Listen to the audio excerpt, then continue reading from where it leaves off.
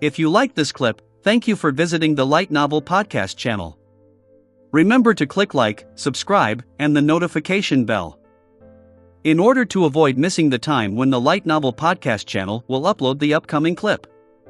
If you find this story amusing, leave a comment under the video saying so and help each other like it to get to 1,000 likes for me.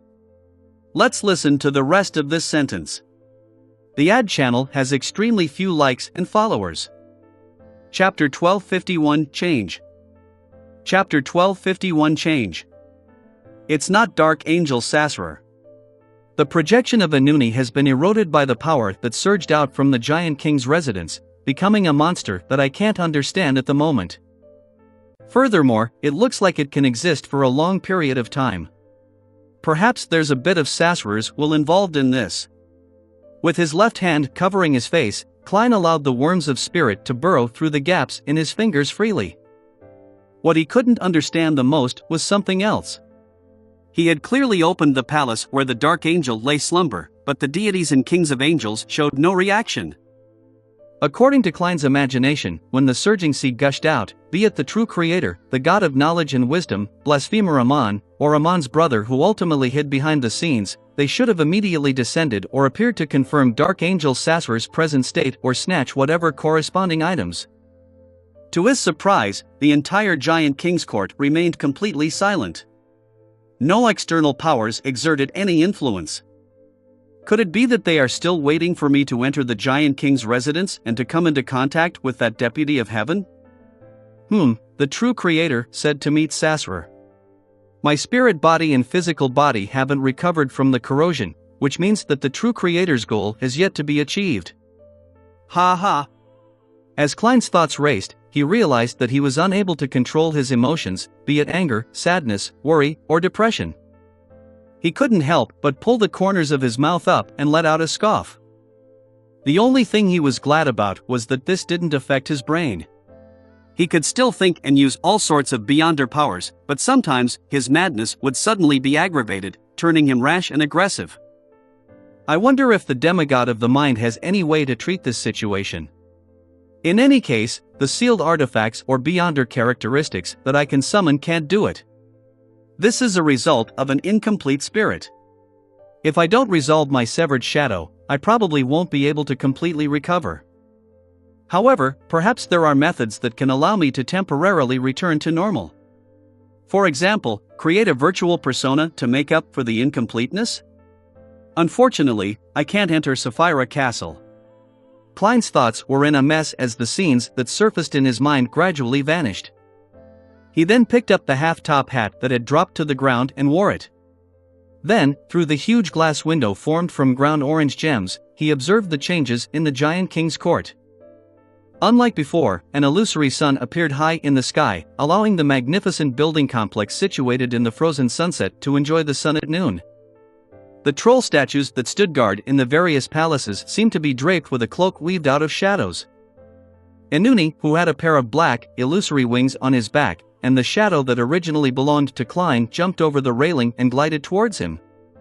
Klein's gaze froze as he subconsciously took a few steps forward, intending to fight the enemy. But very quickly, he snapped back to his senses and checked his current state. He quickly retreated to the ancient elevator, pulled the switch, and landed back in the barren tunnel. Then, with blink, he appeared near the waning forest and ran all the way to the edge of the Giant King's court. His intuition told him that in his current state, he had no means of defeating the mutated Anuni and his separated shadow. Of course, he had the confidence if it was just the latter. When he arrived at the edge of the radiant sunlight, he turned and saw that Anuni and his shadow hadn't chased after him. It was as though there was a limit to their range of activity. There's no way to leave the Giant King's residence, or should I say, be too far away from Dark Angel Sassurer? Just as this thought flashed through his mind, Klein saw the illusionary sun atop leap from the center to the west. The dusk's colors once again enveloped the divine kingdom. Klein carefully observed all of this and was in no hurry to leave the Giant King's court. Not long after, the illusory sun plunged into the palace where Dark Angel Sassurer slumbered. Darkness became the ruler of the Giant King's court. The darkness was different from the one found on a normal night. There was no moon or starlight, only blurry shadows. Standing in this darkness, Klein had a nagging feeling that someone was clinging to him from behind. However, he clearly knew that it was an illusion and didn't turn around recklessly. A few minutes later, the illusory sun rose, and the light of dawn dispersed the darkness. The power that surged out from the Dark Angel's chamber has changed the giant king's court despite it being an ancient divine kingdom. It really is a power that's close to that of a true deity. At the very least, it controls a uniqueness, but which pathway's uniqueness would it be? The generated changes include blazing sun, darkness, degeneration, and mutation. This is a little contradictory. It doesn't seem like the result of a single uniqueness. Besides, the uniqueness of the sun pathway is definitely with the eternal blazing sun. The shadow and degeneration is brought about by darkness, which is undoubtedly with the true creator. When I opened the door, I saw an illusory, pitch black, viscous ocean. It's related to the Chaos Sea? Klein shook his head as he continued observing. This continued on as he waited for the City of Silver's expedition team to rendezvous with him. Backlund, at the border of the city. As soon as Audrey entered, she discovered that the fog had become unusually thick. Visibility had been reduced to 5 meters. The howling winds swept through the fog, bringing a sense of clarity from time to time. However, it was soon filled with surging whiteness. Audrey's eyes suddenly turned golden, allowing her to see even further. As she carefully treaded, the fog in front of her suddenly became much thinner. At the same time, her Beyonder powers suffered a retrogression. The weakening of mysticism. The concepts and information previously mentioned by Mr. World flashed across her mind. Boom! Boom! Boom! Multiple salvos from Backlund fired ahead, causing the shells to leave trails of red, blue, silver, or black in their wake as they bombarded the enemy's base. However, in the next second, these shells encountered invisible barriers and exploded in midair, making the transparent wall tremble. At this moment, a rather blurry figure appeared in the distant, thick fog. He was in human form, but he was more than 10 meters tall. His torso and waist each had 2 arms extending out as he emitted a rich darkness. For some reason, as the figure that seemed to arise from a legend appeared, the Fasak and Intis allied forces base stirred. Every soldier and officer there seemed to have returned to their childhood. They were walking alone on the dark road with no one around them. Everything was silent. They felt uneasy deep down. The fear of the unknown stemmed from the fear of their imaginations. Instantly, they broke down and turned to flee. At this moment, radiant sunlight shone on them, allowing them to see light and bringing them courage. However, there were still a small number of soldiers who were unable to control themselves. They kept shouting Mommy or a particular woman's name in their bids to escape from the battlefield. Bang! Bang! Bang! The soldiers fell to the ground amidst repeated gunshots. One by one, they bloomed with blood-colored flowers. They landed on the ground, turning motionless after slightly twitching. No one cared what their names were, nor did anyone know of their past. Right on the heels of that, under the commanding officer's orders, the invisible barrier that enveloped the Intis and Fasak allied forces was dispelled. Crimson-red flaming spears were thrown out towards the lone base as though they could blot out the sky. Just as the flaming spears approached their target, they scattered in a sudden bout of chaos. They stabbed into the ground, creating one pitch-black hole after another. It was the first time Audrey was seeing such a large-scale usage of Beyonder powers. Momentarily stunned, she couldn't help but recall the people she knew and the roles they played in this battle. Glaint and the other young nobles had joined the army and took on the roles of officers at different ranks. They were scattered all over the battlefield and could be killed at any moment. The magician had left Backlund with Judgment's family and was hiding in a small city in East Chester County. As a middle-ranking member of MI9, Judgment was made to covertly defend against infiltration by the Beyonders from Fasak, Intis, and other countries. The official Beyonders led by the Star had locked down the various cathedrals of the Church of Steam, maintaining the stability of the city. Saint Anthony and the other demigods of the Church of Evernight, the Church of Storms, the royal family, and the military began to set up the last line of defense in Backlund. The Sanguine had remained neutral the entire time. A few seconds later, Audrey gathered her thoughts and prepared to use psychological invisibility to sneak into the enemy's camp to spread mental plague. Suddenly, her spiritual perception stirred as she cast her gaze to a spot further away. In the thick fog, a rather thick and blurry tentacle wrapped around countless silver bolts of lightning and quickly extended to a certain location of the Allied forces' base. A feather burning with golden flames fell. In the depths of the thick fog, a huge grayish-blue palm reached out, holding a silver broadsword. The fog sea, away from the safe sea route. Countless bolts of lightning struck the surface of the sea, waves surged and crashed heavily. Bernadette's dawn was constantly being thrown into the sky, making it seem extremely minute under the might of the elements. It looked like it would sink at any moment. Queen Mystic stood at the bow of the ship, calmly taking in all of this. From time to time, she would use the Emperor's new clothes and other fairy tale magic to maintain the balance of the boat. Her gaze pierced through the terrifying storm in search of the suspected primitive island. After some reorganizing, Colin Iliad led Derek, Lovia, and the other members of the expedition team out of Afternoon Town Camp. They followed the path up the mountain and entered the Giant King's court. What surprised them was that the frozen dusk had changed. Bright sunlight illuminated every corner. "Where's the helper you invited?" Colin Iliad controlled his alarm and turned to ask Derek Berg.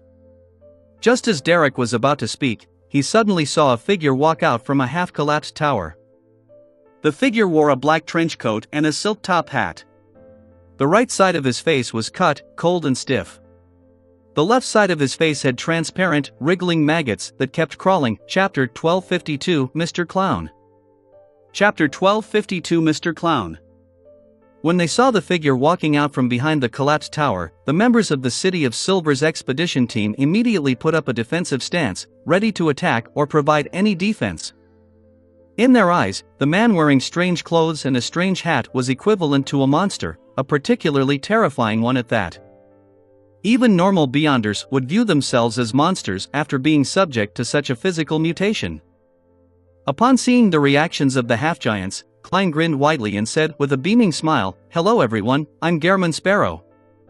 All of you should be glad that I can still control myself.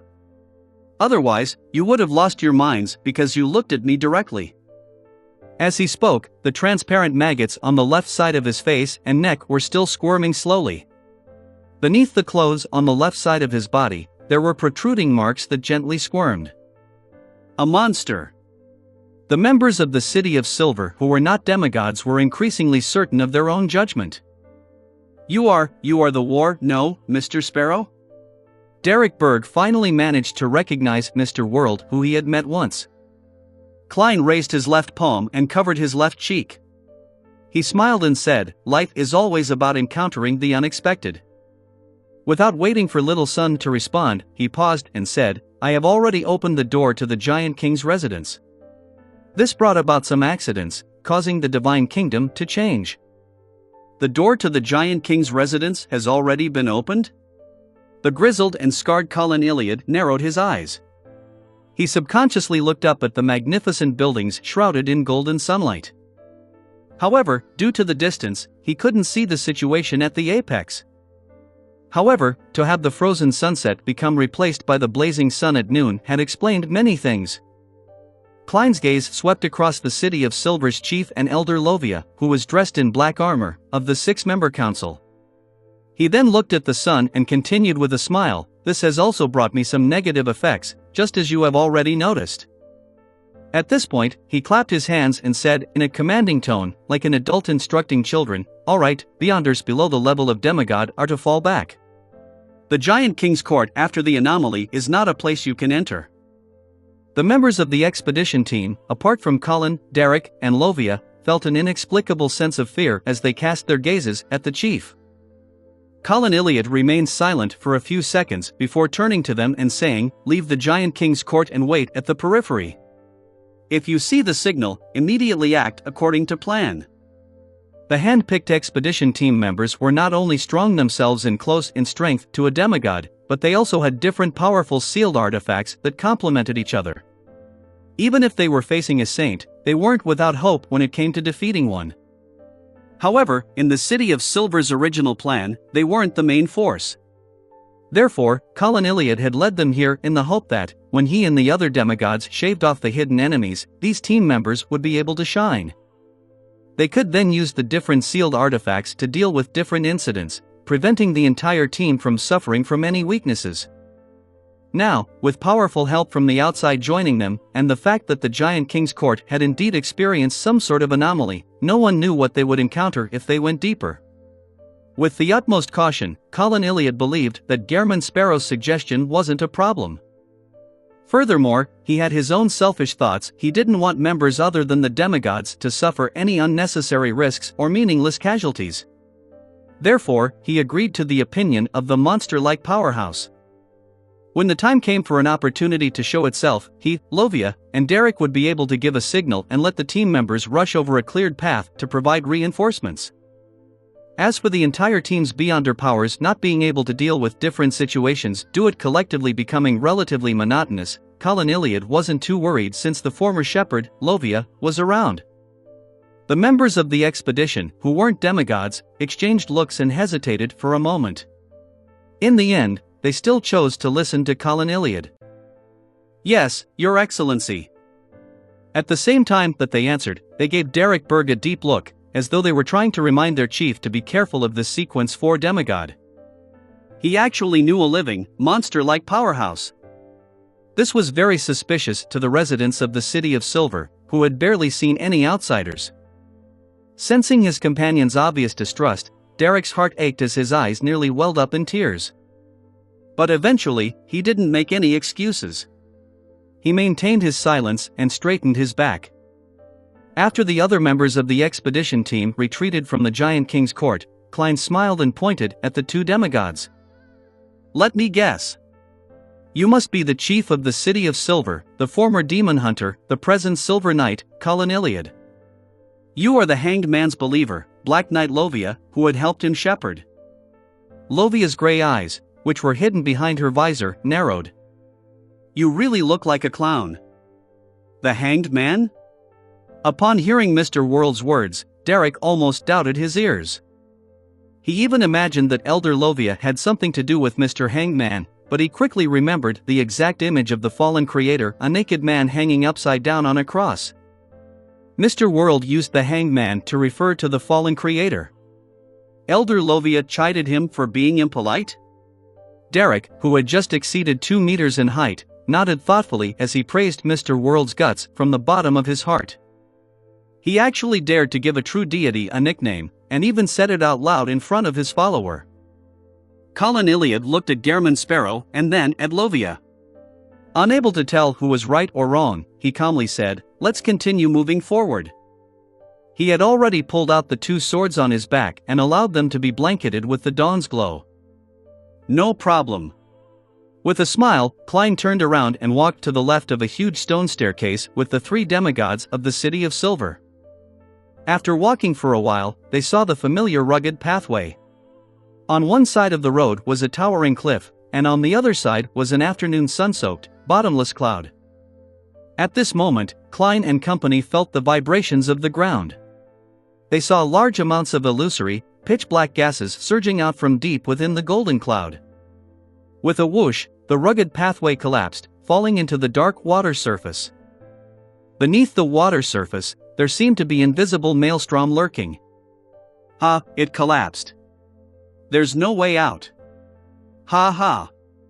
Klein bent down laughing loudly, making Colin's, Derek's, and Lovia's nerves tense up.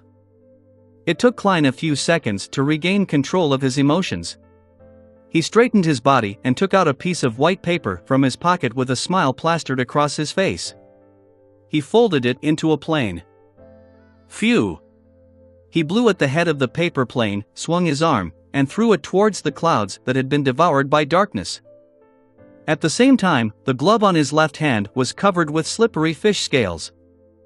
Upon seeing this scene, the originally confused Colin Iliad nodded slightly before casting his gaze at the flying paper object.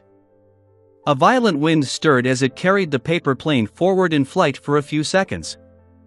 Then, it suddenly dissipated, and like a stone, it rapidly plummeted into the dark clouds, without causing any ripples. From the looks of it, flying is useless. Klein turned halfway around and smiled at Derek and company.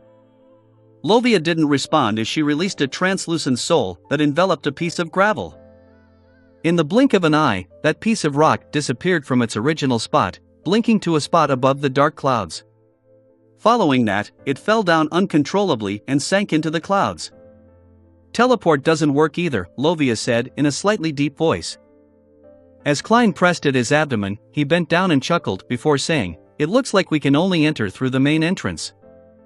Derek immediately turned around and was about to head back when Colin Iliad and Lovia looked at each other and nodded indiscernibly. The four demigods quickly returned to the huge, grayish-white stone staircase and looked up. Above the flight of silent stairs, which had very high steps, the majestic city walls were covered with burn marks. There were even arrow shafts as thick as ordinary trees. In the middle of the city wall was a door that was tens of meters tall. It was grayish-blue in color and there were golden nails embedded on its surface. On both sides of the door stood a guard that stood at 6 meters tall in a domineering manner. They wore exquisite silver full-body armor, one holding a greatsword, the other a huge axe. Behind their visors was an orange glow. Silver Knight. These were 2 Silver Knight's guards. Without wasting any time, Colin Iliad quickly retracted his gaze and said to Gehrman Sparrow, "I'll hold back one of the Silver Knights. Quickly finish off the other one." He wasn't very sure of Gehrman Sparrow's strength, but from the admiration and respect that he sensed from Derek Berg, as well as the fact that he had opened up the residence of the Giant King, he determined that this demigod who was blessed by the Fool was no weaker than him. Under such circumstances, whether it was Gehrman Sparrow or Colin Iliad, it wasn't difficult for them to quickly kill a Silver Knight guard with the help of Lovia and Derek. After all, they weren't living demigods, but a special statue without any intelligence.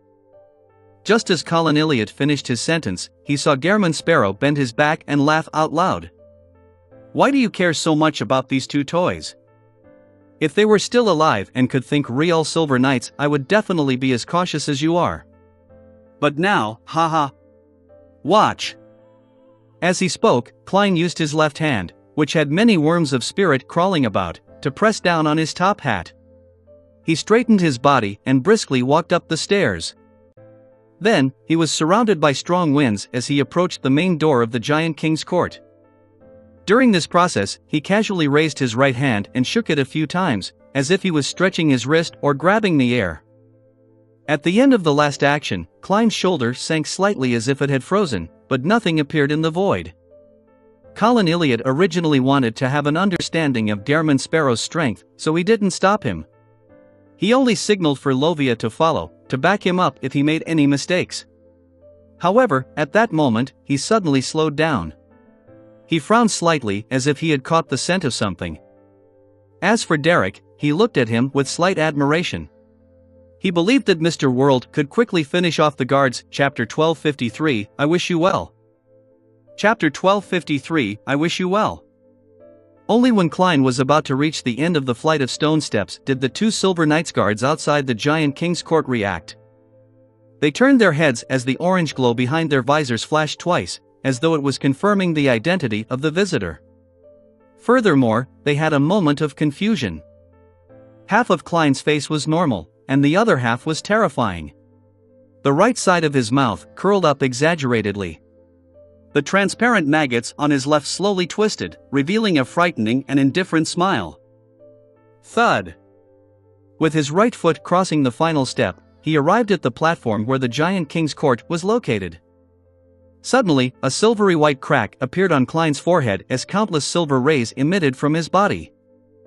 His entire body instantly shattered into pieces of flesh and blood. These fragments floated up and quickly thinned and faded, turning into paper shreds. Klein in his top hat and black trench coat appeared one after another in different spots. However, they were all ripped apart by the silver sword beams. Some of them degenerated into illusions, while others turned into paper figures. At this moment, a figure suddenly appeared outside the main door of the Giant King's court where 2 guards had disappeared. It was a huge doll dressed in a dark and complicated long dress with evil vines wrapped around it. Rionette Tinker. When Klein climbed up the stone steps, the person he summoned was none other than Miss Messenger. However, she had appeared in wraith form, so Colin Iliad, Lovia, and Derek didn't see her. At this moment, the two Silver Knights who had concealed their evil intentions and were hiding with the help of the light were chasing Klein out of instinct. They had already exposed their whereabouts after the angel-level powerhouse's prolonged observations. Rionette Tinker's bright red eyes immediately reflected a seemingly blank area. There was a flash of light, and a white rabbit suddenly jumped out of nowhere. It bounced around and circled the area, its eyes abnormally vapid. Immediately following that, Miss Messenger took a step forward and disappeared. In another area, the remaining knight in silver armor appeared. His actions turned stiff and slow. He had been possessed by a wraith. Klein, who had used himself as bait, stopped blinking. He pressed his hand to his chest and gave a very ceremonial bow. "I've found the two of you. I wish you well." He straightened his body, raised his right hand, and snapped his fingers. Boom! The white-furred rabbit suddenly exploded, its flesh splattering all over the ground. Then, he walked towards the Silver Knight Guard, who tried his best to struggle but to no avail. When the two figures crossed each other, Rionette Tinker's historical projection returned to the fog of history, while the Silver Knight followed closely behind Klein and very obediently returned to the edge of the stone steps with him. He had already become Klein's marionette. "We can enter." Klein smiled as he said to Colin Iliad and the others at the bottom of the stone stairs. Derek's eyes lit up as he inwardly marveled. Mr. World is really powerful. He managed to finish off two Silver Knight guards single-handedly so quickly. Colin Iliad turned his head to glance at Lovia. From her gaze, he could sense her heavy emotions. The City of Silver's chief had no change in expression. He held the two swords that refracted the light of dawn and steadily walked up the stone steps. He came to Klein's side and whispered, "Mutant?" Klein pressed down a worm of spirit that formed his left eye and smiled without answering. After Derek and Lovia walked up the stairs, the four demigods and a marionette turned and arrived at the main door of the Giant King's court. During this process, Klein stowed away the Silver Knight Beyonder characteristic that had seeped out from the rabbit. This was a reward for Rionette Tinker. According to the agreement between him and the angel, the spoils of war that Klein had obtained from summoning a historical projection would be split equally with Miss Messenger. Rionette Tinker took the Beyonder characteristic, while Klein obtained a Silver Knight marionette. He looked up at the main door and made the Silver Knight guard, who was much taller than him, take a few steps forward and insert the sword into the ground. Then, the Silver Knight bent down and stretched out his hands to press on the door that was dozens of meters tall. After a heavy screeching sound, the door with golden nails slowly opened. At this moment, the sun in the sky leaped, and the entire Giant King's court froze into an orange-red dusk. The huge door opened faster and faster, and the scene inside was gradually revealed to Klein and company. A grayish-white figure was covered in orange-red light. Countless stairs extended from behind the door all the way to the tallest and most magnificent residence of the Giant King. On the way, there were no obstacles. There were palaces and towers on both sides. Giant statues covered in iron-colored armor stood in front of different buildings, guarding the path that led to the residences of the god. "It's time for you to perform." Klein turned his head to the side and gave an exaggerated smile to Colin Iliad and Lovia. The former demon hunter, Colin, nodded slightly without any objections. Behind Lovia, an illusory figure covered in silver armor with dark red eyes that was several meters tall appeared. "Pa! Pa! Pa!" The giant statues on both sides of the Divine Kingdom's staircase emitted silvery white beams as they emitted shattering sounds. The silver flowers that bloomed kept spreading upwards as if they were welcoming the guests. Before long, three Silver Knights, Colin Iliad, the soul grazed by Lovia, and the marionette controlled by Klein cleared out the giant statues guarding the Divine Kingdom's staircase, leaving only the area closest to the Giant King's residence. They didn't attempt it out of caution. At that moment, two figures flew out of the Giant King's palace and slid towards the three Silver Knights. One of them had a shadowed face, black, curly hair that reached its shoulders, and a pair of black wings on its back.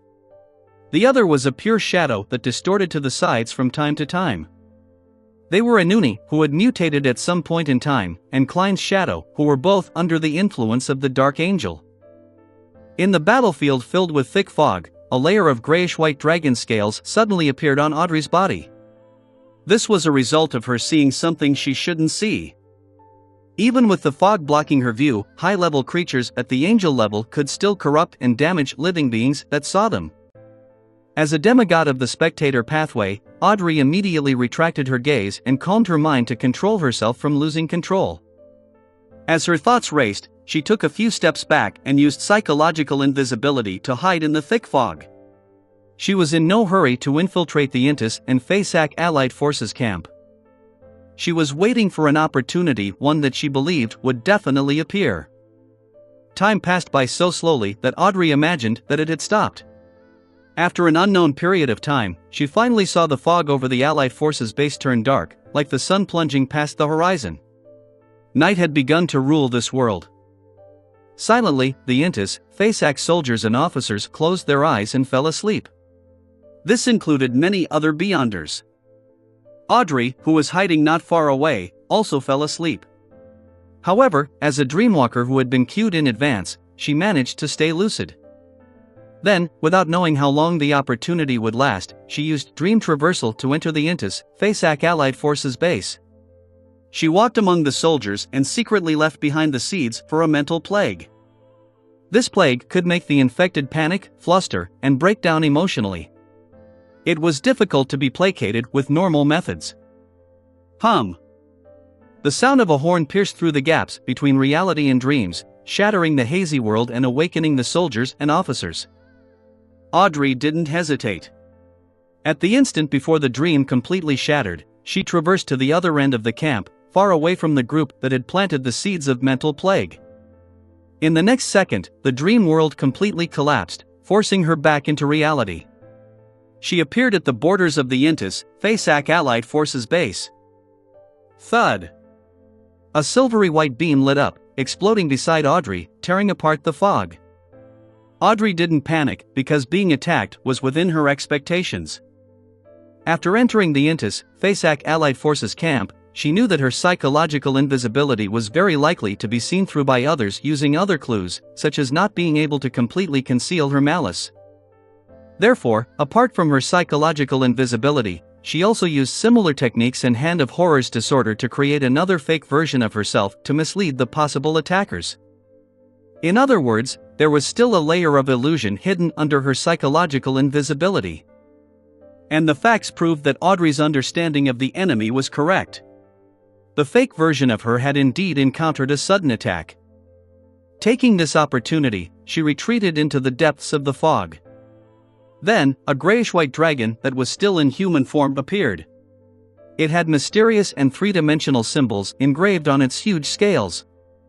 They were infiltrating inwards and extending outwards, as though they were interweaving into something indescribable.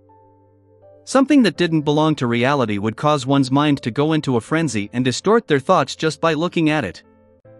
At the same time, a figure dressed in a Fasak general's attire appeared at the spot where Audrey was standing. His face, neck, and palm were covered in silver armor, giving off a cold feeling. Anuni and Klein's shadows landed on a platform covered in orange light. The three silver knights retreated and returned to Derek's and Klein's side. Klein raised his hand to cover his left cheek and laughed at the shadow and Anuni. "It looks like you can't leave that area." He took a few steps forward and spread out his palms. He sked and said, "What a pity. That way, you won't be able to hit me." Bang! The shadow opened its mouth and released an air cannon. Chapter 1254 Exaggerated. Chapter 1254 Exaggerated. Bang! When the shadow blasted an air cannon forward, Klein acted as though he had sensed it ahead of time. His body jerked backward, and he somersaulted in the air, landing steadily several steps away. During this process, his right hand continued to press down on the half-top hat on his head, making him seem rather relaxed. Seeing that Anuni and the shadow didn't attempt to chase and continue their attacks, the smile on his face became even more obvious. It's really impolite to interrupt others while they're speaking. I wanted to discuss how to deal with you in front of all of you, but I can only avoid that now." As he spoke, his left face, which formed from a cluster of transparent maggots, trembled twice, as if he was trying to wink at his former marionette and his former shadow. Then, with a beaming smile on his face, he walked back to Colin Iliad, Derek, and Lovia and shrugged. "The owners of this place aren't welcoming us. We can only head out and discuss how to resolve the problem, them." Colin Iliad didn't think lowly of this exaggerated powerhouse just because he didn't seem capable of controlling his emotions. This was because he had shown his expertise and meticulousness towards detail when handling the previous matters. This wasn't something a demigod who had lost his mind could do. "All right." The City of Silver's chief responded to Klein's suggestion. Of course, Derek had no objections, while Lovia remained silent and didn't say a word. Hence, the four demigods and the Silver Knight marionette retraced their steps. They walked out of the Giant King's court's door, and Klein even got the silver armored guard to pull the huge door and slowly close it. It appeared like a very polite gesture. Throughout the entire process, Inuni, who had layers of black wings on his back, and the pure shadow just stood watching. They didn't attempt to stop him, as though an invisible wall had restrained their movements. After a while, dusk dissipated and darkness descended. All awaited the light of dawn to illuminate everything. In this quiet and dead world, a ray of light finally rose, bringing with it a long-awaited dawn. At this moment, Inuni and the shadow heard knocking sounds at the door of the Giant King's court. Someone was knocking on the door. Knock, knock, knock. After this continued a few more times, the door let out a creaking sound as it opened heavily. Wearing a black trench coat, Klein maintained the smile on the right side of his face as he entered the Giant King's court first. He walked up the stairs step by step, and the other demigods, along with his marionette, followed one step behind. After reaching the end of the halfway, Klein stopped and said to Inuni and the shadow, who were more than 10 meters away, "Please forgive me for not waiting for you to say come in. Perhaps it's because this spot is too far from the main door, so you didn't hear my knocking. As you know, as a gentleman, I only know how to use my fingers to strike, not slap with my palms." The moment he finished speaking, Inuni, who hadn't spoken since the beginning, spoke. "Next, you'll deal with Shadow by yourself and let the people of the City of Silver hold me back." "Oh?" Klein let out a loud nasal grunt while wearing an exaggerated smile, as though he was waiting for Inuni to give a further explanation. At the same time, he raised his left hand and pressed his face. The transparent and twisted maggots began to squirm about, some boring in, others crawling out and quickly completing an exchange.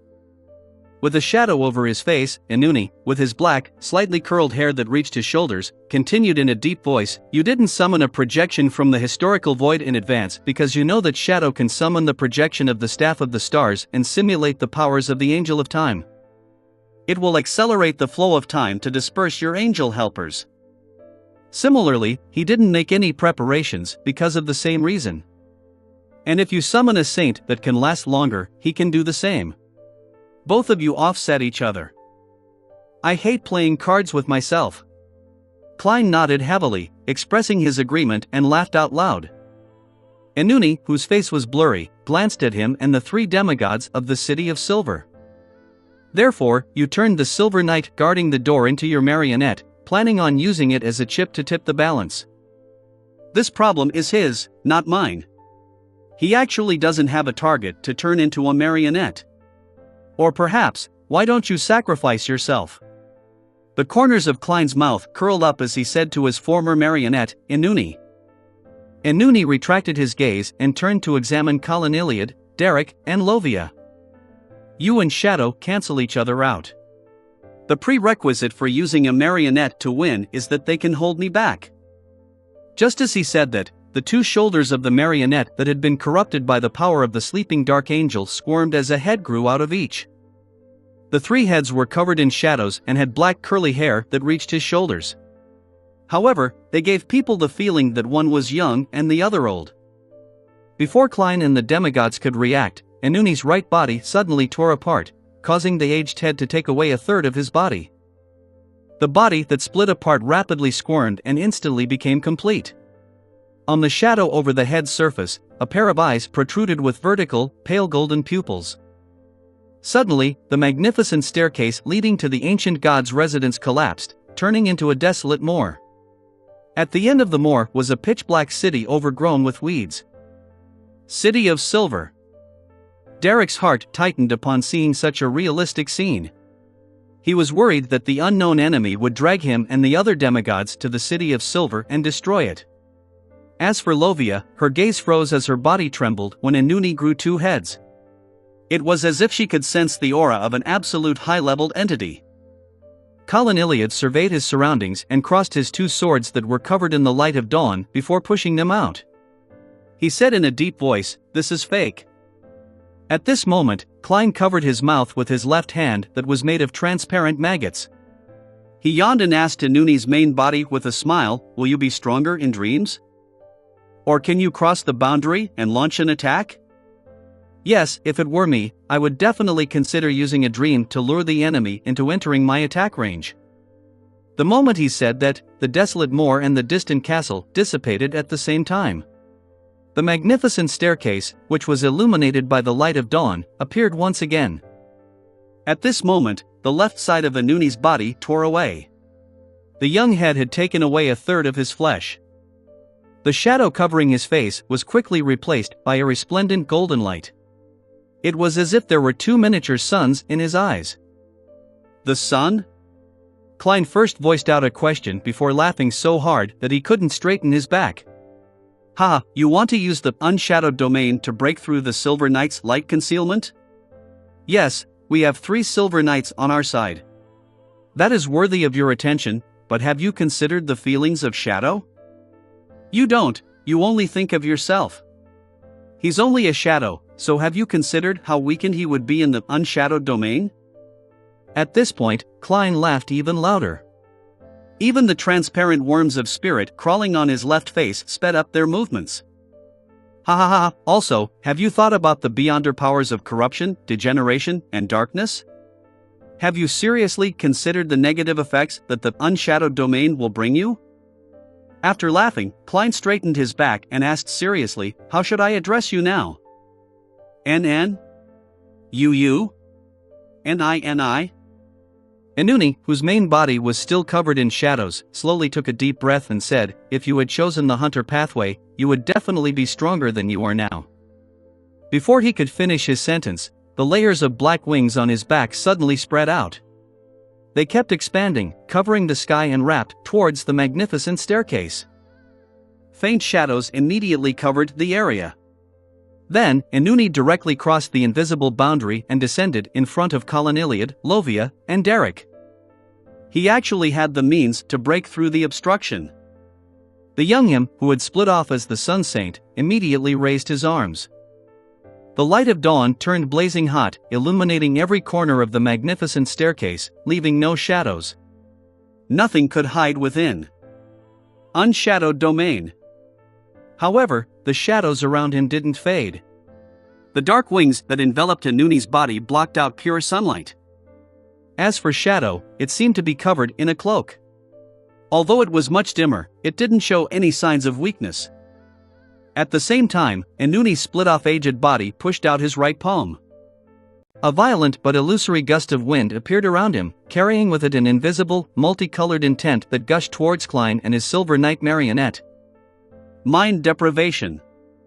It could awe the target, make him feel fear, show signs of frenzy, or lose a portion of his rationality. And now, because Klein's spirit was incomplete, he was on the brink of losing control.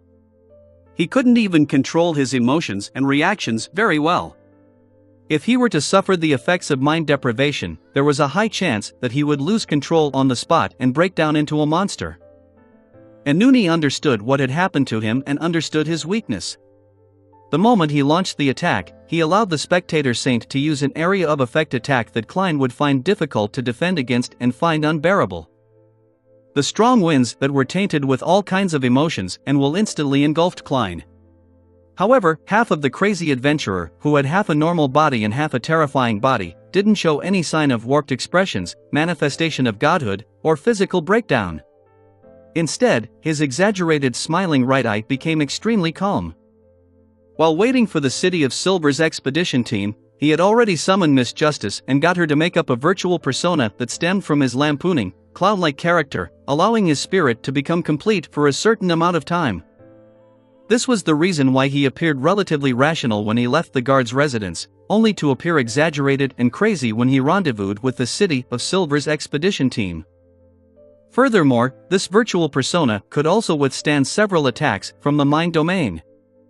The coldness in his eyes quickly faded away. The corner of his right lip curled up, becoming symmetrical with a curled worm of spirit that was crawling on the left. This was a sincere smile. Chapter 1255, Mocking Himself. Chapter 1255, Mocking Himself. As the smile of sincerity appeared on Klein's face, the face of the spectator saint that Inuni had split suddenly cracked open. The silver cracks were all over the place, intertwining with each other, appearing extremely chaotic. Klein seized the opportunity and used his Silver Knight marionette's silver sword to condense a silver rapier to attack him. A sharp light shot out, dicing that figure into countless small pieces. However, these small blocks were abnormally illusory, with zero corporealness. The spectator saint had used the technique of psychological invisibility to create an illusion, concealing his existence. Swoosh! Swoosh! Swoosh! Silver beams of light either blazed towards the spectator saint that Inuni had split off, or directly leaped out from the target's location, erupting from within. The spectator saint relied on the speed and agility that a powerful body brought. He constantly changed positions and dodged, preventing himself from getting injured. As he had a precise understanding and control of his psyche and mind, Klein's intuition for danger prevented an image from forming in his mind, so it was difficult for Klein to predict his actions. Therefore, Klein couldn't let the silver rapier lay in wait and strike out where he appeared. Tap! Tap! Tap! The huge knight, who was covered in solid silver armor, held his broadsword and charged at his target, as though he could topple a mountain. Due to the existence of the unshadowed domain, Klein's Silver Knight marionette was unable to hide himself using the light. He could only directly attack. Upon seeing this, the spectator saint's body suddenly swelled, turning into a hideous, grayish-white scaled dragon that was covered in shadows, a manifestation of godhood. The dragon's body was huge, its gray scales firm. Its claws were powerful, and it managed to block the Silver Knight's slash. Bang! Bang! Bang! Bang! The giant and the giant dragon smashed through the brick rocks of the ancient divine kingdom, causing the palace to collapse. It was a mess. Klein maintained his exaggerated smile and seriously controlled his marionette to ignore Shadow. No, he still did some level of interference.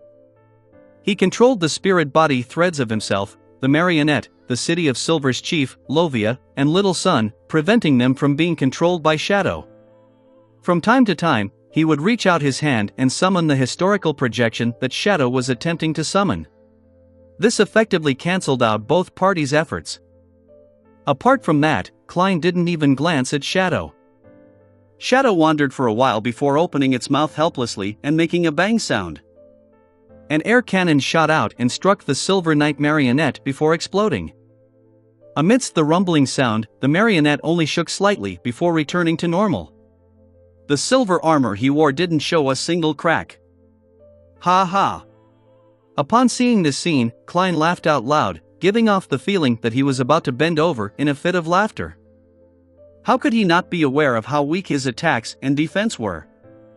When the two core skills of controlling spirit body threads and the summoning of the historical void projections were rendered ineffective, Shadow, who had no marionettes, could only watch from the side. Be it air cannons, flame controlling, illusion creation, or the clown's combat ability, they were all just embellishments or support. Likewise, Klein didn't attack Shadow, because he knew how frustrating it was to deal with paper figurine substitutes, flaming jump, damage transfer, and illusion creation. He knew that there was no way he could deal with the other party in such a short period of time. He might as well let him be a member of the live audience. After all, he couldn't affect the battle. Upon hearing the mocking laughter, the pitch-black Shadow froze for a moment before pouncing forward. It approached Klein and targeted him with attacks. On the other side, When Inuni's true form landed in front of the three demigods of the City of Silver, Colin Iliad quickly glanced at Derek before looking away. He crossed his swords, forming a cross that blocked the path ahead. While doing this, the City of Silver chief's clothes tore apart by his rapidly expanding muscles. In the blink of an eye, Colin Iliad had turned into a giant that was nearly 6 meters tall. His body was grayish-blue and his muscles were bluish-black. He was a ripped giant. There was a dark crack on his forehead that seemed to be capable of attracting the souls around him, and his eyes were gone.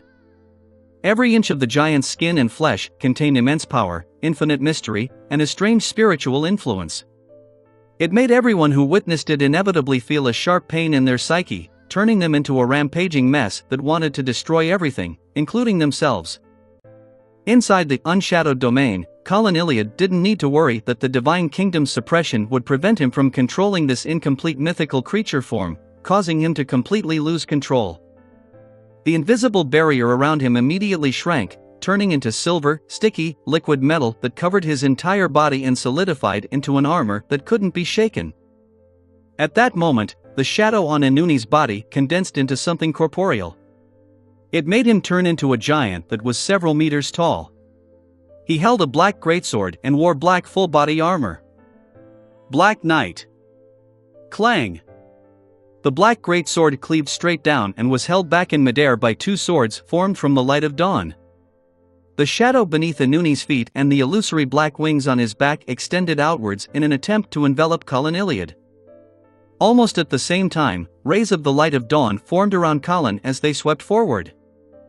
The storm that was filled with pure fragments of light swallowed Inuni's shadow, only to be blocked by his black wings. Clang! Clang! Clang! Bang! Bang! Bang! Colin Iliad's Silver Knight manifestation and Inuni's Black Knight transformation clashed violently, producing a spectacular light show as the tower collapsed. As for Derek, he leaped out with Thunder God's roar in hand after receiving the chief's signal, heading straight for the Sun Saint. Amidst the howling winds, he brandished the ghostly blue hammer that was wrapped in lightning. He appeared like a sailor of the storm pathway, not a beyonder of the sun domain. The Sun Saint never expected that the unshadowed opposite him would be so rash that he chose to engage in close combat. Unable to react in time, he could only use his instincts to dodge to the side. With a loud crack, a silvery white light burst out from the place he was about to step in. It quickly engulfed him and tore his body apart. The Silver Knight evil spirit that Lovia grazed also targeted the Sun Saint as it unleashed its attacks. A golden glow surged out of the Sun Saint's body like a tidal wave, melting the silvery white light, forming a layer of armor made of light and a huge mace. Boom! The mace blocked Thunder God's roar, causing the snaking bolts and light to fly everywhere. At the same time, the Sun Saint's body emitted a warm glow that caused the Silver Knight evil spirit to suddenly turn illusory as if it was evaporating. It caused the black-armored Lovia's body to pale. The degenerate aura quickly dissipated, causing the Silver Knight marionette to weaken greatly. Purification. This was the core power of an unshadowed. It was extremely effective against wraiths, the fallen, and the unclean. Faced with the purification, Lovia could only summon her Silver Knight evil spirit back and not let it out to graze. She could only use the corresponding beyonder powers to make up for her weakness. Whoosh! Whoosh! Whoosh!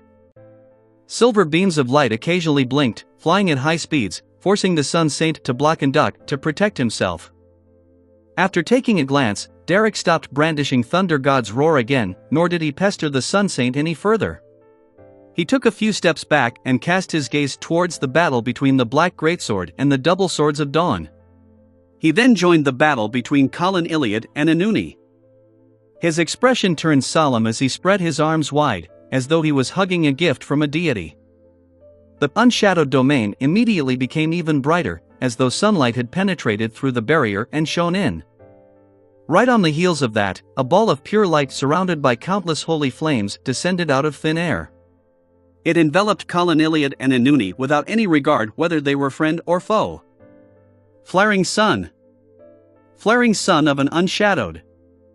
This was the theurgical spell that Klein had used to kill Megos and the fetus in her womb. It caused tremendous damage to creatures in the domain of corruption, degeneration, and undying. It could even directly destroy them. In the holy spherical light that was surrounded by holy flames, the illusory black wings on Anuni's back began to emit a faint mist. The pitch-black armor covering his body melted and part of his body cracked open, igniting his leaking degenerated aura. Colin Iliad was also injured. The silver armor on his body turned into liquid metal. Derek didn't pay much attention to this. He once again used Flaring Sun and once again enveloped Anuni and Colin Iliad. He believed that compared to the enemy who was of the degeneration and corruption domain, the chief who was of the warrior pathway would suffer a lot less damage under the assault of Flaring Sunday. He was able to last much longer. And after dealing with the main enemy, he could get Mr. World to summon Life's Cane to treat the chief. This was the fastest way to deal with Anuni.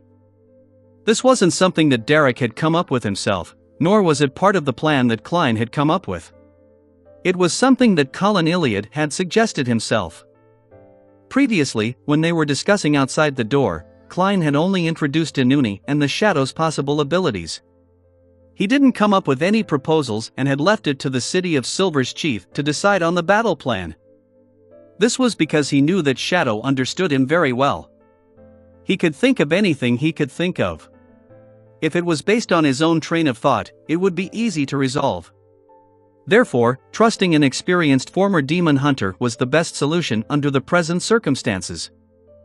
Colin Iliad didn't stand on ceremony. He confirmed that the main target they needed to deal with was Anuni, who had been corrupted by the Dark Angel. He formulated a plan around this key point and came up with a plan to clinch victory through internecine means. He wasn't afraid of being hurt. He was only worried that there wouldn't be an opportunity such as this. The spherical light that was surrounded by infinite holy flames blasted down, illuminating the surrounding area. It made Klein's shadow dim significantly, making Anuni's black wings become fainter and fainter, almost to the point of an illusion. But at this moment, a pair of black wings suddenly separated from Anuni and transformed into a deep sea. Chapter 1256, I Have Something New Dawn. Chapter 1256, I Have Something New Dawn. The deep seas swallowed the bright spherical light, darkening the entire unshadowed domain. Silver bolts of lightning burst out from its interior, turning the area where Anuni and Colin Iliad were fighting into a forest of lightning. Amidst the sizzling sounds, countless bolts of lightning slithered upwards and drilled into the gaps in the armor. This silver knight, who had shown his incomplete mythical creature form, immediately turned stiff, as though he was paralyzed by lightning. As for Anuni, his black armor, which seemed to be formed from powers of degeneration, had completely absorbed the lightning, preventing his body from being affected by the rippling damage. Taking advantage of this opportunity, Anuni, who had pitch-black fragments peeling off from him, held the dark greatsword with both hands and slashed at an angle. And at this moment, Colin Iliad hadn't completely escaped from his paralyzed state. With a piercing stabbing sound, a deep crack appeared on his left shoulder. The sturdy silver armor seemed to lose its defense as it was cleaved open by the great sword. This was a Black Knight's call of spiritual flesh. Not only could it corrode flesh and blood, it could obliterate souls and cleave through barriers. It could also cause any living creature with degenerate thoughts to lose their defenses. It was a core beyonder power belonging to the Black Knight, stemming from the degeneration domain. Seeing that the cull of spiritual flesh had sliced open the silver armor on Colin Iliad's left shoulder, with the crack quickly deepening as it went straight for the heart, Derek tensed up and immediately condensed a spear made up of pure sunlight. He swung back his hand and threw it towards Anuni. Unshadowed spear. Anuni didn't abandon his attack or dodge. Instead, he raised his remnant illusory black wings and used them to shield himself. Sizzle. The unshadowed spear pierced through 2 layers of the illusory black wings, bursting out a blinding white light that seemed to give rise to a miniature sun. At the same time, Colin's entire body melted, turning into a pool of silver liquid metal. The liquid flowed rapidly, reforming the body of Colin Iliad in the distance. He still resembled a giant, and he was still wearing silver armor. However, half of the City of Silver's left shoulder and arm had fallen to the ground. The incision was clean with no blood flowing out. With the use of mercury liquefaction, Colin Iliad sacrificed an arm to avoid Inuni's lethal blow. His gaze behind his visor didn't waver at all. He grabbed the remaining Sword of Dawn and ran towards his target once again. It was like an unusually terrifying steam locomotive that exceeded its speed limit. Derek quickly condensed his unshadowed spear again from the side, causing the spears of light to fly towards Inuni. During this process, he opened his mouth and solemnly said, "God says that the purification is effective." This was the beyonder powers of a notary at the unshadowed level. Its compatibility with the unshadowed domain created by the Sun Saint made the battlefield brighten even more, causing the degenerate auras on Inuni and Lovia to further weaken. God said it's ineffective. The Sun Saint immediately denied Derek's proclamation, causing the unshadowed domain's purification effect to return to its former state. Amidst the crackling sounds, the unshadowed spear approached Inuni. As for the black illusory wings on the Black Knight back, a few pairs had already faded under the miniature sun's illumination. He only had half left. Inuni couldn't effectively dodge the pure, bright long spears closing in on him since his hands were full fending off Colin Iliad. He made a pair of illusory black wings spread out fully, disintegrating into darkness. As soon as the unshadowed spears came into contact with the darkness, they were stained with a layer of thick, sticky blackness. They either instantly corroded and broke, piercing the magnificent staircase, or left a curved arc in the air as it spun around and tore at Derek Berg. All of them degenerated at that very moment. Upon seeing this, Derek followed his battle instinct that he had honed from all his years of training and his patrolling and exploring experience. He jumped forward and rolled. Sizzle! Black spears landed behind him, corroding a large segment of the staircase. At this moment, the Sun Saint was also throwing unshadowed spears, creating pure white beams that shot across the air. This forced Lovia to use one of her grazed souls to constantly blink in an attempt to approach the enemy. To her dismay, she could only use the ability of one soul at a time in such a state. She couldn't blink while condensing Silver Rapier to cull the Sun Saint from a distance to create an opportunity for herself. Meanwhile, the battle between Klein and his shadow was exceptionally intense. Amidst the booming sounds of air cannons, the flaring of scarlet flames, pieces of paper scattering in all directions, and illusions turned into bubbles described the battle. The Silver Knight marionette had basically suppressed the Spectator Saint. After all, no matter how strong the Mind Dragon's body was, it wasn't a match for a demigod of the giant pathway when in close combat. Of course, the Spectator Saint wasn't in any danger. After all, he had revealed an incomplete mythical creature form. If it wasn't for the fact that his opponent was only a marionette, and Klein had already digested the Sequence 3 potion and seen many high-level creatures, he could use his exposed godhood to interfere with his opponent's thoughts, slowly driving him crazy and losing his rationality. Without the advantage of the godhood's influence, the Spectator Saint could only use the hypnotist's battle hypnotism to force the target to act erratically, such as attacking in the wrong direction. Using this opportunity, he escaped from the melee battle and entered a psychological invisibility state again in an attempt to perform a sneak attack on Klein. A hypnotist's battle hypnotism could forcefully hypnotize the enemy during battle, making him do all sorts of erratic actions. However, such actions couldn't directly cause harm to the victim, and it couldn't be maintained for too long, as the target would quickly wake up.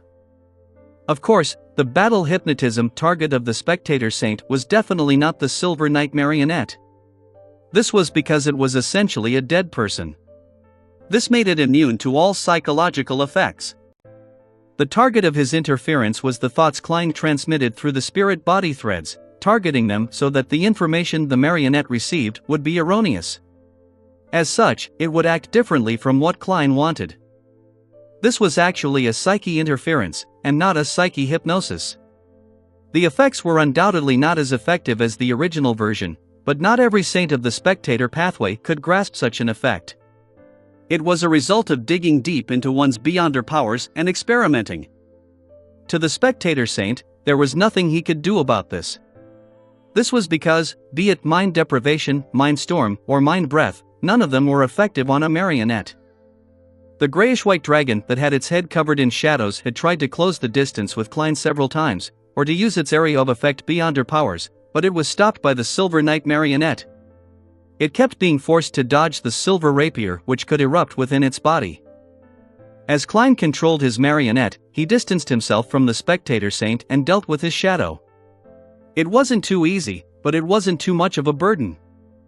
Suddenly, his spiritual perception was triggered as he entered a state of clarity unique to instances when his dream or mind secretly intruded.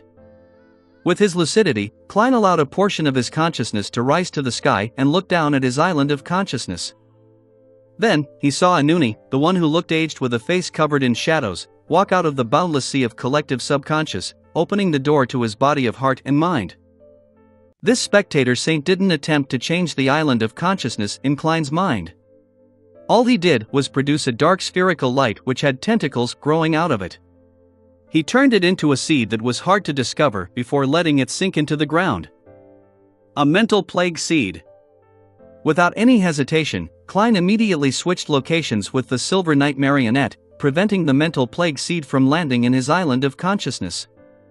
The spectator saint noticed this change. Not only was he not disappointed, he even revealed a smile. This was because he had long used virtual persona to secretly plant the mental plague seeds on the still island of the Silver Knight marionette. Although this couldn't affect the marionette, it could unknowingly corrupt the enemy who swapped positions with the marionette and other targets in the surrounding areas. This was a kind of corruption and infection that targeted the island of consciousness and the psyche. It wasn't a direct attack, so it was difficult to use virtual persona to offset it. When the time came, the problem that Klein had temporarily concealed with virtual persona would completely erupt. He would quickly plunge into a passage for losing control, entering an irreversible situation. Shadow was no stranger to such situations, as Vin Rambus had used such a method before. As he secretly laughed at Klein for becoming crazy, reckless, arrogant, and acting like a clown, one who had forgotten lessons of the past, he snapped his fingers, summoning a scarlet flame. He then used it to jump over, embroiling himself with Klein. Another round of paper shreds flew in all directions as the intense battle destroyed the afterimages. After a short while, Klein suddenly stopped. He raised his left hand that was wrapped with transparent maggots and covered his left face. Ha ha ha, ha ha ha. He let out a maniacal laugh, controlling the spirit body threads around him like a madman, no longer distinguishing between friend and foe. On his right cheek, pale meat tendrils protruded out, as if they were worms of spirit that were about to bore out. When Shadow saw that Klein had gone crazy and was about to lose control, he was worried that he would be infected by the mental plague. He hurriedly made a scarlet flame rise up and swallow himself. In the distance, his figure emerged from the flames that had yet to extinguish. At this moment, the Silver Knight marionette would occasionally launch an attack and occasionally do a twitching dance. It was obvious that it wasn't under normal control. He no longer had the strength to stop the mind dragon manifested by the spectator saint. He allowed the other party to spread out his wings and fly into the air above Klein. He was prepared to use mind breath. The spectator saint didn't want to give his enemy who was infected by the mental plague a chance to breathe. He wanted him to immediately lose control. Suddenly, this mind dragon's actions became sluggish, as if every joint was injected with glue. In the next second, a silvery white beam erupted from his body, splitting his flesh and blood, tearing apart his spirit body. With his back bent, the laughing Klein slowly straightened his body calmly. He released the palm covering his left cheek, and he smiled at Shadow in the distance. Behind him, wave after wave of silvery white beams tore apart the mind dragon, turning it into pieces of pitch-black flesh. They fell to the ground, and the knight marionette in silver armor retracted his broadsword and looked coldly at Shadow. Looking at the slightly lost Shadow, the few worms of spirit on his left face curled up and stimulated the curved corners of a smile. You haven't seemed to have noticed that I have something that you don't. Chapter 1257, Too Weak. Chapter 1257, Too Weak. As he spoke, Klein raised his right hand. A piece of pitch-black and filthy flesh had appeared in his palm at some point in time. It contained an indescribable aspect of madness. The answer is, the hanged man's corruption, Klein said to Shadow with a smile. The thing that he had that Shadow didn't was the corruption left behind by the true creator. This was an influence that even the power of Sapphira Castle couldn't dissipate for the time being. And one thing he was certain of was that, before he met Dark Angel Sasra, the true creator wouldn't easily allow him to lose control or die. Therefore, he deliberately allowed corrupted parts of his body to be infected by mental plague, pretending that he had lost control. Then, he pretended to be controlling spirit body threads in an aimless manner so as to cover up the fact that the target was actually the spectator saint. When the opponent launched a further attack, he successfully entered a sluggish state, creating an opportunity for the Silver Knight marionette. As he expected, the corrupted parts of him wrapped around the seeds of the mental plague, preventing the negative effects from erupting. During this process, Shadow had distanced herself from Klein because of his concern about the effects of mental plague. This made him fail to notice the abnormality of the spectator saint's spirit body threads. How could Klein not know how careful and cautious he was? Of course, Klein couldn't predict the kind of changes the corruption would bring when he met Dark Angel Sasra. Would the mental plague that had been suppressed leak out and cause certain effects? All he could do was resolve the problems at hand. Upon hearing his words, the pure Shadow suddenly burst into a scarlet flame that instantly engulfed him. At the edge of the unshadowed domain, near the place where the Giant King resided, a wisp of fire rapidly rose up as Shadow appeared. He didn't hesitate to escape. He ran towards the palace, which acted as the resting chamber for the slumbering Dark Angel, completely ignoring Inuni and the Sun Saint. When Klein, who was using his virtual persona, saw the scene, he was stunned. He couldn't help but smile with the worm of spirit and shake his head. I'm actually that timid? He suspected that Shadow, which splintered off from him, had taken away most of his caution and carefulness, leaving behind more of his impulsiveness and recklessness. Pah! A silvery white beam lit up and smote the scarlet flames that descended outside of the unshadowed domain, shattering the pitch-black shadow that had just appeared. Klein hadn't wasted time muttering to himself. He had long controlled the Silver Knight marionette, then according to the distribution of the flames and his habits, he predicted the next few areas that Shadow would jump to. Then, he condensed Silver Rapier ahead of time and smote down the moment the flames descended. Unshadowed domain didn't have a barrier in the physical sense. Anyone could leave or exert influence on the outside world. However, the torn-up shadow eventually turned into thin pieces of paper and quickly disappeared. Another few burning scarlet flames descended, and the black shadow used them to jump, moving closer to the open door of the Giant King's residence.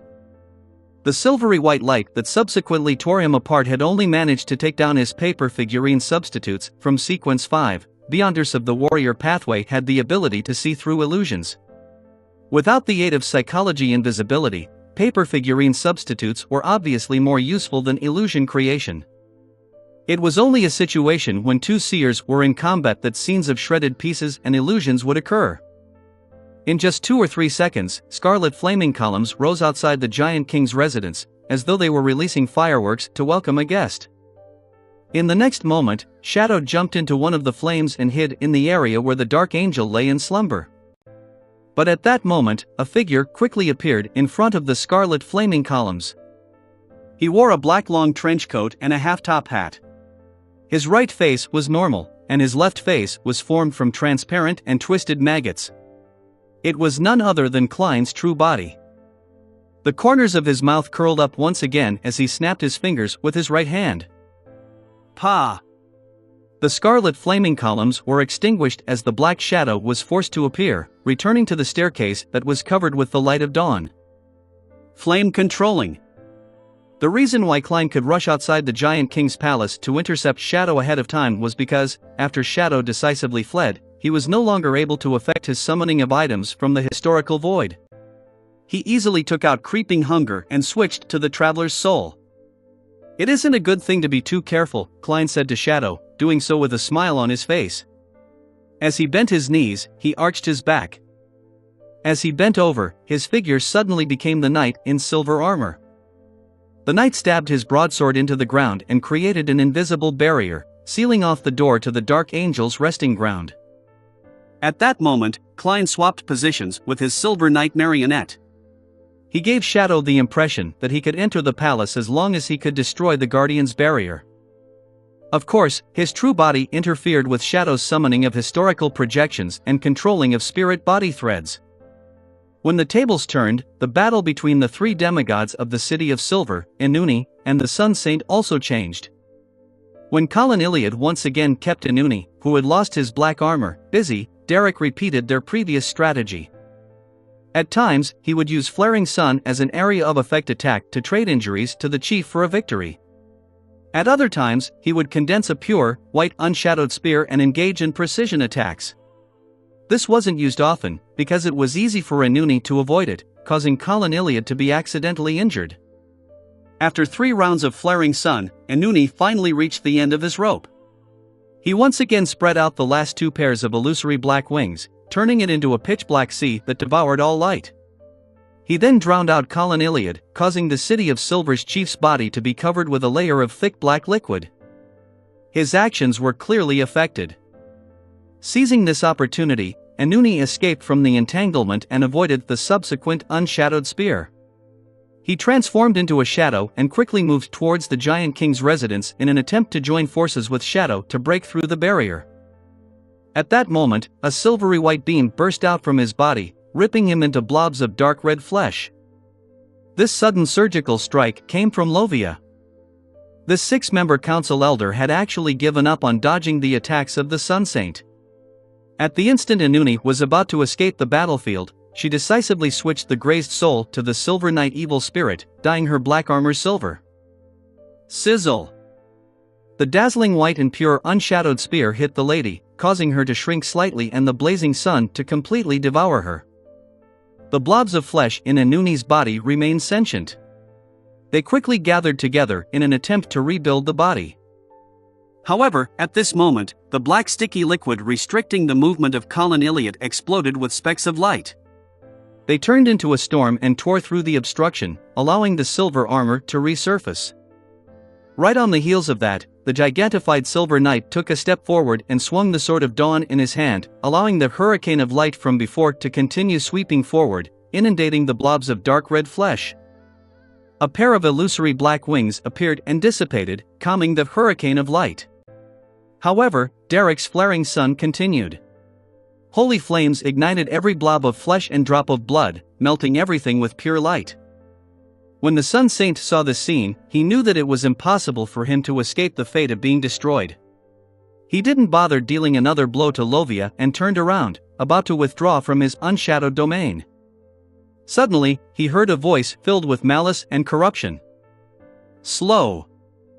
Lovia struggled to free herself from the remnant powers of unshadowed spear and teleported to a spot not far from the Sun Saint.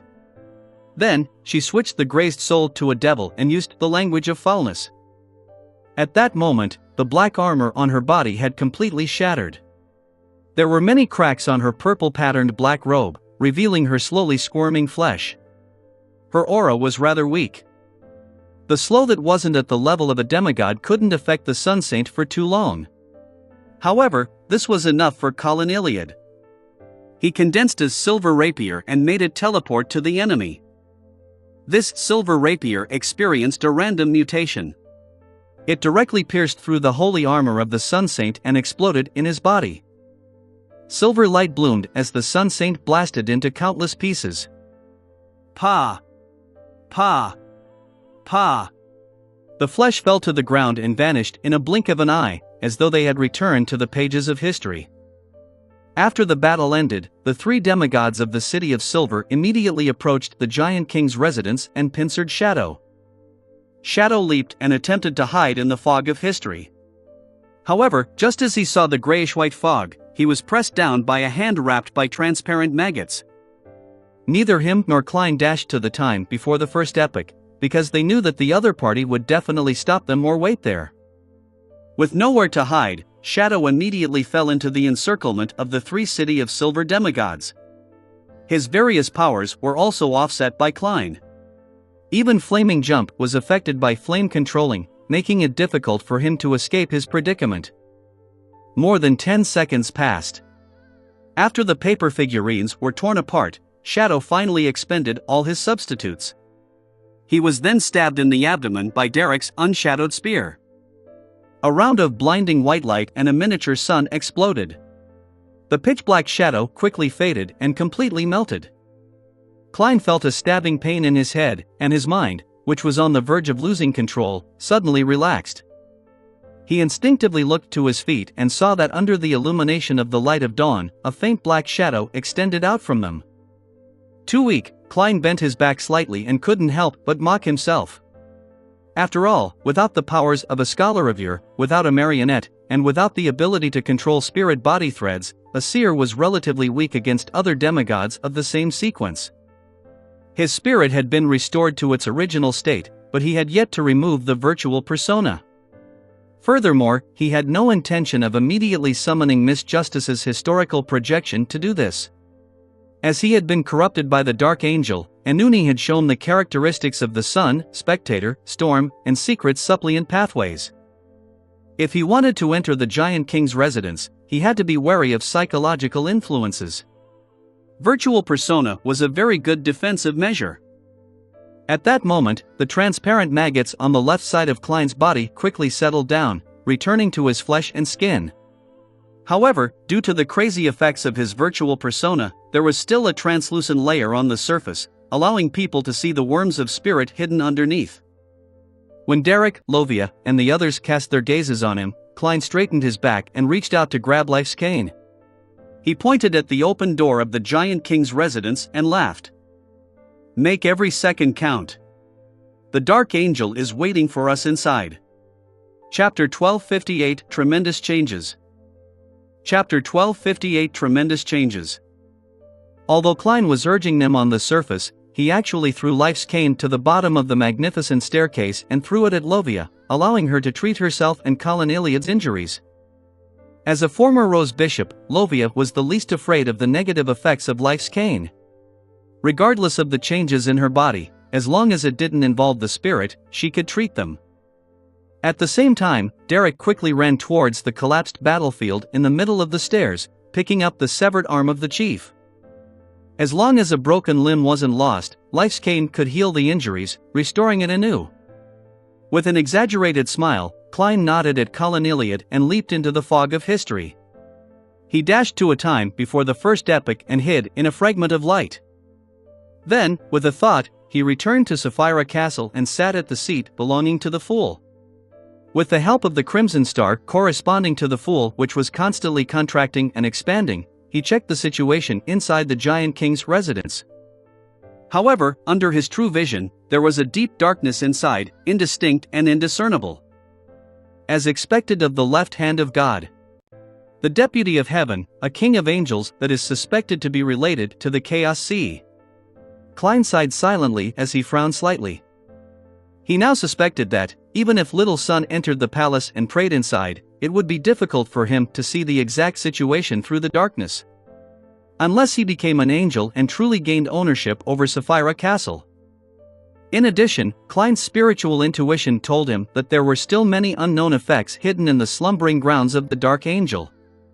He definitely couldn't be careless. He immediately reined in his thoughts and observed the situation around him. He searched for high-level existences like Adam and Aman, but he didn't find anything unusual. After letting out a breath, Klein hurriedly shattered the miracle invoker Beyonder characteristic that he had separated from the curtain. He made the parts consisting of sequence 9 to sequence 3 gather together, making the sequence 2 portion pure. Then, he returned to the historical fragment and was once again affected by virtual persona, becoming more like a clown. In the next second, he left the grayish-white fog and reappeared in front of the door that opened into the residence of the Giant King. The Silver Knight marionette that had inserted the sword into the ground and created an invisible barrier immediately stood up. At this moment, the severed arm of Colin Iliad had already been reattached. Lovia had also recovered from her injuries. However, at some point in time, a few golden wheat heads grew from the back of her head and swayed. They walked to the door together with Derek and returned Life's cane to Klein. After receiving it, he shook it and stopped maintaining the projection, making it vanish into thin air. Right on the heels of that, he made a grab with his right hand, intending to summon the historical void projection of Miss Messenger when she was in perfect condition. At this moment, Colin Iliad suddenly asked, "You plan on summoning that angel?" "It's not necessarily that one. I have too many choices." Klein spoke the truth in a slightly exaggerated tone. Colin had already dispelled his giant state and regained his original height of more than 2 meters. After all, maintaining an incomplete mythical creature form was still a huge burden to him. At that moment, he was wearing a silver armor he conjured. He held 2 swords that had returned to their normal sizes and said calmly, "That corrupted monster showed the characteristics of degenerating living creatures. The place where the Dark Angel sleeps should have similar effects. What the chief means is that the angel projection that Mr. World summons might rebel after entering the residence of the Giant King? And a fallen angel, even a projection, is easily able to make us pay a heavy price." Derek easily understood what the chief meant. On the other side, the flesh on Lovia's head was squirming as she enveloped the few wheat heads and fused them with herself. "Makes sense." Klein smiled and nodded, gently snapping his fingers. Then, he dragged out an ordinary raven from the fog of history, allowing it to fly past the open door and enter the dark interior. When the raven's figure was swallowed by the dark environment, Klein's eyebrows moved slightly. He turned his head and smiled at the City of Silver chief. "I've lost contact." Colin Iliad replied without any surprise, "That's a king of angels for you." Klein couldn't control the corners of his mouth from curling up. To him, this was a rather troublesome matter. It meant that he couldn't summon a historical projection to enter in his stead. The fact that his shadow had been sliced off also proved this point. "All right." As if stretching his wrists, he waved his hands a few times and took out a black staff with many gems embedded in it. 0 to 62, Staff of the Stars. He could only try to see if the sealed artifact projection and a marionette would degenerate and betray him. After all of them were prepared, Colin Iliad, Lovia, and Derek simultaneously cast their gazes towards the darkness behind the open door. Using the Staff of the Stars in his hand, Klein pointed ahead and said with an obvious smile, "This is going to be a dangerous journey. Everyone has a chance of dying. For you, and for me." With that said, he pressed down on his top hat and followed behind the Silver Knight marionette. Passing through the open door, he entered deep darkness. Colin Iliad, Lovia, and Derek didn't speak. They walked forward in silence and determination. Backlund, in the battlefield outside the city. Using light to adjust her dragon transformation appearance, Audrey and the demigod in Phasation military uniform, who wore a mask and gloves, engaged in a fierce battle. The other party's impregnable defense, the broadsword that had been condensed from the light of dawn, the rapier's ability to hide and teleport, left a deep impression on her. If not for the fact that she knew that the upper echelons of Phasak and Intis were mostly silver knights, demon hunters, iron-blooded knights, war bishops, unshadowed, justice mentors, alchemists, and arcane scholars, and had gathered intelligence in advance at the Tarot Club and did some homework, Audrey, who lacked individual combat experience, would have long been defeated. Relying on her accumulated experience in this aspect, she managed to withstand the initial attacks and finally composed herself. Relying on battle hypnotism, mind deprivation, mind breath, and mind storm, she slowly turned the situation around and escaped her predicament. Of course, the most important thing was that the godhood brought about by dragon transformation had interfered with the Silver Knight's mind and thoughts. Furthermore, it allowed Audrey to possess a body that could withstand damage, as well as providing a power that could withstand attacks. Otherwise, she would have sustained injuries from barely being able to hold on. And as a Sequence 3 Saint of the Warrior pathway, this Phasation general had a strong will and uniqueness that was unaffected by illusions. He was able to effectively resist the effects of the mind and reduce the negative effects he received. Therefore, he still held the upper hand and used light concealment and silver rapier to suppress Audrey in an attempt to create an opportunity to defeat the enemy. Audrey was very calm about this. This was because, while fighting, she had already created a virtual persona. She had diverted her attention to the surrounding environment and had scattered many mental plague seeds. It wouldn't be long before the Phasak general was silently infected. At this moment, red flaming spears shot over from the Allied forces' base, blotting out the sky with their denseness. The Silver Knight didn't dodge. Instead, he took a step forward and swung his Sword of Dawn, keeping Audrey fixed to the ground. Whoosh! Whoosh! Whoosh! The burning spears pummeled down one after another, blanketing the two demigods. Audrey's face could not help but distort. Charred marks covered her grayish-white scales of her dragon transformation body. As for the Silver Knight's armor, it was still glowing with silver light. It didn't suffer much of an impact. Compared to a giant who specialized in defense, a dragon's ability to withstand blows was obviously much weaker. Only at this point did Audrey realize that she was participating in a war, not in a solo battle. When another wave of flaming spears was about to hit them, there seemed to be a commotion within the Allied forces' base, and there was a collapse to a certain degree. At that moment, the thick fog that enveloped the entire battlefield vanished, as though it had never existed. Audrey and the Faceac general stopped fighting at the same time, finding themselves abnormally weak. They even found it difficult to raise their arms. She saw that, behind the Allied forces' base, at the edge of the boundless plains, an orange-red ray of light rushed over, instantly covering half of the sky, blocking out the sun. The area around Backland instantly turned into dusk. The thick darkness appeared on another side of the sky and very quickly collided with the orange sunset. All the soldiers and officers on the battlefield fell to the ground and fell into a deep sleep. In Backland City, outside St. Ireland Cathedral, Leonard, who was wearing a red glove, looked up at the half-dark, half-dusk sky. His throat let out a silent sigh as he cast his gaze at the entrance of the St. Ireland Cathedral. The brown-haired Cancer Bernard and the other members of the machinery hive mind stood there, staring blankly at the sky. Just a few months ago, they enjoyed a deep level of cooperation with Leonard's Red Gloves team. Together, they dealt with the evil forces in Backland, searching for the secret organization that believed in the Fool, the one that used tarot cards as a codename. At the bell tower of the Cathedral of Waves, the city of generosity, Byam, Danitz watched the resistance enter the city and take over many places. Finally, he heaved a sigh of relief and turned to Alger. Look, they're very popular in most places in this city. Alger's gaze followed the slightly dark-skinned natives as he didn't respond to Danitz.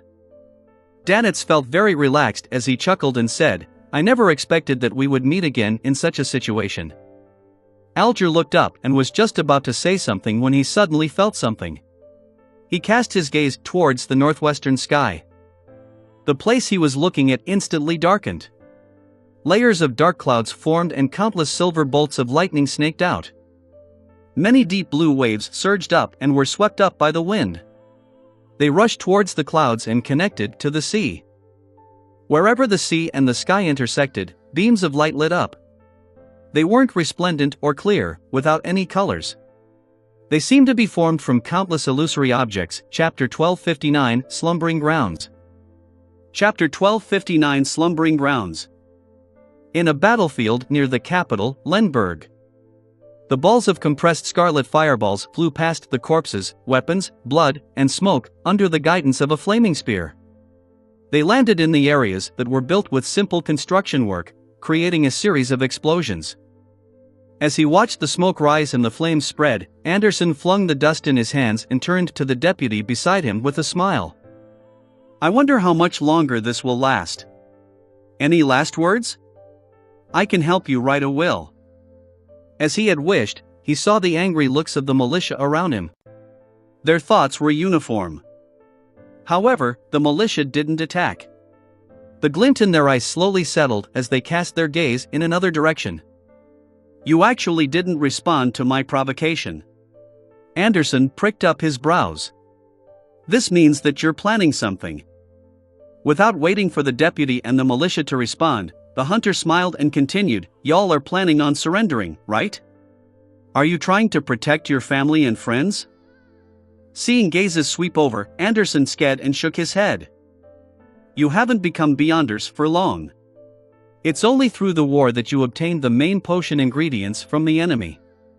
Only then did you become hunters, provokers, and pyromaniacs. However, when it comes to plotting conspiracies, y'all are still too inexperienced. I'm very curious. Why don't you try to convince me to surrender together? I don't think I project the image of being very firm usually. Besides, I'm not a believer of the God of knowledge and wisdom. Having said that, Anderson looked thoughtfully at his deputy. Is it because the enemy's brass is totally furious at me? They gave the order not to accept my surrender? The deputy remained silent for a few seconds before saying, "Since you already know, why are you asking?" With a swoosh, the nearby militia raised their right hands and aimed their palms at Anderson, appearing to have come to a collective understanding. If I don't ask, how can I be sure what everyone's thinking? Anderson said with a smile without panicking. He rubbed his stomach with his left hand and placed his right hand into his pocket. It was unknown what he was looking for.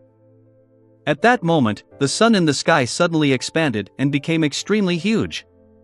The blazing golden sun made Anderson and company unable to open their eyes. They found it difficult to think any further. Immediately following that, an illusory tower appeared. Every level was made up of thick books. Each book had a brass eye on it. The higher one looked, the darker it became. It was filled with the aura of insanity, destruction, inauspiciousness, and disaster. The tower extended into the sky, as though it had encompassed the entire world within itself, including the gigantic sun. Backlund, within the Odora family's luxurious villa. All the sanguine in the city had gathered here to prepare for the impending outcome of the war. Emlyn White, who had become an earl, had his hands in his pockets. He stood by the window, bathed in the mixed light of dusk and night as he watched members of his fellow race discuss the current affairs uneasily. Suddenly, his spiritual perception was triggered as he cast his gaze out the window.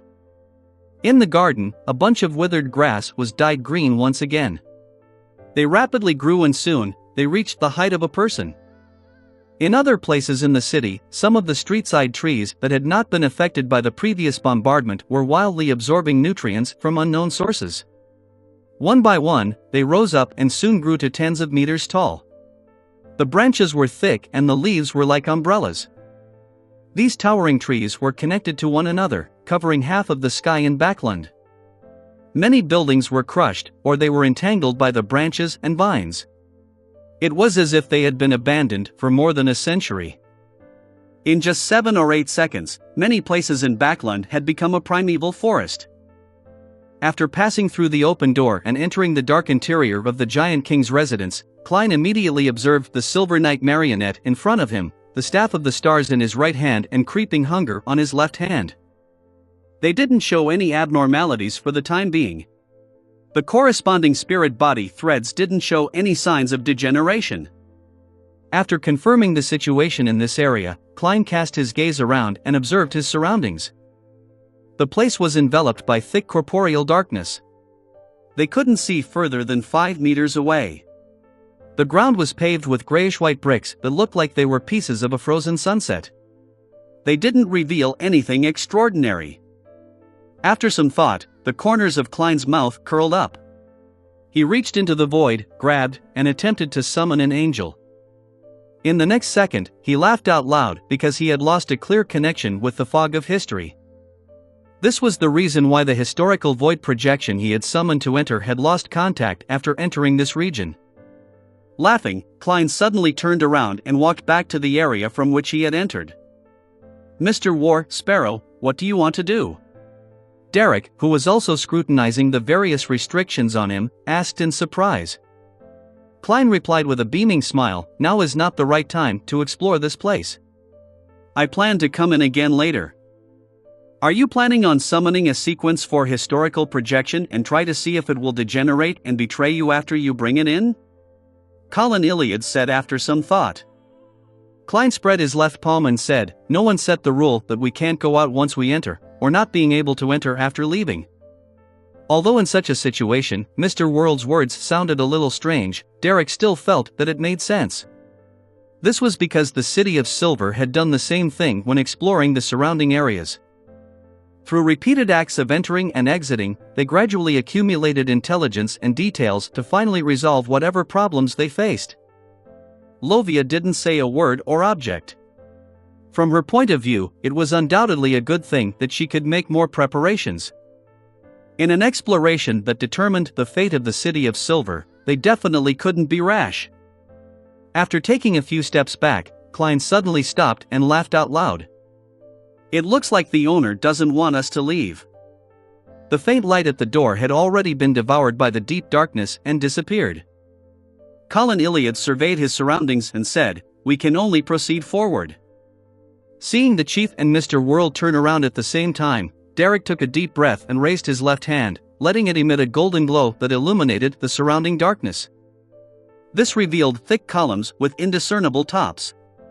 Some of them had their silhouettes outlined, while others were hidden deep in the depths, barely visible. Derek retracted his gaze, preparing to head forward with Mr. World and Chief. At that moment, he failed to see another familiar figure from the corner of his eye. Derek's pupils dilated suddenly. Then, he quickly turned his head to look for Elder Lovia, who had been standing beside him moments ago. This demigod who believed in the true creator had disappeared. She had disappeared without a trace. Derek's abnormality was noticed by both Klein and Colin Iliad. At the same time, they cast their gazes at the spot and saw that the black-robed Lovia had disappeared without a trace, as though she had evaporated into thin air. With the spiritual intuition of a seer and the reconnoiter abilities of a demon hunter, they failed to realize when Lovia had gone missing, or how she vanished. The curl on the corners of Klein's lips grew even wider. Without any hesitation, his mind raced and allowed his spirit body to enter the world above the gray fog, combining with the dark red illusion of the Fool. Right on the heels of that, he cast his gaze towards the crimson star that symbolized the sun. He hoped to find clues through his true vision. However, everything was still obscured by the darkness. Nothing was revealed, just like how Klein predicted before entering the Giant King's palace. Without any time to think further, Klein immediately returned to the real world. In the span of 3 or 2 seconds, there was only Derek and the Silver Knight marionette by his side. The City of Silver chief, who was wearing silver armor, had disappeared. "What just happened?" Klein asked with a warm smile. Derek looked at him in shock, confusion, and panic. "Didn't you see it?" The moment he finished speaking, the shadow under Derek suddenly came alive. It rapidly extended upwards and enveloped him and the sunlight he emitted. After the shadow completely covered Derek, it fused with the surrounding darkness, no longer separable. Klein had originally raised his black staff to prevent an anomaly from happening, but in the end, he didn't do anything. All he did was watch with a smile. After a few seconds, he noticed that his body had turned black and dull, as though he was being melted by the environment. Similarly, Klein didn't try to save himself. The corners of his mouth curled up as he watched with a slightly shaking head. After his figure completely disappeared, his vision changed. The darkness was gone. The grayish-white stone bricks, the surrounding walls, and the huge pillars appeared clearly. They were covered in a layer of faint shadows. Outside the window, there was no sun, no moon, and no stars. However, a faint light shone through the window, making the entire palace appear sinister, dark, and cold. In the deepest part of the palace stood a very faint shadow, resembling curtains. Lovia, Colin Iliad, and Derek stood at a distance not far away from him. They carefully observed their surroundings as though they had come to another world. "Unfortunately, my marionette can't enter." Klein waved the staff of the stars in his hand and smiled at Derek and company. His indifferent attitude and the chief's calm and composed manner made Derek quickly calm down. He no longer allowed his fear and panic to grip him. Colin Iliad nodded slightly. Just as he was about to share his speculations, he suddenly felt something and turned to look at the deepest part of the palace. Klein, Derek, and Lovia did similar actions. In the deepest depths of the palace, that faint shadow dissipated, revealing a flight of steps meant for giants and an iron-black throne at the top of it. Sitting on a throne was a man with black, slightly curly hair that reached his shoulders. His eyes were covered in shadows, and his actual appearance was extremely blurry, preventing others from seeing him clearly. Layers and layers of black wings fell down from behind him, covering most of his body. The robe was black with silver threads embroidering it. They formed complicated patterns and had gorgeous accessories hanging on it. At that moment, the man had his left elbow on the armrest, holding up one side of his face with his palm as though he was in a deep sleep. Chapter 1260 Omniscience. Chapter 1260 Omniscience. Without needing anyone to make the introductions, the four demigods present clearly understood a reality. The giant-like man who was sleeping on the iron black throne was the left hand of God, the deputy of heaven, Dark Angel Sasra. Amongst them, Lovia could clearly sense the oppression coming from this absolute high-level existence. It was like the response when praying to the true Creator. It was an aura that could cause her thoughts to scramble, her soul to degenerate, and her body to tremble. Suddenly, she heard a burst of laughter.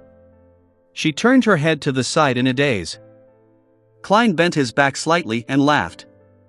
He is still sleeping. Should we directly wake him, or wait for him to wake up? If we choose to wake him, how should we greet him? Hey, Your Highness Dark Angel? Rose Redemption Leader? These two questions sounded ridiculous and arrogant, but they had managed to shake off the influence of the environment and made Colin Iliad fall into deep thought. Just now, they had instinctively considered the first question. It was rather important, and it concerned their subsequent actions. Colin Iliad thought for a moment before saying, "Let's not wake him up for the time being. Try approaching him and search for clues and information." That's my thoughts as well. With his left hand, Klein casually snapped his fingers and walked towards the black throne. At this moment, he felt fortunate that he had already taken care of Shadow and restored his spirit to its complete state. Otherwise, he wouldn't have been able to completely restrict his virtual persona. When he was imagining how to do the greeting, he almost blurted out, "Hi, Sassy." Seeing that Gehrman Sparrow had taken 2 steps forward, Lovia finally snapped out of her daze. "I'll give it a try using your grazed soul." This was a relatively safer method which wouldn't harm the expedition team. Klein nodded. With his black staff in hand, he turned to his side with a beaming smile. A 3 to 4 meter tall phantom image appeared in front of Lovia. A pair of goat horns lined with mysterious patterns sat atop its head. Its skin was black and matte, exuding a sinister fullness. It was a devil. It was different from the devils that he had seen before.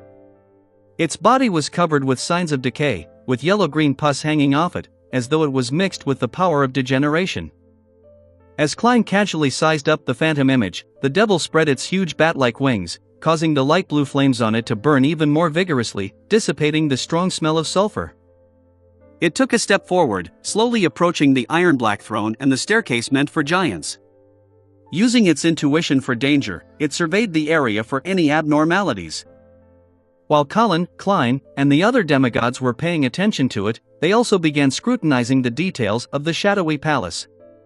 They discovered that behind the iron-black throne that Sasra was sleeping on, there was a pair of dim, grayish-blue double doors that depicted sunset. This might be the door that leads to the outside world. This thought flashed across the minds of the 3 City of Silver demigods, Colin Iliad, Derek, and Lovia. At this moment, the devil, who had traveled midway, suddenly paused. It was enveloped by a cluster of silver lightning and quickly faded away after being blasted to pieces amid crackling sounds. A pillar of light with swirling holy flames smote out of thin air, completely purifying the soul that belonged to the devil. Lovia didn't feel any pain from losing her grazed target. She only frowned slightly and couldn't think of a better way to probe the way. Klein looked around and said with an exaggerated smile, "As expected, I'm the man for the job." As he spoke, he slowly walked forward. As he took out a box of matches from his pocket, he lit them one by one and casually threw them around.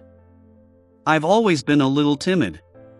After throwing half a box of matches, Klein turned around and explained with a smile. And even Derek Berg wasn't convinced by this sentence. Following that, under the illumination of the scarlet flames, Klein continued walking towards the iron-black throne that might have belonged to an ancient god. When he arrived at the spot where the devil's soul was destroyed, his left palm suddenly tightened. Klein lowered his head and saw that creeping hunger had returned to its human skin form. An exaggerated crack opened in his palm. Inside were 2 rows of illusory white teeth. This sealed artifact was attempting to gnaw at Klein's flesh in a bid to consume both his body and spirit. Creeping hunger had degenerated. Tiska Klein let out an obvious sigh as he glanced at the staff of the stars in his right hand. He confirmed that the Grade Zero sealed artifact, which didn't have any living characteristics, had yet to show any abnormalities. He then raised his right hand and stuffed the other end of the staff of the stars into Creeping Hunger. Creeping Hunger bit at it a few times before it finally calmed down when sensing the suppression effect of a higher level entity. After laughing twice, Klein took another few steps forward, covering a few meters. Cracks suddenly appeared in the shadows that covered the walls, pillars, and tiles, as one brass eye after another grew out. A figure appeared in front of the countless eyes. He was first presented as the black-haired, light brown-eyed, and cold-looking Gehrman Sparrow. Following that, he warped into the black-haired, brown-eyed, scholarly-looking Klein Moretti with ordinary looks. Then, he degenerated into a blurry image, and a grayish-white fog emanated from him. At this moment, these figures that seemed to expose all of Klein's secrets came to a halt. Boom! He exploded, transforming into countless illusory fragments that fell to the ground and disappeared. Klein raised his brows and sked with a laugh. The omniscient power of the reader pathway? Just as he finished speaking, the brass-colored eyes, which grew out from the surrounding shadows and the ground, trembled. They emitted an ethereal voice that seemed to come from ancient times. The aura of Sapphira Castle. Sapphira Castle. Colin Iliad seemed to recall something and came to a certain realization. It's only possible to get a response or approach Sassurer with a Sapphira? That's why, despite the hanged man clearly having Lovia, a demigod believer from the City of Silver, he still forced me into the palace to meet the Dark Angel? It wasn't easy for Klein to control his virtual personality's instinct to speak. Before he could consider what to say, the brass eyes hidden in the shadows emitted another voice. Your fate has intersected Ammonises, Leodoro, Adam, Amon, Haraburgen, Aucases, Medici, Ouroboros, as well as him. With regards to the true names that the brass eyes had mentioned, Colin Iliad, Derek, and Lovia were no strangers to the names. They knew that the first was the Evernight goddess, followed by 7 of the 8 kings of angels. Furthermore, there was no lack of sequence 0 true deities in the present day. This left them somewhat stunned. They couldn't believe that Gehrman Sparrow would have crossed fates with so many high-level existences who exceeded sequence 1. Together with the sleeping Dark Angel before him, Mr. World and the 8 kings of angels had already crossed paths. How impressive! Derek marveled from the bottom of his heart. Klein was in no mood to quip about his divine interpersonal skills. With an obvious smile, he asked, him? Klein believed that him referred to the true creator. After all, he still had his corruptive influences left in his body. The brass eyes on the shadowy curtain fell silent for a few seconds before saying with an ethereal voice, He is another me. The true creator was really another side of the ancient sun god. The side that was born from the god's corpse. It's a side filled with hatred and viciousness, one that controls degeneration? Klein gradually drew an equal sign between the black and gloomy infant sitting in the cavity of the ancient sun god's chest and the true creator. He had also gained initial confirmation that he was talking to the psyche left by the Dark Angel Sassurer. He thought about it and couldn't help but smile. Why did you form Rose Redemption to assassinate the ancient sun god? The information that the question revealed was something that Colin Iliad and Lovia already had an inkling and some speculations of. However, after hearing Gehrman Sparrow say it with their own ears, they still felt pangs of depression and confusion. The curtain that covered the walls, stone pillars, and floor tiles trembled, but the sleeping Dark Angel remained motionless. Those brass eyes stared at him and said, Sun God is just my original honorific name. You should now address me as the Lord who created everything, the omnipotent and omniscient God, or God Almighty. I can tell that you've been leaning in that direction all this time. Finally, Klein laughed out loud. Then, he felt a lingering fear. This was because he was mocking heaven's deputy, the left hand of God, a king among kings of angels, as well as his true form. To not anger the other party, he quickly repeated the question. So, why did you betray yourself and form Rose Redemption with the Evernight Goddess to assassinate yourself? The brass eyes fell into silence once again. The curtain-like shadows that blanketed various areas swayed gently without stopping. After a few seconds, the ethereal voice slowly said, "The primordial one had awoken in my body." Upon hearing this answer, Klein's pupils dilated. For some reason, he felt his hair stand on end as his back turned cold. It was very close to his guess, but it was even more terrifying. At this moment, the shadows around him thickened. It became more and more sinister and gloomy, as if it was giving birth to some terrifying, unknown, redoubtable danger. Although Colin Iliad, Derek, and Lovia didn't understand the meaning of Dark Angel Sassur's words too well, they were still affected by the sinister and harrowing words. It left them shuddering in fear as they trembled. "The primordial one had awoken in my body." These words echoed in the air for a long time. Chapter 1261, No One is an Exception. Chapter 1261, No One is an Exception. After a while, Klein asked, "The primordial one is the one who created this world, transforming his body into everything?" To be frank, Klein subconsciously wanted to ask if the entity referred to the primordial Demonis.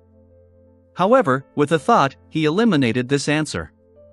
Firstly, because the primordial Demonis didn't have the necessary level to strike fear into the ancient sun god, the City of Silver's creator. Even the Evernight Goddess couldn't do so. Secondly, after the Dark Angel entered his slumber, this evil goddess was born only in the fourth epoch, which had been influenced by the second blasphemy slate. Sassourer likely didn't know of her.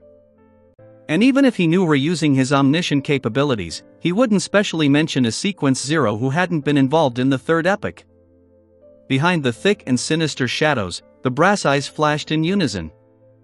"The universe. What do you mean?" Upon hearing that ethereal voice, Klein was a little perplexed. He felt that Dark Angel Sassourer hadn't answered his question. But very quickly, he roughly understood what the other party meant.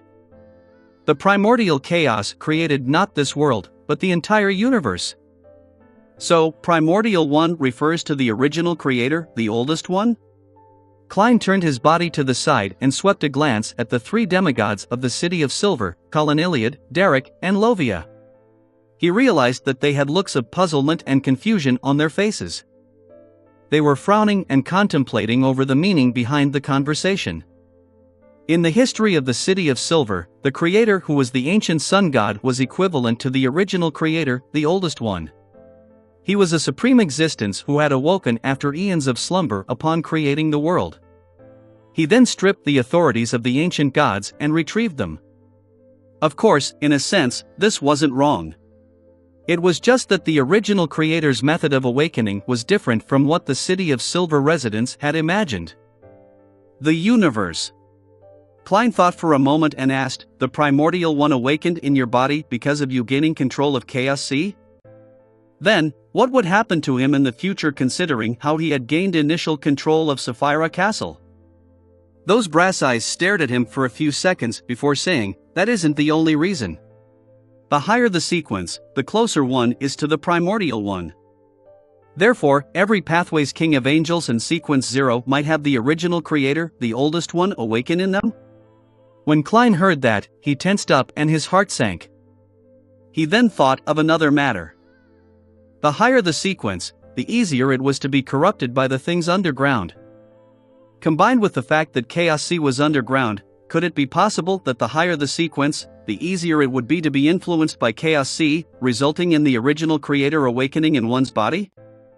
The thing that the Dragon of Imagination Ankwelt sealed in the City of Miracles in Grozel's travels wasn't the underground corruption, but the awakening of the original creator? Of course, this is the most powerful and terrifying form of corruption. And the source of all this is where most or perhaps all Beyonder characteristics originated from the original creator. They are all part of his body? Klein thought of various possibilities and came up with all kinds of speculations. In the end, he remembered the warning Captain Dunsmith made before he embarked on this Beyonder path. "We are guardians, but also a bunch of miserable wretches that are constantly fighting against threats and madness. At that moment, Klein gained a deep understanding of the phrase from another angle. Phew! He secretly exhaled and sighed inwardly. The Beyonder characteristic is both a gift and a curse. He gathered his thoughts and smiled. Will one be corrupted from just learning about these matters? No, the brass eyes looked at Colin Iliad and the others and said, it just means that the chances of the primordial one awakening in your body is higher. When he heard that, he was shocked. On the other hand, he was glad that the City of Silver's chief and little son didn't know much about such matters and hadn't made any connections. After all, the phrase higher the sequence, the closer one is to the primordial one didn't bring about any corruption. On the other hand, he felt a deep sense of pity for himself. This was because he knew too much about mysticism. Now with all of that chained together, he had no idea what kind of negative changes might happen to him once he left the giant king's court, an ancient god's kingdom. Furthermore, this didn't look like something that could be resolved by sealing his memories. After all, the Beyonder characteristic had already fused with his body and spirit. Consider the method employed by the Dragon of Imagination. Actually, I don't need to worry too much. Aman and his brother definitely know about this, and nothing has happened to them yet. As long as I don't approach Chaos C as a Sequence 3, I don't need to worry about such problems. It would be the same even if I were to advance to Sequence 2. After some thought, Klein gave up the intention to delve deeper into the matter. He curled the corners of his lips and diverted the topic to the mystery of the ancient sun gods perishing. Therefore, under your tacit agreement, you worked with the Evernight goddess and established Rose Redemption, preparing to assassinate yourself. By reviving and escaping the primordial one, you will truly gain control of Chaos C and the corresponding 5 Beyonder pathways? On the dark, eerie, shadowy curtains, there seemed to be some human emotions in those brass eyes. That's right. Not long after I walked out of Chaos C, I realized this problem. I deliberately split a portion of my persona, fusing the authorities of degeneration with the Hanged Man pathway's Beyonder characteristic, creating another me. Its purpose was to control Chaos C and to isolate it from my true body to prevent any contamination and corruption. But in the end, the primordial one still awoke in my body. The Dark Angel is essentially the ancient sun god's firewall? The Hanged Man pathway refers to the secret suppliant pathway? Back then, the Dark Angel must have been really powerful. He actually had partial control of Chaos C. As expected of a king of angels. As Klein sighed, he recalled that the ancient sun god had failed to prevent the original creator, the oldest one, from awakening in his body despite working so hard. He also felt a sense of horror, not daring to imagine what his future held. That's why I convened Leodoro, Acaces, Heraburgen, Medici, and Ouroboros, inviting the various deities and kings of angels with Ammonizes to establish the Rose Redemption. The voice left behind by Dark Angel Sassurer echoed hoarsely. It's no wonder it's called redemption. It's no wonder kings of angels like Medici and Ouroboros, who are completely loyal to the ancient sun god, would participate as well. Klein couldn't help but smile. Why didn't you invite Aman and his brother? In theory, they should be on the Dark Angel's side. Their births were a result of my hard work to resist the primordial one. I was worried that inviting them would bring about an accident. The brass-colored eyes then cast their gaze back onto Klein. These secrets left the 3 demigods of the City of Silver in a daze. Even the chief of the 6-member council, who had read quite a number of ancient documents, had emotional upheavals despite all his knowledge and rich experience. So that's the case. I knew that the ancient sun god wouldn't have children for no reason. It wasn't easy for Klein to control his virtual persona from voicing the thought out loud. Before he could ask another question, the spirit left behind by Dark Angel Sassurer seemed to sink into his memories as he continued. After I was finished preparing everything, I entered this place and sealed off the palace. I returned to my body through my slumber and strengthened my consciousness. It formed a balance with the primordial one, creating an opportunity for Ammonizes and the others. Ultimately, they successfully killed me. According to my original plan, I would have been revived in the giant king's court. I would accommodate the corresponding uniquenesses and Beyonder characteristics via the correct method, but Leotaro, Aucasus, and Heraburgen betrayed me and ate my body. I could only rush to fuse with my extreme emotions before dying, in which I was reborn within the corpse. I then took away the beyonder characteristics of the hanged man pathway and the authority of degeneration. It's similar to what I imagined. The Lord of Storms, eternal blazing sun, and the God of knowledge and wisdom eventually committed a betrayal. It's no wonder that Mam Hermit's fairy tale magic was effective. With a sudden realization, Klein felt that most of the fog in the history of the Third Epoch had been cleared. Of course, this was just his belief, nothing real. This was because he had no way of making contact with the fog of history. After sighing, he suddenly thought of a question. Since Dark Angel Sassurer has returned to the ancient sun god and has evolved into the true creator with his original body, then who's the one sleeping on the Iron-Black throne now? Why did the true creator force me to enter the Giant King's residence to meet Sassurer? As his thoughts raced, he cast his gaze back to the Iron-Black throne, carefully inspecting Dark Angel Sassurer's condition. The layers of illusory black wings that covered more than half of Sassurer's body gently rose and fell, revealing a layer of grayish-white. It was located on the black throne, hidden to the right of the Dark Angel, giving off an extremely ancient feeling. Klein's eyes focused his eyes as he stared at it intently. He quickly confirmed that the grayish-white came from a strange stone. Its surface was mottled with the ravages of time, and it was engraved with words that he had never learned before but could understand at a glance. These words seemed to be the source of all languages, including but not limited to Jotun, Hermes, Ancient Phasak, and the southern continent's Deutanese.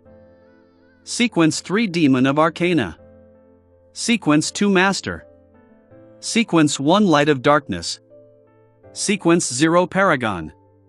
A small amount of information flashed in Klein's mind as he suddenly had a realization. Blasphemy Slate. The first Blasphemy Slate.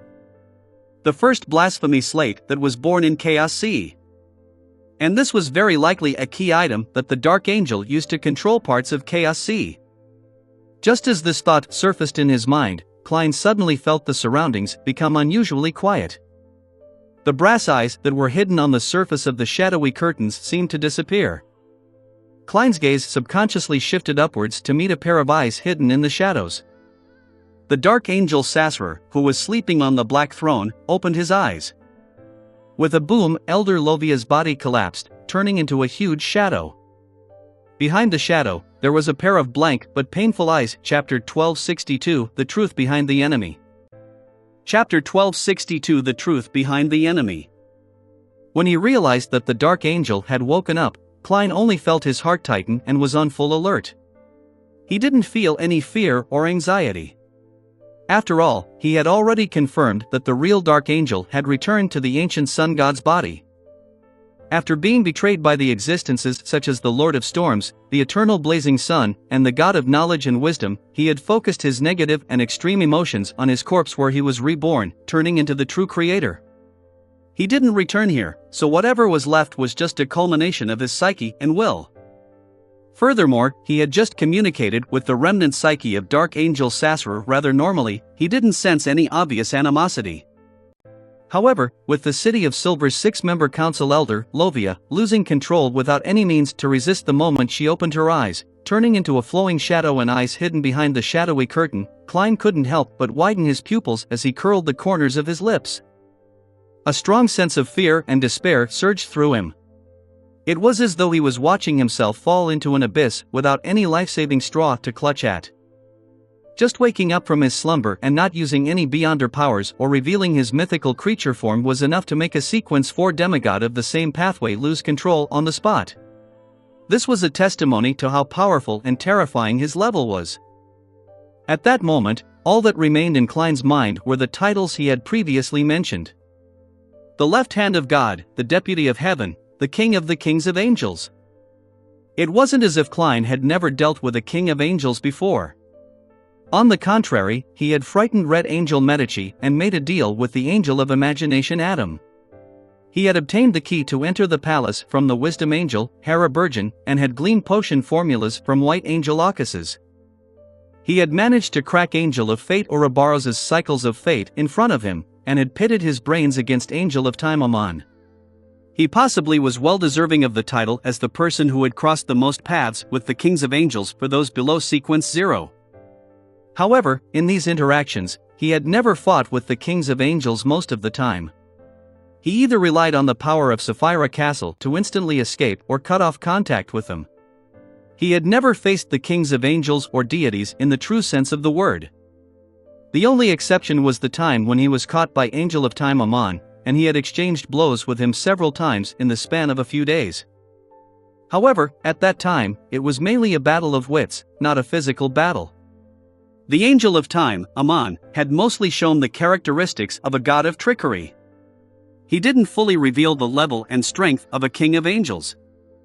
It was only at the final moment that he revealed it, but the Ebronite goddess had used the giant king's son to stop him, preventing him from directly harming or influencing Klein. Even so, whenever Klein encountered the Angel of Time on the way, he would easily finish off the strongest helpers that Klein could summon. It was something that Klein couldn't replicate up to now. It exceeded his peak strength. After all, if he wanted to summon the historical projection of Zaradil, he would be in danger. And at that moment in time, Klein, Colin Iliad, and the Sun were facing the King of the Kings of Angels, the malice-filled deputy of heaven. He was the left hand of God that instantly caused a sequence 4 demigod to collapse and lose control. How could such an enemy, with such a level and strength, not make them reel in despair?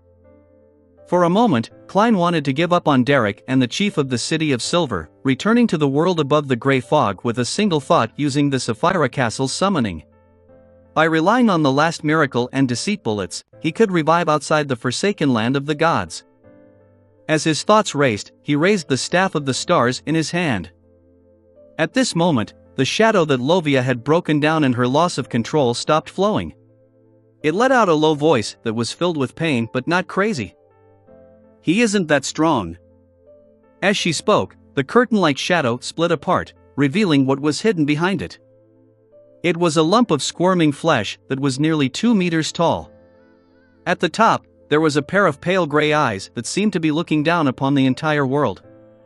They were eyes that had remnants of rationality left in them. In other parts of this lump of flesh were arms, thighs, and calves that weren't covered in skin, but sticky blood. They either held up the body or crowded towards the chest in layers, tightly hugging a huge, milky white human skull. The shadowy curtain fell again, covering the lump of flesh, turning into her cape. Then, a phantom about 5 to 6 meters tall appeared in front of Lovia. This was the Silver Knight that she had grazed. She could still control herself and attack Dark Angel Sasser. Upon seeing this scene, when Klein and Colin Iliad heard what Lovia had said, they quickly understood what she had meant without needing any further explanation from her. Dark Angel Sasser didn't possess the strength he appeared to possess. He only used the authority of degeneration and his influence over relatively lower sequences as a high-sequence beyonder of the same pathway to make Lovia's body degenerate, betray, and break down on the spot. As for her own spirit, she still remained conscious and rational. She could still control her own strength to a certain extent. Of course, with the loss of control of her body, large amounts of corruption would corrode her spirit. It wouldn't take long for her to completely go mad. This could be subverted if she could quickly resolve the battle in time, and think of a way to turn her into an evil spirit, surviving in another form. With this knowledge, combined with seeing the first blasphemy slate and his own guesses, Klein had a preliminary understanding of the enemy he was facing. He was a product of the psyche, will, and aura left behind by the Dark Angel, as well as Chaos C's powers which were brought about by the first blasphemy slate. Perhaps there was a bit of the awakening consciousness of the primordial one, in other words, the original creator. There was a small amount of it, a consciousness that was crazy and filled with evil thoughts. This was equivalent to a different type of evil spirit. It was unknown if it was considered a complete angelic evil spirit.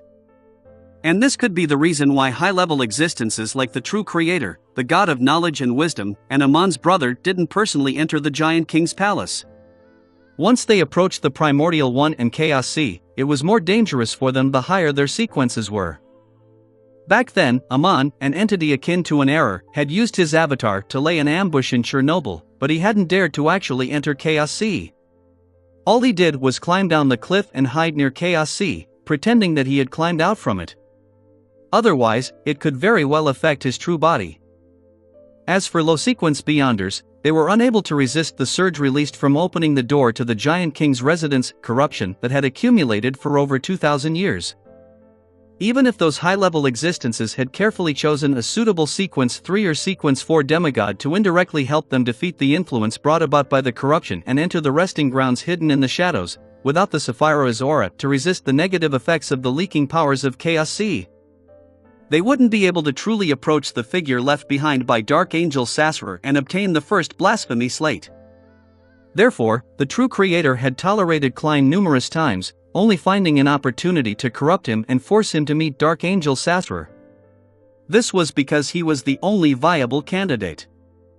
By the same logic, the god of knowledge and wisdom, Haraburgen, the angel of imagination, Adam, and the other deities and kings of angels who had an interest in this matter had more or less made some arrangements for Klein, blessing him to a certain extent, pushing him to where he was now. Without any hesitation, Klein outlined an image in his mind through the staff of the stars he raised. Colin Iliad took a step forward and bent down. This city of silver's chief's body swelled rapidly, once again revealing an incomplete mythical creature form. He became a 5 to 6 meter tall silver knight covered in silver armor, holding a pair of gigantified swords of dawn. Derek was slightly slower than the two experienced demigods. He quickly spread his arms, as though he was hugging the void in front of him. At that moment, two pitch-black flames ignited in the eyes of the awakened Dark Angel Sassurer. He, who shared the height of a giant, immediately pressed down on the armrest by lowering his arm, slowly getting to his feet. The gorgeous accessories on his body hung down one after another as layer after layer of black wings spread open on his back. During this process, the shadow cape on the lump of squirming flesh, Lovia, came alive. It suddenly tightened, fixing her firmly in place. At the same time, Dark Angel Sassurer had silver threads wrapped around him. In front of the black robe with mysterious patterns, silver bolts of lightning appeared out of thin air. They sizzled and intertwined with each other in a thunderous manner. They rapidly extended forward, transforming into a resplendent lightning sea that attempted to drown the entire Shadow Palace. Gong! An illusory chime sounded from a distant history as the melodious sound echoed in the Shadow Palace. An ancient modeled wall clock appeared in front of Klein. Its face was separated into 12 different segments by grayish-white and bluish-black colors. Each segment had different, mysterious, and asymmetric symbols. The three fingers, which seemed to be formed by worms of time of different length, began to tick lightly. When the chime rang again, the lightning sea that was rapidly spreading in the Shadow Palace clearly froze. Klein had successfully used the Staff of the Stars to reproduce Angel of Time Amon's Beyonder powers. And the effects were much better than his previous attempts. This made him suspect if he had obtained the approval of the god of deceit and even obtained blessings from him to a certain degree. It wasn't true that merely simulating Amon's Beyonder powers would gain his notice, but that this king of angels was almost equivalent to the Marauder Pathway's uniqueness.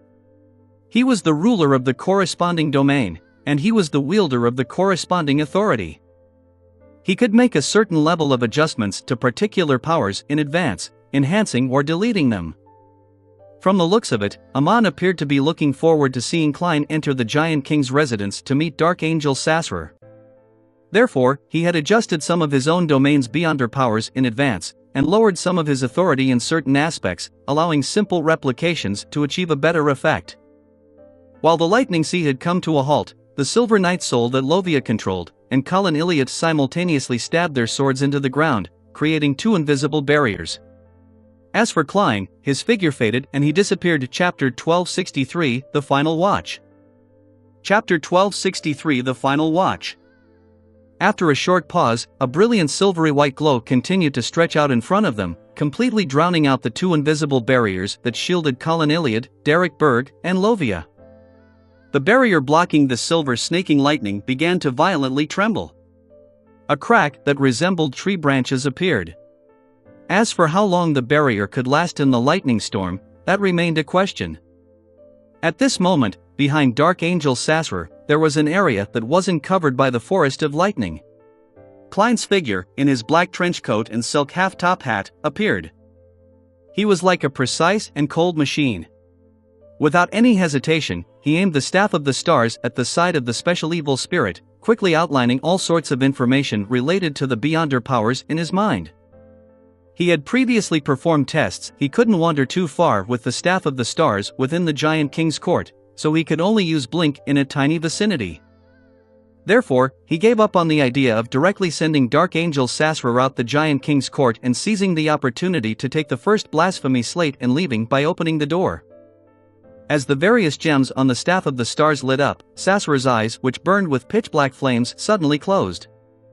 He had been forcibly dragged into a dream by Klein. This was a Beyonder power belonging to the Evernight Pathways Sequence 7, but the one that Klein replicated had belonged to the version which the Evernight Cloister's matron, the servant of concealment Ariana, had used the Beyonder power of pulling someone into a dream performed at the angel level. In the hazy dream world, Dark Angel Sasra wore a black robe with complicated symbols embroidered with silver threads and adorned with accessories. He had appeared in a desolate moor.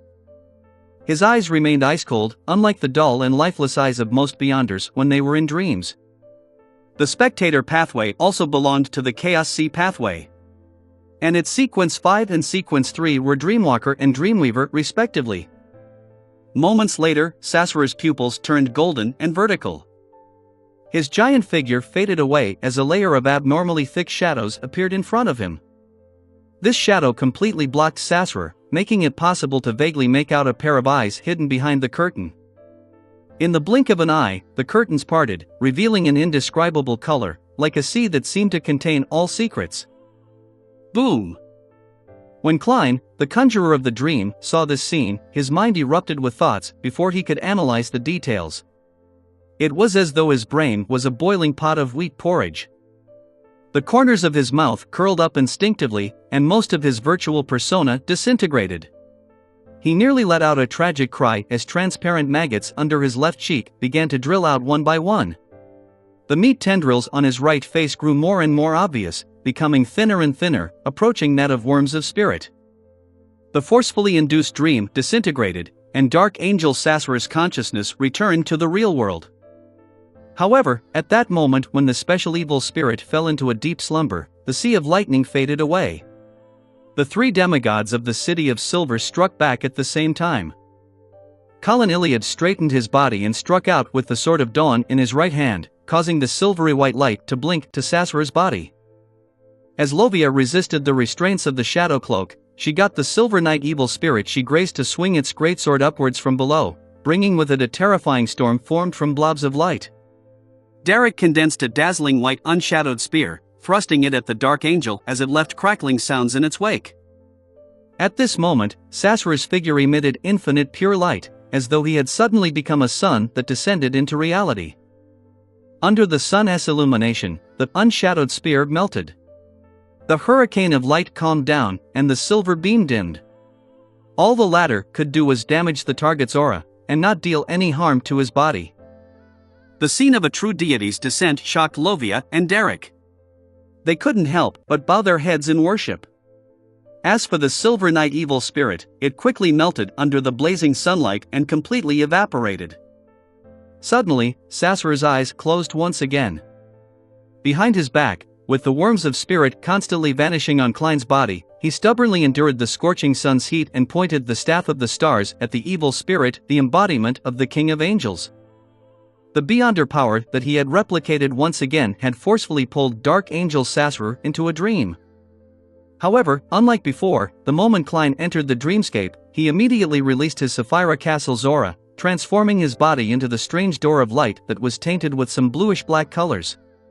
The door of light was made up of countless layers of illusory spherical light. Every spherical light was deep down a transparent and translucent cluster of twisted maggots. Just like him, Dark Angel Sasra revealed the traits of Chaos Sea. First, he turned into a thick and sinister shadow, then he pulled open the curtain, allowing the sea that contained all colors and something the human language couldn't describe to appear in the dream. Silently, Sasra and Klein opened their eyes at the same time and raised their bodies slightly across each other.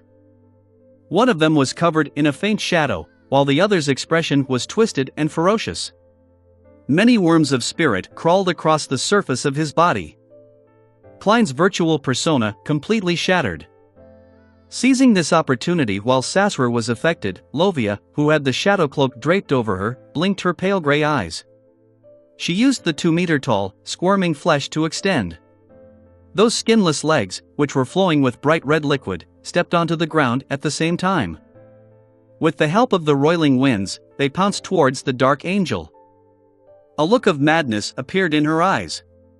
It didn't appear like it would take long before her spirit body suffered complete corruption, pushing her towards losing control.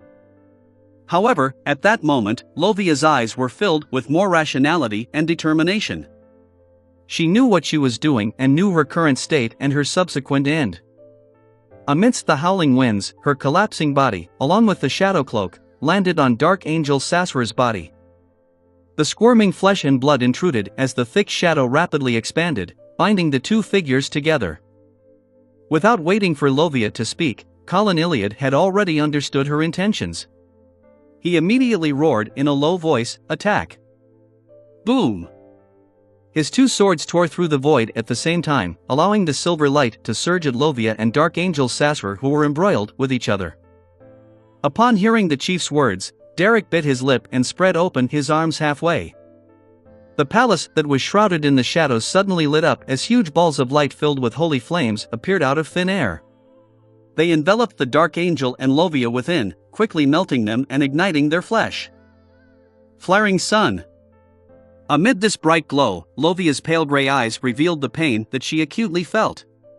Her voice echoed in an ethereal manner. "I have never betrayed the city of silver."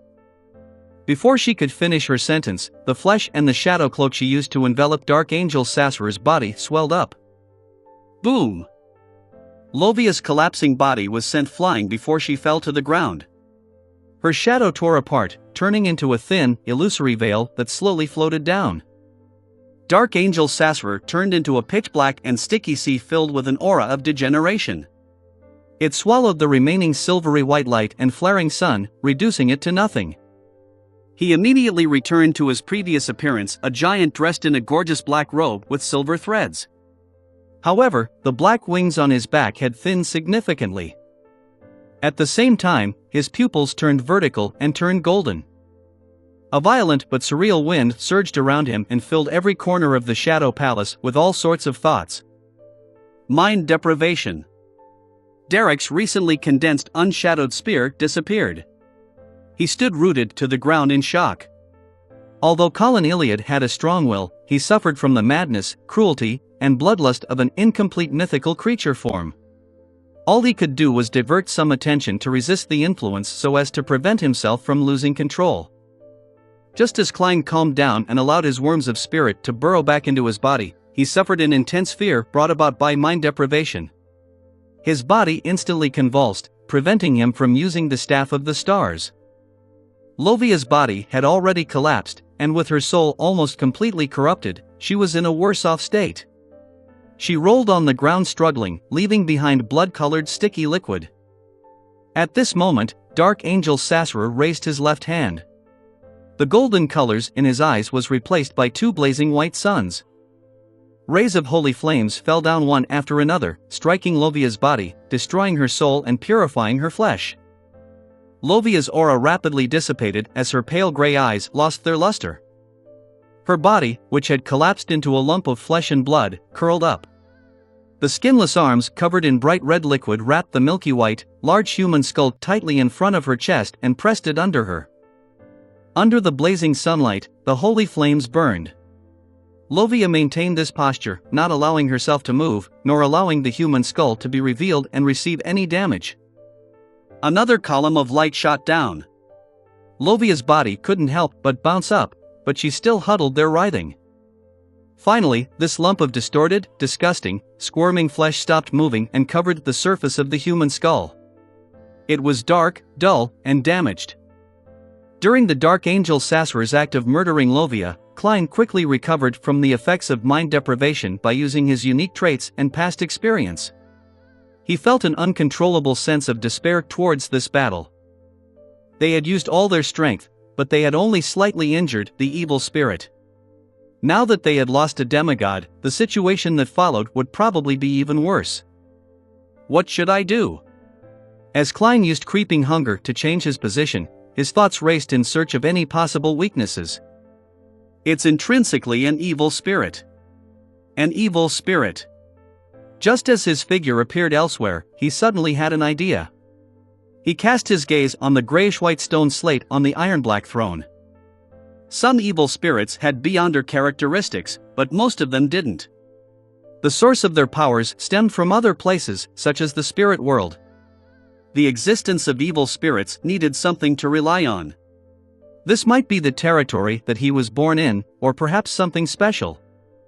The common point was that evil spirits could use them to connect to the spirit world or even the underworld to obtain the power to maintain their existence. And this evil spirit that originated from Dark Angel Sassurer might even be mixed with some of the will of the primordial. Where did his powers come from? This was the forsaken land of the gods, and the connection with the spirit world was sealed. It was almost completely severed, making the powers difficult to be effectively utilized. Klein could teleport only by relying on the uniqueness of a divine kingdom or the divine kingdom's embryonic form. As for the giant king's court, it was clearly unable to provide the powers of the spectator, the sun, the hanged man, reader, and tyrant pathways. The traits the Dark Angel formerly possessed clearly belonged to the true creator at present, making it not present here. Therefore, the answer to the source of the evil spirit's power was very simple. Chaos C. In the Shadow Palace, the only thing directly connected to Chaos C was the blasphemy slate. When Klein cast his gaze at the iron-black throne, he noticed that the City of Silver's chief, Colin Iliad, had also glanced over Chapter 1264 succeeding. Chapter 1264 succeeding. There was no need for any communication. Just from this sudden locking of eyes, Klein knew that Colin Iliad had the same thoughts as him. He didn't hesitate to flip the black staff embedded with many gems and point it at himself. In the next second, it was as if Klein's body was a sketch that had met an eraser. It was wiped away inch by inch, and he quickly disappeared. This was the power of concealment, one that also came from the leader of the ascetics of the Church of Evernight, Ariana. As the power of concealment that was replicated by the Staff of the Stars was definitely much weaker than the original version, and the evil spirit's level was rather high, Klein didn't attempt to use it on Dark Angel Sassurer. Instead, he targeted himself. At the same time that he was concealed, Colin Iliad fused into the fate light that illuminated everything in the Shadow Palace with his two swords of dawn. Around Dark Angel Sassurer, who was dressed in a silver-threaded black robe, silver beams lit up one after another. Colin struck the evil spirit from different angles, forming a tornado that swept upwards. During this process, the gigantified Colin Iliad didn't appear at all. Furthermore, he hid his malicious intent, making it impossible for the enemy to determine where his next attack would come from.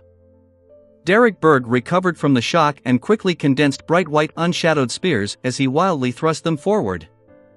Amidst the crackling sounds, the unshadowed spears were either blocked by the black armor formed by the aura of degeneration, or by the layered silvery white sphere of lightning. He failed to truly hurt Dark Angel Sassurer, but it effectively affected his opponent's actions. While the two City of Silver demigods were holding back that special evil spirit, Klein, who was in a concealed state, approached the iron-black throne. In his concealed state, he saw veiled scenes that were covered in a dark fog. He could only roughly tell where he was and what the surrounding objects were. He was unable to exert any influence on the outside world. If not for this, the moment he entered the concealed state, he could secretly control Sassurer's spirit body threads. It would be a method impossible to fend against. After rapidly approaching the iron-black throne, Klein ended his concealed state, allowing his figure to instantly appear to the right of the target. Following that, he aimed the Staff of the Stars at the grayish-white ancient stone slab. Ignoring the contents on it, Klein quickly outlined a very familiar beyonder power in his mind. Boom! Silver bolts of lightning shot out with a strong destructive aura, striking the first blasphemy slate. This was the lightning storm power from the Sea God Scepter. Boom! Amidst the silver light that illuminated the surrounding area, an illusory light that was almost invisible appeared between the first blasphemy slate and Dark Angel Sassurer. It was difficult to describe the exact color, but under the terrifying lightning's pandemonium, they evaporated and broke apart. Pure beams of light shot out from Sassur's body, leaving no darkness in the Shadow Palace. Nothing else could hide. Unshadowed Domain. The nearly 6-meter-tall Colin Iliad appeared in his silver armor. Together with Klein, layers of blazing halos pushed them away into the distance. The attacks of Derek's unshadowed spears and flaring sun were also blocked by these corporeal halos. Right on the heels of that, Dark Angel Sassur's eyes were dyed with a brass sheen. In each of them, an illusory river that shimmered with waves of light appeared, circling the first blasphemy slate and his figure. The river flowed upstream as the illusory light that had evaporated and severed appeared once again and connected to it. The damage that Klein had painstakingly inflicted was quickly returned to normal. The cycle of fate, the rebooting of all things. Sassur raised his left hand and condensed a deep black scepter. He then used his brass-like eyes to sweep across the demigods present.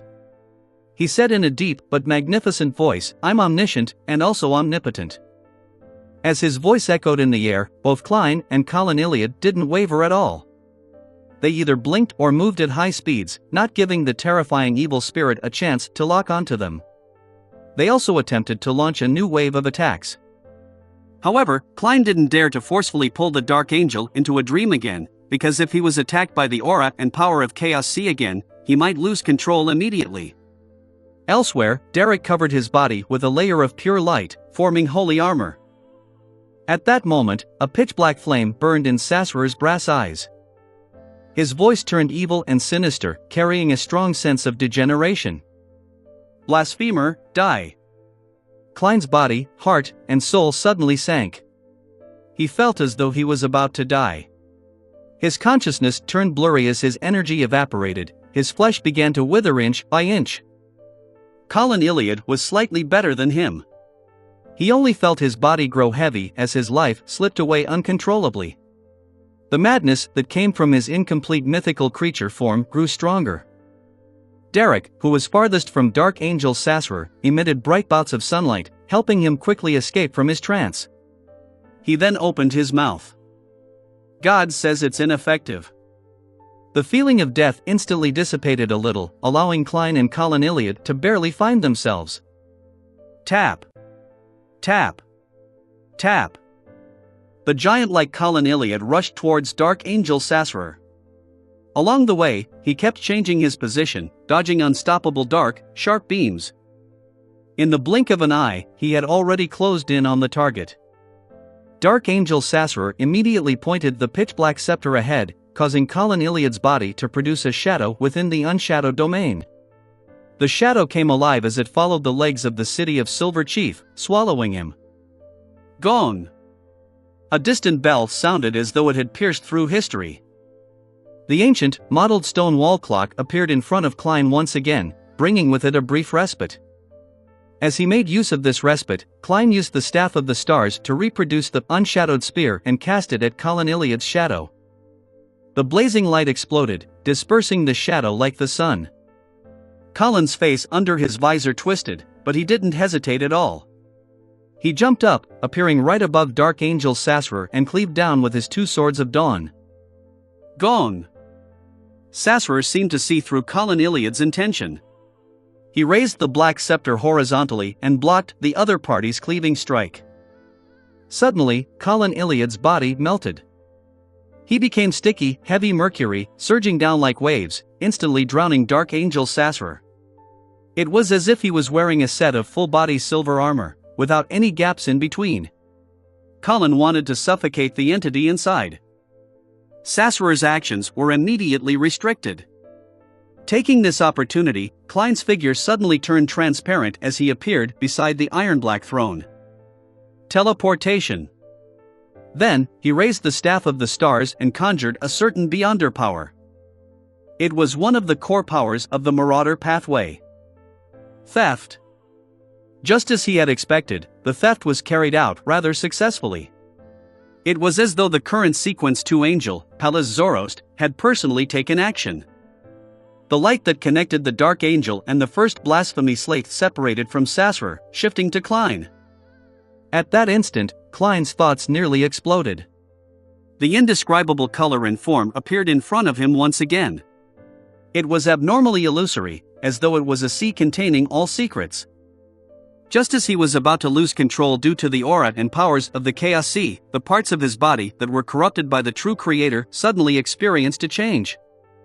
They seemed to be attracted by a strong attractive force as they rapidly gathered together and began to take over the nearly invisible light, making him stop at the edge of a proverbial cliff. Indeed. As Klein sighed, he tried his best to restrain his mind that had been inundated. He was temporarily unable to move. Bang! Bang! Bang! The silver armor covering Dark Angel Sasrar's body began to crack in the darkness. These beams of light that came from the cull of spiritual flesh tore out, turning the mercury into tattered pieces and flying far away. With a loud snap, the mercury fell to the ground, regathering into the form of Colin Iliad. There were gaping holes in the chief's body.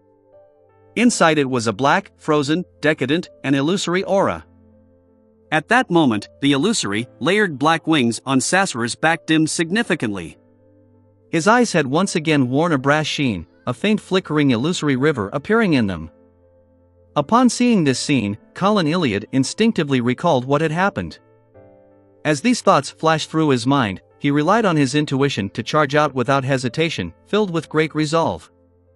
His body ignited a transparent flame, emitting the bright light of dawn. These beams of light came from his soul, his body, his beyonder characteristic, and the two swords he struck out merged together, turning into a raging, violent storm that swept out. At this moment, Colin Iliad's eyes were filled with the light of dawn he created, and the towering figure dressed in a gorgeous black robe with illusory black wings. Bearing the light, he charged towards the light Sasrar. The terrifying hurricane of light instantly enveloped the Dark Angel, tearing at his body, interrupting the beyonder powers that he was about to use. It made the evil spirit that had lost the source of its power rapidly fade away amidst the fragments of light.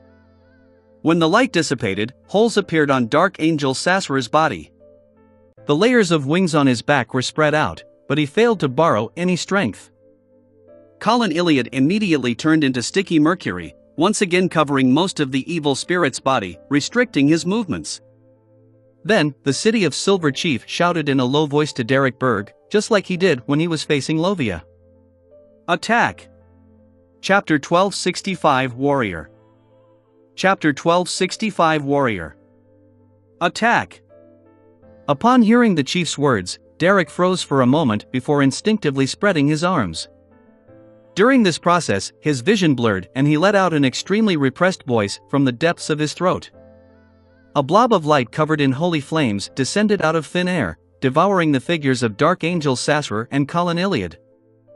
Before the blast of light exploded, Derek pulled back his arm, forming a bright white and pure unshadowed spear in his palm. Amidst the crackling sounds, the long spear of light tore through the holy flames and accurately hit the evil spirit's head. Dazzling light burst out, completely covering the entire area.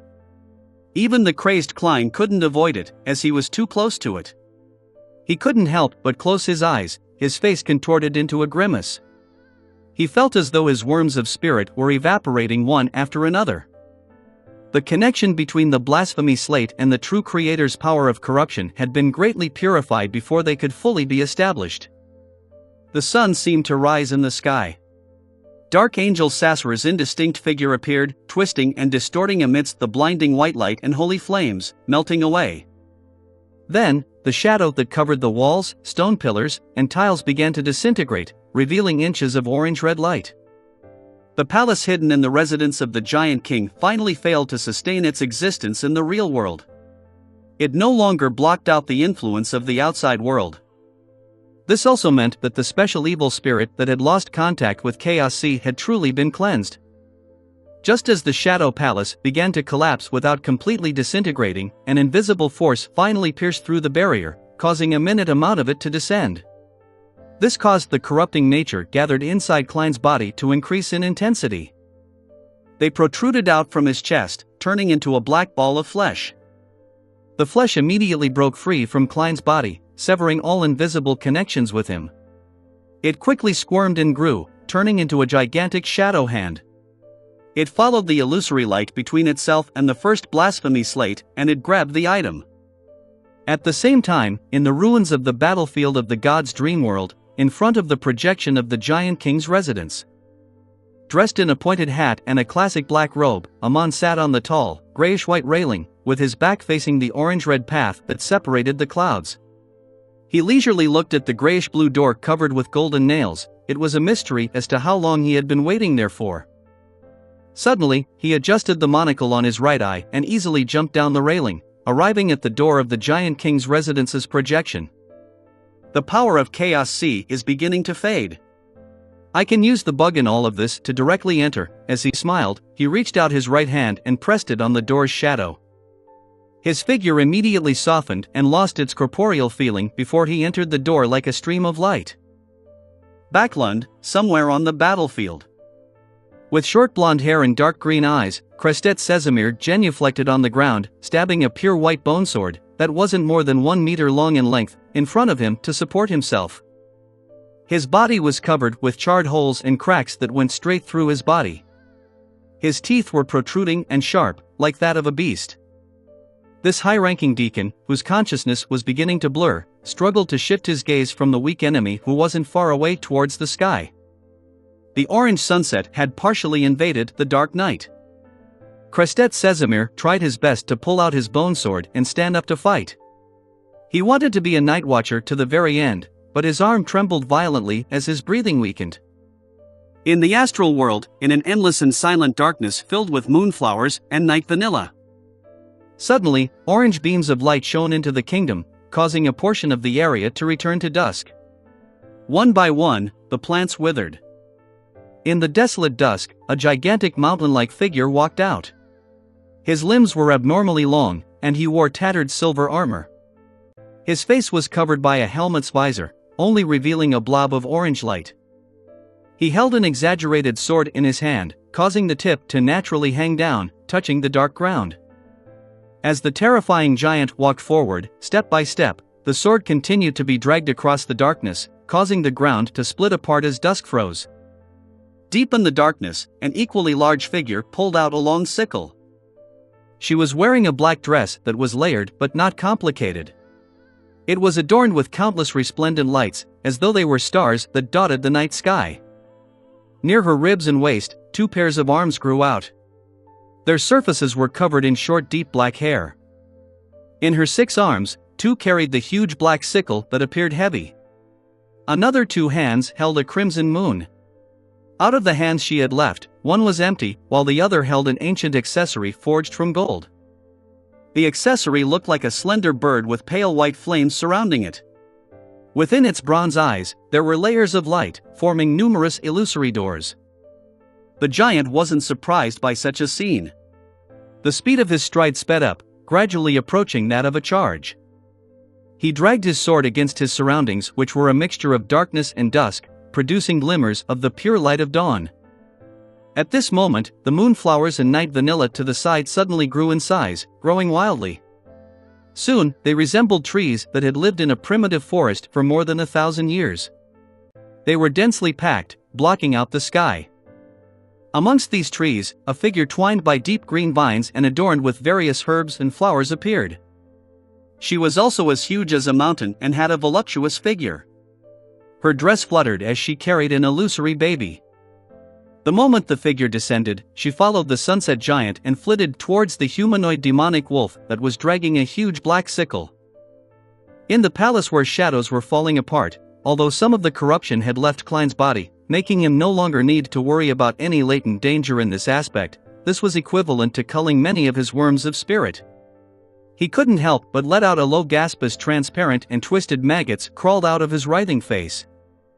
They had mysterious patterns on them, and his mind was like a lake that had a boulder thrown into it. He was momentarily unable to calm down. At that moment, a familiar figure appeared in his eyes, which became bloodshot due to the pain. It was the Angel of Time, Amon, who wore a monocle and a pointed hat. Amon smiled at him, scaring him into having the thought of returning to Sapphira Castle immediately. Although this would suck for the son, Klein felt that he would have the ability to save him due to the angel powers from being in Sapphira Castle. After all, the influences from the outside world could now enter this area. But in a blink of an eye, the Angel of Time cast his gaze towards the grayish-white blasphemy slate. He cast it towards the shadow hand that was saturating and growing stronger with the collapse of the land of slumber. Aman immediately raised his right hand and adjusted his right eye's monocle. The crystal monocle turned dark, as though it was mixed with countless colors in an indescribable manner. An illusory, terrifying, tumultuous sea appeared in front of Aman. This blasphemer had released some unknown power he had stolen from somewhere at some point in time. Or perhaps, it was some power of convergence. The blasphemy slate suddenly vibrated and emitted a buzzing sound as though it was alive. It broke free from the remaining light that wasn't stable enough between the shadow hand, and it threw itself at Aman. Klein, who had just recovered from the pain from his fear and horror, couldn't believe his eyes as they dilated. The first blasphemy slate actually didn't choose the true creator of the Hanged Man pathway, and instead sought refuge with the Marauder pathway's Angel of Time. After a momentary daze, he vaguely understood the whole story. Aman's true body has wandered the forsaken land of the gods for more than 1,000 years before entering Chernobyl, doing so in search of the history from the second all the way to before the first epoch. He must have hovered at the edge of Chaos Sea, and had done some dangerous research. He had stolen some traits, and now, he is only using the release of this stolen trait to attract the blasphemy slate. Simply put, this King of Angels had prepared for this for a very long time. As for the true creator, he is unable to completely descend. He has to wait for the Dark Angel's land of slumber to completely collapse. But the problem is, why would Aman steal the first blasphemy slate? It's useless for him. He has no way of transferring to the spectator, reader, tyrant, sun, and hanged man pathways. Could it be just because it's fun? When the deities and his brother are plotting for this blasphemy slate, he suddenly intervenes and runs away?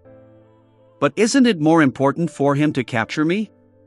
As Klein remained puzzled with Aman's goals, he slowly retreated, opening his eyes wider, trying his best to pry into the secrets on the surface of the blasphemy slate. He wanted to memorize the potion formula he needed. Sequence 1, Attendant of Mysteries. As soon as the corresponding words entered his eyes, Aman reached out with his left hand and grabbed the blasphemy slate. Then, he suddenly turned around and pressed his right hand on the grayish-blue door that was still covered with a small amount of shadows. The figure wearing a pointed hat and a classic black robe immediately turned illusory as he tore through the door and vanished. The shadow hand, which was partially formed by Klein's corruption, rapidly expanded amidst the collapse of the land of slumber. Finally, it turned into a black shadow and chased after Aman, rushing out of the closed door. In the next second, all the shadows disappeared. The orange-red light illuminated the palace that the giant king once lived in. In front of the iron-black throne, on the platform that was illuminated by the light of dusk, Colin Iliad's figure appeared. He was wearing a tattered silver armor, revealing several old scars on his face. He sat there quietly, like a warrior who had just finished his last battle. His two swords had already crumbled, and he had stopped breathing. However, Klein could sense that there were still remnants of his will and psyche. The former couldn't bear to just dissipate without delivering his last words. At the bottom of the stairs, Derek saw this scene. With his eyes red, he ran closer and stumbled, acting nothing like a demigod. He quickly knelt beside Colin Iliad and shouted, his voice going soft, "Chief, Chapter 1266, Lie. Chapter 1266 Lie." For a demigod beyonder, they experienced a qualitative change due to their powerful souls. Even in death, their psyche could persist for some time. Unless this was circumvented due to an enemy deliberately destroying it, a high-sequence beyonder who continued having a strong desire or unresolved matters during their state of death, could have their remnant will last longer. As such, he could slowly assimilate the surrounding areas, allowing it to mix with the spirit world, and even the underworld, so as to turn it into an evil spirit. Therefore, although Colin Iliad had stopped breathing, he was still able to hear Derek's cry while sitting at the top of the ancient god's staircase in tattered silver armor. He turned his head to look at the underage demigod before smiling. "Compared to the elders of the past, it's a form of luck for Lovia and myself to die here." Upon hearing this, Derek gaped his mouth, wanting to say something, but felt something pressing down on his heart, blocking his throat. Not far away, Klein raised the Staff of the Stars and attempted to use Septon's reboot to save Colin Iliad. However, he failed several times in a row. Even the successful attempt didn't have the ability to reverse everything. The effects were clearly inferior to the originals, and it involved a uniqueness Amon's true body had descended. He's already dead, so he can't even be turned into a marionette. He can only consider turning into an evil spirit, but there's almost no evil spirit that can maintain their humanity. Even Dark Angel Sasser failed to do so. The only exception is the Red Angel Medici trio. But that was only after they left their territory and went to Bansi Harbor. This chief doesn't seem willing to take this route. To the residents of the City of Silver, becoming an evil spirit is undoubtedly a curse. Klein sighed and cast his gaze elsewhere to observe the giant king's palace that had its shadows recede. Colin Iliad examined Derek's face and sighed. "When you return, you'll be a member of the 6-member council." "I know. Relative to your age, this is a very heavy responsibility, but everyone in the City of Silver has to be prepared to shoulder everyone's fate." Derek nodded and said with a nasal voice, "Yes, Your Excellency." Colin Iliad revealed an amiable smile. "Don't be worried that they'll misunderstand this. I'll tell you a secret. Currently, in the City of Silver, only Wait and I know of it. When you get back, tell this to Wait immediately. He will understand that Lovia's and my death has nothing to do with you. Otherwise, you will not obtain this secret from me."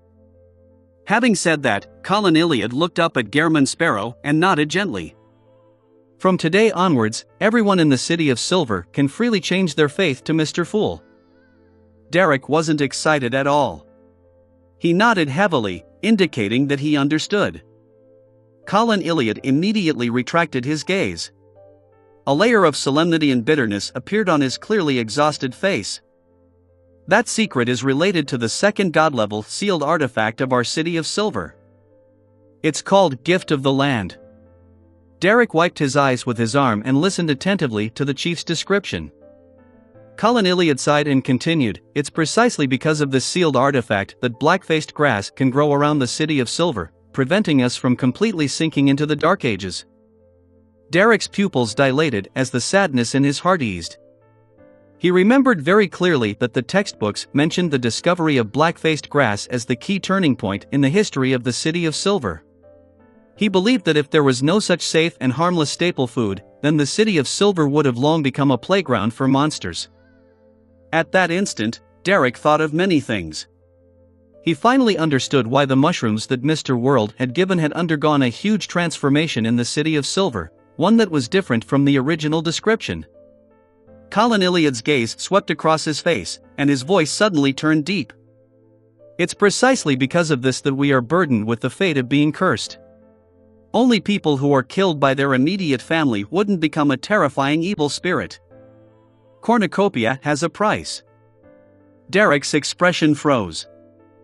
Murdering his parents left a wound that could never heal in his heart. He had always blamed the corresponding curse on this land that had been forsaken by the gods. But now, the chief had told him the truth, which was unlike what he imagined. The curse gave them the food they relied on for survival. The grizzled and exhausted-looking Colin Iliad's eyes glazed over as he seemed to recall killing his father, mother, brother, sister, eldest son, youngest son, daughter, and eldest grandson. His voice became fleeting. "Lovia once said that a dying person would not transform into an evil spirit after leaving the City of Silver. Back then, I didn't tell her that this was the truth. As the Gift of the Land's range is huge, most people who are about to die are unable to leave the corresponding region in time. This is a secret that only the chief can grasp. I tried my best exploring and fighting, hoping that future generations wouldn't have to suffer such pain." The chief of the City of Silver, who was clearly advanced in his years, slowly exhaled. Without giving Derek a chance to make a promise, he seemed to recall something as he said, "Also, you mustn't fully believe the situation of the Rose Redemption that is recorded in that palace." "Eh?" Klein stopped scrutinizing his surroundings as he revealed a slightly lost expression. Colin Iliad added in a deep voice, "Earth Mother cannot be Giant Queen Omabella. Alma Bella has long died. Her corpse is in the City of Silver, and more precisely, it's the gift of the land. This. When Klein heard this, his pupils dilated as a chill ran down his spine. The real giant queen had long died in the City of Silver and became a sealed artifact. Then, who is the one currently masquerading as Earth Mother? In the kingdom that was covered in moonflowers and night vanilla, the sunset giant's sword struck the heavy, pitch-black sickle and froze in midair. In the darkness that had been destroyed by the intense battle of the gods, time seemed to come to a halt. Be it the giant wearing tattered armor who was bathing in the dusk, or the humanoid demonic wolf with 6 arms, they seemed to become a part of an oil painting. Everything stood on the spot, maintaining their previous posture. However, a dark brown wooden cane had stabbed through the back of the sunset giant, piercing through its heart as it frantically drained the life of the deity, dragging him down in an act of returning it to the land, returning to a mother's embrace. This dark brown wooden staff was held in the hands of the giant-like, voluptuous woman. It formed a deep autumn scene with the withered flowers, grass, and mushrooms. The sunset giant slowly turned his head and looked at the woman who was carrying the baby in one hand. He said in pain, "Th." At this moment, the dress-wearing demonic wolf with the head of a female human let out a chuckle. The bird-shaped golden accessory in her hand flew out and accurately pierced through the gap of the sunset giant's visor. Then, she threw the crimson moon in her 2 other hands at the voluptuous woman. In the next second, a portion of the sunset giant's body collapsed. An orange-red sunset pierced through the serene darkness and landed in the real world. Some landed on the battlefield, causing countless soldiers to die. Some crushed the mountains, creating a lake that made all living creatures age. Some fused with some lucky creatures, turning them into crazy and powerful monsters, while others enveloped the great twilight hall outside St. Millum. The solidified orange light was extinguished. In the Amantha mountain range, outside the Cathedral of Serenity, Abomination Sua and other mythical creatures, who were helping Fasak and Intis angels attack, seemed to sense something. The battle came to a halt. After the bloodshot eyes growing on the pitch-black tree rolled once, Abomination Sua immediately entered the void and escaped into the spirit world. In the outskirts of Backland, in a small cathedral that no one paid attention to, a golden-bearded pious priest wearing a simple white robe opened his eyes. They revealed a childlike innocence and purity. He calmly took out a golden potion and opened the lid, pouring the liquid inside into his mouth. The war ended just like that. If Audrey hadn't seen it with her own eyes, she never would have believed that the war would end just like that. After the dark night swallowed the orange dusk and faded away by itself, the silver knight in front of her seemed to suffer a heavy mental blow. Even after recovering and composing himself, he didn't continue attacking his enemy. He fled in a rather sorry and perplexed state. Just like this silver knight, the angels and saints of the Fasak and Intis allied forces fled one after another. As for the Beyonders that formed the backbone of the army, they collapsed in an uncontrollable manner. However, on Lone's side, the demigods, low and mid-sequence Beyonders, and ordinary soldiers didn't attempt to pursue them. This was because they were equally confused, perplexed, and puzzled. Audrey walked back into the city and saw the surviving Backland residents coming out of their houses, shelters, or hiding spots, one after another. They stared blankly at the scene which resembled a primeval forest. They didn't cheer, shout, or vent their emotions. Their expressions were numb, and their eyes were vacant. They didn't know how and why the disaster had suddenly ended. There was no lack of people who had once been saved by the Charity Foundation. Many of them looked familiar to Audrey, but their condition wasn't much different from when those who queued up to collect food. Audrey silently observed this scene before returning to Empress Borough and back to her villa. She saw her father, mother, elder brother, butler, servants looking out of the window in confusion, just like the citizens on the street. For some reason, a sentence suddenly flashed across Audrey's mind. Dying, he knew not his executor; surviving, he knew not the circumstances. An orange dusk calmed the lightning storm that blazed with frequent bolts of lightning. It sank into the dark, blue sea with an indiscernible bottom, nearly swallowing the dawn with it. Queen Mystic had used her other Grade 0 sealed artifact in time, allowing the ship to avoid a terrifying disaster. She frowned slightly as if she had sensed something. However, her expression eased up immediately, allowing the Dawn to continue moving forward on an unsafe sea route. It was to engage in all kinds of dangerous battles with strong winds, huge waves, lightning, and sea monsters. In the dark environment, Bernadette's gaze seemed to penetrate through many obstacles, allowing her to see the light that she was chasing after. No matter how many obstacles she faced, she would not stop her approach. On the staircase in the Giant King's residence, which was covered in orange light. After telling Derek the secret, Cullen Iliad said to Derek, "Go. Open that door. I want to see what the sunlight outside is like." "Yes." The rims of Derek's eyes reddened once again. He pursed his lips tightly and stood up.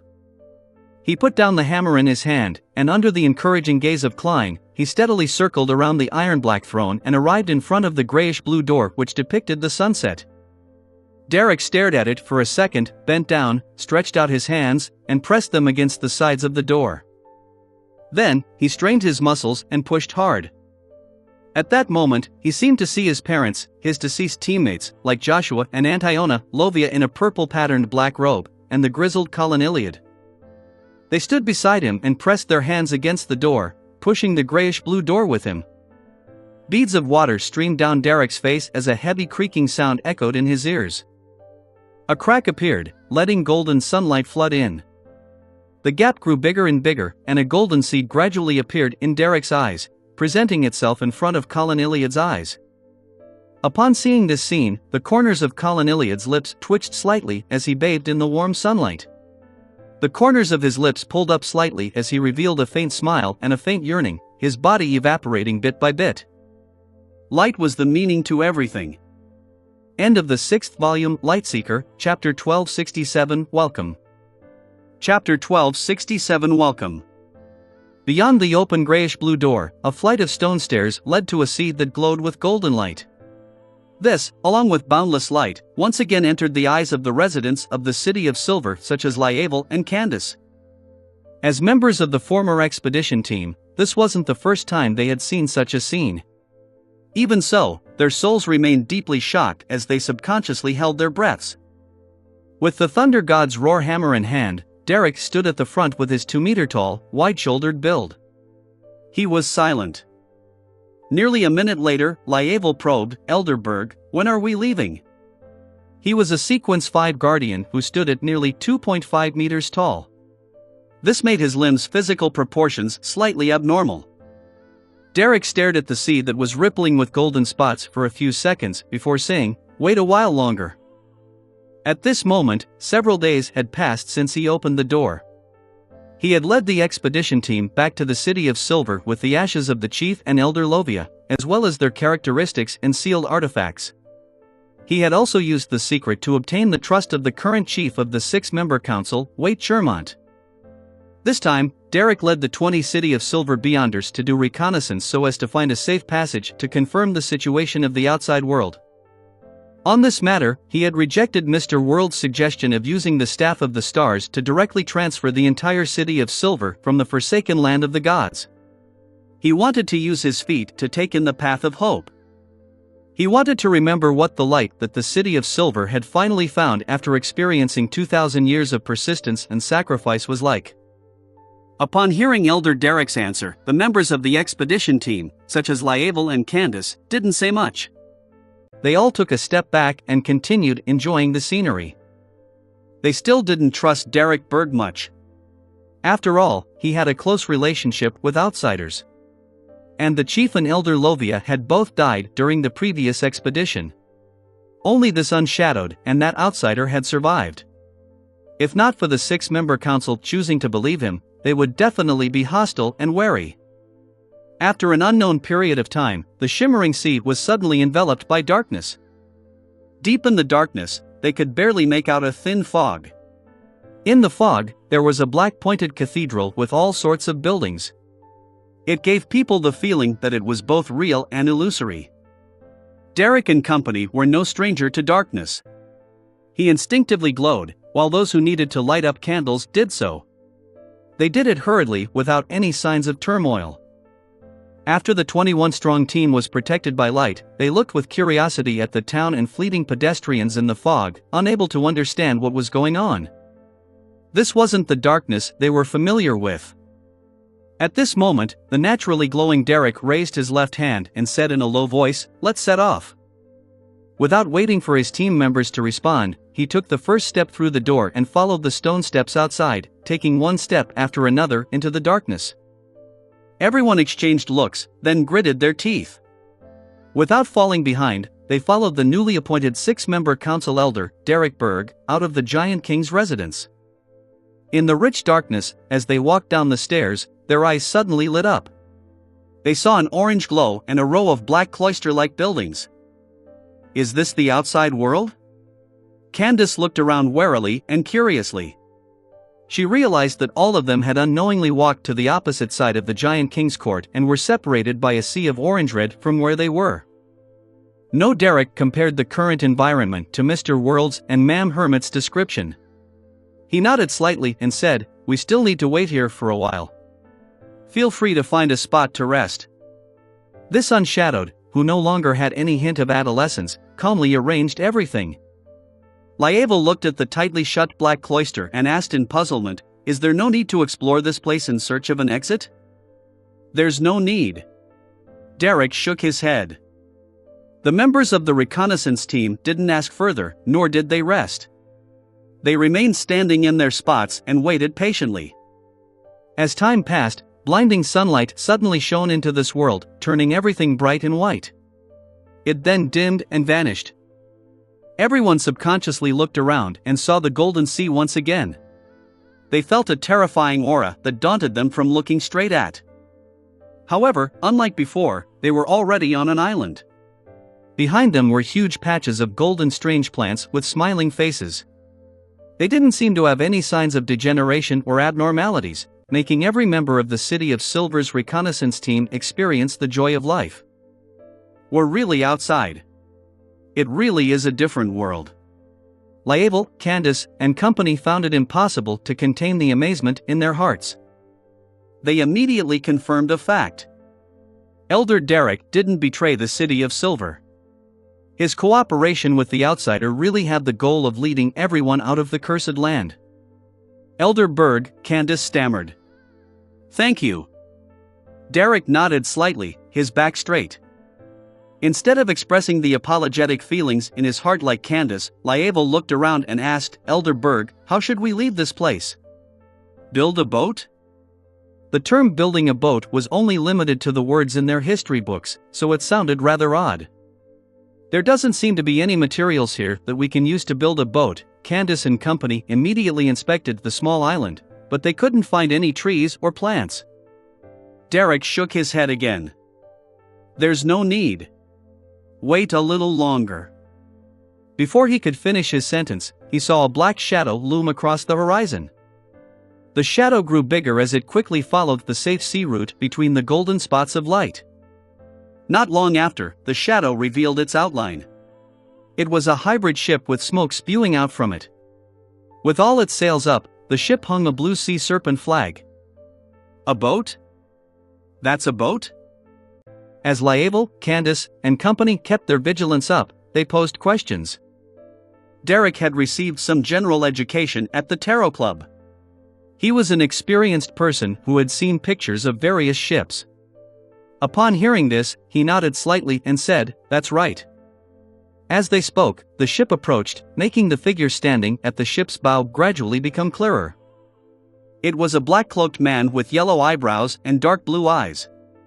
He jumped onto the masthead and spread his arms slightly to the people of the City of Silver.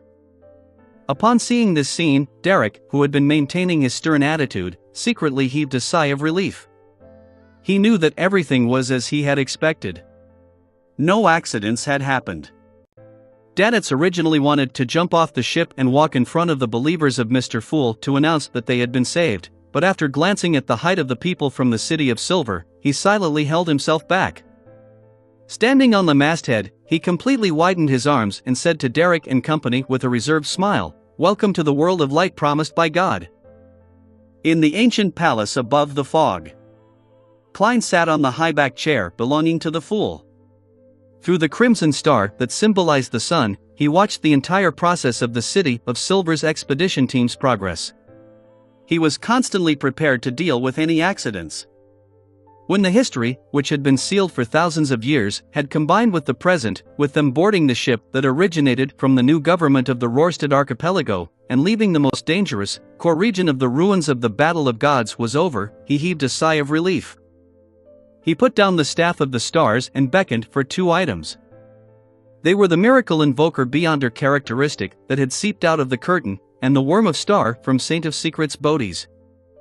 After some thought, Klein reached out his left hand and grabbed a large blob of a dark red liquid from the historical void. This was dark demonic Wolfcoter's blood. There was exactly 300 ml of it, and it was the core supplementary ingredient of the Miracle Invoker potion. Of course, as a supplementary material, it only had one purpose: to reduce the negative effects of the Beyonder characteristic and reduce the corresponding mysticism influence. Therefore, it didn't matter if it was a historical projection. After all, as long as it could play its role during the potion's concoction and consumption, Klein would have either succeeded or failed in his advancement by the time the historical projection expired. If he failed, he would have broken down into a monster. If he succeeded, he would have become a Miracle Invoker and gained initial control of the Beyonder characteristic. There was no need for the supplementary ingredients' effects. Following that, Klein took out something from the fog of history. It was a ringed worm of time. As he had a strong psychological trauma towards Amon, Klein had chosen to summon a worm of time that Pallas Zoroast had once given to him, lest anything unexpected happened. After preparing the materials, he conjured a metal pot and threw the 300 ml of blood from Dark Demonic Wolf into it. Then, he placed the Worm of Time and Sparkling Worm of Star inside, one after another. The black and red liquid in the cauldron turned dark, its surface becoming translucent and clean. Deep in the cauldron was a dark vortex. Without any hesitation, Klein picked up the Miracle Invoker Beyonder characteristic. It resembled a heart, transparent like a crystal, but there were tiny bubbles emerging from time to time. Every bubble seemed to contain an illusion. When the Beyonder characteristic came into contact with the liquid in the metallic pot, it immediately merged into it, causing the darkness to instantly deepen, making it seem as though countless eyes were opened at the same time. After staring at it for a few seconds, he poured the concocted Miracle Invoker potion into a glass bottle, and he used the bestowment ritual to bring it to the real world. On an uninhabited island in the Sonia Sea, Klein, who had teleported over, looked at the potion in his hand. He suddenly felt a little hesitant. This was because once he became an angel, his body would inevitably be affected by the Beyonder characteristic. He would become colder and crueler, becoming more and more indifferent towards life. He needed sufficient anchors to maintain his humanity. This wasn't something that could be avoided by completely digesting the potion using the acting method he grasped. Back then, Emperor Roselle went through the early stages smoothly, but when he became a Sequence 2 angel, he nearly mutated, almost losing control.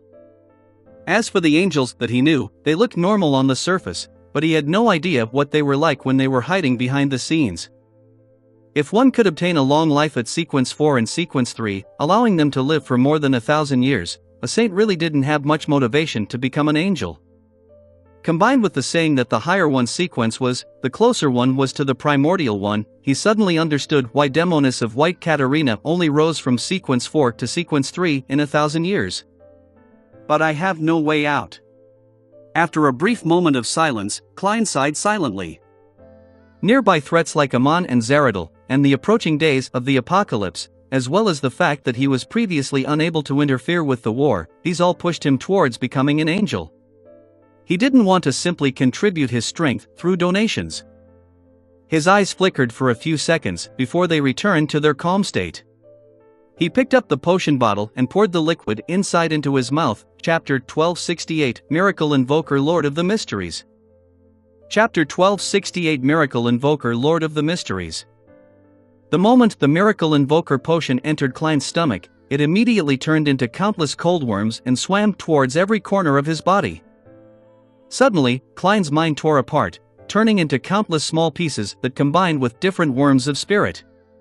There was no longer any discernible difference between the main body and the auxiliary ones, nor was there any piece that remained dominant. At some point in time, he had entered the grayish-white fog. His half-top hat and long black trench coat quickly disintegrated, and numerous translucent and twisted maggots crawled out. These maggots quickly flew into the depths of the fog of history, each occupying different light fragments, overlapping with the projections of themselves in the historical void. In just 2 or 3 seconds, the spot where Klein stood only had his windbreaker, shirt, top hat, socks, leather shoes, and personal items remaining. They had lost the support of a body and were held, suspended there. Who am I? Who's me? I'm the main body. The various worms of spirit had different but similar thoughts. None of them were willing to return to their body on their own accord. Instead, they felt a strong sense of animosity towards their own kind. It was only because they still had Klein's remnant psyche influence that they hadn't done anything extreme for the time being. At this moment, yet another invisible ripple appeared within the grayish-white fog. This ripple didn't appear by coincidence. It had long existed in the fog, but compared to his collective whole, it appeared indiscernible. However, to a worm of spirit, it was obvious enough. It came from a portion of history that appeared in the present era. It symbolized the fragments of light from the end of the second epoch and portions of the third epoch. They symbolized the 2,000 years that the city of silver had persisted in the darkness. This forgotten history had a certain clash with the present era. As it formed a corresponding historical void, ripples spread out in an indescribable manner. Such ripples seemed to exert a strong attraction on the worms of spirit, making them peek their heads out from the historical scenes. After a short period of time, one of the worms of spirit crawled out of the light spot from which it occupied, having failed to resist it any further, and also succumbing to the effects of Klein's remnant consciousness. It flew towards the center of the ripples. Right on the heels of that, worms of spirit returned from different spots in the fog of history, and they arrived at the fragments of light formed by the city of silver's history in the present era. When they reached a certain distance from each other, a strong force of convergence finally appeared, pulling together countless worms of spirit into one. This wasn't an effect that could be produced by 2 or 3 worms of spirit. It needed to have a sufficient number for this phenomenon to happen. And when that portion of the worms of spirit was once again whole, Klein's incomplete consciousness completed the piecing together of his identity. Things finally turned simple. The worms of spirit formed a transparent and gigantic vortex, emitting a strong convergence force that sucked over the remaining, hesitant, nearby worms of spirit that were unwilling to return. After more than 2/3 the worms of spirit returned, a series of transparent tentacles grew out of the vortex. They extended towards the second epoch, the first epoch, and even the prehistoric city of an earlier time. They grabbed the last batch of worms of spirit, one after another, and stuffed them back into the vortex. In less than 20 seconds, the vortex began to extend, turning into a terrifying figure formed from transparent, twisted maggots. An invisible tentacle naturally extended from the figure's body. The tentacles pulled over the windbreaker, top hat, socks, and leather shoes that floated in the fog of history, dressing up the terrifying figure. The figure formed from countless worms of spirit pressed down on the top of his head, causing the translucent feeling on his body to quickly fade, forming a layer of flesh-colored skin. Short black hair and brown eyes grew out. This was the appearance of Klein Moretti, but his height had reached 1.8 meters. With great difficulty, he finally regained consciousness. Before Klein, who had made his soul body whole again, could analyze his present state, he felt 2 abnormalities. One was from the beyonder characteristic that fused with his body. It was a strong, terrifying, high, and mighty will that made it impossible to resist. It seemed to awaken a little as it transmitted one image after another. These images were filled with the mysterious knowledge of a miracle invoker. Some of them were dust that burned into suns, magnificent scenes generated by various celestial bodies. They were filled with a sense of desolateness, coldness, cruelty, madness, superciliousness, and void of any emotional imprints. They quickly assimilated into Klein's spirit, changing his state in an irresistible manner. Another thing that surfaced before Klein's eyes were the crimson stars and the numerous points of resplendent light. The prayers from the members of the Tarot Club emitted from those stars, including Justice, the Hanged Man, and the Moon. Most of the light points echoed with the prayers from the residents of Moon City. Together, they created an image that enveloped the grayish-white fog that looked at the world with pity. It was the image of an extremely high-level and secret existence. The two abnormalities reflected on Klein's body, causing his left body to be covered in a grayish-white fog. A slight smile showed on his face that had deep-set eyes. His right body fractured once again, turning into a cluster of translucent squirming maggots and a bloodshot eye that was filled with madness. At that moment, the right side was constantly corroded to the left, and the grayish-white fog was gradually compressed to the extreme. Without any hesitation, he raised his left hand with some difficulty, and he summoned the white bone scepter with blue gems embedded at the top from the fog of history. Circling the sea god scepter were prayer points of light. With the help of this medium, they were transferred onto Klein's body.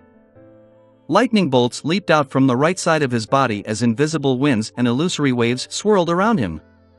This helped the grayish-white fog withstand the contamination from the left, allowing his entire body to come to a delicate balance. At this point, Klein recovered bits and pieces of his humanity and memories, making an initial recovery back to the state before he consumed the potion. He had finally advanced to the level of Sequence 2. He now had the level and status of an angel, a true miracle invoker.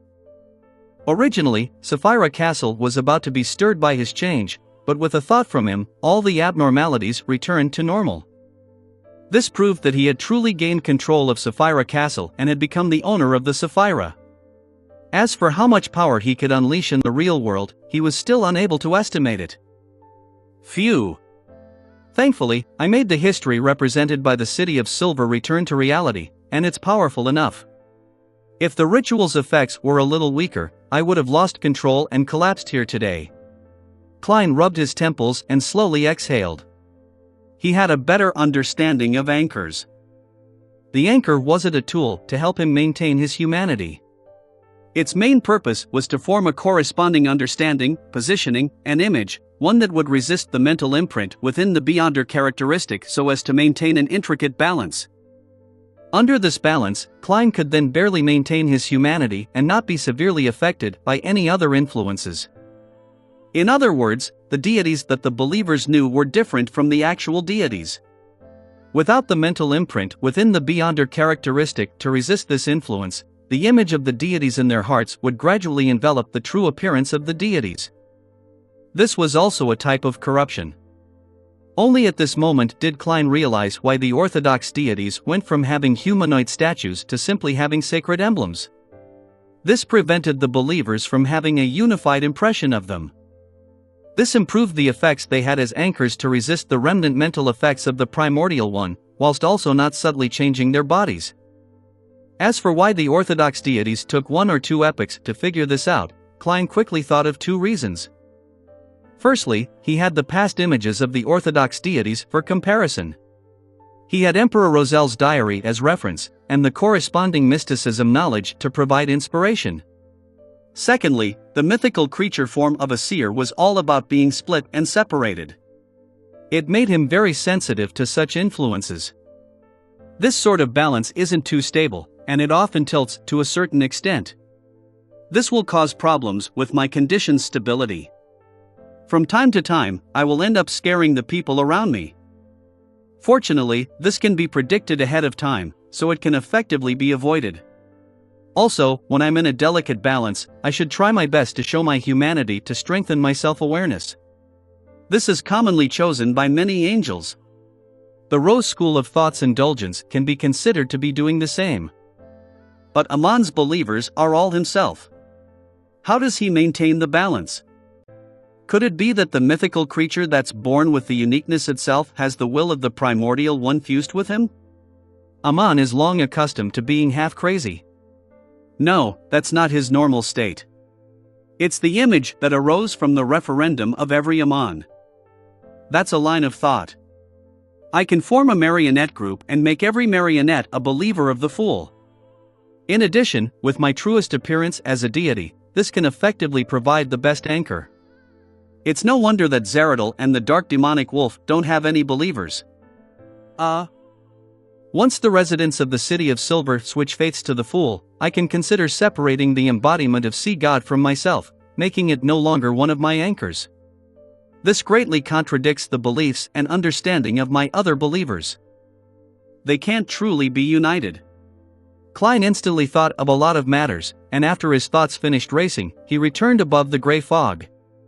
When he became a miracle invoker and became a him, as well as becoming the owner of Sapphira Castle, he no longer needed to take 4 steps counterclockwise, recite the incantations, or get all the members of the Tarot Club to pray. He could now easily return. However, he seemed incapable of expressing the full powers of Sapphira Castle. He could only enter with his spirit body, unable to bring his physical body alone. After sitting in the seat belonging to the Fool, Klein wasn't in a rush to check on the changes in Sapphira Castle. He first confirmed his advancement and digested the mysticism knowledge he had just obtained. Yes. The beyonder powers of a miracle invoker come from 2 different aspects. One is the greater utilization of the fog of history, and the other is the newly enhanced core power of wishes. The improved utilization of the fog of history includes several abilities.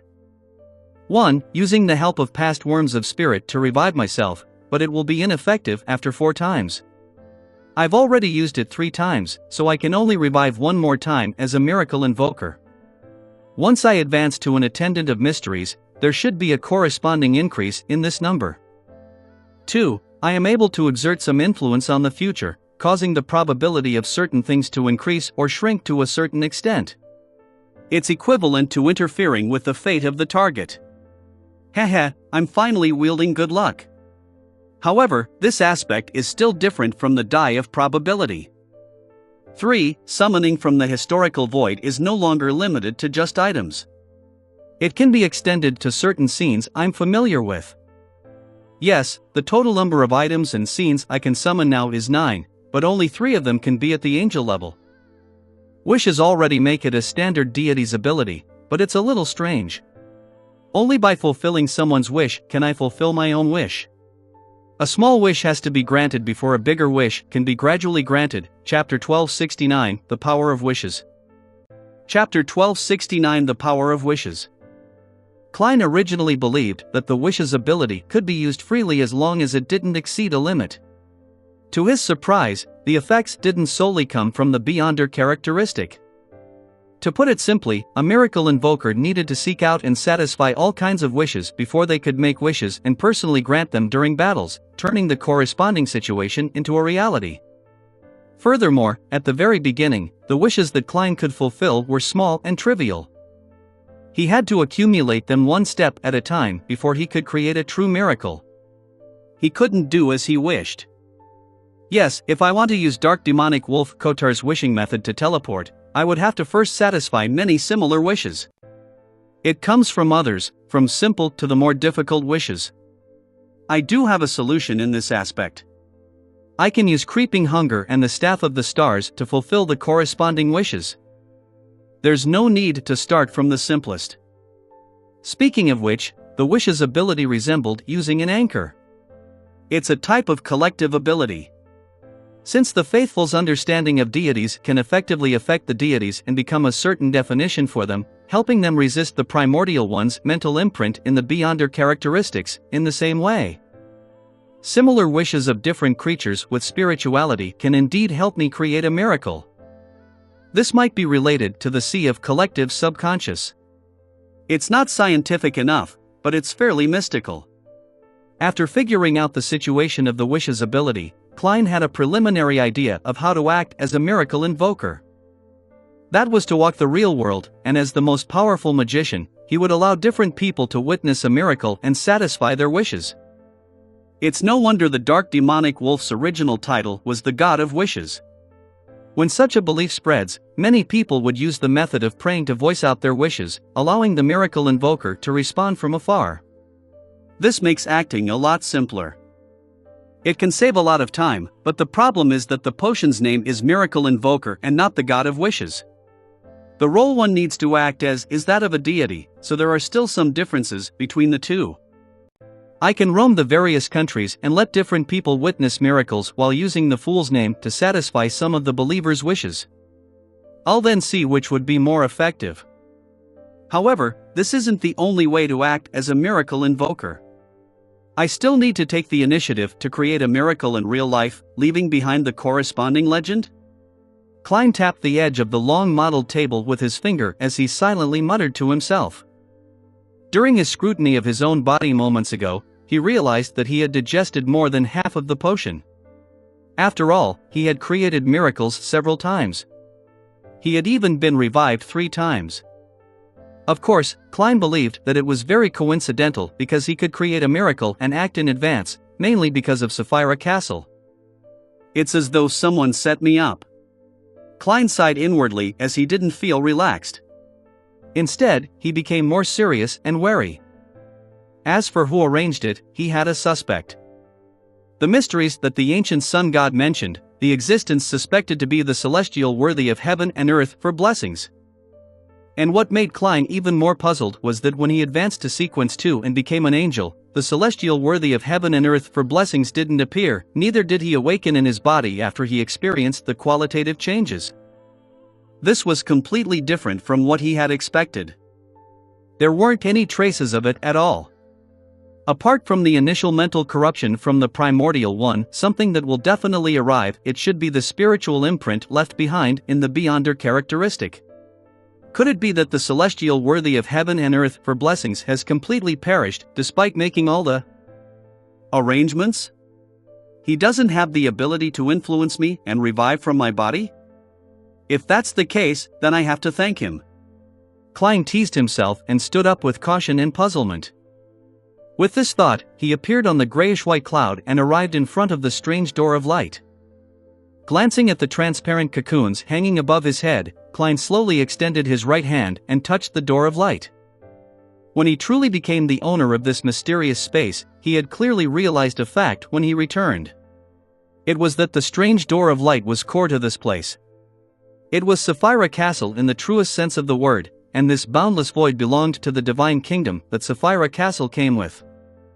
As for the ancient palace, the 22 high-backed chairs, the long bronze table, and the items that the members of the Tarot Club usually conjured, Klein believed that they were a manifestation of the wish's power. In other words, back when he wanted a palace and a gathering place, Sapphira Castle had satisfied his wish. And because he didn't have a specific description of his wish, Sapphira Castle had extracted scenes from similar wishes in the past. Klein suspected that the ancient Greek palace and the 22 high-backed chairs were conjured by the existence that was suspected to be the celestial worthy of heaven and earth for blessings. As he moved inch by inch, Klein pressed his right hand against the edge of the door of light. This time, his palm didn't directly pierce through it as he touched something corporeal. Suddenly, the door of light began to tremble slightly, along with the hanging cocoons which contained human figures. Above the grayish-white fog, there was only an ancient palace in the endless void. Numerous skyscrapers rose rapidly. Cars appeared one after another as pedestrians suddenly appeared. In one of the residential districts, in an ordinary rental apartment, there was a window illuminated by an energy-saving bulb that wasn't bright enough. This was what the old metropolis from before the first epoch looked like, before the disaster. This was the place Klein had once lived. Looking around, Klein sighed, letting everything disappear before his eyes. Indeed, I can preliminarily use Sapphira Castle's powers. By relying on this point, I would already be close to the level of a king of angels when I'm above the gray fog. Furthermore, the authority I show isn't only that of miracles, but also a portion of a planeswalker and a Trojan horse of destiny. If I were to return to the real world, apart from being able to further utilize Sapphira Castle's aura, I would be able to directly obtain a portion of its powers. This should allow me to form a nascent divine kingdom and reach sequence 1 in here. Unfortunately, in reality, I can't use the high-level Beyonder powers of Marauder and Apprentice. As Klein evaluated the situation, he cast his gaze at the transparent cocoons hanging above the door of light. He ultimately didn't release the people inside, because they would definitely be used by Amon. After confirming everything, Klein returned to the ancient palace and sat on the high-back chair of the fool. He remembered that some of his memories were sealed, so he summoned the piece of paper from the junk pile. Upon opening it, Klein's eyes narrowed and his lips quivered as he muttered to himself, "Great Old Ones, outer deities, cosmos, creator, above the sequences. So that's how it is." At that moment, he completely understood the rationale behind the battle of gods that had just ended. He understood the possible origins of the apocalypse and understood why the 7 deities had given tacit consent to the birth of a black emperor, and their indifference towards the red angel evil spirits return to the real world. From the information provided by Leonard and Miss Justice, Lone ultimately clinched victory. It's very likely that the god of combat has already perished. In other words, the goddess has succeeded. But I don't know what other conditions she is lacking to become a great old one that's above the sequences.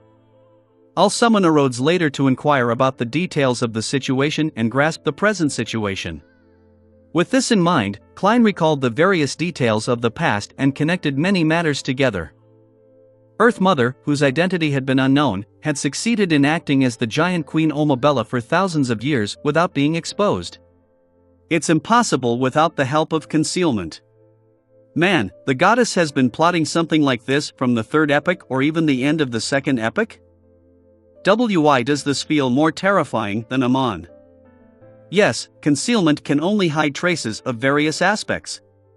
It can mislead the corresponding prying and divination attempts, making it impossible for a person to don a disguise. For the Earth Mother to be able to pretend to be Omabella, without being suspected by the god of combat, there may be other factors involved. For example, a particular existence helped her steal the fate of the giant queen? At that time, there was only one person who had the authority to participate in this matter, the ancient sun god, the second creator, Amon and Adam's father. If that's the case, the goddess and the ancient sun god should have cooperated from a long time ago. Until the new creator awakened the primordial one in him. This can also explain why the first existence that Dark Angel Sasser sought out was the goddess. Of course, concealment is also an important factor. Ever since I obtained the uniqueness of the death pathway, the goddess has been setting up the trap. On the one hand, she wants me to take over the Numinous Episcopate's artificial death faction in Backland to pretend that everything is normal. On the other hand, she didn't deal with the people or objects that might have discovered something was amiss, resulting in the leak of information. This way, in the eyes of the god of combat, the situation became the goddess trying her best to conceal the secret, but due to her lack of control while digesting the uniqueness, she was unable to do so. After that, be it tacitly acquiescing George III becoming the Black Emperor, or the aid provided to me in destroying his ritual, the goddess doesn't care about the final outcome of the matter. Her main goal was to show that she didn't have the ability to directly interfere with the real world, further deepening the impression that she was attempting to accommodate the uniqueness of the death pathway. There are a lot of similar details. To the god of combat, as he had a deeper understanding of the goddess, he definitely wasn't fully convinced in regards to this matter. Therefore, he chose to take it safe by first shaking the goddess's anchors, allowing her psyche to be corrupted. To him, this definitely made her divert a large portion of her efforts to resist the corruption before he chose to attack the goddess together with Earth Mother. And it's because of this that he fell into the goddess's trap. In other words, the true goal of the goddess's various actions wasn't to lay a trap with the uniqueness of the death pathway, but to let the other deities place their focus on this matter, and ignore the possibility that there was something wrong with Earth Mother. How terrifying. Klein sighed from the bottom of his heart. He felt that Adam and Amon were probably inferior to the goddess when it came to horror. He shook his head, conjured a pen and paper, and wrote his warning. Always remember you are a he, not a he. Chapter 1270, Visiting. Chapter 1270, Visiting. On the ship, Sea God, the members of the City of Silver, like Laevel, Candace, and other City of Silver scouts, were seated on chairs that didn't suit their size. They watched the dwarfs around them warily. Of course, they knew that these were normal humans. After all, they all knew that their exaggerated heights were brought about by potions, but they still felt that the people on the ship were too short, including Lord Danitz, who called himself an oracle. After all, in the City of Silver, other than children, the residents who had yet to reach Sequence 6 had an average height exceeding 1.8 meters. Among them, there were no lack of Sequence 9 beyonders who were more than 2 meters tall. The slight sway of the boat made the half-giants feel somewhat uncomfortable, but their strong physique helped them quickly overcome this influence. And the contrast between the sea and the lone boat beyond the window made them unable to contain their unease, fear, and anxiety. It was like the first time they participated in an expedition. The surroundings seemed to have monsters lurking in the darkness that could attack them at any moment. At that moment, Danitz entered the room that had been transformed into a dining mess. He smiled at the tall, wary, cautious, strangely dressed people who sat stiffly and said, "Your food is ready. Next, you can enjoy your food as you please. By the way, don't forget what I told you just now. These waters are very dangerous. There's no need to get up. You can stay in your seats." When Danitz saw that the young elder who introduced himself as Derek, and the other half-giants wished to get up and speak to him in the most polite manner, he hurriedly lowered his hands and stopped their uncivilized behavior. "If I was as tall as them, I would have already begun mocking the people around me," Danitz muttered as he clapped his hands, signaling the crew to send the food in. A strong fragrance immediately drilled into the noses of Derek and the other residents of the City of Silver. It was the scent that they were familiar with when roasting meat-type mushrooms, but there was an additional indescribable smell. It was rather strange and slightly stimulating. The smell was so alluring that Laevel, Candace, and the rest began to have saliva secrete from their mouths as their stomachs churned to attention. "Desi-style roasted meat," Danitz said as he pointed at a crew member who walked in. He held a large steel plate that had a piece of roasted golden brown piece of meat that glistened with oil. Evenly spread across its surface were fennel, basil, and other spices. Steak, pan-fried fish, white bread, seafood soup, and light beer. Danitz introduced each and every dish, smiling when he was done. "Don't worry about anything. Feel free to indulge. We have plenty of food reserves." With that said, he glanced at the half-giants who seemed eager to stand up. Then, he left the room chuckling. The short-haired Candace retracted her gaze from the food with great difficulty and swallowed her saliva. "Elder Derek, what do we do now?" Although Derek believed that Mr. Fool's oracle wouldn't harm them, he habitually gave a very cautious opinion. "Split into 2 groups. One group is to wait for their turn to eat. One team is to eat now." "All right, Elder Derek." Candace suddenly stood up. "I apply to join the food tasting team." A group of 10 people quickly formed. At the same time, Laevel and Candace walked to the long table near the wall, and they took a portion of what they found the most tempting, the so-called Desi roasted meat. After taking a bite, the rich juices, the fragrance and pure meat mixed in the texture formed a complex and unique experience in their mouths. They could only chew twice before swallowing the food ravenously into their stomachs so as to take a second bite. This was many times more delicious than the meat-type mushrooms they had eaten previously.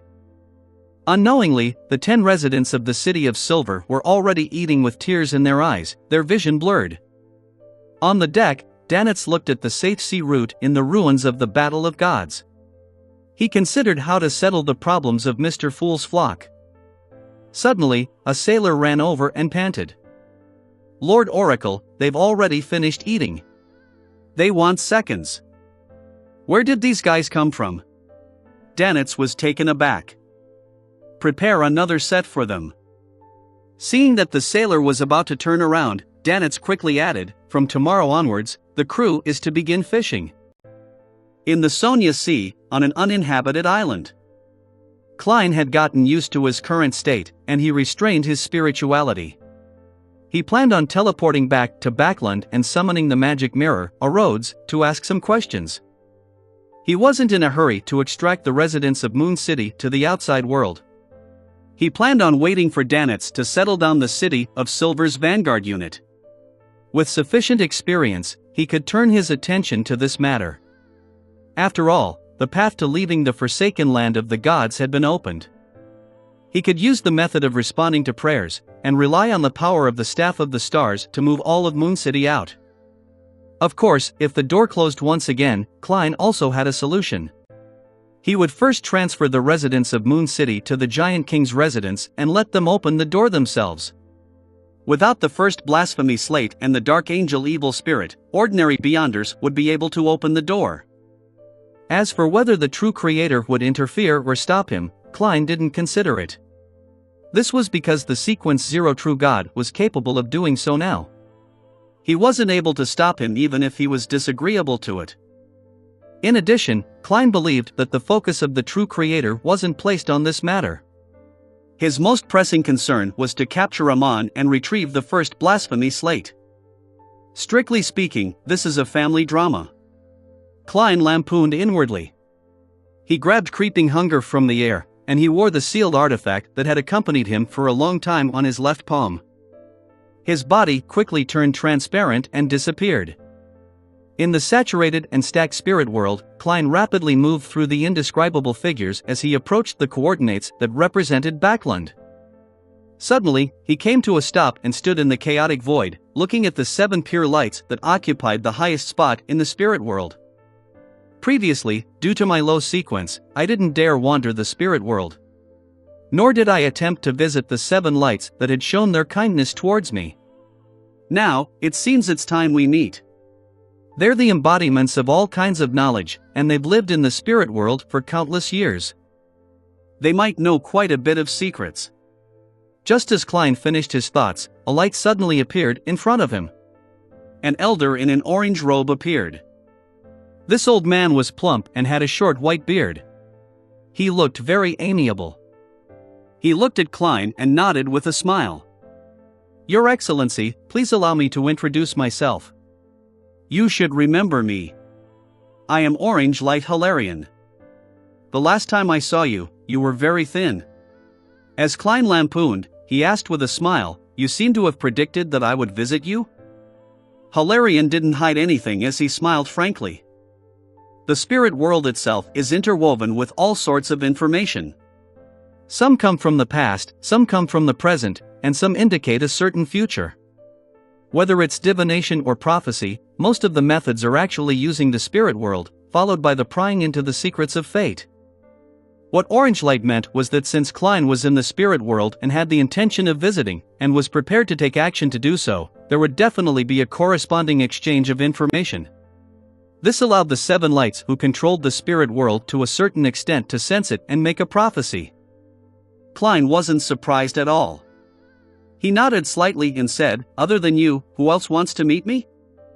He had originally planned on using honorifics, but considering the 7 lights' attitude and the way Orange Light addressed him, he gave up on this plan so as to maintain the status of the proxy to Sapphira Castle.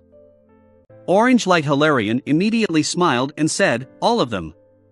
"Your Excellency, you don't mind, do you?" Klein shook his head and replied politely, "Of course. It will be my honor." As soon as he finished speaking, different colors of light rose up around Hilarion, transforming into different old men. "Your Excellency, please allow me to do the introductions." When Orange Light saw Klein nod, he pointed at an elder in a red robe and said, "He is Red Light Ire Moria, the one who previously answered my question." Klein immediately smiled and showed his gratitude and friendliness. In turn, Hilarion introduced Yellow Light Venethan, Blue Light Cthulhu, Green Light Serapis, Indigo Light Jesus, and Violet Light Saint Germain. Yellow Light Venethan. Is this the one who made an apocalyptic prophecy regarding the Abraham's ancestor? Klein looked at the thin, long-bearded elder in a lemon-yellow robe and said with a smile, "Let's sit down and have a chat." As he spoke, he raised his right hand. Dark red flames lit up in the surrounding area. It came from a fireplace burning high-quality charcoal. These flames immediately lit up a reclining chair, a grayish-yellow carpet, cupboards, sofas, coffee tables, cast sculptures, white porcelain teacups, and other items, forming a classic Backland-style activity room. "Please take a seat." Klein faced the 7 lights as he smiled and pointed at the sofa and high-backed chairs. After the 7 lights settled down, Klein sat on the reclining chair, picked up a teacup, and said in a natural tone, "To be honest, I've always wanted to pay a visit to all 7 of you, but I couldn't find a chance. Now, I've finally fulfilled this wish. This has also been our wish." Orange Light seemed to be the brightest and most outgoing person among the 7 lights. He immediately responded on behalf of all his companions. I have the feeling that I fulfilled someone's wish. Klein was delighted as he probed, might I ask, what do you know about the cosmos, or should I say, the great old ones and outer deities? Indigo Light Jesus, who wore a linen robe and looked relatively young, answered seriously, Your Excellency, the great old ones eyeing our world are Mother Goddess of Depravity, Mother Tree of Desire, Son of Chaos, Primordial Hunger, Ring of Comeuppance, Supernova Dominator, Inextinguishable Ravings, Monarch of Decay, and High Dimensional Overseer. Isn't that a little too many? Klein was a little stunned when he heard that Chapter 1271, 7 Lights. Chapter 1271, 7 Lights. Upon hearing Indigo Light Jesus's reply, Klein's mind tensed up as he recalled the Crimson Moon, the Brown Planet, the Scarlet Planet, the Blue Planet, and Gold Planet.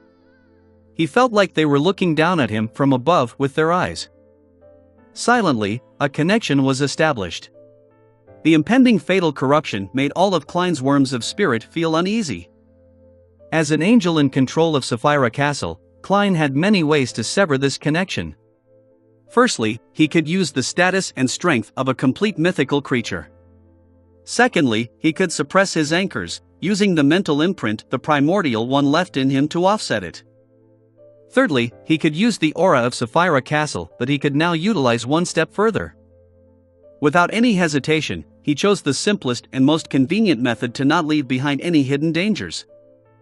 A grayish-white fog appeared around him as all the celestial body projections in his mind vanished. After being stunned for a second, Klein organized his words and said, There are that many outer deities? Indigo Light Jesus symbolized the domain of prayers. He touched the ruby ring on his right hand and nodded. Ever since the oldest one awakened and split apart, the most powerful outer deities in the entire universe gathered around this tiny solar system. Some of them wished to retrieve their spherote and characteristics that had been ripped from them, and were attracted here. Some of them have the hope of getting neighboring spherote and high-level characteristics which they can accommodate. Oldest One. The 7 lights address the original creator as the oldest one, and not the primordial one. In terms of the name's meaning, there isn't much difference. Klein deliberated and asked, spherote and characteristics that were ripped and attracted over? He could understand the rest of the words Indigo Light had mentioned, and he had even made some speculation towards such matters. There was just one point that caught him by surprise. Blue Light Kuthumi, who was a symbol of the domain of cogitation and used love and wisdom as a characteristic of his body, explained kindly, Your Excellency, you shouldn't be unfamiliar with the law of convergence of beyonder characteristics. Seeing Klein nod, the thick-bearded elder with a sapphire tied around his forehead continued, This isn't just a law for the sequence pathways. It's also suitable for describing the spherote and the characteristics related to the outer deities, especially the ones that were directly nurtured and created from the oldest one. For example, the Mother Goddess of Depravity, Son of Chaos, and the Mother Tree of Desire. As for the other outer deities, we aren't too sure. In short, the 3 great old ones who lost a portion of their spherote and characteristics are most concerned and proactive when it comes to invading the real world. They have been trying to influence the spirit world and corrupt us. Klein nodded slightly and asked in a confirmation-seeking tone, in other words, a portion of the current 22 pathways and 9 spherote belong to the outer deities? Yes. The amethyst-wielding Saint Germain, who symbolized the domain of ritualistic magic, took the opportunity to answer. When the total number of 22 pathways and the 9 spherote was reached, everything finally reached a balance. This might be the mysticism connection that originated from the oldest one. Klein thought for a moment before saying, What are they exactly? Saint Germain, whose face was suffused with a faint purple glow, making him look rather mysterious, said, for example, the moon and the earth pathway both belong to the Mother Goddess of Depravity. She is an existence that stands atop all the outer deities. Even after a portion of her Sapphira, that is, the brood hive, was ripped from her, that remains the case. She is the sovereign of all the feminine forces in the entire universe. Just as Saint Germain said that, Green Light Serapis suddenly laughed. In fact, after carefully analyzing the 22 pathways, you'll discover that the Moon and Earth pathways are the two most contradictory ones. Heh, the Demoness pathway represents the oldest one's feminine side. The Red Priest pathway represents the masculine side. This happens to form a deformed aspect of balance, but the Moon and Earth can also make beyonders of the corresponding pathways turn into feminine creatures at high sequences. There are no pathways that balance it. Seeing Klein wince his eyebrows, Greenlight, who had the long hair of an artist, added with a smile, the Earth pathway sequence 2 is Desolate Matriarch, and the Moon pathway sequence 1 is called Beauty Goddess. Therefore, the Sanguine only have queens and no male princes. Then was the ancient goddess, Lilith, originally a male and a female? Klein mumbled inwardly and asked thoughtfully, the primordial moon is the mother goddess of depravity? Yes. Red Light Ire Moria, who was wearing a diamond crown, nodded in a dignified manner. She occupies the moon, and through her own level and influence on the brood hive and the uniqueness of two pathways, she has gradually infiltrated into reality. The primordial moon is her manifestation in this world. After saying that, Ire Moria paused and said, her full title is Mother Goddess of Depravity, Origin of Evil, the Indestructible, and the Brood Hive of Filth. Klein recalled the exaggerated reaction of the moon when he first learned of the secret of the cosmos.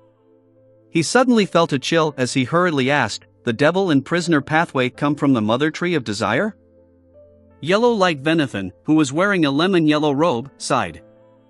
Yes, her full name is the Mother Tree of Desire, Father to Devils, Perpetual Blatherer, and the Heartless God. Therefore, she had seized the opportunity when something happened to the chained god, easily achieving her goal of corruption. Mother. Father. Is that fellow a man or a woman?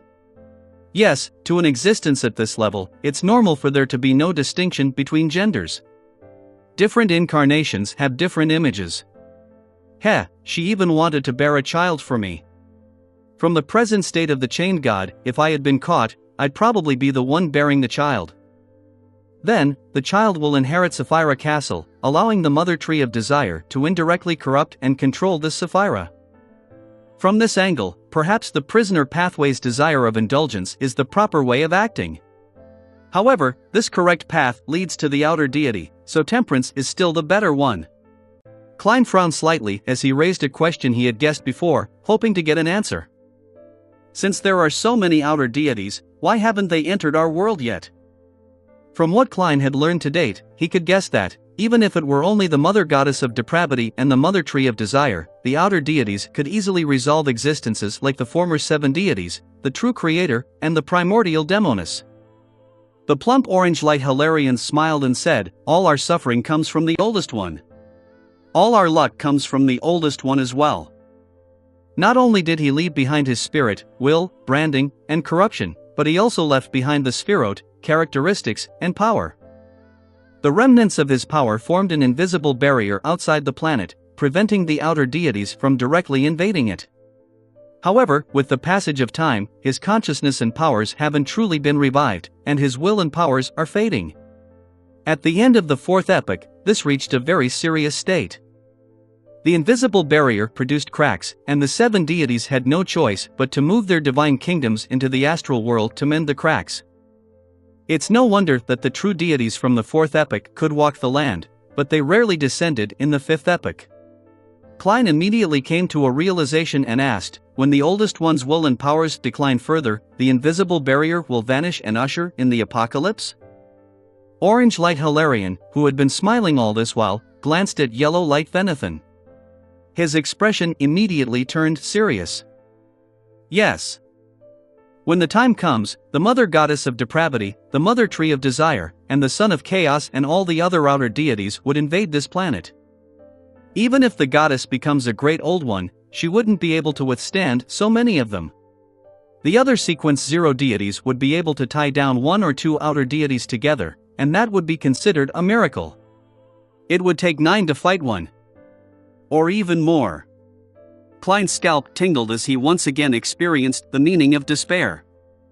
No wonder it was called the apocalypse. With his upheaval in emotions, he immediately felt the primordial one's mental imprint strengthen, and more of it had eroded what the anchors had fixed in place. Klein quickly calmed himself down and allowed the fragile balance to reappear again. This is the reason why the corruption from underground will naturally dissipate as long as one doesn't approach it or resist. Klein recalled some of the mysticism knowledge he had previously grasped. Your Excellency, you're completely right. Orange Light Hilarion gave an affirmative answer. Klein immediately made other connections. Does that mean that the closer one is to the apocalypse, the easier it is for one to advance? This is because the primordial one's will is fading. His awakening will become difficult, to the point of not waking up again? Red Light, Iramoria thought for a moment and said, this is the reason why the 7 deities have only waited until recently to set their sights on above the sequences before taking concrete action. However, the oldest one's will can dissipate, but his spirit will remain forever. It won't be erased unless the entire universe returns to the singularity. Therefore, the corresponding high-level existences still have the possibility of having the oldest one awaken in them. The higher the level, the greater the possibility. The corresponding influence and corruption will become more serious. The extraordinary power and the curse that can never be broken are always two sides of the same coin. Klein sighed. Forcefully suppressing a problem that wasn't at his level, he asked, do you know the potion formula for Attendant of Mysteries? The amethyst-wielding Saint Germain replied, there's a corresponding mystery attached to such knowledge. It's not in the spirit world, but according to our observations, the Attendant of Mysteries ritual should be closely related to the spirit world. Orange Light Hilarion immediately smiled at Klein. Your Excellency, if you require anything, we'll provide our full support. This fervor makes me a little afraid, just like facing erodes. Klein nodded slightly and prepared to change the topic. After some consideration, he asked solemnly, do you know of the celestial worthy of heaven and earth for blessings? He translated the title using Elvish. The 7 lights immediately fell silent. They looked at each other and didn't reply for a while. After a few seconds, Orange Light Hilarion sighed. We still can't be sure if you're him. He was a great old one who had been active during the end of the previous civilization up to the mid-stages of the first epoch. He is the great ruler above the spirit world that we speak of. The celestial worthy of heaven and earth for blessings is his title in the Western continent. The other title is King of Spacetime, Beacon of Destiny, Embodiment of Sapphira Castle, Dominator of the Spirit World, and... At this point, Orange Light paused and said, Lord of the Mysteries. Chapter 1272 Spring. Chapter 1272 Spring. The King of Spacetime, Beacon of Destiny, Embodiment of Sapphira Castle, Dominator of the Spirit World, Lord of the Mysteries. So the mysteries mentioned by the ancient sun god refers to the Lord of the Mysteries. Klein silently repeated the titles as he felt the trauma in his heart increase. He immediately thought of a question and hesitated before saying, based on what I know, a long time before the last civilization ended, the celestial worthy of heaven and earth for blessings had already appeared. After the 7 lights exchanged looks, the thin yellow light Venethan, who was translucent like other spirit world creatures, sighed and said, we weren't aware of that.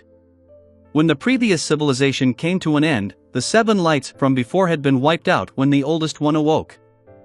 We were the pure lights that were born from the spirit world during the first epoch. However, we have some guesses about the great ruler above the spirit world. Perhaps this can answer your questions. Klein perked up and wore an attentive look. Yellow Light Venethan continued, we suspect that some of the great old ones that were active in the first epoch were outer deities who had been directly attracted to this planet. Some of them came alive as spherotes. In other words, some great old ones were equivalent to the oldest one, embodiments of the different personalities he split into. Whatever separates will definitely converge, and whatever converges will definitely separate. This description isn't limited to beyonder characteristics, but also refers to the oldest one himself. As most of the spherote and characteristics are from this supreme existence, there are natural inclinations of convergence. And the oldest one is the amalgamation of all the contradictions in the universe. Once the spherote and characteristics are gathered, it will almost certainly separate. Is this the crux and origins of the law of convergence of beyonder characteristics? The genie is an unlucky outer deity who got attracted to this world, only to encounter the Lord of the Mysteries? Klein nodded slightly and didn't interrupt. He patiently waited for Yellow Light to share their guesses. Dressed in a lemon-yellow robe, Venathan glanced at Klein and said, perhaps the oldest one had already had an inclination towards separating while asleep. Therefore, his mind was split into different parts. He used different titles to secretly interfere with the real world and prepare for the separation that was bound to happen once his body woke up. For example, God Almighty or the Celestial Worthy. A reasonable guess, it can explain many of my doubts. Klein immediately felt enlightened. He deliberated and said, in other words, you believe that the great ruler above the spirit world was a part of the oldest one. To a certain extent, he is equivalent to the oldest one? That's right. Orange Light Hilarion gave an affirmative response before comforting Klein. Based on the present situation, the great ruler is also the same as the rest of the oldest one. His will and powers have faded over time. Your Excellency, regardless of you being him or not, it doesn't hinder you from putting up a certain level of resistance. Keep what's left of your humanity, and reach a particular balance with him. Separation is inevitable.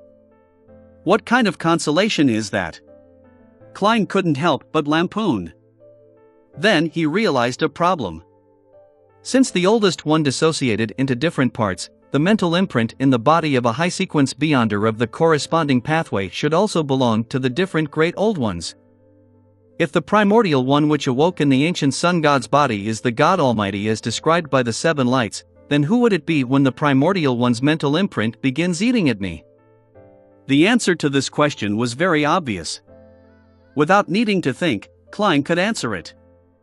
The Lord of the Mysteries, the dominator of the spirit world, the celestial worthy of heaven and earth for blessings. In other words, it wasn't that the celestial worthy of heaven and earth for blessings hadn't left any traces as he had previously believed. He had already awoken in Klein's body. F***CK. Klein's entire body turned cold. He inexplicably experienced what the ancient sun god previously felt. At that moment, he was very worried that, one day, he would unknowingly become another person, becoming the resurrected Lord of the Mysteries, the celestial worthy of heaven and earth for blessings. However, an awakening of this level is similar to what other angels have encountered.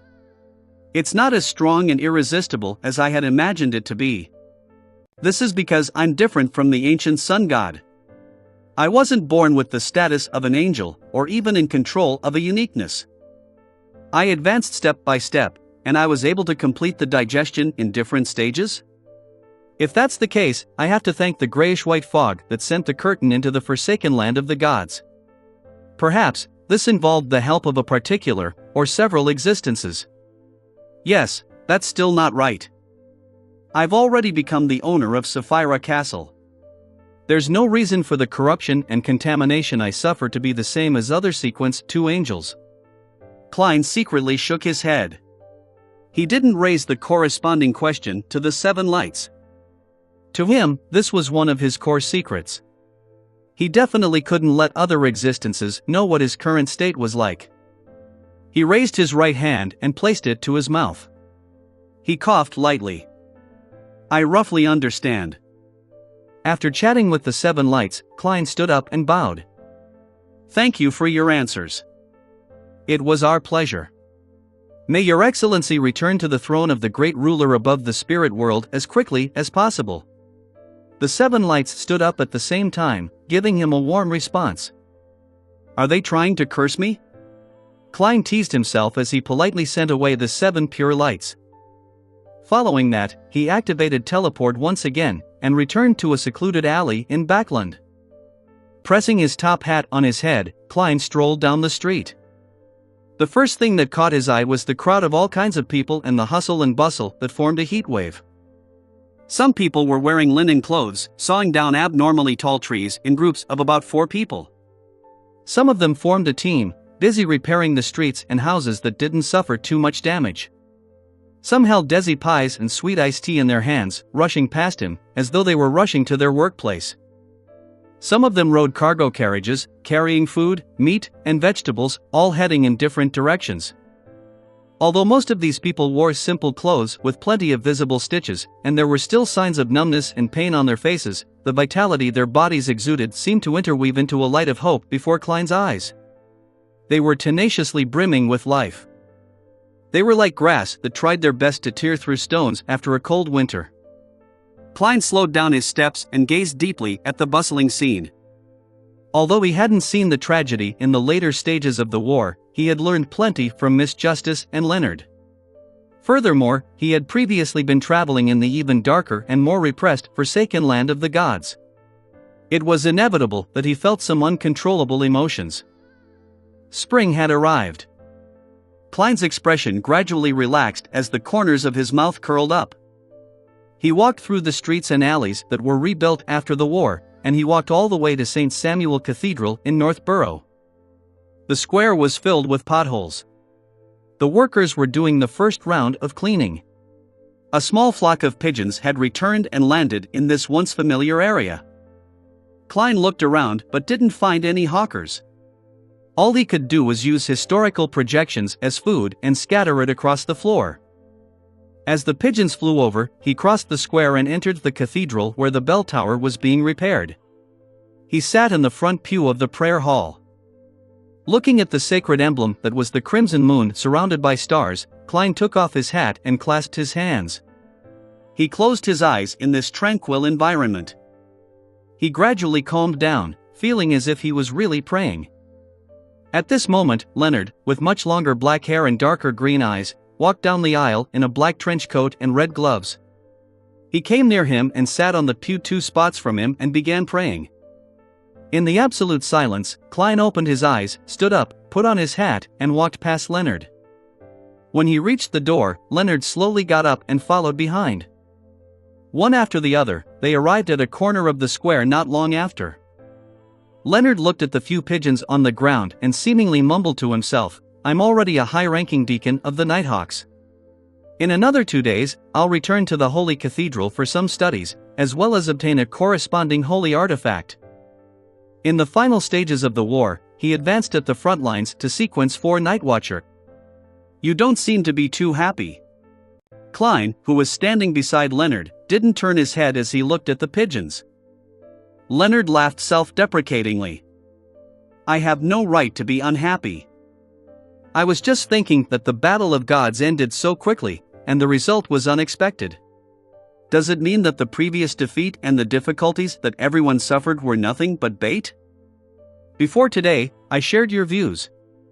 I was also puzzled and frustrated, but now, I'm a little lost. This might have been a necessity." Klein didn't hide his feelings. Leonard fell silent for 2 seconds before looking down at the pigeon that was prancing around him. "That's what old man said too." Without waiting for Klein to say another word, he turned his head and glanced at his former colleague. "You've become an angel?" Pallas Zoroast had told him that what Klein had done previously was perhaps to prepare for his advancement to an angel. "Yes." Klein nodded slightly. "But there isn't any glory or power in this. Only pain, curses, and responsibility." "Why?" Leonard subconsciously asked. Klein didn't reply immediately. He looked down at the shadow by his feet and turned to walk out the square. After a few steps, he turned his back to Leonard and muttered to himself, "You should still remember that sentence.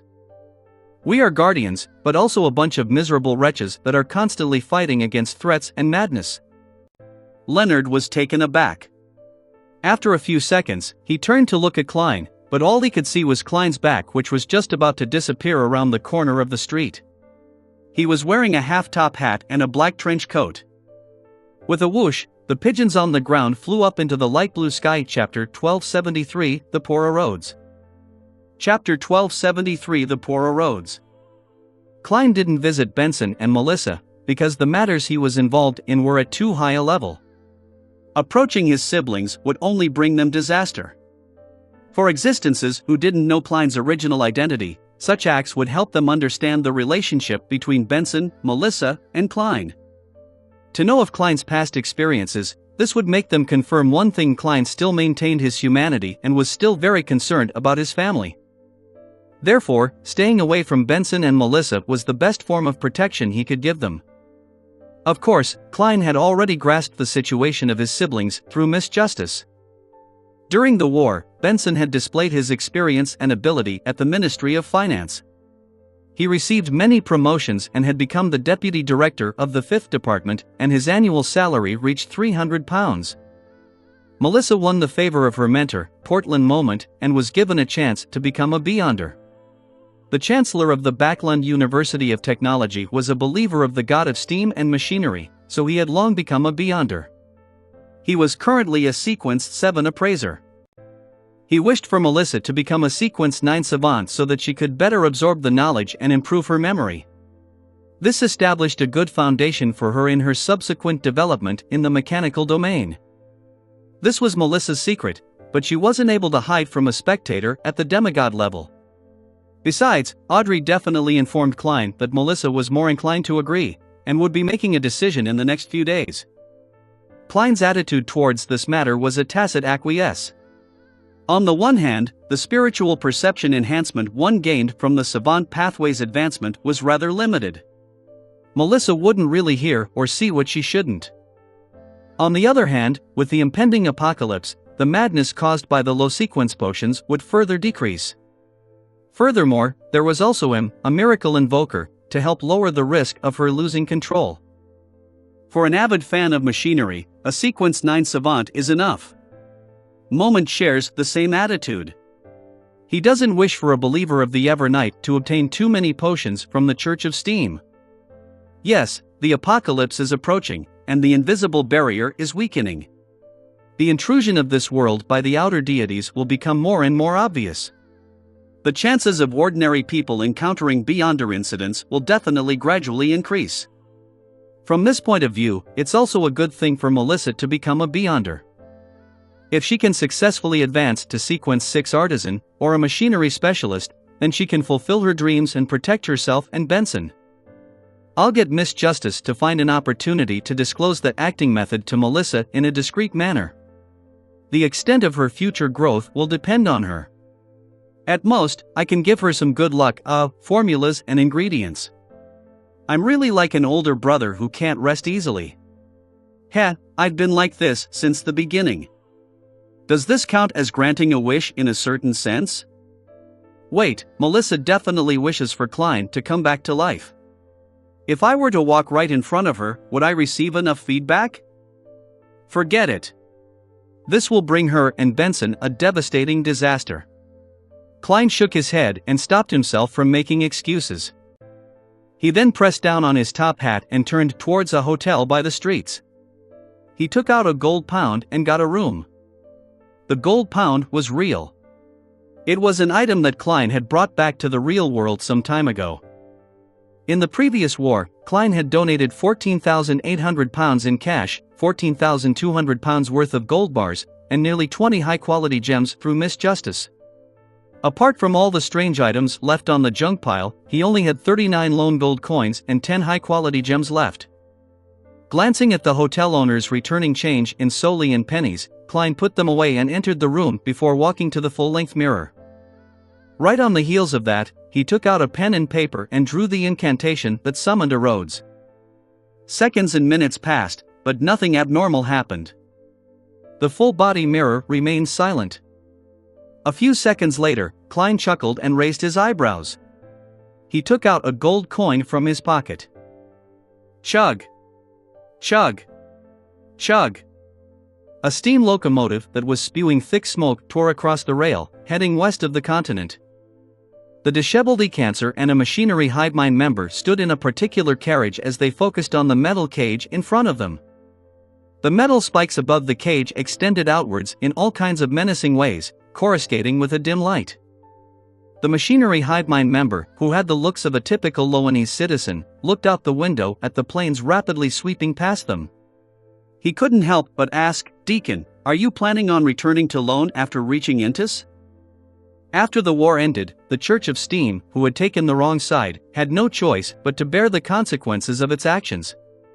It had to transfer all Beyonders above that of demigods, and sealed artifacts above grade 2 out of loan within a time period set by the two churches of Evernight and Storm. In other words, they had lost their original status. In the future, they could only maintain a small number of cathedrals, just like the Church of Earth Mother in loan. If it weren't for the fact that there were too many people who believed in the god of steam and machinery, and some of them being key figures in the reconstruction efforts after the war, the Church of Steam might not have been able to retain such treatment. Similarly, a smaller number of cathedrals only required a small number of machinery hive mind members. Most of the Beyonders in loan had to migrate to Intis. Ecancer fell silent for a few seconds before smiling bitterly. I have to heed the Archbishop's arrangements, but I will take the initiative to request a return to loan. That's where my childhood, teenage, and young adult life was. There are too many memories that I can't forget. As he spoke, his gaze grew distant, and he seemed to see the capital of capitals. At this moment, the metal cage that was overgrown with spikes suddenly trembled. Silver bolts of lightning appeared out of nowhere and landed one after another. They were all absorbed by the metal cage, and through a few wires wrapped in rubber, the current flowed to the ground outside the steam locomotive, dragging out a line of sparks. Bang! Bang! Bang! The metal cage seemed to be hit by an invisible hand, but it was unable to break the barrier. The magic mirror's reaction is very intense. It's always been very quiet in the past. The machinery hive mind member who had been asking was rather puzzled. Amidst the banging, Ecancer subconsciously touched his hair. That's not the case. It will sometimes show its crazy side. If it wasn't for what had happened, we would have still treated it as a grade 2 sealed artifact. Is that so? Haha, I haven't come into contact with it before, so it might just be me, but it feels to me that the magic mirror doesn't want to leave Backland, the machinery hive mind member teased with a smile. Pa! Lightning struck and was absorbed by the metal cage. Bang! Bang! Bang! The slamming sounds dragged on slowly, as though it was making its last, helpless cry. Ecancer took out an old and exquisite pocket watch and opened it. It only lasted 2 minutes. It's much better than in the morning. Just as the member of the machinery hive mind, who had just been transferred over, was about to ask, he suddenly heard the slamming sound stop abruptly. It was as though it had been affected by some factor that it couldn't put up resistance to. "This is the style of the magic mirror?" he asked.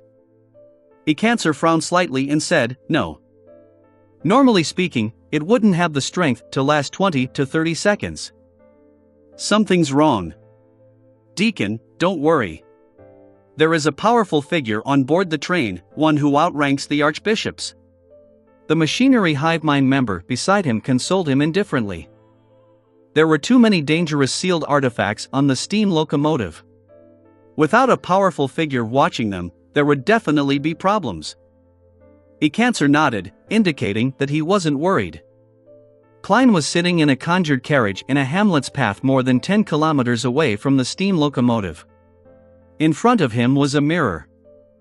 Just as he finished outlining the symbol that was a mixture of concealment and mystery prying, a wave of light suffused the mirror as golden Loanese text appeared. "Exalted Great Master, you're finally here. Your puny, loyal, and poor servant, a Rhodes, misses you."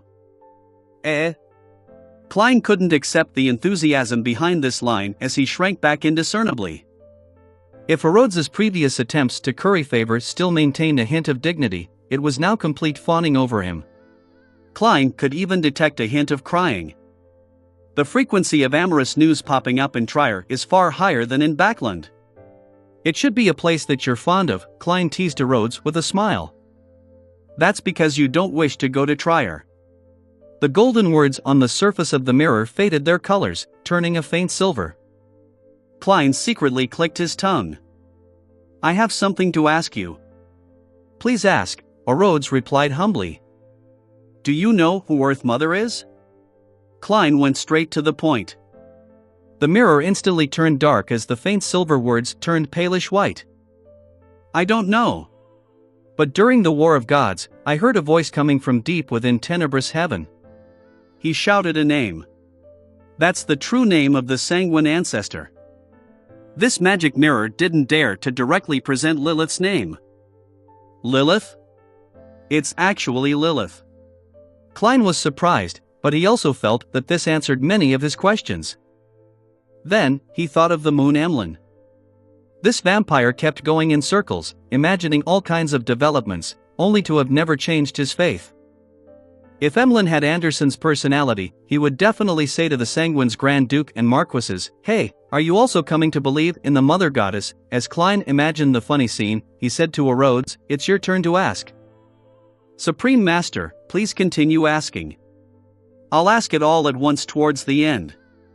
The palish white words regained their faint silver luster. Klein thought for a moment before saying, "How's the situation like now?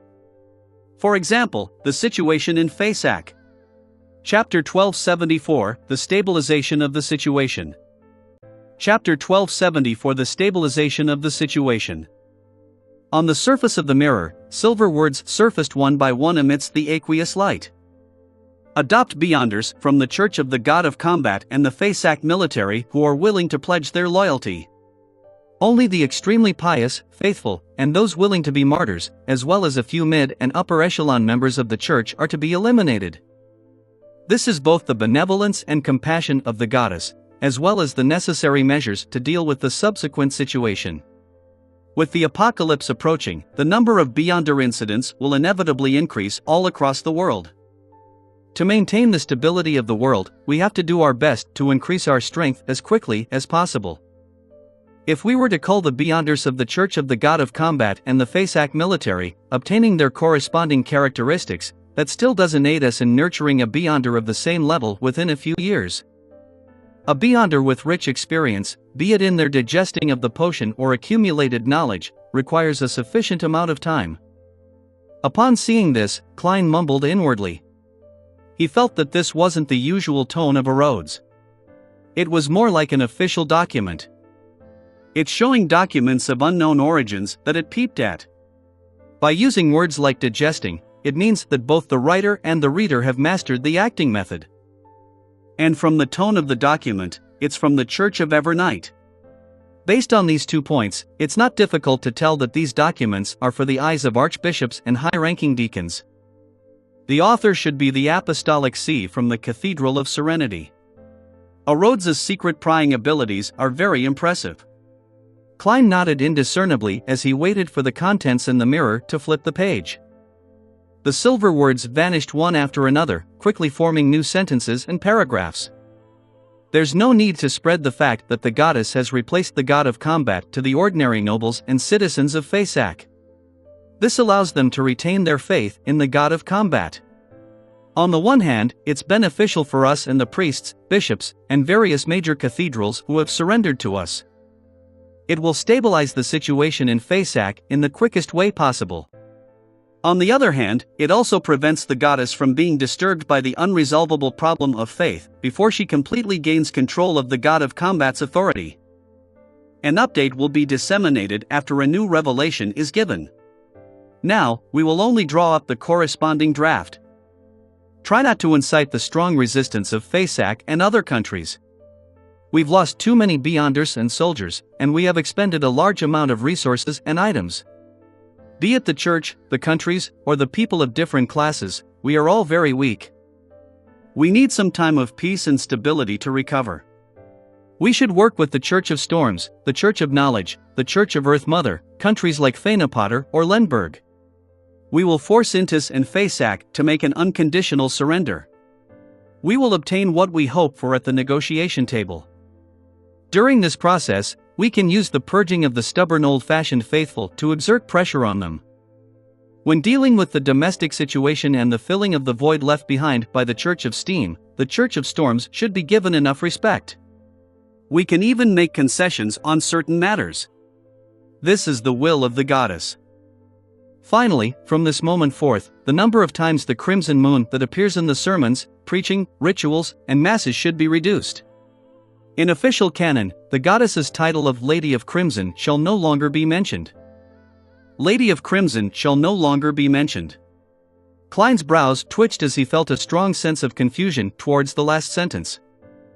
Soon, he thought of the sanguine ancestor, the ancient god of the second epoch, and the present Earth Mother, Lilith, who was once a sequence 0 of the moon pathway.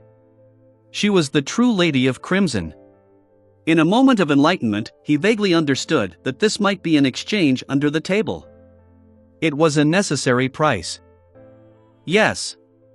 The goddess's attitude is very clear. That is to stabilize the situation as quickly as possible. Before she truly controls the authority of death and that of the god of combat, and becomes a great old one, she undoubtedly doesn't wish for any more orthodox deities to perish. If that happened, the invisible barrier left behind by the primordial one will have no one to mend it. This will allow the outer deities to find an opportunity to bring the apocalypse forward. Also, based on Lone's present situation, if we continue the war, the anchors will waver even more. It might lead to the awakening of the primordial one in the goddess. The goddess took a huge risk having the frontline retreat all the way to Backland. She had to divert more strength to suppress the primordial one. If Earth Mother betrayed her, she might have perished even faster than the god of combat. Could she have other trump cards? The losses that the Church of the Evernight Goddess and the Church of Storms suffered seems quite significant. It's no wonder that after the resistance announced that they would retain the corresponding cathedrals and respect the Storm religion, that bunch of irascible fellows didn't attempt to retaliate. And they silently agreed to the establishment of the new government. Klein mumbled to himself as he had a rough idea of the current situation. He asked a third question. If the Evernight Goddess wants to advance further, does she need to find the River of Eternal Darkness? This was one of the 9 Sphirot.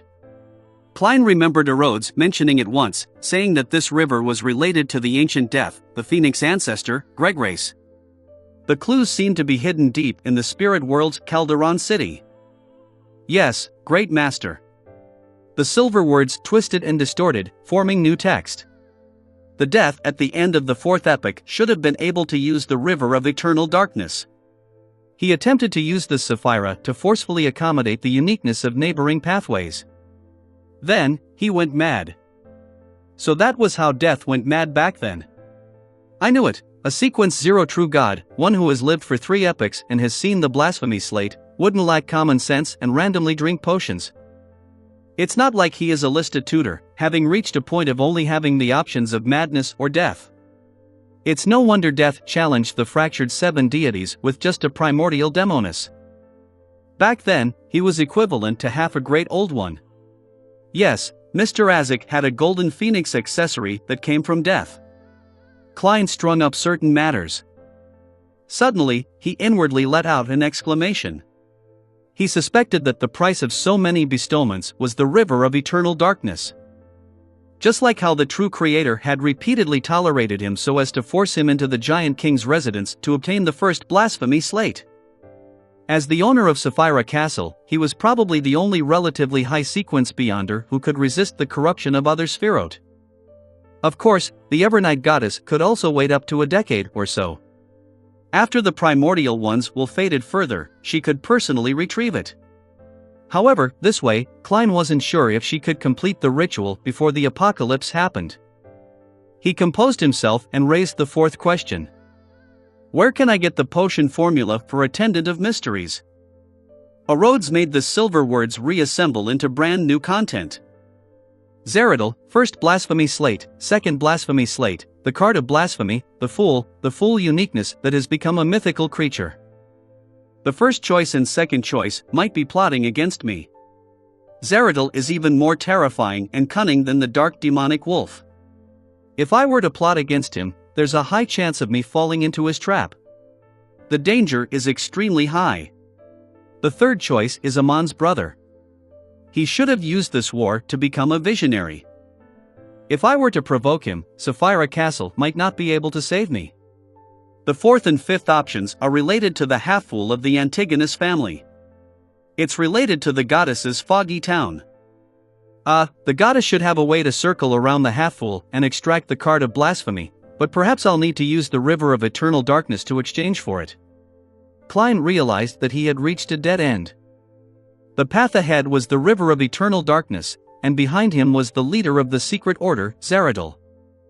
Unfortunately, if I can find the dark demonic wolf, I can try to negotiate with him. He should have seen the first blasphemy slate and grasped the potion formula of Attendant of Mysteries. Sigh, he will flee far away once he smells me. Klein thought for a moment and said to Rhodes, fifth question. What did you mean when you said you saw a pillar and support from me? The aqueous light in the mirror swirled slightly as the deepness became more obvious. The corresponding silver text seemed to turn a little whiter. Great Master, this is a feeling that I can't describe using words. However, I've experienced similar feelings in another existence before. Apart from him, only you possess it. That existence is the ancient sun god. The ancient sun god. Klein nodded in thought. Alright, it's your turn to ask. On the surface of the mirror, the words on the silver screen suddenly turned golden. Supreme Master, do you think you can take away your loyal and humble servant, Rhodes? Supreme Master, do you think you can take away your loyal and humble servant, Rhodes? This question appeared 5 times in a row, completely covering the surface of the mirror. Having become an angel, Klein no longer feared Rhodes. After thinking for a few seconds, he smiled and said, "Let me talk to that angel. This is basic courtesy." With a boom, illusory beams of different colors spewed out from the mirror and exploded into fireworks in the carriage. Almost at the same time, 2 dark rays of light reached out from the edge of the mirror. 2 arms that appeared surreal grew out. The 2 arms originally wanted to reach out to Klein's calf, but they silently shrank back and gently swayed on the spot. Praise the Supreme Master. After the fireworks fell, a golden message appeared in the mirror. In the middle section of the steam locomotive, in a simple room, a tall and handsome young man with long chestnut hair sat on a hardwood chair. Facing the triangular sacred emblem, he clasped his hands and closed his eyes as he sincerely prayed. On the side of the narrow table was a mannequin made of metal components. Behind the mannequin was a faint meshed glow. Suddenly, the young man opened his eyes and looked towards the other side. Someone had appeared there. And in the young man's blue eyes, the figure only looked like a person. In essence, it was an invisible vortex wearing a silk top hat and a black trench coat. Inside the vortex, there were transparent and distorted maggots squirming about in the cluster. Gehrman Sparrow. The young man calmly read out a name. All the items around him floated up, but there was no wind in the room. Klein pressed his top hat and revealed his human face. How may I address you? The young man nodded slightly and said, Bornova Gustav. Chapter 1275, A New Journey. Chapter 1275, A New Journey. Bornova Gustav. Klein's gaze swept across the young man's face, landing on the floating items and the mannequin made from metallic components. The mannequins have a postmodern style. Some of the physical laws here seem to have changed a little. Klein nodded in thought. I want to take the mirror. He very honestly stated his request. Bornova's expression didn't change, as though he was just a puppet. You're a blessed of Evernight? I guess so, Klein said with a smile. Bornova nodded. Then take it away. He's of the impression that I'm asking for the spoils of war for the Church of Evernight? Klein didn't explain as he politely took off his hat and bowed slightly.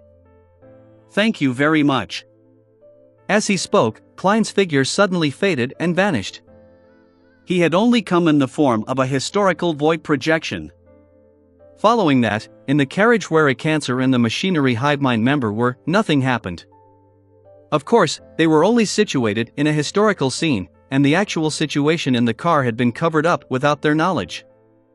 On a carriage more than 10 kilometers away, a mirror suddenly appeared in Klein's hand. It was silver in color, and the patterns on its back were ancient and mysterious. On both sides was an eye-like ornament. Don't speak. Klein looked into the mirror and gave a simple instruction. Yes, Supreme Master. Silver words surfaced from the depths of the mirror. Klein immediately took out a pen and paper and used the magic mirror as a backing to write. He thought for a moment and wrote with a faint smile. Dear Mr. Azek.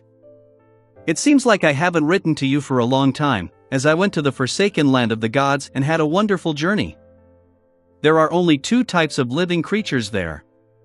They are either living sentient creatures, or monsters. Those sentient beings either bear a curse or have obvious physical mutations.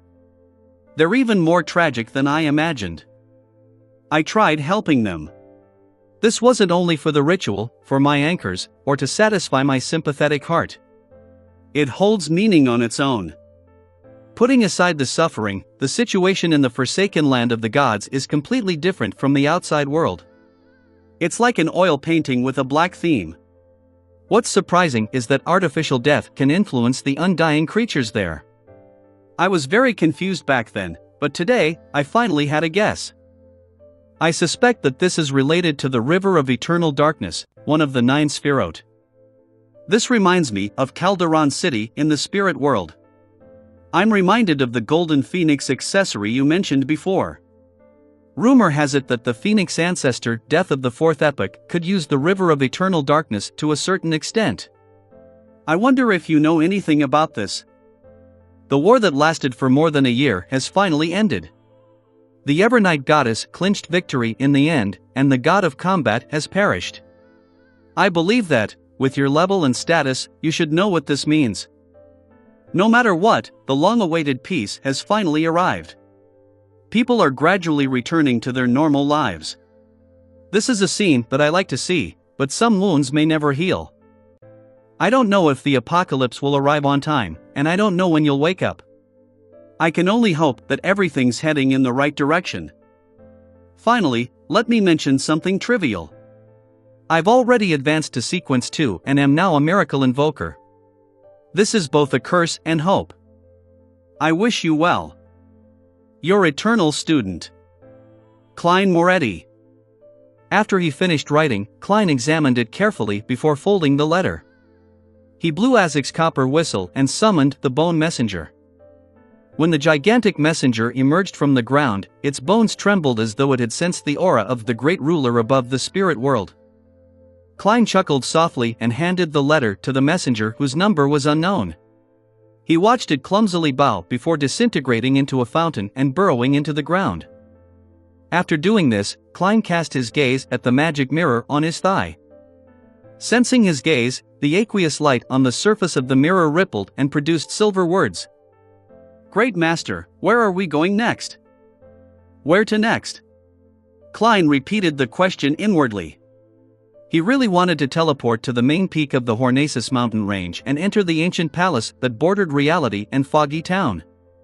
He wanted to see if he had the chance to take away the most useful card of blasphemy from the Antigonus family's half-fool. With his present strength being equivalent to half a Sequence 1, this wasn't an impossible task. Back when Zeradol was a Sequence 2, he had managed to obtain the main ingredient of Attendant of Mysteries from the half-fool. Of course, the premise was that the Evernight goddess maintained the suppression and seal of the Antigonus family's ancestor. Hence, he had gone full circle, circling back to a deal with the Evernight goddess.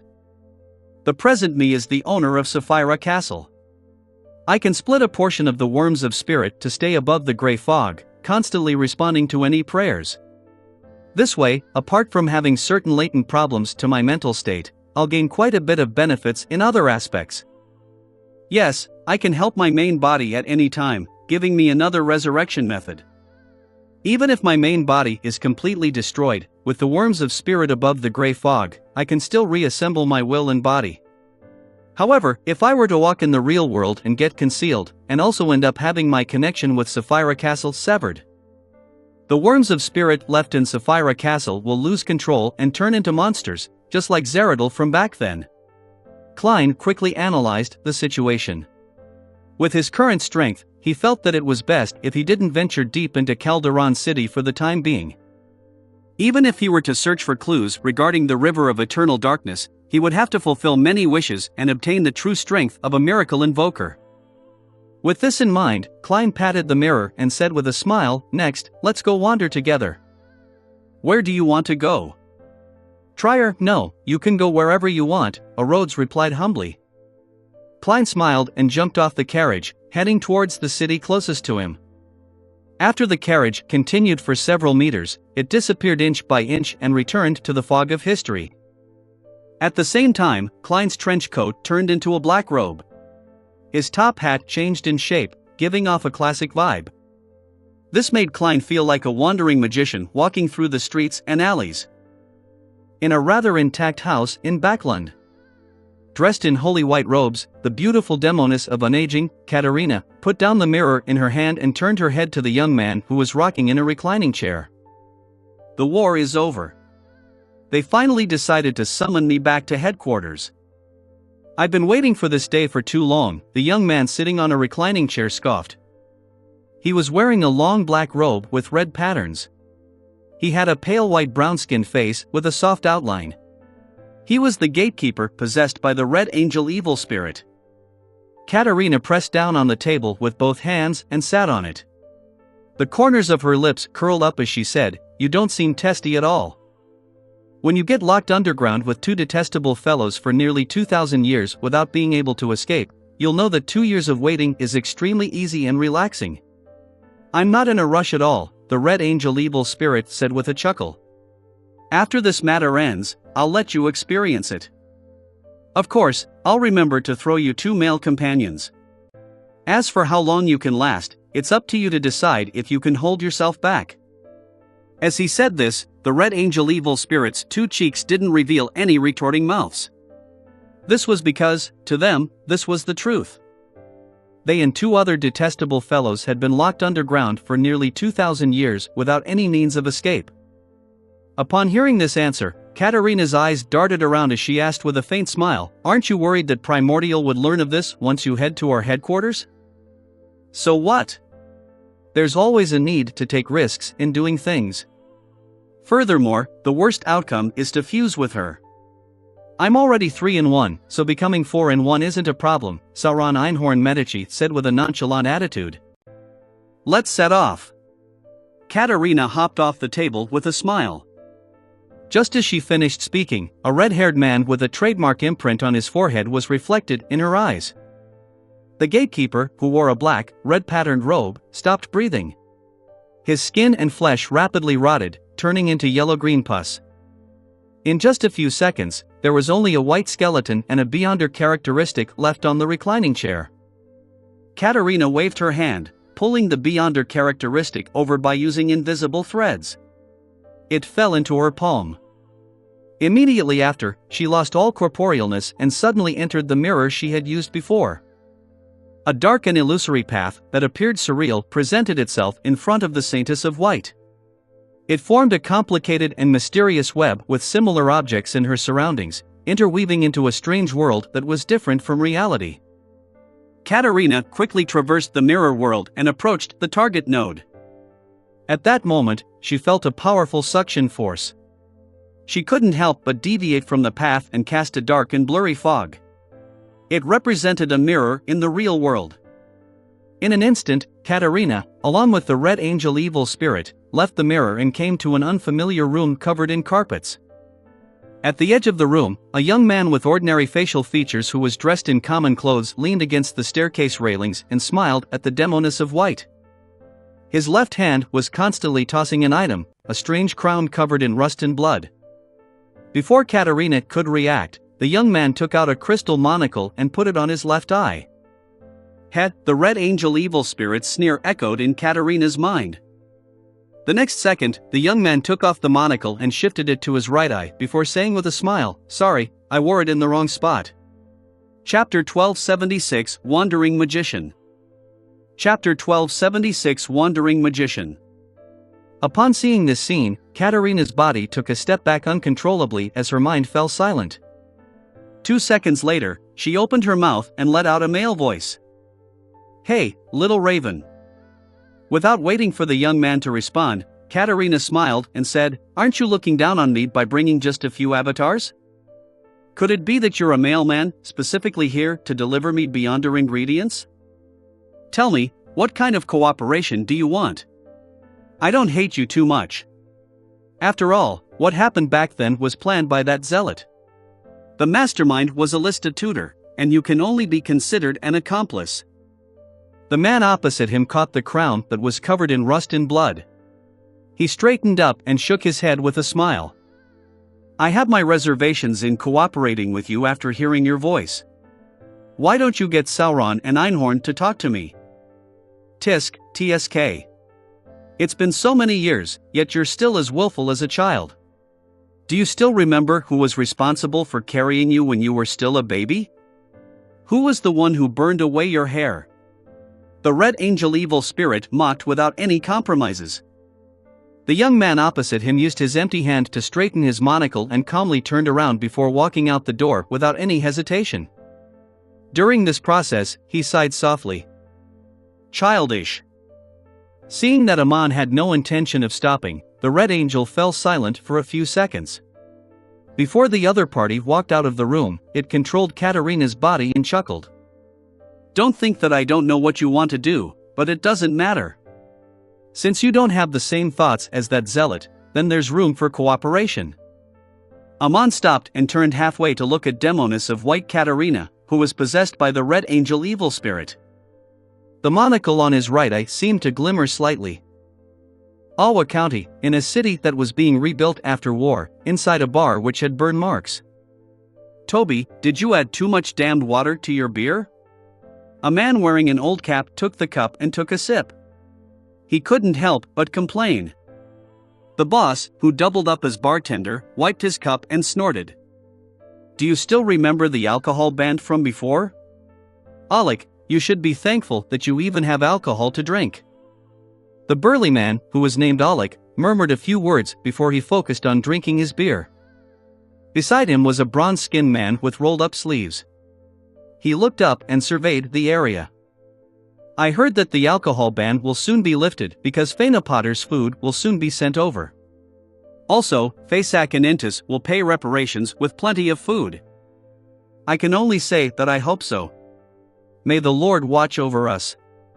The bar owner, Toby, had just responded when he heard the door open. He looked up and saw a young man who seemed to be a wandering magician walk in. This man was wearing a long black robe and a classic top hat. He walked to the bar counter and sat on a high stool. A cup of Southville beer. The man placed several copper pence on the counter.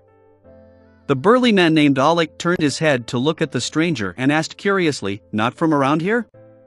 A magician?" The young man, who didn't have any outstanding features, laughed and said, "Yes, the magic that I'm best at is to satisfy the wishes of people." Alec immediately whistled. What did I hear? To satisfy the wishes of people. Lord, there's a fellow pretending to be a deity here. This teasing caused everyone to burst into laughter. The young man who claimed to be a magician wasn't angry. He smiled and said, "That's just a special magic trick." Alec gulped down a mouthful of bland beer and laughed. Then fulfill my wish and let this stingy boss treat me to a glass of beer. All right.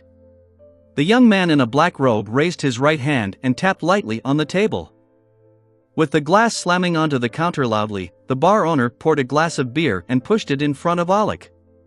Then, he retracted his hand and repeated his glass wiping. This scene that seemed familiar to him stunned Alec. He shouted blankly, "Toby, you know him?" No, the boss, Toby, glanced at Alec like he was a fool. Alec raised the glass of beer with uncertainty and took a careful sip to see if Toby would make him pay for it. Seeing that the bar owner no longer bothered with him, the burly man turned his head in surprise and looked at the young man in a black robe and a tall hat. "How did you do it?" "I told you that it's a special magic trick." The young man leisurely drank a mouthful of Southville beer. While Alec remained in shock, the man beside him with rolled-up sleeves sneered. "I dare bet that you and Toby must have colluded beforehand. Your knocking on the table is to say that you'll pay for the beer." "You can make another wish," the wandering magician replied nonchalantly. "My brother and I have a house that collapsed during one of the bombings and is being rebuilt. My wish is that it will return to its original state before I return," the man with his sleeves rolled up said smugly. This wasn't an easy task. The wandering magician raised his right hand and snapped his fingers before smiling. "All right, your wish has been granted. The people who were paying attention to this broke out into laughter.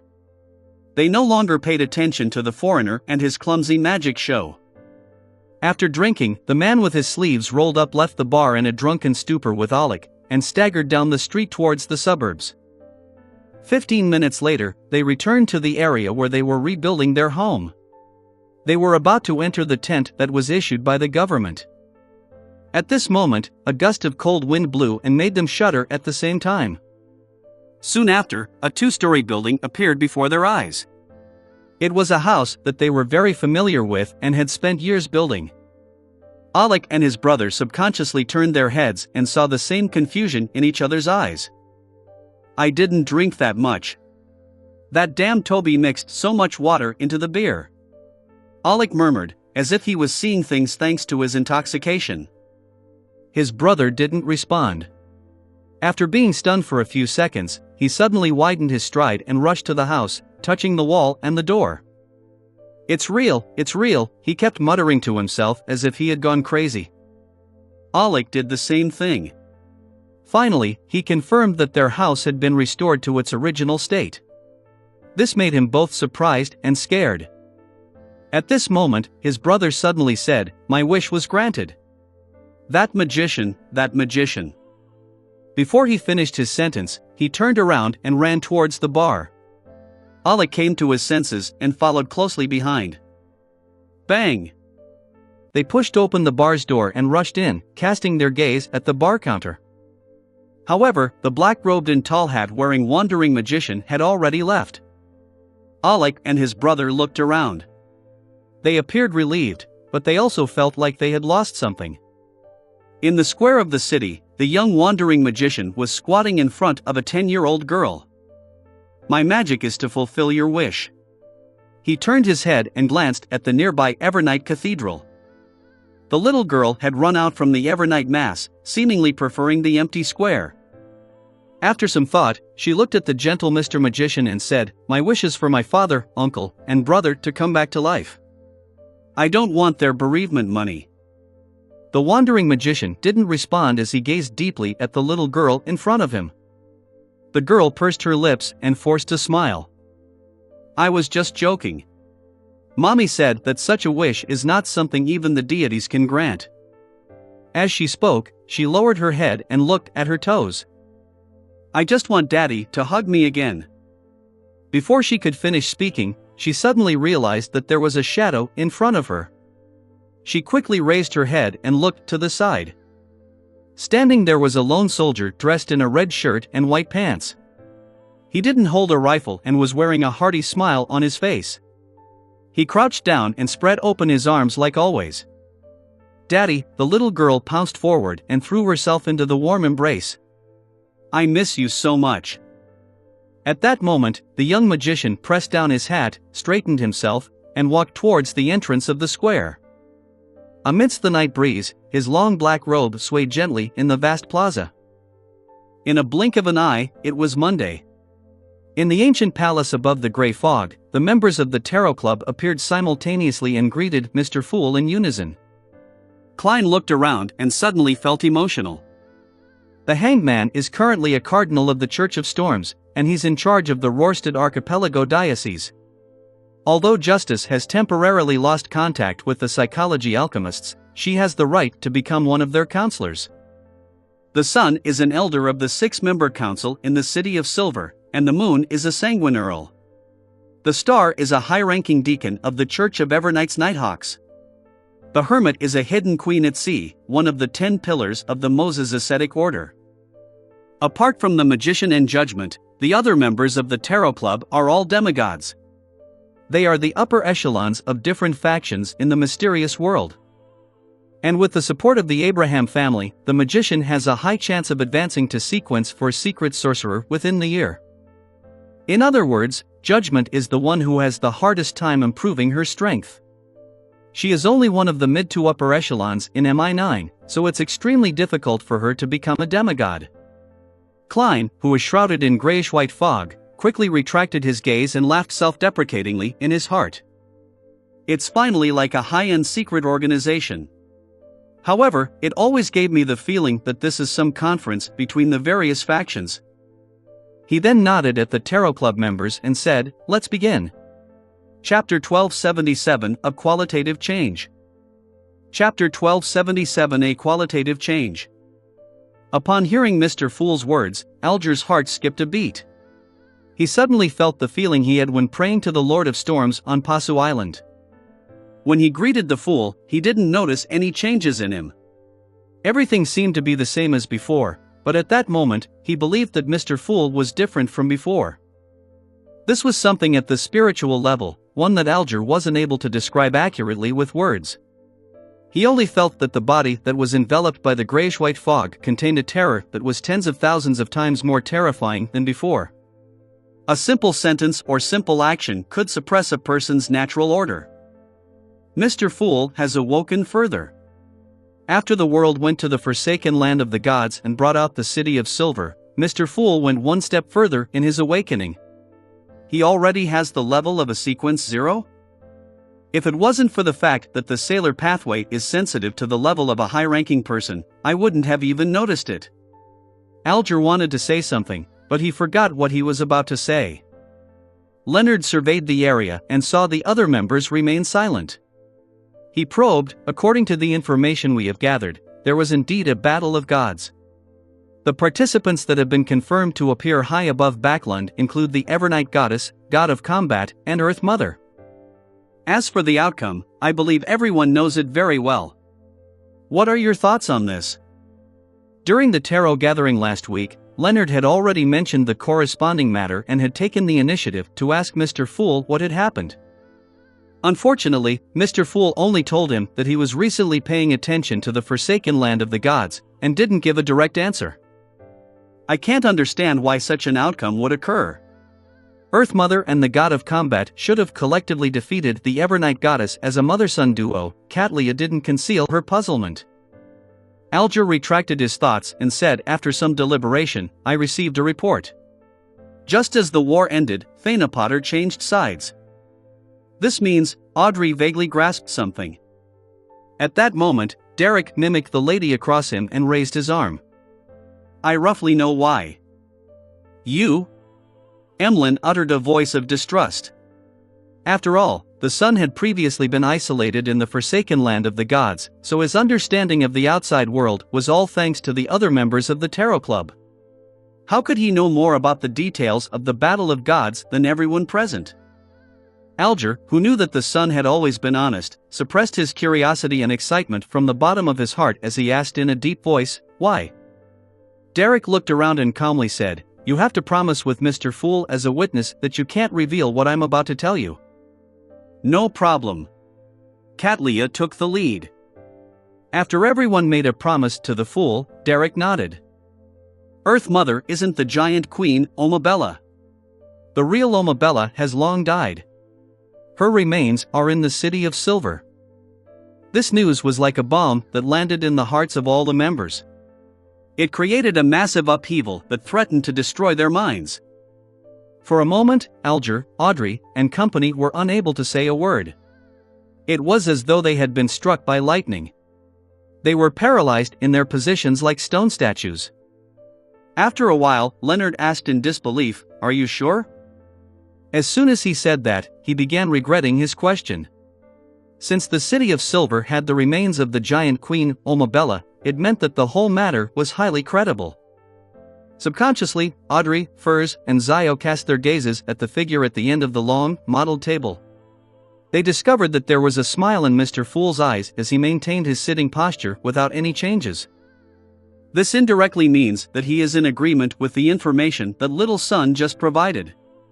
Before Audrey answered the son's question, she nodded indiscernibly and said, this can explain many things, but if Earth Mother isn't the giant queen, then why would Angel of Fate or Abaros believe that she is Omabella? Oh, why does the God of Combat want to work with her? Who is she? Upon hearing Miss Justice's series of questions, Alger suddenly felt a little emotional. The topic of discussion amongst the Tarot Club had finally raised from kings of angels to true deities. Previously, although they had stopped the descent of evil gods and had communicated knowledge of secret histories, they had rarely directly discussed the true deities. This was a subconscious fear, a deep mark left in them due to their upbringing in the present world. And now, the members of the Tarot Club had unknowingly lost the reverence that came from the depths of their souls. Catleya didn't notice this as she focused on Miss Justice's questions. She said thoughtfully, perhaps that Earth Mother has always been disguising herself as Omabella. This has managed to fool the Angel of Fate, as well as the God of Combat. How is that possible? Zio instinctively muttered. First took a deep breath and said, what a horror story. At that moment, the world, who had been silent all this time, said, nothing is impossible. What if this cover-up had the assistance of the Evernight Goddess and other true deities? A conspiracy that lasted for 2,000 to 3,000 years. Alger's eyes froze as he instinctively shrank back. He had an instinctual fear of the Evernight Goddess and Earth Mother that stemmed from his soul. The Tarot Club members fell silent once again until Leonard repeated Miss Justice's final question. Who exactly is Earth Mother? As he spoke, he looked at the world, Klein Moretti, and attempted to get an answer from his former colleague. At this moment, they heard a long-awaited knock. It was Mr. Fool knocking on the table. Audrey and company perked up as they turned to the end of the long bronze table, waiting respectfully for Mr. Fool's answer. The Fool Klein chuckled and said, I can give you some hints. He looked around and continued, why does the Church of Earth Mother like to turn the sanguine into believers? The Earth and Moon are two neighboring pathways. Legend has it that during the Second Epoch, the ancient god, Lilith, who represented the moon, died because of the Giant King's betrayal. She occasionally responds to the sanguine's prayers as though she hasn't completely perished. After the 4 prompts, all the Tarot Club members, including the Moon Emlyn, thought of an answer. Earth Mother's true identity is sanguine ancestor Lilith. Emlyn's eyes widened as he instinctively sat up straight. His mind was a mess as all sorts of ideas ran through it. Leonard was first astonished before he muttered and thought, a few days ago, the Church of Evernight stopped promoting the title of Lady of Crimson, and changed the prayer sign from the Crimson Moon to that of Stars. As a high-ranking Nighthawk Deacon, he was qualified to read the corresponding documents. The Evernight Goddess used the authority of the Moon Domain as a bargaining chip? Catleya said the conclusion that lingered in everyone's hearts. At this moment, they no longer had any doubts about the true identity of Earth Mother. Thank you for your hints. Audrey immediately bowed to Mr. Fool. After the others expressed their gratitude, they looked at the Moon Emlyn, who was still looking stupefied. Mother Goddess is the ancestor. The ancestor is Mother Goddess. So I've never changed my faith. It's no wonder I still continue going to the Harvest Church even without Father's corresponding psychological cues. That's because my intuition told me that the Mother Goddess is the ancestor. Therefore, the ancestor has favored me and made me the savior of the sanguine. Thoughts flashed through Emlyn's mind as he found a reasonable explanation for the guilt he had previously felt. He began to believe that he was the most devoted sanguine. Glancing at the Earl, Furs smiled with interest. Mr. Moon, perhaps you might become the Archbishop of the Church of Earth Mother after some time. No, it should be the sole sanguine representative of the Church of the Earth Mother. This writer immediately came up with a nickname. Why? Emlyn asked in puzzlement.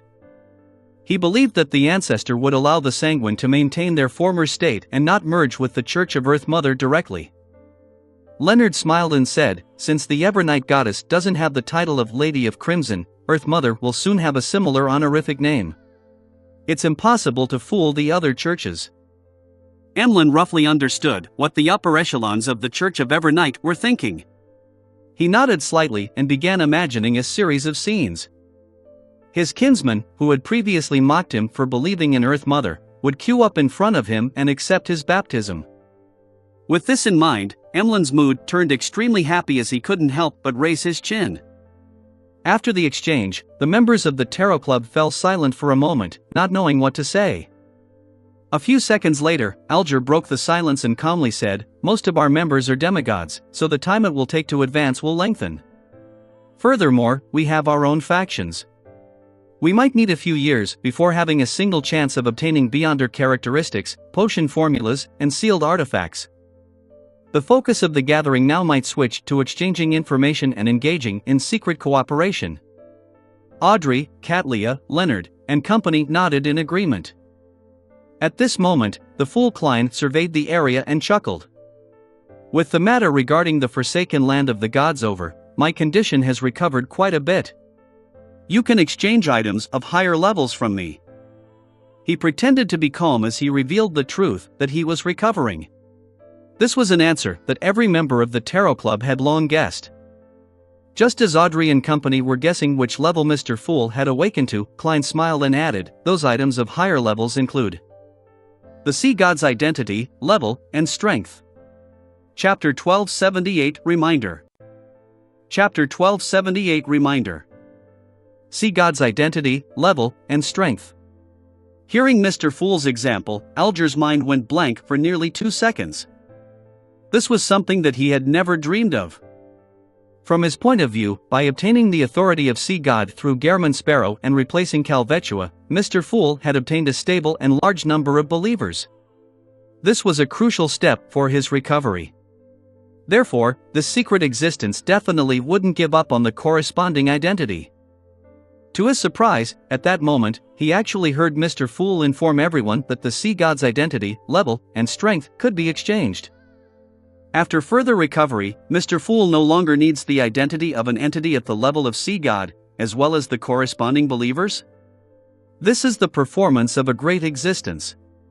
Something that isn't qualified is only used temporarily, never monopolized.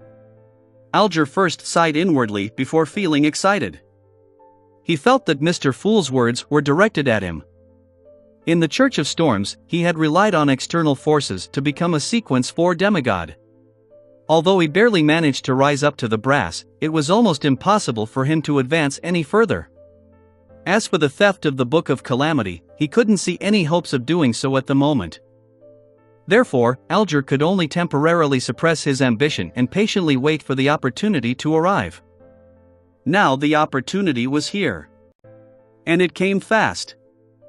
Alger was currently a cardinal of the Church of the Lord of Storms in charge of the Rorstad archipelago. Once he secretly became Sea God and controlled the authority of those waters, he would become the king of the Rorstad archipelago, a true king. With this in mind, Alger nearly couldn't contain himself. It took him a great deal of difficulty to calm himself down. Although Audrey, Derek, and company couldn't hide their shock that the Tarot Club was beginning to trade the identity, level, and strength of a deity even if it was only a false god, they didn't have any intentions of switching to the storm pathway. Compared to Alger, they weren't that excited. They quickly controlled themselves and cast their gazes at Mr. Hangman. Alger took a deep breath and humbly said to the end of the long bronze table, "Honorable Mr. Fool, what price is needed to exchange for these items?" The Fool Klein was waiting for the Hangman's question and said with a smile, "The missions I shall give you, as well as frequent praying and the sincere making of wishes." What he wanted to emphasize were the words towards the end of the sentence, but he believed that the members of the Tarot Club wouldn't be able to tell. As for how he could complete the corresponding wishes, he currently had 2 methods. First, he used the other Beyonder powers he possessed to achieve the corresponding effects. For example, he could summon historical scenes and repeat the segment of gifting beer to fulfill the wish of the bar owner treating the patron. Second, he could directly grant a relatively low-level wish with his accumulated power of wishes and create a true miracle. For example, using a snap to cause the collapsed house to instantly return to its original state, succeeding in rebuilding it in the full spirit of the wish. In addition, Klein could use Sapphira Castle's level and powers above the gray fog that was equivalent to a king of angels who had yet to accommodate a uniqueness. In other words, when he responded to prayers, he could use the core powers of a Sequence 1, which was also the core power of the Attendant of Mysteries. After this period of experimentation, Klein had a rough idea of the 2 effects. The first was to create a nascent divine kingdom, and the second was grafting. The term grafting was coined by Klein himself. After all, he wasn't a real Attendant of Mysteries, nor did he obtain the corresponding mysticism knowledge. This ability could allow an object that couldn't be directly connected under normal circumstances to achieve an inconceivable effect by grafting. A simple example was to mix the concept of the beginning and the end of a path into one common node, making it impossible for anyone who walked that path to leave. To Beyonders, there were quite a number of powers that could do something like that, but an attendant of mysteries' grafting directly acted on a concept itself. Not only was it at a very high level, like the descent of a true deity, but its effects were bizarre and had a hint of concealment. In addition to the replication powers of the Great Zero sealed artifact, the Staff of the Stars, Klein could completely respond to prayers like a king of angels while inside Sapphira Castle. Furthermore, he could do more things. Upon hearing Mr. Fool mention missions, Alger suddenly recalled something. He hurriedly lowered his head and asked, "Honorable Mr. Fool, do you still need me to carry out further investigations regarding the 3 targets of the Fasak Empire that participated in the Konotopsy battle?" He had previously obtained information regarding the 3 suspected owners of Creeping Hunger, but he hadn't found anything abnormal. The Fool Klein nodded slightly and said, "There's no need for that anymore." He originally wanted to use this clue to grab the tail of the Twilight Hermit Order, but since Adam had likely become a god, it was better to avoid doing so. Respecting a Sequence Zero true deity was Klein's usual principle. He had to compromise and give up if necessary. Without waiting for Alger to speak again, the Fool Klein said in a relaxed tone, "Your current mission is to cooperate with the Sea God believers, and settle down the people who have left the forsaken land of the gods." "Your wish is my will," Alger replied without hesitation. This made Derek silently heave a sigh of relief. He no longer had any doubts, hesitations, or worries about the subsequent developments. He had full trust in Mr. Hanged Man's ability to handle matters. At this moment, the Fool Klein looked around and smiled. Apart from the sea god's identity, level, and strength, there are many things that can be exchanged for. For example, the imperative mage potion formula and Beyonder characteristic. He didn't list down too many examples so as to prevent himself from damaging the Fool's standing. As for having said so much, it could be explained away that Mr. Fool was in a good mood from having taken another step towards recovery. Moon City had been passed down the heritage of an imperative mage, something Klein could exchange for when granting them the wish of being saved. Of course, even if he directly made the residents of Moon City sacrifice the corresponding items, the people who had finally found his blessings and protection would definitely be very willing to do so. They were more afraid that Mr. Fool would abandon Moon City and not accept their sacrifice. Apart from that, Klein himself had a Silver Knight marionette, the Seer Pathways Sequence 9-3 Beyonder characteristics, the sealed artifact, General of the Pupil Si, a drop of the Primordial Moon's blessed blood, and various kinds of charms and bullets that came from Worms of Spirit. If the Wishmaker wanted a consumable or something for a temporary loan, Klein could even take out more from the historical void. The imperative mage's potion formula and Beyonder characteristic. Zio inexplicably felt that Mr. Fool was looking at her. To be frank, she lacked the motivation to advance. On the one hand, she was only one of the mid to high-ranking members of MI9, so the chances of getting a ticket to the ranks of a demigod were very low. On the other hand, her father's reputation had been restored to a certain extent, so she had no pressing goals. At the same time, the war had ended. Her mother and brother had returned to Backland and were about to start a normal life. With Zio's current overall income, it was enough to support a wealthy family. All of these reasons made Zio feel that her current life was pretty good, and she didn't really want to change it. Of course, if she had the chance to advance to the demigod level, she wouldn't let it go. Due to the war, she had experienced the helplessness of a Sequence 5. Furthermore, in the Tarot Club, aside from her and Furs, everyone else was a demigod. There was no doubt that she didn't want to fall behind that much. Amidst her thoughts, Zio looked at Furs before bowing her head to the entity at the end of the long model table to indicate that she would work hard. Furs could roughly guess her friend's attitude because it was roughly the same for her. If it wasn't because she needed to advance to Sequence 4 to effectively resist the full moon ravings so as to stop troubling Mr. Fool, as well as the Abraham family having prepared the potion formula and Beyonder ingredients for her, she wasn't in a rush to become a secret sorcerer. As a traveler, she could go wherever she wanted. She could immediately head to a location to eat whatever delicacy she wanted. It completely satisfied Furz's initial expectations of being a Beyonder. Of course, she had another motivating factor to improve herself. after becoming a demigod, she could further help her teacher and family. Seeing the fog-covered Mr. Fool leaning back into his chair, Audrey didn't say another word. After some hesitation, she opened her mouth and said, "Ladies and gentlemen, I have a question. If there's a matter, and you're aware that its outcome has nothing to do with you at all, with it solely being the result of the feelings and gambling of certain existences, what will you do?" Just as she said that, Alger laughed.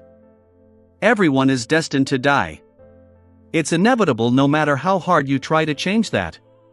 "Then, does that mean one's life is meaningless?"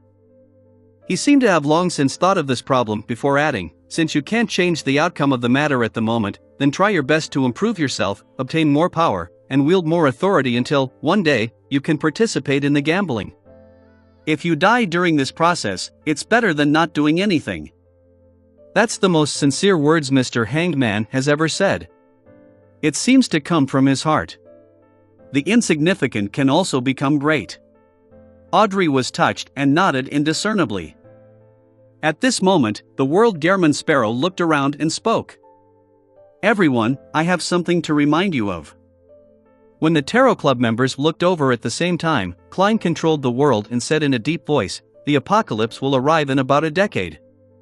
There's a possibility for everyone to be destroyed, including the deities."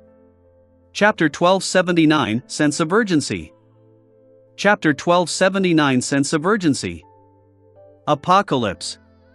Although Audrey had long learned about the prophecy of the apocalypse from the Church of Knowledge and Wisdom demigod, she never found it corporeal enough, feeling that it was meant to deceive the people.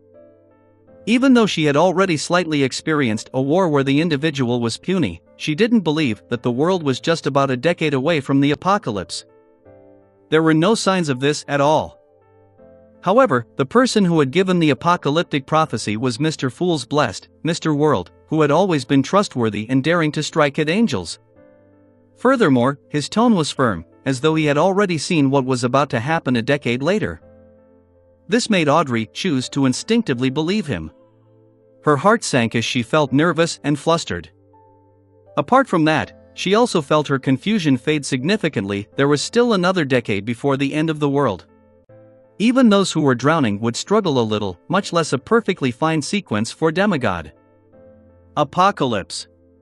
As a cardinal of the Church of Storms, Alger had recently seen many apocalyptic prophecies, but those unverifiable matters couldn't compare to the World Gairman Sparrow's abnormally serious warning.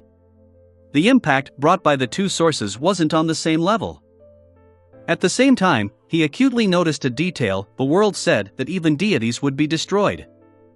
Alger's first reaction was that Gairman Sparrow was being disrespectful to Mr. Fool, as Mr. Fool was also a deity. However, he quickly rejected this idea. After all, the World Gairman Sparrow was Mr. Fool's blessed and was the most devout believer. The other members of the Tarot Club might accidentally blaspheme Mr. Fool, but it was impossible for the World Gairman Sparrow. Due to the two prerequisites that Gairman Sparrow wouldn't be disrespectful to Mr. Fool and him saying that even deities would be destroyed, Alger quickly came to another conclusion. In the world's Gairman Sparrow's heart, Mr. Fool's level was higher than that of a true deity. Alger never doubted the World Gairman Sparrow's knowledge. After all, he was a powerhouse who often interacted with angels. This knowledge made him both shocked and puzzled, momentarily unable to find an even more reasonable explanation. Having used the blood of a snake of fate to advance to the level of a demigod, Catlia would also occasionally dream of the scene of the dawn of the apocalypse thanks to her pathway having clairvoyant as its sequence 3. In addition, Queen Mystic Bernadette would occasionally remind her, so she didn't feel any surprise or shock regarding Mr. World's words. She just felt like the dust that had been stirred had finally landed on the ground. As for the future, this mysticologist was equally lost. Apart from improving herself, she didn't know where to direct her efforts. Apocalypse. Zio and Furs looked at each other across Mam Hermit and sensed the raging upheavals in each other's hearts. They had never thought that the wonderful life they were living wouldn't last more than 2 decades unless something happened. This was a time where they were in their prime. Even if they weren't demigods, they didn't have to worry about the inclination towards losing control due to their aging bodies. As the person who spoke was the World Gairman Sparrow, the two ladies didn't suspect the authenticity of the prophecy. They momentarily felt fearful and heavy. At the beginning, Derek couldn't help but feel depressed. This was because the city of Silver had just left the forsaken land of the gods and came to the world of light. Yet, none of this would last long before the apocalypse was ushered in. Soon, he composed himself and chose to believe in Mr. Fool. Since this great existence was able to rescue the city of Silver from the forsaken land of the gods, he too could also stop the apocalypse. Although I'm the savior of the sanguine during the apocalypse, I never expected it to happen so soon. I'm only an earl. Emlyn couldn't help but frown. It was as though a student who had just attended a few days of lessons had to suddenly sit an exam. Of course, this also made him excited. After all, it wouldn't be long before he would fulfill his mission and display his greatness in front of his fellow kinsmen. Leonard had heard of the doomsday prophecy from Old Man Pallas Zoroast. Although he didn't know the reason behind such a development, he had long been mentally prepared. At this moment, he was the first to snap back to his senses and asked, why would the apocalypse suddenly happen? There are no signs of it. Klein controlled the world to reply. It's just that you didn't notice the signs. Do you think that a battle of gods erupted for no reason? Seeing that all the members of the Tarot Club were stunned and lost in thought, the World Gehrman Sparrow added, you aren't qualified to know the exact reason. Just understanding it would bring about an irrepressible corruption. Only angels and above can resist it. This is similar to what the demigod from the Church of Knowledge's demigod said. It's close to the corruption from the cosmos. I seem to have forgotten something. Mr. World seems to have figured out the whole story. Isn't he afraid of being corrupted? He's already an angel? He is now a he? Thoughts flashed through Audrey's mind as she acutely sensed that the World Gehrman Sparrow might have completed his advancement and become a true mythical creature. In ancient times, this could even be called a subsidiary god, a member of the deity lineup. Right on the heels of that, Alger, Catlia, and the other members of the Tarot Club understood the truth. They knew that the World Gehrman Sparrow had already reached the top of the real world, becoming an angel that walked the land. Their guesses were related to Gehrman Sparrow's plan to deal with a mythical creature. Some believed that it was the benefits that Mr. Fool's recovery gave to his blessed. But no matter what, it was the first time the Tarot Club had a member at the level of an angel, aside from its host and convener. Of course, they weren't too surprised by the World Gehrman Sparrow's advancement to Sequence 2.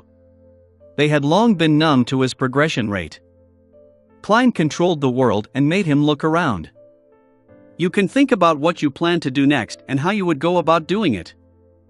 Zio, Furs, and the other Tarot Club members nodded slightly as acknowledgement. Another 10 minutes of free exchange followed before this session of the tarot gathering gradually came to an end.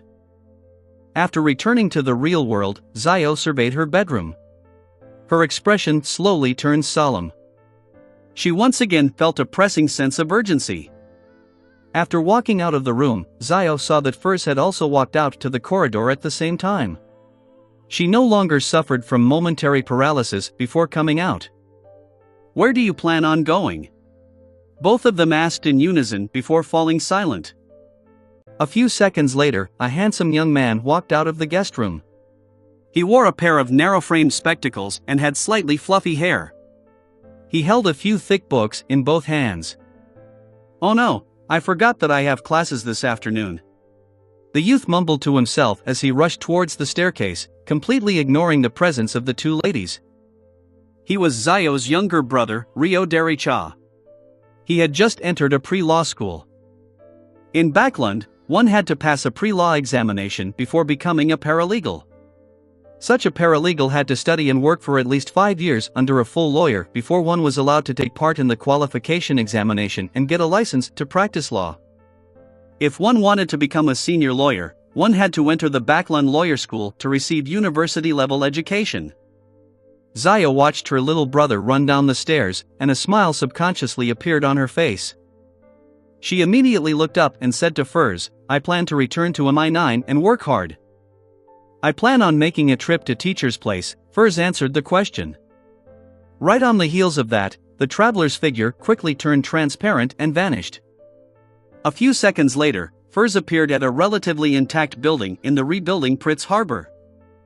Then, she took out a pen and paper from her pocket and wrote a note. She planned on telling her teacher that she had finished digesting the traveler potion. Putting away the fountain pen, she stuffed the paper into the mailbox at the door. This wasn't Dorian Gray Abraham's residence. It was the place where Furs and the gentleman had previously agreed to send letters to. The next day, when Furs arrived, she saw Dorian providing her with the meeting location and time.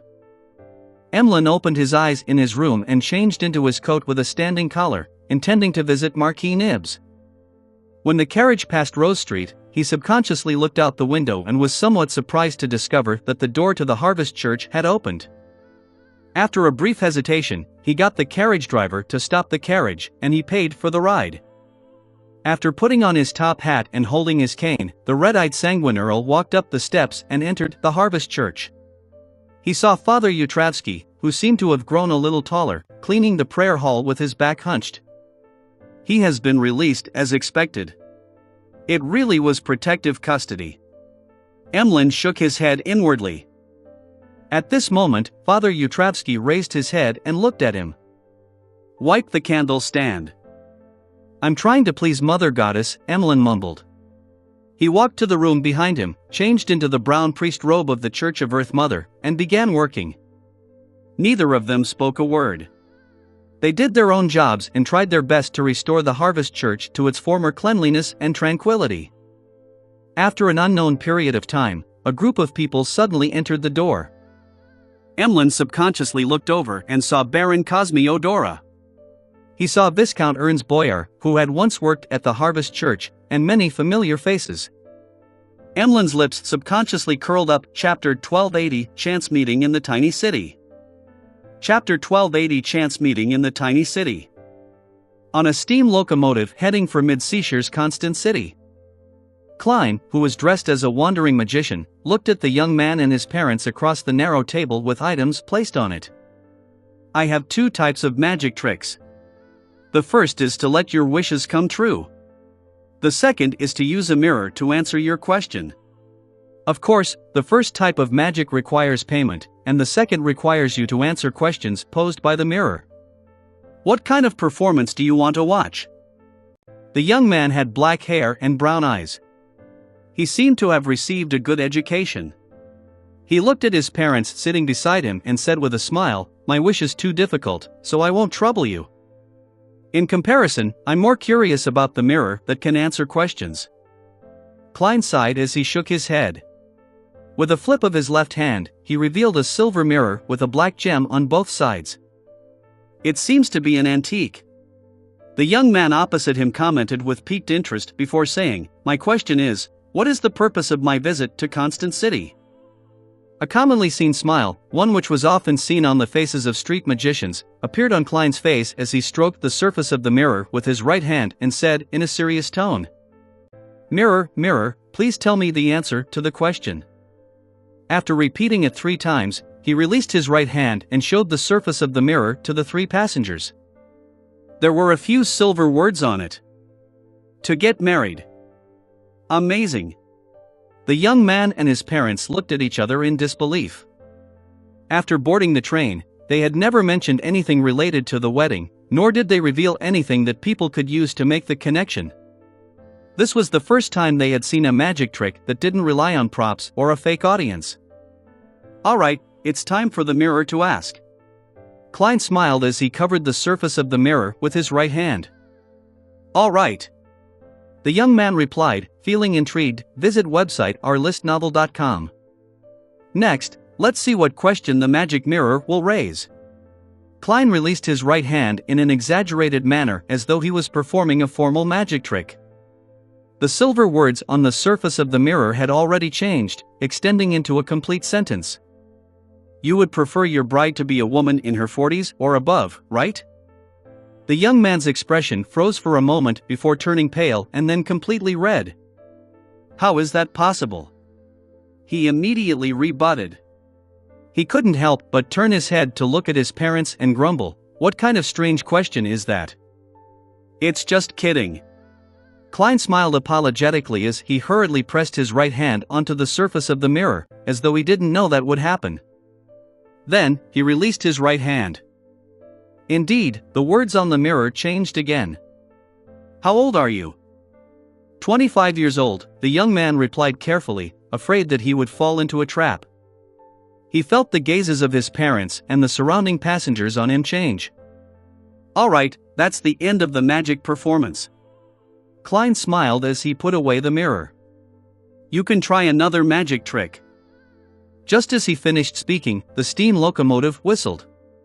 This was the sign that it was about to enter the station. Sorry, that's my call. Klein took out his golden pocket watch and checked the time. He carried his luggage and left the steam locomotive along with a group of passengers. He arrived at the station platform that had yet to be lit up with the gas lamps. This was mid-Seashire's Belton City, a city that had both prospered and declined due to the coal mines. To Klein, the greatest significance of this place was that it was a strategic node in the previous World War. Faysac had taken 3 routes in its invasion. One attacked the border along the Amantha mountain range to break through the land defenses. Another involved setting off from Sonia Island, attacking the coastal harbors, and attempting a landing. The third was to follow the main railway as they marched towards Backland for the invasion. Among them, due to the existence of the Church of Storms and the combined might of the ironclad warships and high-level arbiters, the naval forces of Faysac and Fanapotter failed to obtain the results they expected. They even failed to obtain naval superiority. And on the battlefields on the Amantha mountain range, the headquarters of the Church of Evernight blocked one wave after another. It didn't fall throughout the war, thus preventing Winter County and East Chester County from going through the fiery crucible of war. Of the 3 routes, the only successful one was the Mid-Seashire troops. They did a joint naval land operation and conquered Lone's second biggest city, Constant City, the capital of Mid-Seashire. Then, they made their way southeast, rendezvousing with the Intis troops in the greater area of Backland. Klein acted as a wandering magician. On the one hand, he had to accumulate wishes, display miracles, digest the potion, and increase his strength.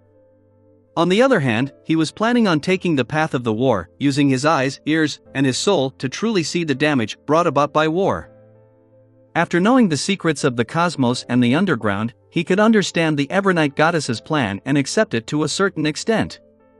However, this didn't mean that he was indifferent to the sacrifices.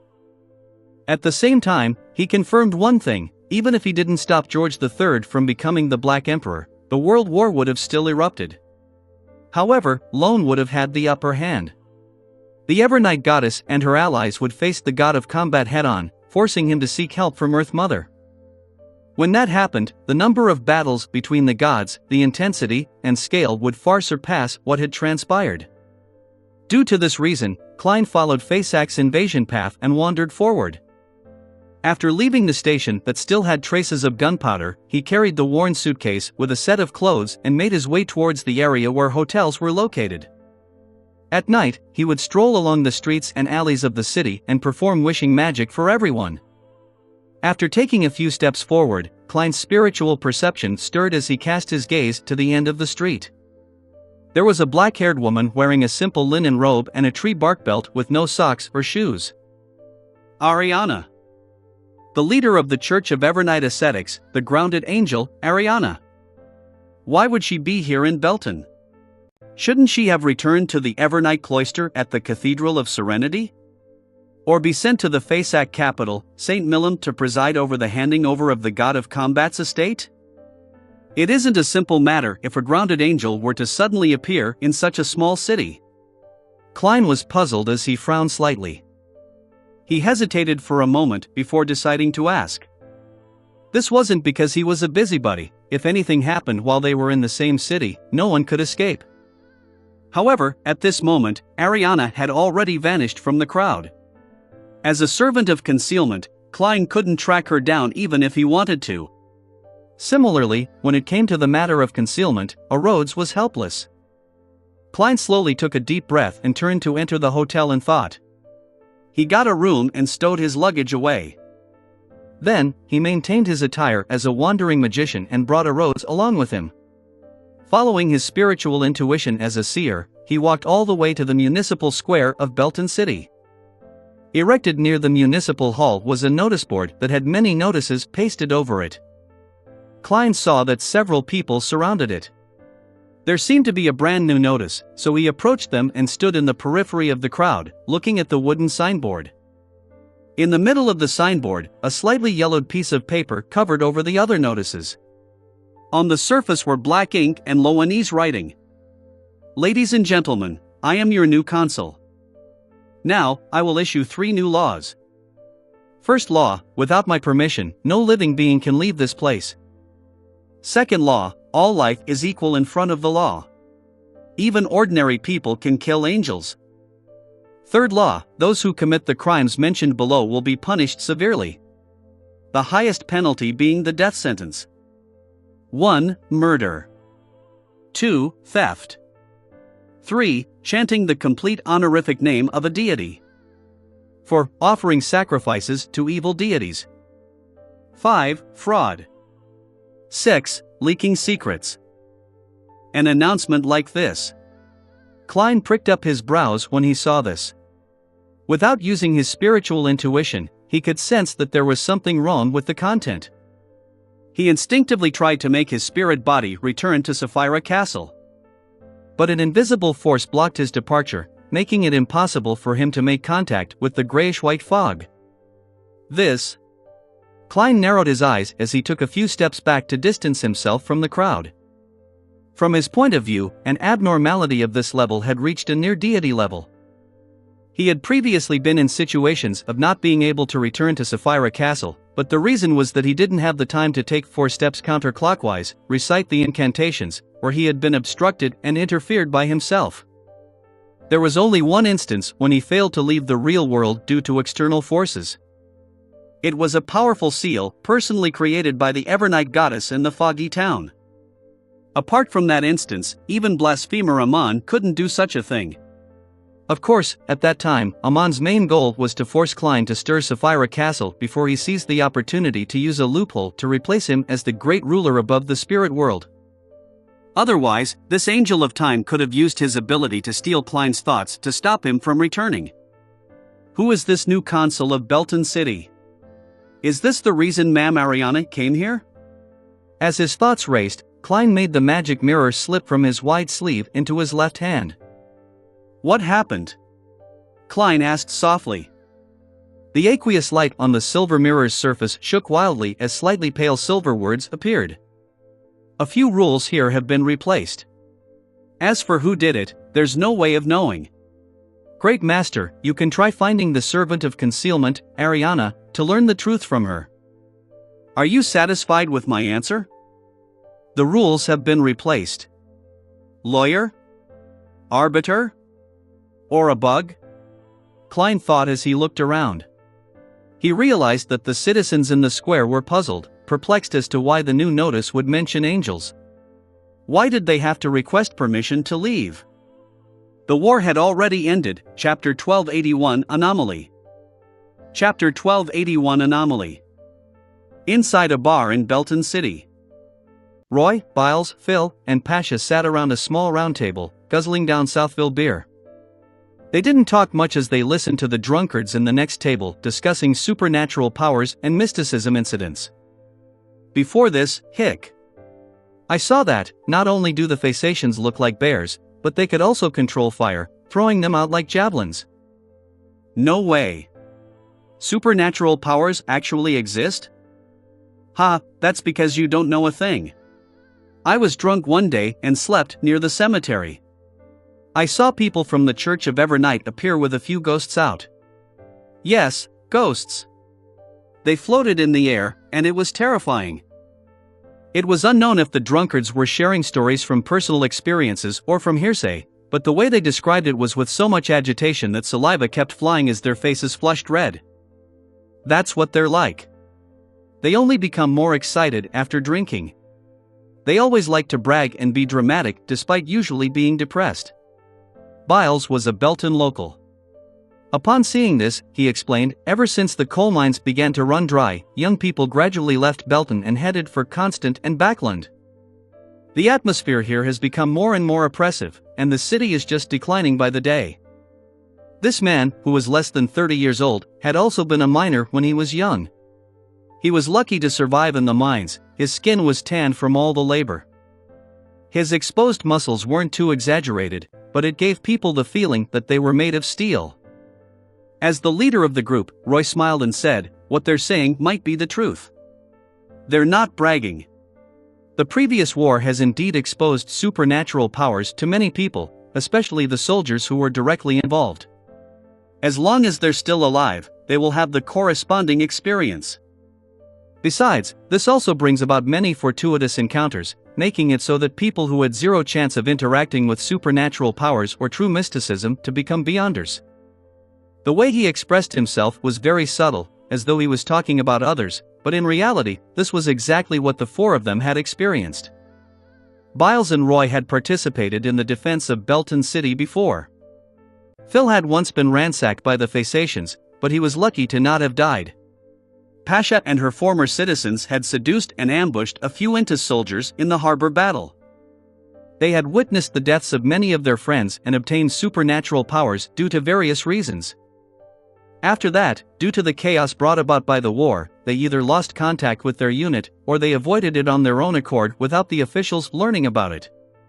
Slowly, they got to know each other and became friends with each other due to their common experiences. This time, they had come to Biles's hometown in Belton to seek out any friends and family who might have survived. The reality of this world far exceeds our imaginations. Pasha, who had long dark blonde hair and deep blue eyes, sighed. She was only in her 20s, and she was quite good-looking. However, her face was a little thin, accentuating the protrusion of her cheekbones. This made her look much older than her actual age. "In the future, we will lead different lives." Roy, who had the typical Loanese characteristics, raised his cup. "To a brand new future." Before he could finish speaking, someone in the bar suddenly screamed. The experienced Roy and company quickly raised their vigilance and cast their gazes over. They saw a young man dressed in ordinary clothes, lying on the ground, rolling back and forth as if he was in extreme pain. Under the dim yellow gas wall lamps, everyone realized that the clothes on the young man's back had been torn open, revealing blood-red streaks. It was as if he had been whipped by a whip. However, no one around him held a whip. The victim had only let out one scream. This was only possible if he had been whipped countless times in an instant. But if that were the case, how could no one notice it? "He's holding a wallet. Could this have something to do with the anomaly just now?" The thin Phil took several looks and said after some deliberation, "Shall I take a look?" Roy thought for a moment and nodded. "Be careful." Phil grunted and walked over from the small round table. With the help of the crowd, he approached the young man who was now whimpering instead of rolling about. He quietly extended his left hand. His target was the seemingly ordinary leather wallet. "Ah!" Phil suddenly screamed as he watched his left wrist snap and land on the ground. Blood splattered from the stump onto the faces and bodies of the people around them. The scene instantly froze. The drunken guests were first stunned before swallowing their saliva. Then, they turned around and ran frantically towards the door or to the corners. "Something's wrong. No one attacked me."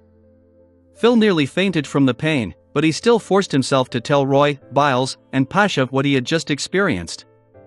Roy's eyes narrowed as he decisively said, "Let's get out of here first." He then turned his head and said to Biles, "Pick up Phil's hand and preserve it well. I remember that a military doctor I met before is also from Belton. After he got discharged from the army, he came here and opened a private clinic. He can effectively treat this kind of wound." The military doctor named Weber was also a Beyonder. When he participated in the war in the South, he had advanced step by step, obtaining medical skills that surpassed reality. It was said that he could sew up a severed limb and restore it to its former flexible state. "All right." Biles agreed without hesitation. He took a few steps forward, took out a wooden box, picked up Phil's severed hand, and put it in. At the same time, Pasha used the mystical ointment she had bought previously to stop Phil's bleeding, and bandaged it. Soon after, the group of 4 left the bar. After many inquiries, they finally found Weber's clinic with the help of passers-by. The clinic hadn't closed for the day, and the light from the gas lamps inside spread outwards, casting a dim yellow light. Roy politely pulled at the doorbell again and again as he heard the ringing echo inside. However, after a few minutes, no one came to open the door. "He's drunk?" Pasha looked at the miserable Phil and made a guess. Roy shook his head. "I remember that Weber isn't one to drink. Other than being more amorous, he doesn't have any bad habits. Perhaps, he's currently..." As he spoke, the middle-sized man with a face full of weathered pockmarks pushed the door open and realized that it was not locked. It was ajar. As the door opened, Roy, Biles, and the others saw 2 figures. 2 figures were hanging in the middle of the clinic. Due to the wind blowing in from the outside, they swayed gently. One was a man in his 30s wearing a white coat, while the other was a young lady in a nurse's uniform. Their lower bodies were naked and their eyes were protruding. Their mouths were half open, and their tongues were squeezed out. They were hung on the ceiling by an invisible rope. Their expressions were filled with fear, despair, and blankness. Weber, Roy recognized the dead man. He, along with Pasha, Phil, and Biles, felt a chill run down their spines. They didn't know why something like this had happened, nor did they know what kind of horrors such an unknown might bring. Boom! The sound of a chair being knocked over sounded from the side, jolting the dazed Roy and company. They looked in the direction of the voice and saw a lady carrying a baby standing up in a fluster. She whispered in horror and confusion they were having an affair. What had this got to do with their encounter? Roy took a deep breath. He felt that he shouldn't stay here for long. He quickly instructed, "Let's go." He didn't ask Pasha to comfort the lady, nor did he attempt to obtain the clinic's disinfectant and bandages. Biles and the others swallowed their saliva with great difficulty, turned around, and warily left the clinic. To Phil, the horror of the unknown had completely suppressed the pain in his left hand. What exactly happened? Phil asked as he turned into another street, asking as his facial muscles winced. How would I know? Biles blurted out. He had seemed to lose control of his emotions. Roy looked around and exhaled. Calm down. This should be a terrifying beyonder matter that has exceeded our imaginations. Right. All of this is too strange. That can be the only reason. Pasha nodded in agreement. Then what should we do? Phil asked anxiously. Roy thought for a moment and said, let's try to leave Belton. Also, analyze what happened before and summarize the patterns hidden within.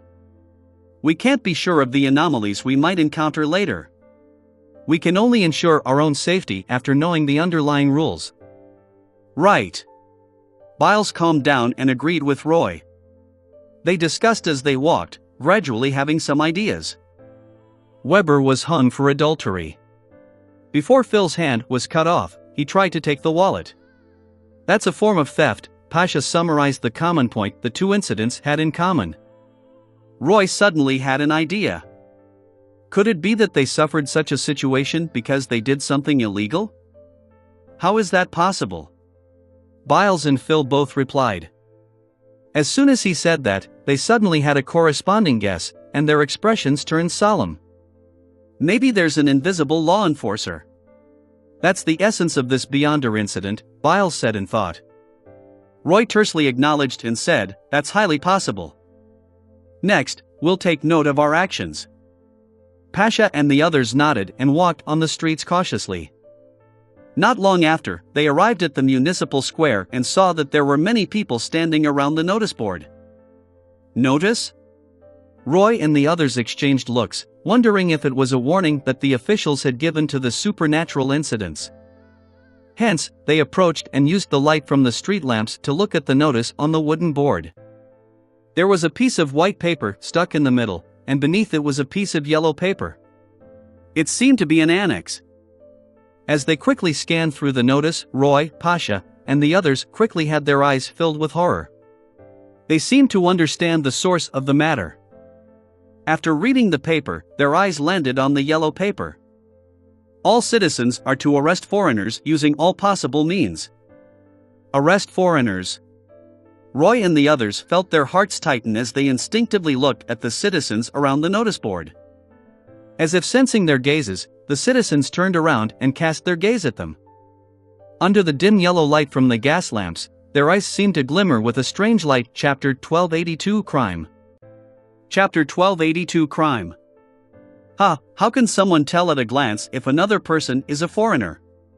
How do you distinguish that? Roy forcefully composed himself and pretended to be discussing the yellow paper's contents with his companions.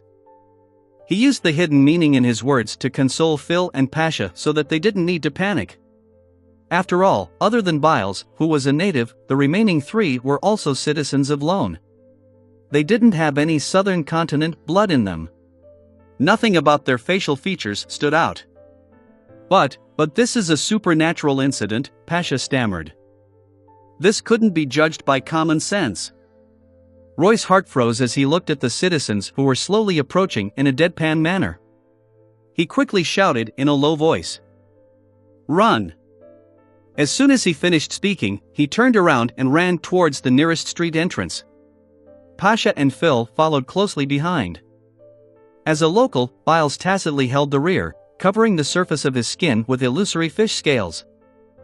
Bang! Bang! Bang! A few citizens raised their dual-barreled hunting guns and fired. Roy, Phil, and Pasha were Beyonders who were relatively good at fighting. While running, they would occasionally change directions or roll forward, successfully dodging the attacks.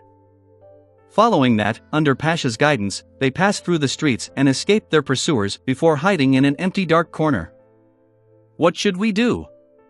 Phil, who had lost a hand, panted as he asked, from the contents of the notice, we probably won't be able to leave this city.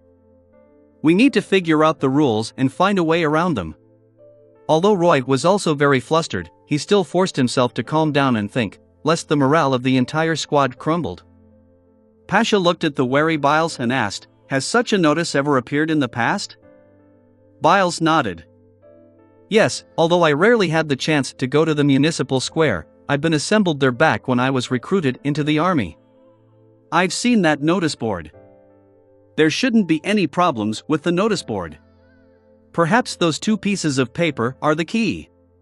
The laws written on them contain mystic intent, Pasha said. Roy immediately expressed his agreement. That's right. Besides, I suspect that the laws have to be made public before they are put into effect. If we can find an opportunity to rip off those two pieces of paper, the corresponding restrictions might disappear. After hearing Roy's words, Pasha, Phil, and Biles fell silent. After a few seconds, Phil's facial muscles twitched as he said, let's give it a try. If we continue to be trapped in the city, even if we aren't caught by those citizens, we might be punished for various reasons. Although they were all Beyonders, their sequences weren't high. It wasn't a problem dealing with a few ordinary people, but facing the enmity of an entire city was extremely dangerous. Roy, Biles, and Pasha were more or less people who had been on the battlefield before. They knew that hesitation was the worst action to take in such situations, so they agreed to Phil's suggestion. Under the guidance of the rather experienced hunter, Pasha, the group of four made a detour and returned to the municipal square from another street. At this moment, the residents who were surrounding the notice were no longer there. It was as if they were searching the entire city for foreigners. When they saw the notice board that stood silently in the middle of two gas lamps, Roy and company carefully approached it, ready to escape at any moment. After approaching the target, Roy suddenly thought of a question. He hurriedly lowered his voice and asked, is destroying the notice considered an illegal act? In theory, yes, Pasha was taken aback. They then cast their gaze at the notice board and scanned through the list of crimes stipulated by the third law. 8. Destroying public property. It really exists. Biles blurted out. Phil, whose face had turned pale due to the blood loss, turned paler. After some thought, he said, what kind of punishment does destroying public property entail? This wasn't a very serious crime, and the corresponding punishment should be relatively lenient. If that was the case, Phil decided to take the risk to tear the notice and end this horrifying, bizarre event. First-timers get whipped. Just as Roy, Pasha, and Biles were pondering over the answer, a voice sounded from behind them. The four turned around in shock and saw a young man in a black robe and a tall hat. He looked ordinary. The man continued, "A repeated offense is to have one's hand lopped off. I'm not sure what happens after that." "How do you know that?"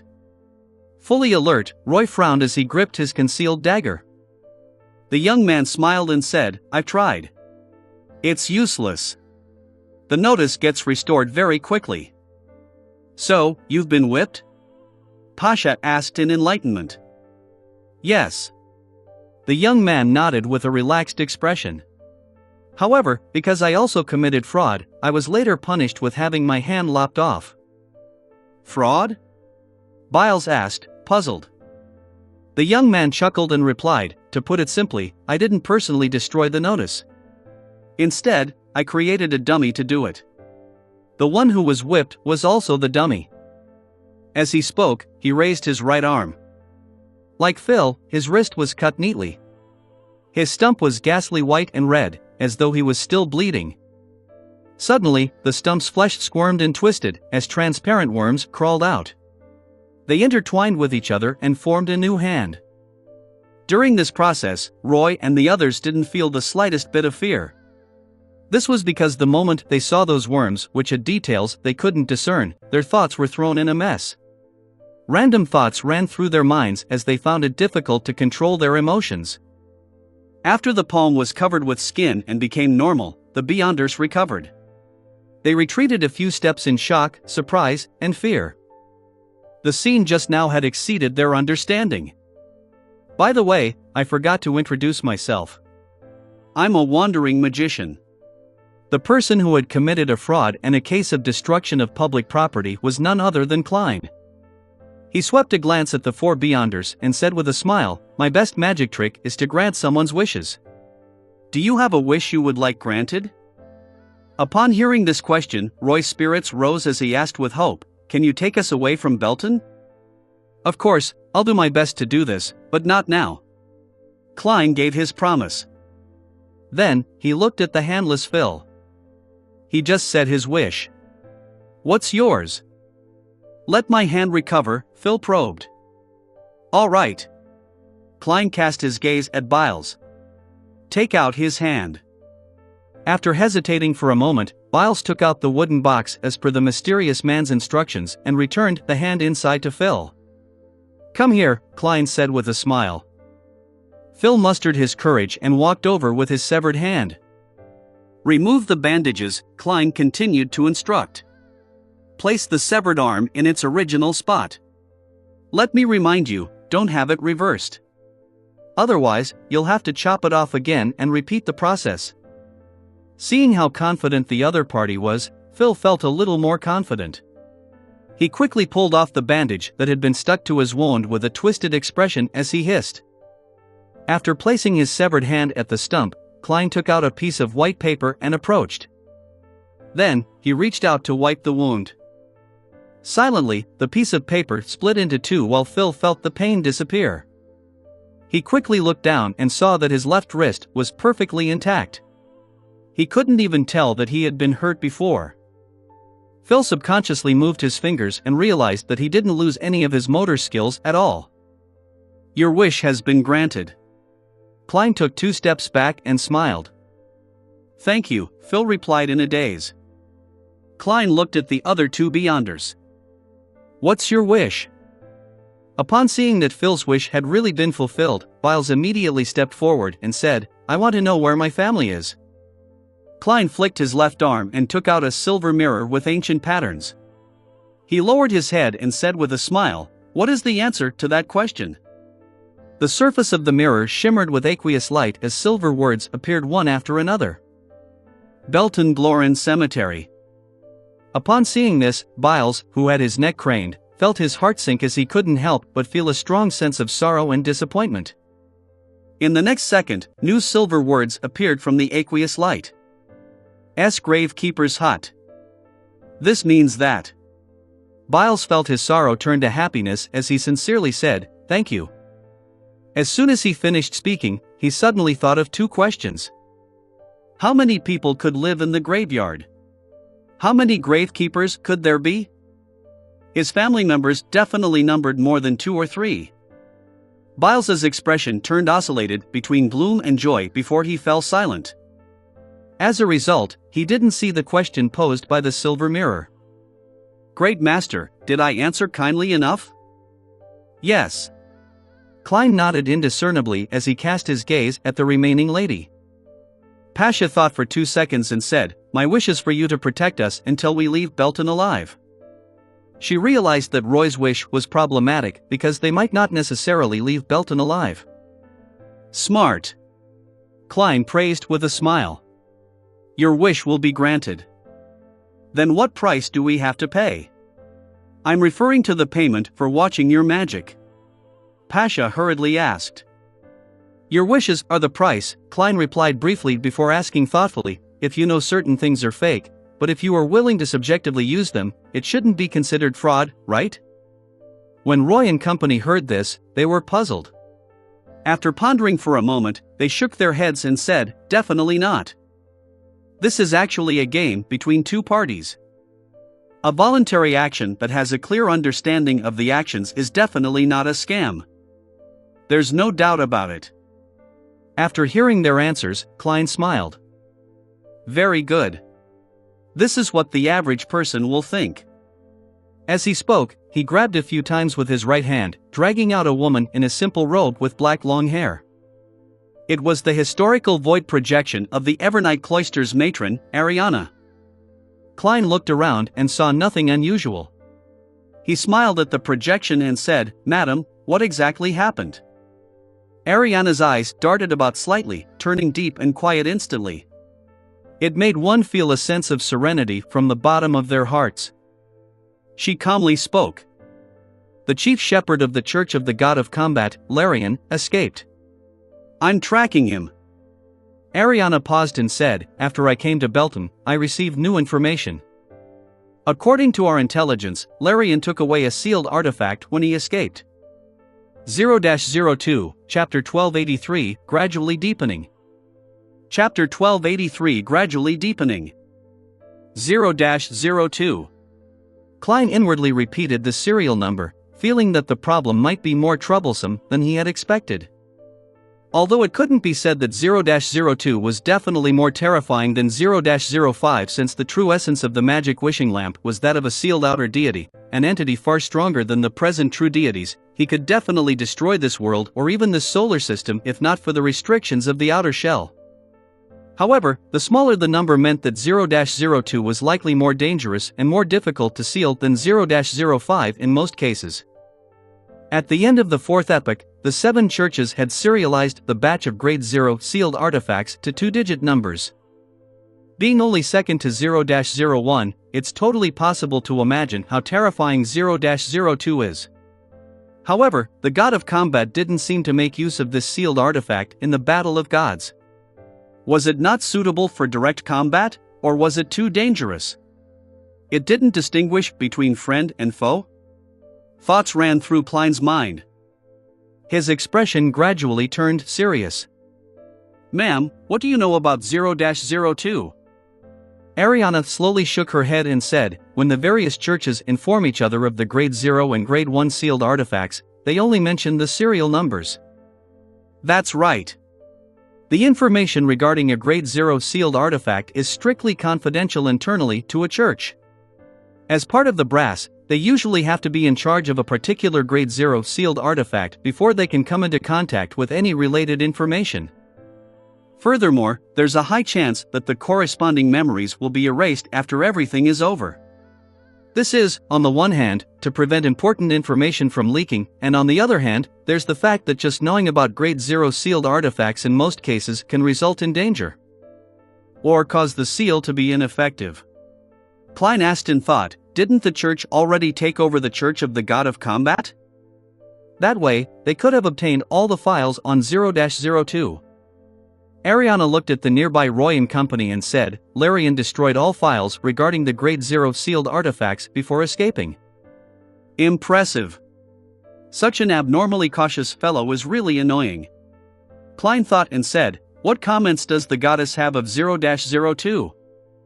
From his point of view, the Evernight goddess and the god of combat were existences from the same period. Furthermore, she was in control of the concealment authority. The goddess had a high chance of understanding the situation that the latter grasped. In addition, it was impossible for the sealed artifacts at the level of 0-02 not to leave any traces in history. They might have created many disasters, so they were no stranger to high-level figures of that era. Ariana seemed to have recalled the situation from a long time ago. She stated without any pause. In the past revelation, the goddess called 0-02 the Book of Rules. Book of Rules. That's even more terrifying. Klein's eyes narrowed as he made plenty of connections. In his past life, he was a gaming enthusiast who played a broad genre of games despite not being too obsessed. He wasn't unfamiliar with the term Book of Rules at all. At this moment, Ariana added, the fact that you happen to be in Belton City might reveal some of the characteristics of 0-02. Yes, it's quite normal for Ma'am Ariana to encounter such an anomaly while tracking the chief shepherd, Larian, to Belton, but for me to also be here, it's too much of a coincidence. In mysticism, excessive coincidences often mean that there's something wrong. Is someone setting me up? Or is it the effect of the law of beyonder characteristic convergence? Based on the present situation, the setup doesn't seem targeted. And how I'm already the owner of Sapphira Castle, I can more or less sense something abnormal. If it's the law of beyonder characteristic convergence, eliminating the exiled Mr. Dorr and the Antigonus ancestor who was sealed in the foggy town, the only ones that can influence me to this extent are Zeratul and Amon. However, I've always been deliberately avoiding Zeratul. Amon's true body should be under the true creator's pursuit. If it's just an avatar, it's impossible for it to produce such a powerful convergence effect. Yes, there's another possibility. The law of convergence between Sphirot. 0-02 attracted Sapphira Castle, causing me to coincidentally come to Belton today? If that's the case, even if 0-02 isn't a Sapphira, it's definitely related to one. Klein, who had already suspected something, suddenly thought of a lot. He had a vague grasp of 0-02. He thought for a moment and said, from the development of the situation, the rules are gradually becoming stricter. That piece of yellow paper is evidence. Does this mean that the extent of 0-02's coming to life or the degree of reawakening is becoming deeper? Ariana nodded serenely and said, that's right. We have to find it before something happens, and also try to seal it. That's why it's best we split up and expand the search radius, saving as much time as possible. Klein had no objections to this. After some thought, he said, Ma'am, you've told me so much. Isn't this considered leaking secrets? No, Ariana gave a rather clear answer. Leaking secrets refers to informing the outside world of the anomaly in Belton via any way. This has cut off any physical connection between us and the outside world. That's fine. At least, there's no need to worry about any problems with our usual conversations. In short, it's fine if we don't curse. Klein silently heaved a sigh of relief and asked, the Nighthawks and mandated punishers here will abide by the rules on the notice? Yes. Ariana gave an affirmative answer before her figure faded away and disappeared. After watching the matron of the Evernight cloister leave, Klein quickly sorted out the information he had just obtained and gained some understanding of the possible developments that were to come. Combat wasn't the main point. The crux of the problem was whether he could find 0-02 in time and think of a way to seal it. During this process, what they would face as foreigners would become more and more complicated. They would find it increasingly difficult to abide by the rules and the citizens that were controlled. With this in mind, Klein cast his gaze to Roy and Company not far away. He asked with a smile, what are your thoughts on what you just heard? Roy exchanged looks with passion and said, we don't know what a Grade Zero sealed artifact is, but we can guess that 0-02 is a very terrifying item. It can set the rules and even change reality to a certain extent. Furthermore, this anomaly seems to change as time passes. Also, the chief shepherd of the Church of the God of Combat should be a very powerful beyonder. Klein gently clapped his hands and smiled. That's about it. If we don't work hard and hope to avoid danger by hiding, then there will be more and more things that we need to take note of. If we aren't careful, we might commit a crime. Perhaps in the end, we will be executed on the spot because we stepped out the door with our left foot first. His words left Pasha, Biles, and the others in a panic. It was indeed funny to hear the possible developments, but on second thought, they could sense the extreme horror hidden within. A few seconds later, Pasha said with a solemn expression, "Furthermore, the citizens can use any means to deal with us, but we are unable to fight back. This is because killing and voluntarily causing harm are very serious crimes. We can try to deceive their senses, but we can't use it too many times," Klein said casually. "What we need to do now is to quickly summarize the rules that 0-02 follows. That way, we can find it and seal it before it comes to life or awakens to gain true intelligence. What are your thoughts?" Marauder Phil thought for a moment and probed. "It doesn't seem capable of attacking us directly. It can only punish us when we violate the rules and commit crimes." Klein snapped his fingers and said, "That's right. I can summarize this law for now. 0-02 cannot punish those who do not commit crimes." Biles blurted out, "But it can make the citizens arrest foreigners." "Foreigners aren't considered criminals." "This does contradict the previous law from before," Klein replied with a smile. "However, in history, many cities have come up with laws that include discrimination and the expulsion of foreigners in the different stages of their development. Did you decipher any deeper laws from this matter?" The four Beyonders frowned one after another, unsure what the powerful magician opposite them was trying to express. After a brief silence, Pasha, who thought of the question he had asked asking whether a particular action was considered fraud, hesitated and said, "The rules issued by 0-02 must match the public's understanding and be acknowledged to a certain extent?" "That's a good idea," Klein praised. "This is a guess thanks to the law regarding the arrest of foreigners. It has been verified from your previous feedback, so we can temporarily list it as its second law. This can help us determine which actions are crimes and which aren't." Seeing Pasha receive the praise of the powerful magician twice, Roy hurriedly added, "It will constantly increase the number of laws, reaching a certain level of complexity, thereby limiting us. No matter what we do, we will be punished." Yes, on the basis of arresting foreigners, clauses such as the trespassing of private property and the prohibition of defecation or urination in public will make life harder for us with the passage of time. Just as Klein nodded in agreement, his spiritual perception was triggered. He instinctively raised his head and looked at the notice board. He realized that a goatskin parchment had appeared on it at some point in time. Curfew order. This, Pasha and the others also noticed this change and their eyes widened. It was already late at night. If they stayed outside for some time, they would violate the curfew and suffer some punishment. Then, the punishment would worsen each time until they were sentenced to death. "Let's go. We haven't got much time." Klein pressed down his tall hat and said with a smile, "Our target is most likely a book. It might still be with the chief shepherd, or it might have already been hidden somewhere. My intuition tells me that it might be the latter. This is because, to anyone, that item is too dangerous, and it will only become more dangerous. Of course, the premise is that the chief shepherd hasn't gone crazy only using 0-02 to create a chance to escape pursuit. By the way, I forgot to tell you that the chief shepherd is a grounded angel." Angel.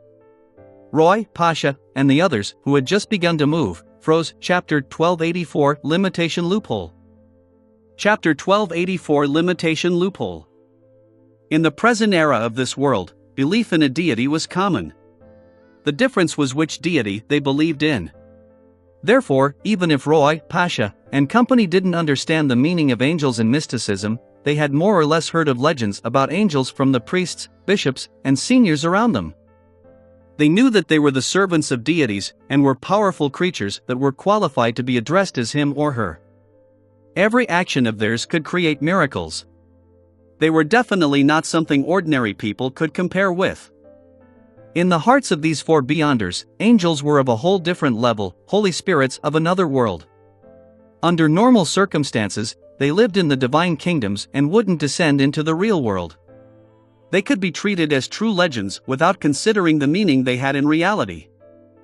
Just like the battles they had experienced in the past, although they would occasionally encounter beyonders today who struck terror in their hearts, like today, them being angels was the last thing on their mind. The two weren't on the same level. But today, a wandering and mysterious magician had informed them that the chief shepherd of the Church of the God of Combat was an angel who walked the land. Phil and the others believed in the mysterious gentleman, who had shown all kinds of amazing feats, from the bottom of their hearts. Firstly, he had granted their wishes and was friendly enough. Secondly, they didn't believe that they were qualified enough to be deceived in such matters. To them, the chief shepherd was an angel or an abnormally powerful beyonder. In essence, there was no difference between the two. The reality of this world far exceeds our imaginations. The words that Pasha often said flashed through her mind. Roy made further connections. He remembered that the lady, whom Mr. Magician had invited from thin air, mentioned that she was pursuing the chief shepherd of the Church of the God of Combat. Furthermore, she seemed to be qualified to see the Evernight goddess's revelation. The only person who can track an angel is probably another angel. With Mr. Magician's performance in front of that lady, his level can't be that much lower. Roy hurriedly retracted his gaze from Klein's back and didn't dare to look at him directly. He looked left and right and realized that Phil had come to a similar guess as well. A complicated feeling emerged from his pale face, one that was a result of his blood loss. Biles held his breath and only spoke after a few seconds. No wonder there's such an inexplicable change in Belton. It's not the time to feel poignant about this. Let's hurry up and leave.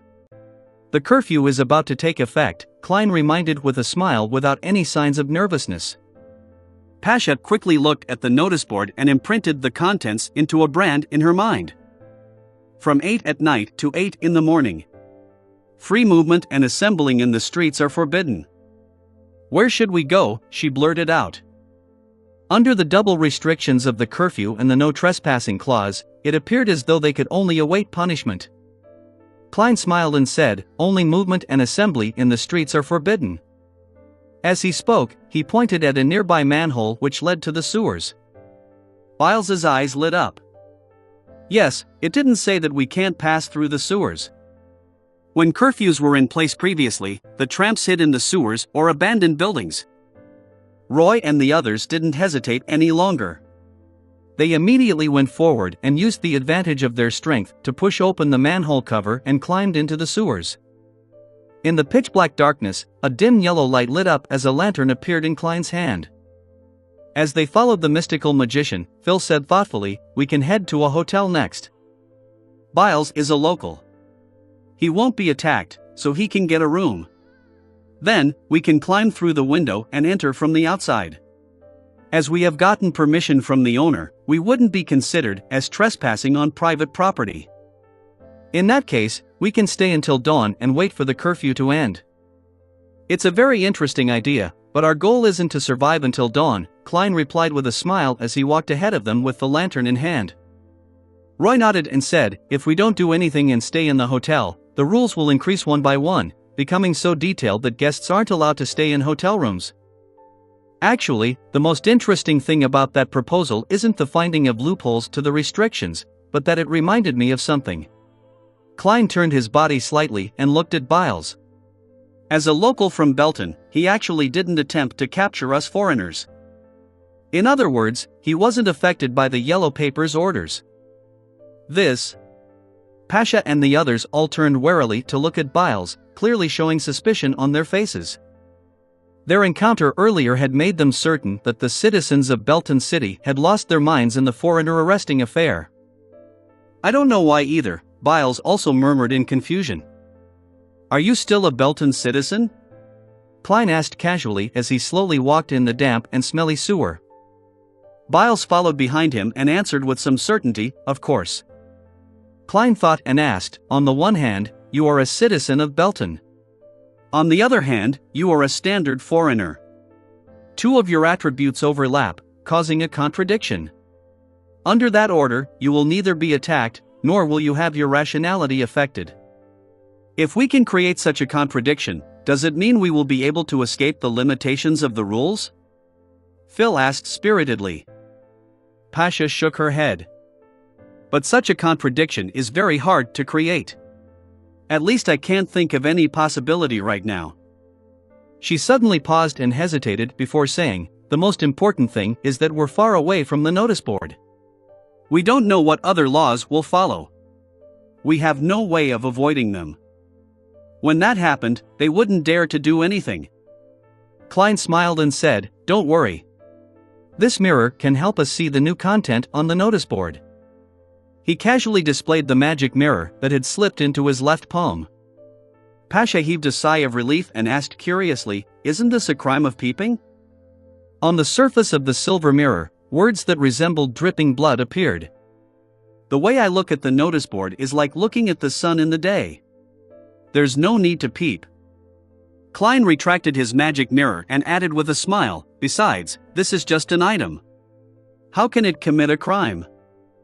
That really makes sense. Biles and Phil couldn't help but nod. After Roy figured it out, he exhaled and asked, next, the most important thing is to find that item, but we don't have any clues. As a book, it can be anywhere. We can only carpet search the entire city, but we clearly lack the time to do that. Indeed, we don't know where 0-02 is. We don't even have any clues, but there's an existence that knows the answer very clearly, Klein replied leisurely as he heard the footsteps echoing in the sewers. Pasha's heart stirred. You mean that chief shepherd? Klein smiled and nodded. 0-02 is either in his hands, or it has been hidden by him somewhere. And a book is clearly unable to move on its own. This isn't something that the current rules can help it achieve. But how do we find that chief shepherd? Biles blurted out. Perhaps it was because the magical Mr. Magician was by his side, he wasn't that afraid of searching for the grounded angel. Klein calmly held the lantern and said, as long as 0-02 doesn't provide the chief shepherd immunity, he too would have to abide by the laws on the notice. He was originally from Fasak, so he is undoubtedly not a citizen of Belton. He is unable to enjoy the treatment of the locals. Similarly, although he is an angel from elsewhere and not a foreigner in the narrow sense of the word, he isn't human, he too will be pursued by the citizens. This can be confirmed. In short, that chief shepherd has to abide by the curfew and not trespass private residences. He can't hide in a public area that isn't open to the public at night.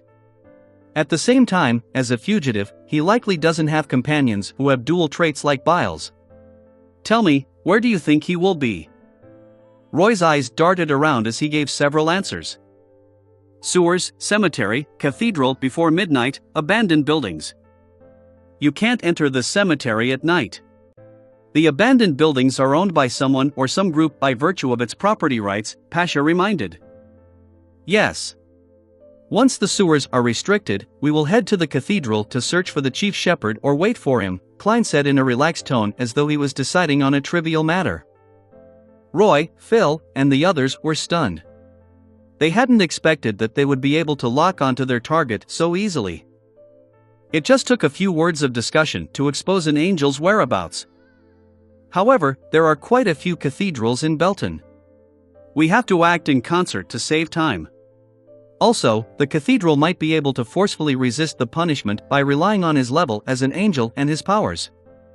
With that said, Klein lowered his head and said to the magic mirror in his hand, Arads, monitor the entire city and pay attention to any anomalies.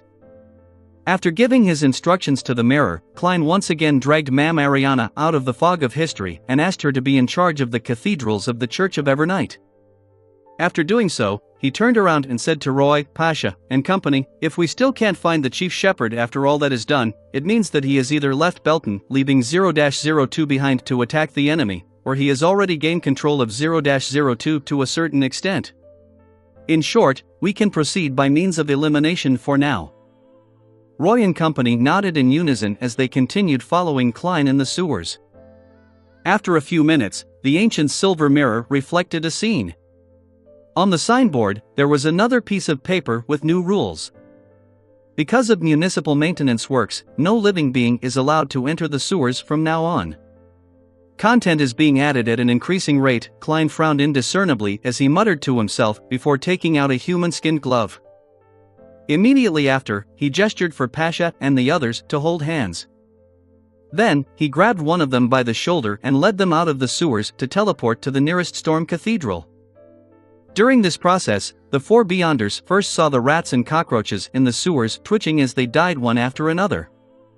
Following that, they were attracted by the strange and abstract spirit world, as though they had suffered some sort of catharsis at the mental level. Chapter 1285, Forget about leaving, all of you. Chapter 1285, Forget about leaving, all of you. Although there weren't many supplicants in the Storm Cathedral in the evening, Klein chose to appear on a corridor that led to the garden so as to avoid conflict. How magical, Pasha muttered to herself as she looked at the settling surroundings. Roy suppressed his emotions and looked around. If that chief shepherd comes to the cathedral to tide over the curfew, he could be somewhere like this. If one isn't worried about accumulating the number of crimes they commit, an angel has too many ways to fool the average person, Klein said casually. I'll send you to the other cathedrals later. Try to stay in places with glass windows and mirrors.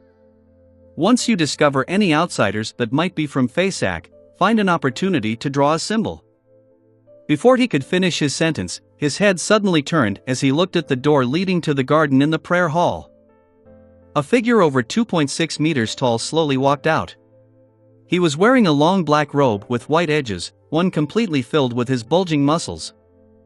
This was an old, white-bearded man wearing a square hat. His eyes were pale blue, and he had few wrinkles. He had an aura of superciliousness. The chief shepherd of the Church of the God of Combat, Larian. Without needing to identify the figure, Klein's spiritual intuition told him that the person opposite him was an angel, the reason for coming to the cathedral. Larian glanced at him and said in surprise, "It's not Ariana." He immediately restrained his expression and said rather indifferently, "Appears to be her helper. You can tell her that I've reached an agreement with 0-02, which has come alive to a certain degree. I'll give up sealing it in exchange for permission to leave. And y'all will stay here, enduring the changes in the rules and the increasingly stricter laws until y'all are completely dead." The chief shepherd didn't seem to be worried that Klein would stop him at all. This was because when he spoke, his body was rapidly aging. The surface of his skin quickly became covered in wrinkles, with aging spots appearing on it, dripping with a rotting liquid. In just a few blinks of an eye, Larian looked as though he was about to evaporate into thin air from his aging.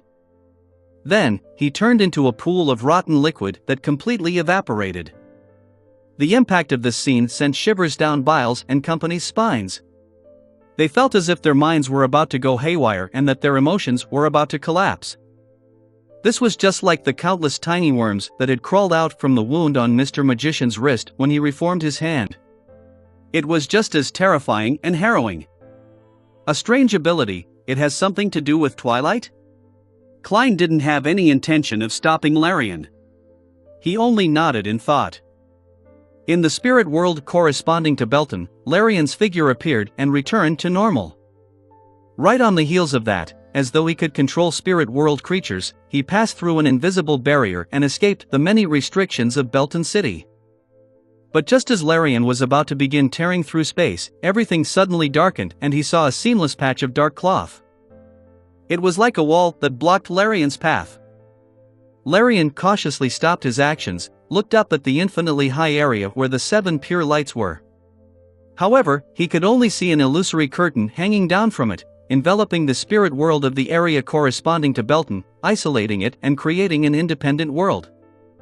At the same time, Larian's intuition as a demon hunter had told him that the barrier formed by the curtain was extremely strong and difficult to break through. He needed to spend a lot of time and effort to do so.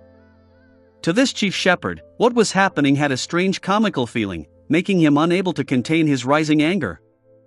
This was akin to him finally finding the key to a secret chamber after countless hardships.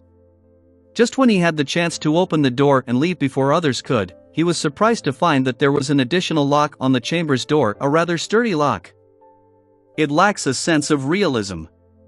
It's a projection from the historical void. It's fraud. No, it's outside of Belton City, out of the law's jurisdiction. This historical projection should have existed here a long time ago. It can't last more than 2 minutes, so it will dissipate on its own. Larian quickly regained his composure, allowing his anchors and inclination towards madness to once again form a balance. In the corridor of the Storm Cathedral, Roy and company finally recovered. They turned their heads to look at Mr. Magician, who was in no way inferior to the angel from before. Pasha hesitated for a moment before saying fearfully, He seems to have escaped. This way, they wouldn't be able to obtain any information about 0-02's location. Relying on a carpet search would be too late. Furthermore, no one present knew what the terrifying sealed artifact looked like. Describing it as a book made it too wide a scope. I can only think of other solutions, Klein replied with a smile. Do you have any suggestions? He had been waiting for Larian to return and negotiate with him, but he realized that the chief shepherd would rather wait in the spirit world for the curtain historical projection to disappear. And although he could enter the spirit world as well, he was unable to break through the strange barrier created after 0-02's law changing. As he spoke, Klein seriously considered other solutions and made a few worms of spirit control his body. He spoke to the Beyonders beside him in an attempt to find inspiration through their discussion. We should take the initiative to create a contradiction that's similar to what happened to Biles so that we'll be in a relatively safe state. Only by doing so will we be able to begin our search. Phil brought up the idea that he had previously had. Pasha shook her head. But if we use this kind of contradiction to do something, 0-02 will definitely add new rules to resolve the corresponding problems. But this can still buy us some time, Phil emphasized. That is something that can be done, Roy agreed, and added, but our focus should be on finding 0-02. Perhaps we can create some contradiction that will make it expose its location? As for what kind of contradiction could achieve such an effect or how to create it, he hadn't come up with an idea.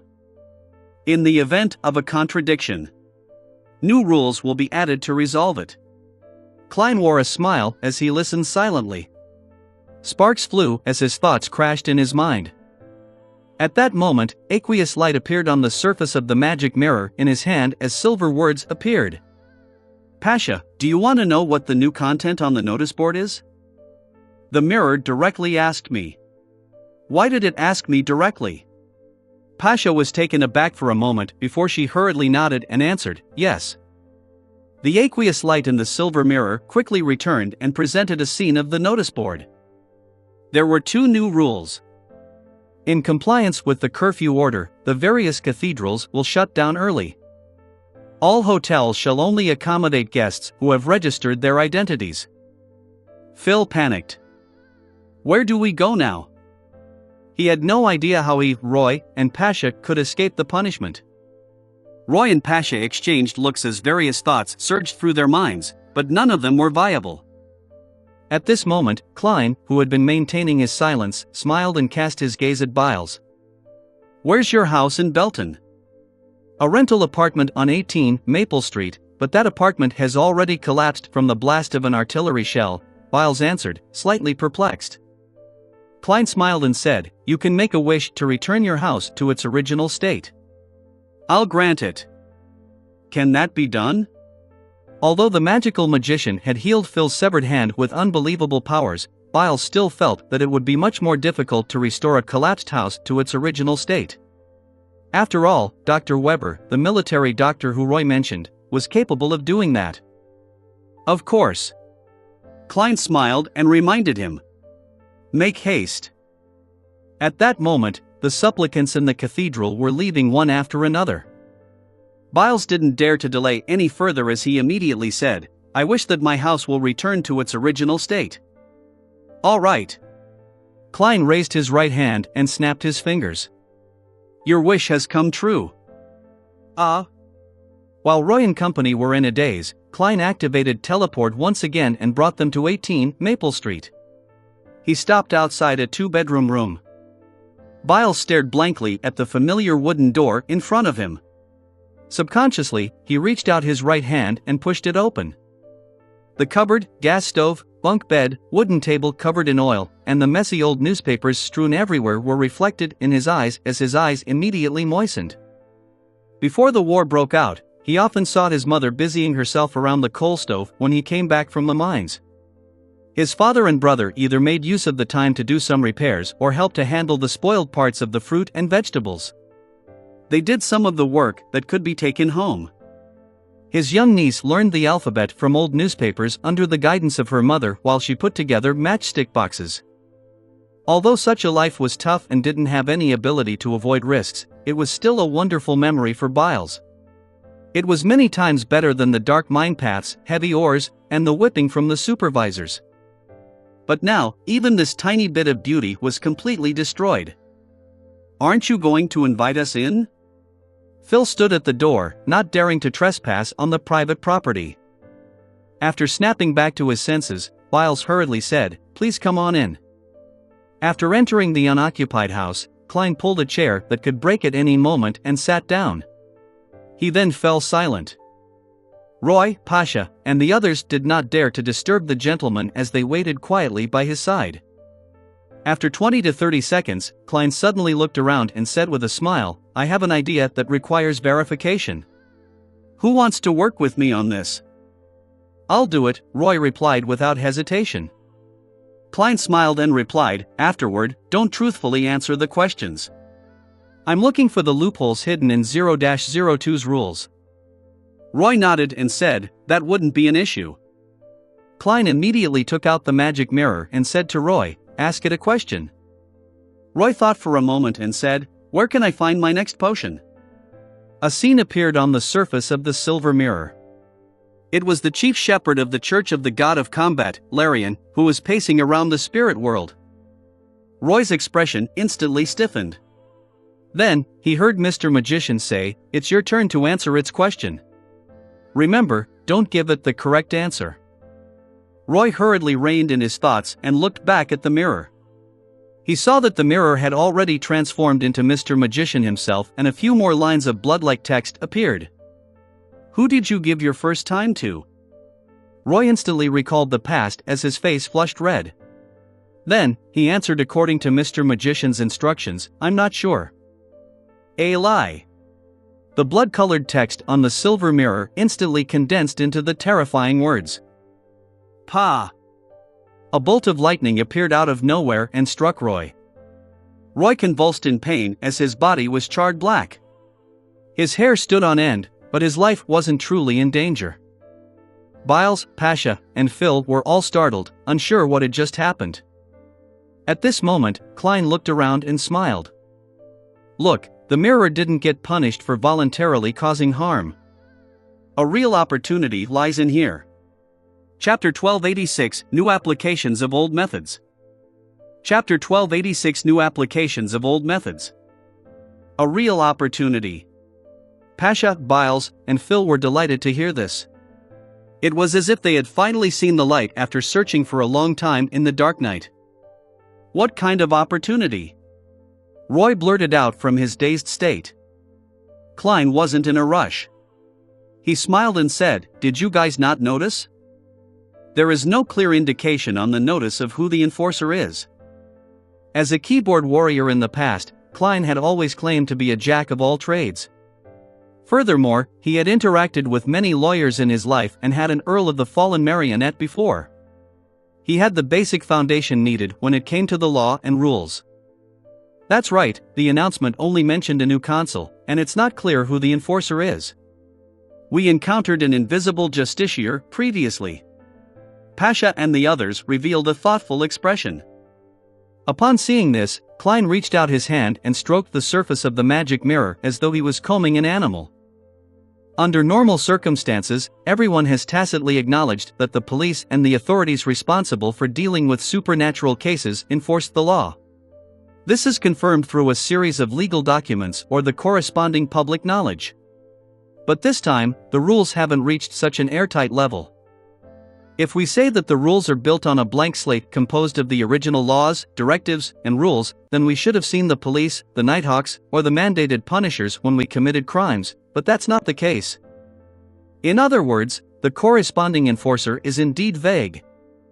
Pasha, who was the most knowledgeable among the four Beyonders, thought for a moment before saying, perhaps, the law enforcer is an abstract concept.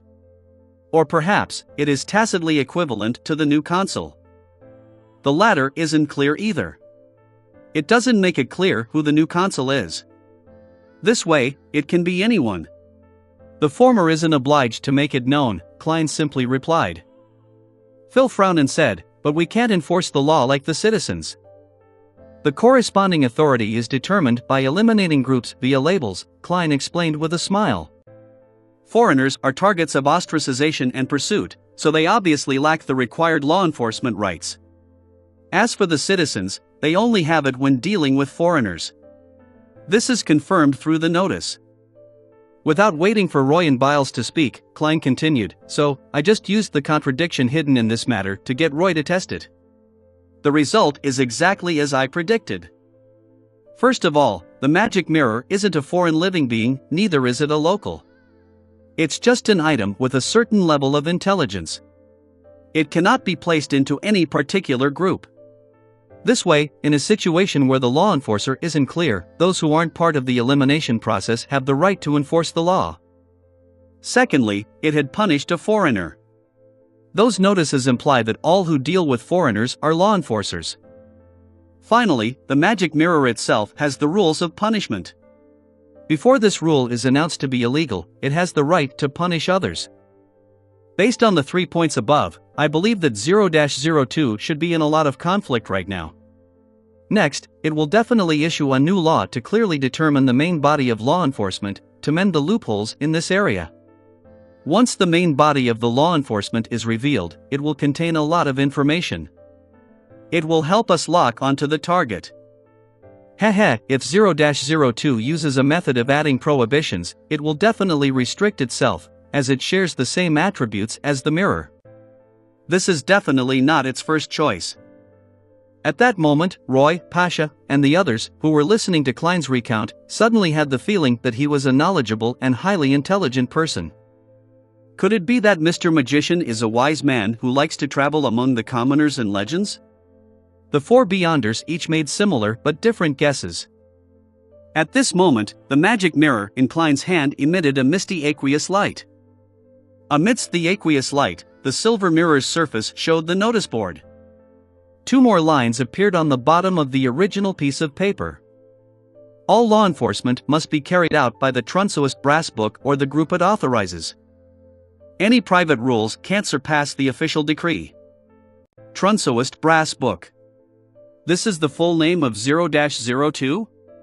The opportunity is here. Klein's expression turned serious as he entered cogitation. He had forced 0-02 to clarify the main law enforcement to obtain more information so as to further understand the situation of the terrifying sealed artifact.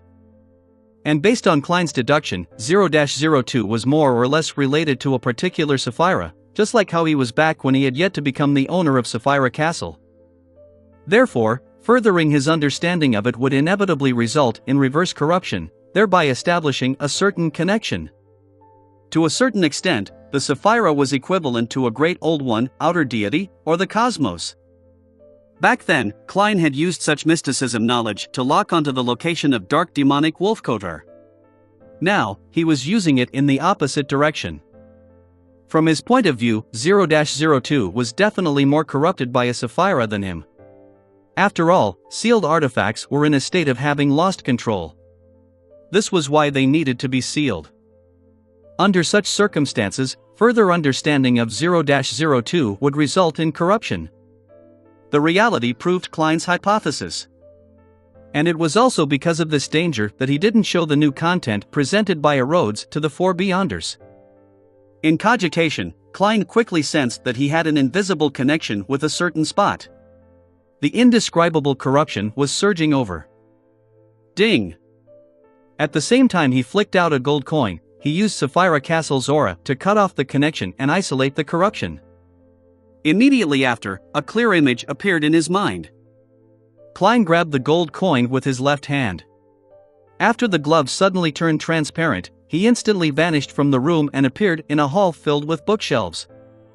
On the side of the hall with floor-to-ceiling windows, there were many long rectangular tables. On one of them was a book bound by thin brass sheets. "I've found you." A smile appeared on Klein's face. He made use of the brief connection to do a divination. Then, he relied on the attraction between spheroid to make the teleportation become abnormally precise. The law of convergence between spheroid would allow Klein to accidentally enter the library and discover the brass book. However, it might have happened 2 days later, 2 weeks later, or even 2 years later. It wouldn't happen in time to stop anything. Furthermore, this was under the prerequisite that 0-02 didn't do any corresponding interference or avoidance measures. Pa! The clothes on Klein's back suddenly cracked as blood-red strokes appeared. This was a punishment for trespassing into a public area. Whipping. Thankfully, this crime is very light. And I won't be punished for this crime for the next 1 or 2 minutes. The rules will give the trespasser time to withdraw. Klein immediately reached out and grabbed a few times in the void. He didn't really pull out the figure of the ascetic leader, Ariana.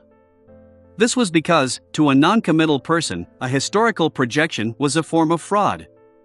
He only used this method to send his location information to the servant of concealment. Due to the same reason, Klein dispersed the glove on his left hand. During this process, the brass book started flipping and displayed the rules. When one's rationality drops to 20% of its original value, there would be signs of losing control. Scholar of Yore has the ability to summon historical void projections. The success rate of summoning depends on the familiarity and friendliness of the target. The Trunsoist brass book is the most precious item. No living being is permitted to touch it. Those in violation are to be sentenced to death. One is not allowed to change the condition of the Trunsoist brass book in any way. Those in violation are to be sentenced to death. The rules made Klein's eyelids twitch. He felt his rationality constantly dropping. This caused the primordial one's mental brand in his body to become more active. The first part of the rules is presented in grayish-black, as though it's in a state that can't be changed. This requires 0-02 to awaken further? If it awakens to the extent of changing the rules in front, it'll be very terrifying. It might even reduce the success rate of my summonings, causing Beyonders to show signs of losing control if their rationality falls a little. With this we've fixed the problem of this variant of a seer being too strong? As expected of 0-02. It fully lives up to its serial number. The text behind is presented in silver. Does this mean that the rules can be altered or enhanced? I can't touch it. I can't change its state. That also means that I can't take it away, nor can I directly conceal this sealed artifact. Perhaps I can use the Staff of the Stars or the Box of the Great Old Ones to directly move this library into the cosmos and let 0-02 face those outer deities. But if the outer deities were to grasp this sealed artifact, the problem might be greater than it is now. Klein hesitated for a moment and didn't risk summoning his Grade 0 sealed artifact. The next second, he heard a smacking sound. The figure of Ariana's simple linen robe and tree bark belt was quickly outlined at his side. She was lashed by an invisible whip, leaving behind an obvious bloody mark. The first problem has been resolved. Now, we need to consider the second problem. That is how to seal this fellow, Klein said as he made haste. It wouldn't be long before he would suffer a second punishment. Ariana shook her head. The corresponding information has been destroyed. We can only resolve it through trial and error. That's a little dangerous. We don't know, but someone definitely knows. Klein's heart stirred as he made his spirit body leave his body and enter the spirit world. Through the invisible barrier created by 0-02, he said to the Church of the God of Combat's chief shepherd, Larian, who was waiting for the curtain to disappear. Perhaps we can make a deal. You want the method to seal 0-02? Larian turned around and chuckled. Do you think I'll agree? Actually, I'm very puzzled. Why must you sacrifice yourself for the fallen god of combat?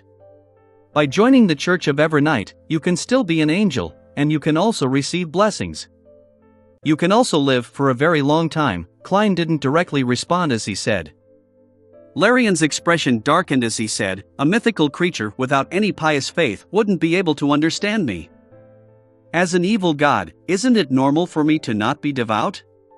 Klein couldn't help but mutter inwardly. This was his Humanity, Chapter 1287 Guidance. Chapter 1287 Guidance. Seeing that Klein was momentarily at a loss for words, the chief shepherd of the Church of the God of Combat, Larian, revealed a solemn expression. Furthermore, the fall of a deity is only temporary. He will eventually return and awaken using my body. Klein frowned slightly when he heard that.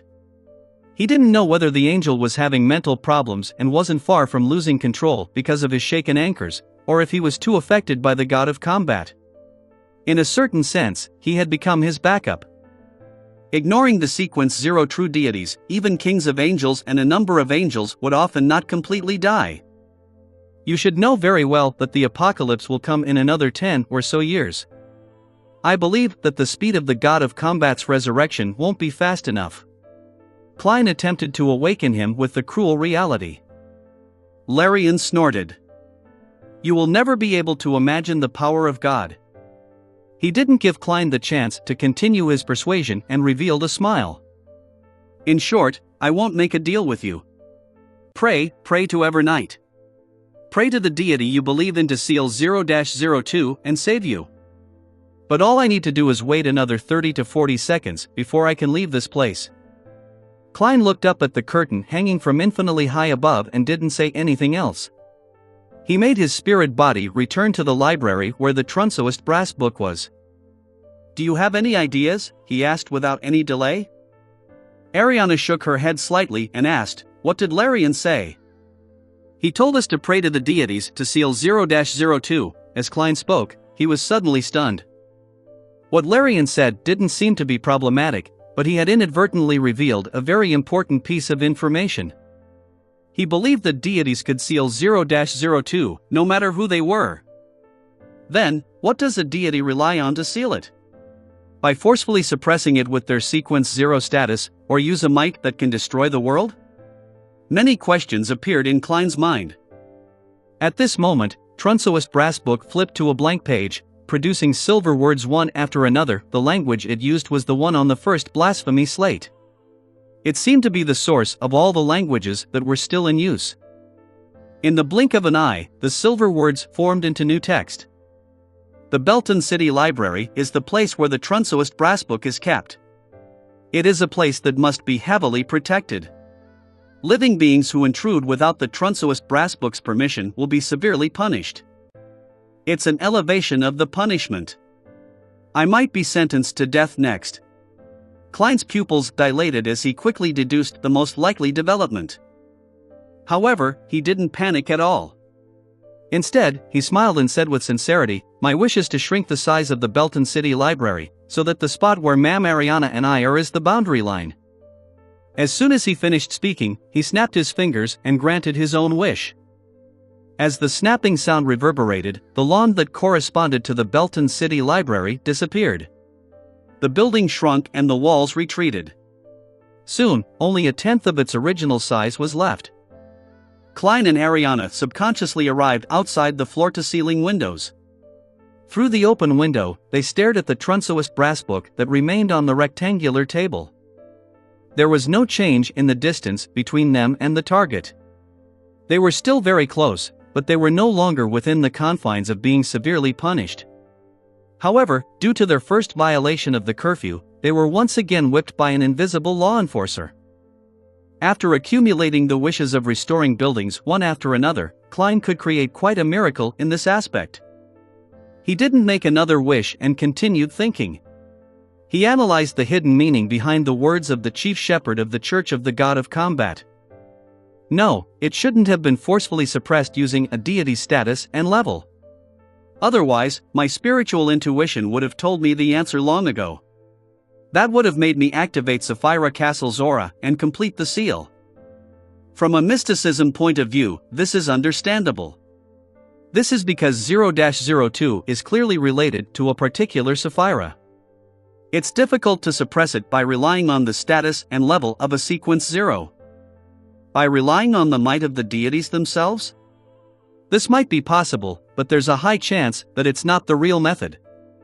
This is because Larian knows of a sealing method that can be completed without relying on the deities. What's special about a sequence 0 deity? And what methods can an angel use to achieve such a special sealing method? The most special thing that I can think of at the moment is that a sequence 0 deity contains a uniqueness. This is something I can't summon from the historical void. It really has the characteristic of being unique.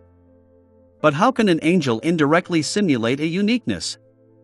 Countless thoughts collided in Klein's mind, producing large amounts of sparks, but he still couldn't figure out the key to the problem. At this moment, the mercury-colored words on the Trunsoist brass book continued to seep out, forming new paragraphs that stipulated that Klein and Ariana were a group of people that needed punishment. Ariana observed silently for a while before suddenly saying, "I'll try to conceal the soil beneath the table to make 0-02 fall to the core. Raise your level of alertness to prevent any accidents. Conceal the soil. Fall to the core." Klein's heart stirred.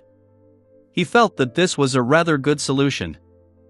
The Trunsoist brass book had only forbidden the touching and changing its condition at present. The environment wasn't equivalent to its condition. In addition, they were only forbidden from entering Belton City Library. It didn't mean that Klein and Ariana couldn't exert certain influences on it. And when 0-02, which hadn't been banned from leaving, passed through the concealed soil and fell to the core, it would lose its influence on Belton City due to the distance, causing the laws it had set up to fail.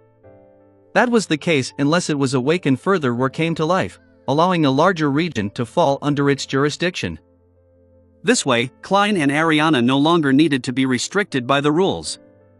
They could seek help from the Evernight goddess. However, when Ariana finally thought of a solution and was preparing to carry out the plan, a new law was completely formed. The Belton City Library, the place where the Trunsoist brass book is stored. It is a place that must be strictly protected. No living thing or object is to deal any form of damage to it in any way. Indeed, 0-02 has also noticed this loophole. As Klein frowned slightly, he suddenly had an idea of what he had been thinking about. The uniqueness of a sequence 0 deity was indeed unique, but their sealing of 0-02 wasn't directly done by using the authority and power that came from it. It was very likely that they could rely on this trait of a uniqueness to lure 0-02 into setting up a series of contradictory rules, causing the sealed artifact to fall into a paradoxical cycle. In this aspect, angels, saints, and even ordinary people could accomplish that by themselves. The key was to think of paradox and guide it into establishing it. As for how to seal 0-02 after it entered a paradoxical cycle and was preparing to fix the loophole, Klein didn't have any clues at the moment, so he needed to make further observations. How should I create a paradox? All the rules and regulations set up by 0-02 quickly flashed through Klein's mind. In just a few seconds, he acutely grasped a point where he could create a paradoxical cycle. He quickly turned his head and said to Ariana, "Ma'am, let's not destroy the city library. We will directly conceal the other parts of the Belton, indirectly causing it to lose the necessary support. This place will then collapse on its own, thus, falling into the core." Ariana didn't immediately do as he said. Instead, she turned her head and gave Klein a deep look. "This will cause the deaths of many civilians. We have to make a choice between the lesser of two evils," Klein said seriously. Ariana didn't respond and fell silent. It was as though she was in an intense mental struggle or making the appropriate preparations. At this moment, the two brass pages that had just written the two articles quickly created more new rules. Belton is the city where the Trunsoist brass book is located, a true Holy Land in all senses of the phrase. No living thing or object is to deal any form of damage to it in any way. Upon seeing this text, Klein wasn't disappointed. Instead, he smiled. With a snap, he snapped his fingers, causing scarlet flames to surge out of his pocket and quickly drown him. In just 2 to 3 seconds, a stream of flames descended from the sky. Klein jumped out and carried a person. That was one of the 4 Beyonders he had saved previously. He was the Belton local, Biles. "Go in and quickly flip through the brass book," Klein said calmly as he pointed at the 0-02 on the rectangular table. Biles didn't know exactly what had happened, but he believed that this magical magician, who had fulfilled 2 of his wishes, had found a way out of the situation plaguing Belton. Thus, after taking a deep breath, he entered the city library through the miniaturized, open floor-to-ceiling windows. During this process, he didn't receive any severe punishments. In fact, he wasn't even whipped. Upon seeing this scene, Klein's smile widened. 0-02 had produced a paradox. Due to a Rhodes's existence, the Trunsoist brass book could only do a most comprehensive prohibition, preventing any living being or object from dealing any form of damage to it in any way. As a city, Belton's definition didn't just include its terrain and buildings. It definitely included the residents here. This way, if 0-02 punished a Belton citizen like Biles, any damage to him would go against the law it had just issued. If it didn't punish him, it would go against the laws that prohibited him from entering the city library. Hence, the Trunsoist brass book had entered a vicious cycle. Of course, Klein believed that such a paradox would quickly be corrected by appending additional clauses. He only hoped that Biles would be able to flip through the brass book and find clues to sealing it. Pay attention to the currently open page. Once an article is about to take shape, immediately come out, Klein instructed as he stared at Biles and 0-02. Chapter 1288 Key Intelligence. Chapter 1288 Key Intelligence. Although Biles had witnessed Phil's severed hand, Weber's hanging, and Mr. Magician's poem Fused from Worms, and also had a certain understanding of the horrifying anomaly brought about by 0-02, his lacking level and experience made him unaware of the true horror behind this matter. He mostly explained it away as a horror tale coming to life. Therefore, despite feeling afraid, he mustered up his courage and quickly approached the rectangular table under the watch of the magical magician and grounded angel.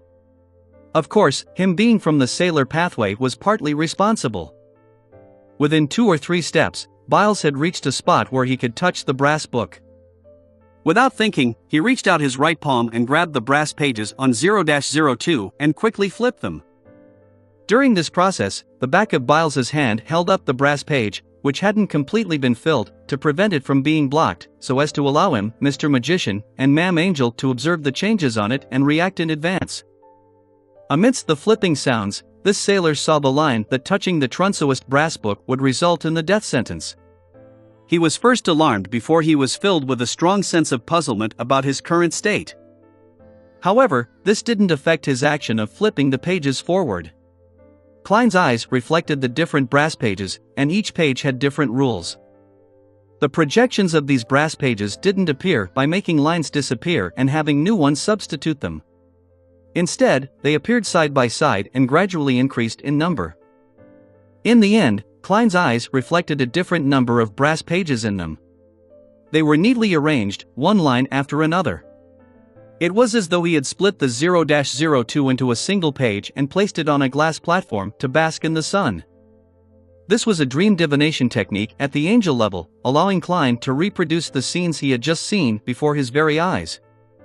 With the passage of time, the brass pages in his dark brown eyes began to spin and pinpoint one of them. The Trunsoist brass book originates from a justiciary uniqueness that had been corrupted by the nation of disorder.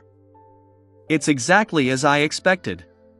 Since the Trunsoist brass book can produce all the low-level rules, the corresponding content must contain a description of itself. This is determined by its essence.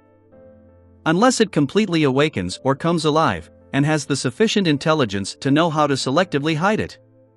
Just as a thought of joy flashed through Klein's mind, he saw a new word in mercury color appear on the unfilled brass page. This meant that 0-02 had finally diverted a portion of its power from its vicious cycle. It was preparing to add text as a supplementary explanation to fix the flaws. "Leave!" Without any hesitation, Klein shouted. Biles strictly obeyed the orders of a high-leveled figure, immediately withdrawing his right hand, turning around, and sprinting out the window. "Make a move to attack me." Seeing that the sailor with dual attributes had left the city library, Klein suddenly added. Biles's heart was filled with puzzlement, but he still raised his right arm and pulled back his shoulder. He put on a stance that looked like he was about to throw a punch at Klein. At this moment, a new article finally took shape. With regards to the rules above, the Trunsoist Brass Book and the group of people it permits have immunity while enforcing the law. However, even if this article was successfully published, Biles wouldn't suffer any punishment. Clearly, the Trunsoist Brass Book wouldn't pursue problems that led to a vicious cycle or unclear definitions. It was just like how it didn't pile crimes on our roads after it mended the loopholes in the rules. By the same logic, Biles, who had truly come into contact with 0-02, didn't suffer any contamination from a Sapphira. Before the supplementary clauses were published, Biles was a part of the Belton. He couldn't be damaged in any sense, so he couldn't be corrupted. But with the additional clause, he wouldn't be retroactively punished for his previous actions. In fact, after Biles left the city library, he had violated the curfew order as well, but Klein had already noticed a problem. It was that when the Belton citizens pursued foreigners while outside, they weren't restricted by the curfew. Therefore, he made Biles attack him in a manner to avoid the corresponding punishment. Right on the heels of that, he seized the opportunity while 0-02 was fixing the loophole to quickly recall the detailed information regarding the Trunsoist Brass Book. This book possesses a living characteristic, but most of the time, it's at a very low level. The first half of the book displays almost all the underlying rules, while the second half is blank. It needs to be filled in autonomously. Once there are no restrictions, it will naturally set up laws with certain biases for the surrounding areas and strictly enforce it. During this process, it will change and correct the rules based on the feedback. As the law gradually becomes stricter, his living characteristic will deepen. Once a law that can interfere with all aspects takes form, the Trunsoist Brass Book will completely come alive. It will possess true intelligence, and has the ability to modify the first half of the underlying rules to a certain extent. The exact extent that it can reach is as follows. If there are contradictions in the laws that can't be corrected, or if the pages are all filled without being able to form a sufficiently airtight system of rules, the Trunsoist Brass Book will produce a new line at the boundary between the first and second half. All the following rules are ineffective. After this line takes form, the rules in the second half will disappear and the pages will return to a blank slate. After the second half is completely blank, the clause "all the following rules are ineffective" will be erased, and the Trunsoist Brass Book will repeat its previous actions until there is a set of laws that covers all aspects. The rules that it creates have to be publicized or informed to the masses before having them take effect. When there's no clear rule for a particular action, whether it's against the common knowledge of the surrounding living beings, Trunsoist Brass Book hates distorted and ugly rules. It hates having loopholes found. What a detailed description! There should be a method to seal 0-02 in all of this. Klein's thoughts raced as he attempted to find information that he could use from every line of text. At this moment, the leader of the ascetics, Ariana, whispered, "Think of a way to fill the pages behind 0-02, without making it airtight enough." That's right. In that case, the Trunsoist Brass Book will declare that all the following rules are ineffective. It'll redo it again. When that happens, its restrictions on the surroundings will temporarily vanish, allowing us to have the chance to touch it, take it away, or directly pray to a deity. But how should we go about doing this? The Trunsoist Brass Book hates distorted and ugly rules. It hates having loopholes found. Klein's heart stirred as he had an idea. Without any hesitation, he stretched out his arms, as if he was hugging the air. In the next second, inside the building whose dimensions had shrunk to 1/10 of the original Belton City Library, a hall that was covered with deep black stone slabs with all kinds of scuffing descended into the real world. There were 8 black stone pillars erected in the hall, and metal poles hung from the high dome. At the bottom were candlesticks carved into different creatures, 41 on the left and 40 on the right. This was the Tudor Trunsoist United Empire's Hall of Consuls that Klein had seen before. At that time, both consuls were still Sequence 1 Princes of Abolition of the Black Emperor pathway, so this place was filled with distortions. It didn't match the normal circumstances and didn't have any rules of aesthetics. Apart from that, when Klein summoned this historical scene, he also used his domain's ability to add the details of the fourth epoch which he knew. It made the order that stemmed from the Black Emperor become more and more detailed, as though it was corporeal. Pa! His wrists were severed as they landed on the ground. Blood spurted out from the wound, just like an ordinary person. This was the second time Klein had committed fraud. The two palms and fresh blood that gushed to the ground quickly separated into transparent maggots and sticky, nearly shapeless liquid. As the worms of spirit convulsed and died, Klein grimaced due to the pain as he made numerous worms crawl out from the stump to form new palms. At the same time, he tried his best to maintain the scene he had created through multiple summonings, not letting it dissipate. On the rectangular table, inside the book that had bound brass pages, many new lines of text appeared. All buildings and structures have to follow the golden ratio and principles of symmetry. Strange clothes are not permitted. The following crimes have the death penalty. The Trunsoist brass book flipped through the pages quickly as it targeted the laws that stemmed from a Black Emperor. The further it went, the faster the new text appeared. There were no more pauses that lasted nearly a minute. Inside the hall, the candlesticks that fell from the ceiling broke and disappeared. Then, the other parts of the hall experienced various changes, wiping away the original details of the order one by one. Finally, the hall could no longer be maintained. It collapsed and returned to the historical void. At that moment, the Trunsoist brass book had already flipped to the last 2 pages. It was spread out there without any movement. With the last page filled with text and no longer able to form a tight system of rules with what 0-02 had previously set, Klein silently exhaled and relaxed a little. He felt that his spirituality was almost depleted. Let's wait for an hour at Biles's house. He turned his head and said to Ariana. If they stayed where they were, they would suffer increasingly severe punishments from breaking the curfew until they were sentenced to death. As for monitoring the Trunsoist brass book, this mission that couldn't allow for mistakes was naturally handed over to a Rhodes. Although this magic mirror couldn't directly look at 0-02, it could pay attention to the notice board and determine the disappearance progress of the laws on it. Chapter 1289 Fooling. Chapter 1289 Fooling. After returning to Biles's house, Klein pulled a chair over and sat down without waiting for Roy and company to make inquiries. He made a rather pious wish. I wish for my spirituality to be restored.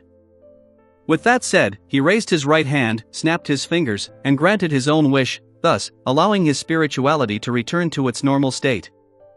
Right on the heels of that, he extended his left palm, preparing to end the maintenance of the historical projection of the curtain before summoning a new one, so as to continue sealing off the spirit world area corresponding to Belton City. This prevented the Church of the God of Combat's chief shepherd, Larian, from escaping. There's no need to do so. There's always a next time.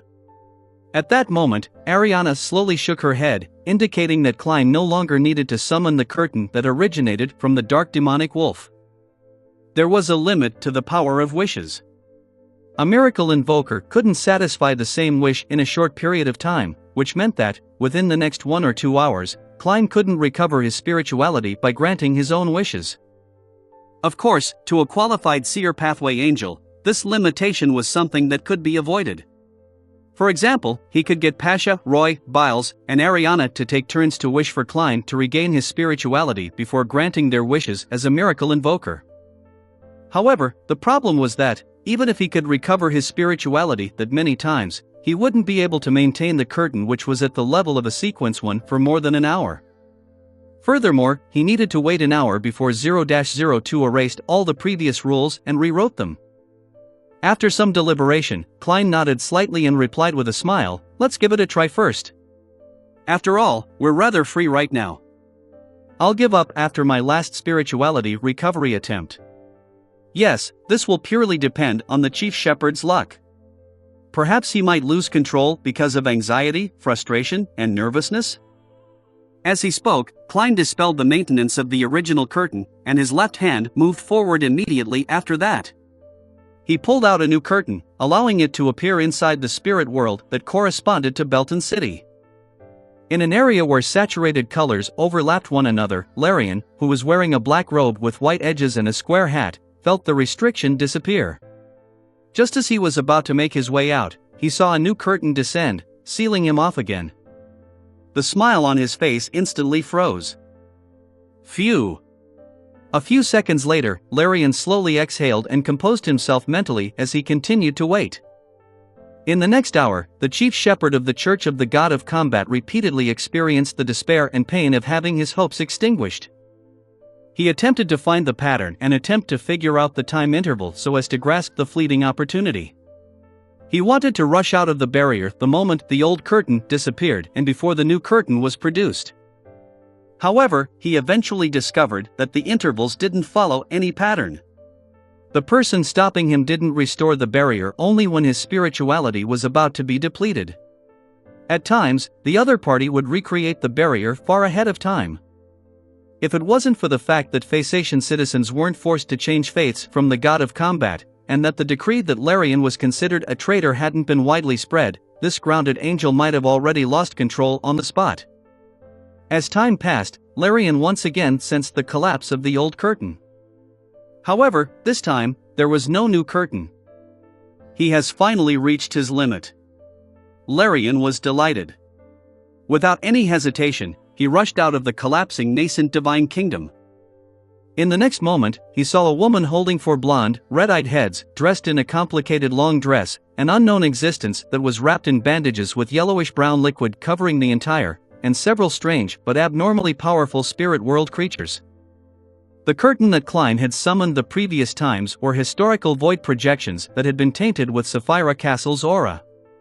It naturally attracted objects sensitive to it. He wouldn't even be surprised if Amon was among the group. The smile on Larian's face froze again. Belton City, in Biles's rental apartment. Klein suddenly raised his head and looked up into the sky. He muttered softly, "Impressive."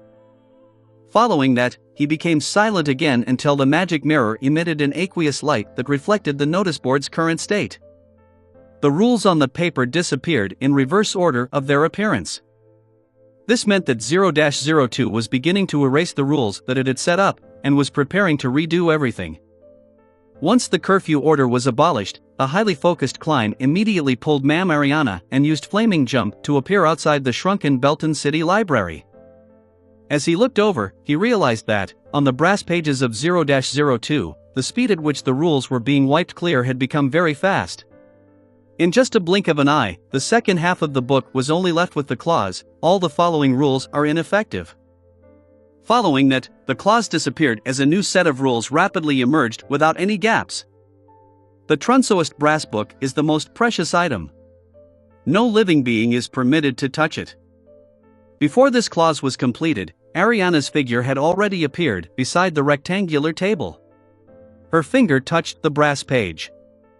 With a crack, the leader of the Church of Evernights ascetic had her neck suddenly constricted as though an invisible rope had hoisted her up. As an angel, she had actually suffered bone fractures and had difficulties breathing. Death by hanging. However, with Ariana's finger sliding over with some difficulty, the first clause that appeared was erased before it was fully displayed. It entered a concealed state. As for all the rules set by 0-02, it had to be publicized or announced before it could truly be effective. With a whoosh, Ariana picked up the Trunsoist brass book and threw it to Klein, who was outside the window. In the previous hour, Klein had already anticipated all the possible developments and had a discussion with Ariana. He was in no way nervous or flustered. While 0-02 was still in midair, he dragged another himself wearing a human skin glove out of the void. Then, he grabbed the Trunsoist brass book and used his historical projection to teleport away. After his figure disappeared from his spot, Ariana landed on the ground with a loud thud, a deep mark left on her neck. In just a few seconds, Klein, who was holding 0-02, appeared at the top of the main peak of the Hornaces mountain range. He used his spirit vision at the level of an angel and saw the collapsed, dilapidated, and fogged palace. Without any hesitation, Klein allowed his historical projection to take the Trunsoist brass book and blink to the main door of the palace before pushing the door open. What appeared before him was a hall with many corpses hanging from above. Every corpse was different. There were men and women, either dressed beautifully, simply, exquisitely, or casually. Behind each of these hangers was a transparent and slippery tentacle with complicated patterns. They came from the depths of the hall, from that ancient stone chair. On the huge stone chair, transparent and distorted maggots were formed into a ball. They grew wantonly and extended out strange tentacles. This was the half-fool of the Antigonus family, who had lost control and gone mad. Sensing the door open, and sensing Klein's historical projection approach, the cluster of maggots left the stone chair and fiercely flailed their slippery tentacles, causing them to surge towards the door as if they were being affected by an invisible suction force. Similarly, at the bottom of the stone chair, the tarot card with Roselle's image, which was written with a stellar radiance, flew towards the door. Just seeing this scene pushed Klein's historical projection towards experiencing a breakdown. Thankfully, he didn't possess any sentience and was remotely controlled by Klein. He didn't suffer the chaotic thoughts and the negative side effects of the mental mutation, nor did he stand motionless and helpless. Before the historical projection dissipated, it threw the Trunsoist brass book at the terrifying cluster of maggots. The transparent and slippery tentacles sensed danger and instinctively reacted by wrapping around sealed artifact 0-02. Under such interference and the invisible strong winds, the Fool card had reached the door one step ahead of the strange tentacles. Klein's historical projection had mostly collapsed. Seeing this, he mechanically extended his right hand, grabbed the card of blasphemy, and threw it behind him. In the next instant, the slippery tentacles that were reassembled had reached out to the door, but they were blocked by the fog, unable to exit. All it could do was wildly pound at the barrier. The open door slowly closed, blocking out this scene. Klein, who was hiding somewhere on the mountain peak, frowned slightly. He felt a sense of joy and relief, as well as a strong sense of doubt. In other words, I used 0-02 to exchange for the Fool's card? The goddess doesn't need me to see clues regarding the river of eternal darkness for the time being? Klein silently muttered to himself. He walked out of the hidden area and arrived not far from the ancient palace. He bent down and picked up the card of blasphemy. On the surface of the card was Roselle Gustave, who was wearing colorful clothes and holding a stick and luggage. His eyes were filled with a longing for the future, and behind him was a puppy. On the upper left corner of the card, the resplendent stellar radiance outlined a few words. Sequence 0, the Fool. Inside the ancient palace, the Trunsoist brass book fell to the ground and opened up to the first page of the second half of the book. New rules began to form. The Trunsoist brass book is the most precious item. No living being is permitted to touch it. Those in violation are to be sentenced to death. One is not allowed to change the condition of the Trunsoist brass book in any way. Those in violation are to be sentenced to death. Just as the two rules just appeared, and before it could inform the owner here, a line of words suddenly appeared between the two halves of the book. All the following rules are ineffective. An hour later, the two rules were wiped out, and new rules were written. However, after just 2 lines, there was an additional clause in front of them. 0-02 seemed to have reached a blank slate that happened when the entire book was filled up. Again and again, the Trunsoist brass book fell into an endless cycle. Chapter 1290, Fulfilling Wishes. Chapter 1290, Fulfilling Wishes. Putting away the Fool card, Klein took out Creeping Hunger from the void, equipped it to his left hand, and activated Teleport.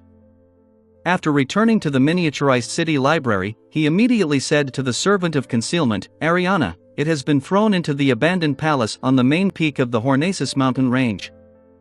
That was an entrance to the foggy town. As for how to deal with 0-02 later on, it was the Church of Evernight's problem. All right. Ariana nodded and didn't say anything else. She entered a concealed state and vanished, as though she had been erased. She didn't thank him, nor mention any payment. It was just like how she had never made any requests when she helped Klein in the past. Does Ma'am Ariana know that I've obtained the Fool card? Klein looked around thoughtfully and slowly sighed in the darkness. Although the supernatural incident had been resolved in less than 2 hours, there were still quite a number of people who had lost their lives under the strict rules. The Belton citizens had more or less committed certain mistakes, but the punishments they suffered were far more disproportionate to the crimes they had committed. The most innocent party in the matter were the tourists who came or passed by Belton. They had to face a nightmare simply because they were foreigners. Klein had tried his best to do some things to protect many outsiders, including Roy and the others, but he was also limited in what he could do due to the restrictions he suffered. There weren't many loopholes that could be made use of, making it impossible to make it seem like none of that had ever happened. What I need to do next is to mainly provide treatment to the survivors. Klein retracted his gaze and planned on teleporting to Biles's house to deal with the remaining problems. At that moment, Rionette Tinker, who was holding 4 blonde, red-eyed heads and was wearing a dark and complicated long dress, walked out of the void. One of the heads bit onto a black goat's horn. He escaped the spirit world, the remaining 3 heads of Miss Messenger said. As expected of a former chief shepherd. Klein, who had long sensed it, sighed without any surprise. Then, he pointed at the black goat's horn. Did Larian leave that behind? After Klein received the item, Rionette Tinker's head that hadn't spoken earlier said, yes. After encountering the curse of deformity, he had still managed to barge out of the encirclement and escape from the spirit world. He is indeed powerful. Is this a Sequence 2 angel who's best at fighting head-on? Klein flicked his wrist, causing the black goat horn in his palm to shatter into countless tiny specks of light as it dissipated, dispersing the remnant psyche. The limbs left behind by a Beyonder after them undergoing a transformation contain a portion of their Beyonder characteristics that couldn't return to the main body. When the points of light were reassembled from Sequence 9 to Sequence 7, as well as a Sequence 4 Beyonder characteristic, Klein chose the Sequence 8 pugilist from it and returned the rest to Miss Messenger with a smile. These are your spoils. I'll only collect the intelligence fee. Rionette Tinker didn't stand on ceremony. She raised one of the blonde, red-eyed heads and had it open its mouth, absorbing the Sequence 9, Sequence 7, and Sequence for Warrior Beyonder characteristics. After watching Miss Messenger leave Belton, Klein teleported back to Biles's home and smiled at Roy and company. The problem has been resolved. You are no longer foreigners who have to be treated with animosity. The 4 Beyonders were just about to respond with heartfelt and relieved smiles when they saw the magical Mr. Magician invite a stranger from the air. It was an old man with a dark red bow tie. He wore a shirt, vest, formal suit, and blue striped trousers. His hair remained thick despite it being all white. His aura was warm and elegant. This was the marionette, Vin Rambus, whom Klein had once possessed. He planned on using this manipulator to seal away their memories of 0-02. Not being corrupted by a Sapphira didn't mean that Biles wouldn't encounter terrifying matters when he recollected the matter. As there was only one relevant period of memory for Biles, and he didn't know the truth of the matter, what Klein needed to do was rather simple. Therefore, he didn't seek Miss Justice's help. He planned on using his marionette's historical void projection to complete it. You didn't tell them about what happened in the city library, right? Klein got Vin Rambus to walk to his side as he asked Biles. Biles hurriedly shook his head and said, I remember your advice. Very good. Next, I'll give you some psychological treatment. I'll help you forget all those matters. Otherwise, you'll be targeted by 0-02 and never be able to obtain peace until you die. Believe me, sealed artifacts at this level can definitely do something like that even if it has been taken away, Klein explained his goal frankly. Biles's lips quivered as he said, all right. He chose to obey and believe. After inviting Roy, Pasha, and Phil out of this rental apartment, Klein controlled Vin Rambus to do a series of mental control processes and successfully made Biles forget the brass book he had seen, as well as the contents on it. After doing this, Klein carefully took out the magic mirror and looked at it. Rhodes, are there any other hidden dangers? On the surface of the ancient silver mirror, the aqueous light flickered and reflected a line of silver words. Great Master, there aren't any latent risks in Belton. As for other places in Lone and Fay Sac, as it involves 0-02 itself, I'm unable to see it clearly. Perhaps you can confirm it yourself? All right. Klein nodded slightly, took out a gold coin, and softly chanted the corresponding divination statement. With a ping, the gold coin flicked up and tumbled in the air. During this process, scenes naturally surfaced in Klein's mind. They were chimneys, streets, and cities. They were extremely vague and lacked specific directions. With a slight frown, he collected his thoughts and reached out to catch the gold coin. Then, he got Pasha and the others to return to Biles's home. He smiled and said to Roy, "Didn't you wish to obtain the next potion? You can make a wish now." Roy's eyes revealed surprise and he asked nervously, "I can still make another wish?" "This is a gift," Klein replied with a smile. Roy's heart stirred. Without asking any more questions, he seized this opportunity to fulfill his wish of obtaining the next potion. Klein then threw the Warrior Pathway Sequence 8 Pugilist Beyonder characteristic to him. "This is essentially a potion, but for safety, I suggest you search for the corresponding formula and find the correct supplementary ingredients. Your amazing feats are worthy of praise." Roy expressed his gratitude. His first potion had, in some sense, been a Warrior Beyonder characteristic that he devoured. As the apocalypse was approaching, along with his relatively low sequence and good luck, he didn't lose control on the spot. He didn't even have any serious psychological problems. After that, he gradually came into contact with other Beyonders and came into contact with true mysticism. Only then did he learn how dangerous his actions were, and he didn't dare make a similar attempt again. Faced with Roy's praise, Klein looked around and smiled. "Next, follow me out of Belton. This doesn't mean that there's still danger here, but I have to make use of this time to fulfill your wishes." One wish involved Roy hoping that Klein could help them leave the Belton, while the other wish involved Pasha's wish to have Klein protect them and allow them to leave Belton City alive. Although these two matters were meaningless under the present situation, to Klein, he had to fulfill the wish even if there was no point in doing it. "I'm just a heartless wish-granting machine." Klein lampooned himself as he smiled at Biles and company. Pasha and the others glanced at each other, not daring to raise any objections. Just like before, they held each other's hands. Then, Klein brought them to the outskirts of Belton with teleportation. The magic show has come to an end. It's time to say goodbye. Klein took off his hat and bowed. He tried his best to make himself a true wandering magician. This was a habit of his acting. Upon seeing this, Pasha blurted out, "Can we know your name?" Klein smiled and said, "I have too many names. Different people have different names for me. You can call me the miracle magician, Merlin Hermes." "Mr. Hermes, are you a believer of the Evernight goddess?" Roy asked after some hesitation. For a moment, Klein didn't know how to answer. He really wanted to say that he once was, but not anymore. After some consideration, he decided to act as an attendant of mysteries in advance. He immediately restrained his smile and solemnly said, "The one I serve is the Fool, the Lord of the Mysteries, the great ruler above the spirit world. If you wish to believe in this mighty existence, or wish to gain more of an understanding, you can go to the Sonia Sea's Rorstad archipelago. The Lord's missionary, Danitz, is currently preaching there. Furthermore, the City of Silver definitely has all the potion formulas from the Warrior Pathway under Sequence 2. Klein silently added, but he didn't say it out loud. Roy nodded slightly and said, "It's my first time knowing of such a mighty existence in this world. Your miraculous nature has shown his brilliance." He didn't directly respond to Mr. Merlin Hermes because he was still hesitant. Pasha, Biles, and Phil were the same.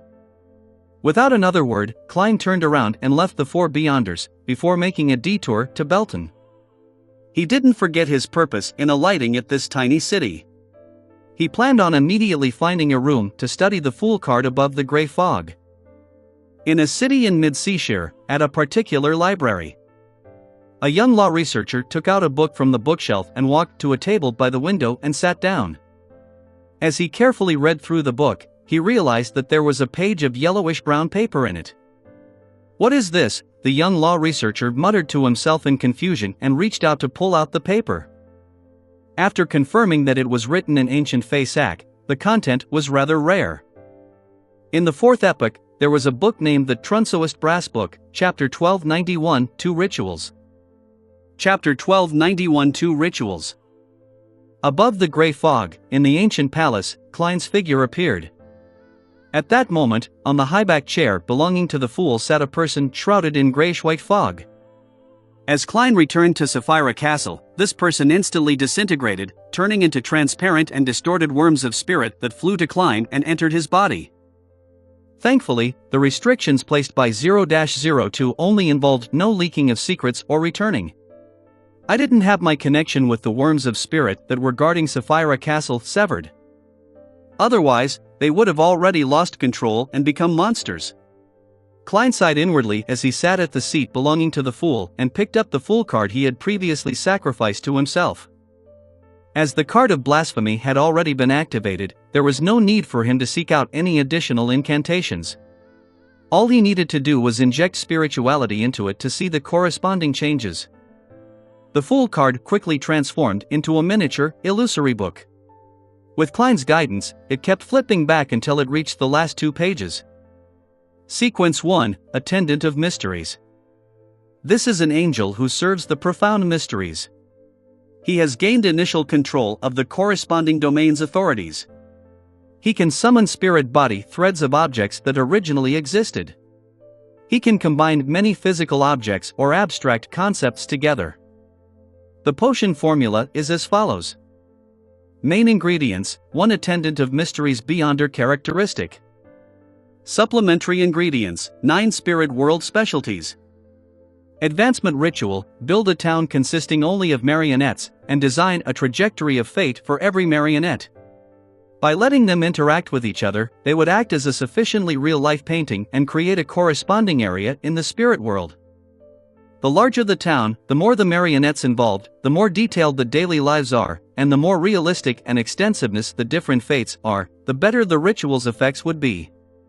Sequence 0, the Fool. This is a true deity. In a sense, he is an embodiment of the corresponding authorities. He is adept at using all kinds of methods to fool all things, showcasing all kinds of fascinating miracles. The potion formula is as follows. Main ingredients: the uniqueness of the fool. 2 attendant of mysteries beyond her characteristics apart from one's characteristic. Supplementary ingredients: control at least a quarter of the fog of history. Advancement ritual: full-time, history, or fate once. As he read, Klein slowly frowned and silently muttered to himself, compared to the advancement ritual of attendant of mysteries, the fool's ritual is just too abstract.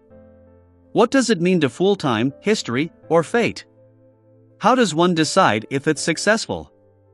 Controlling at least a quarter of the fog of history is relatively simple for me.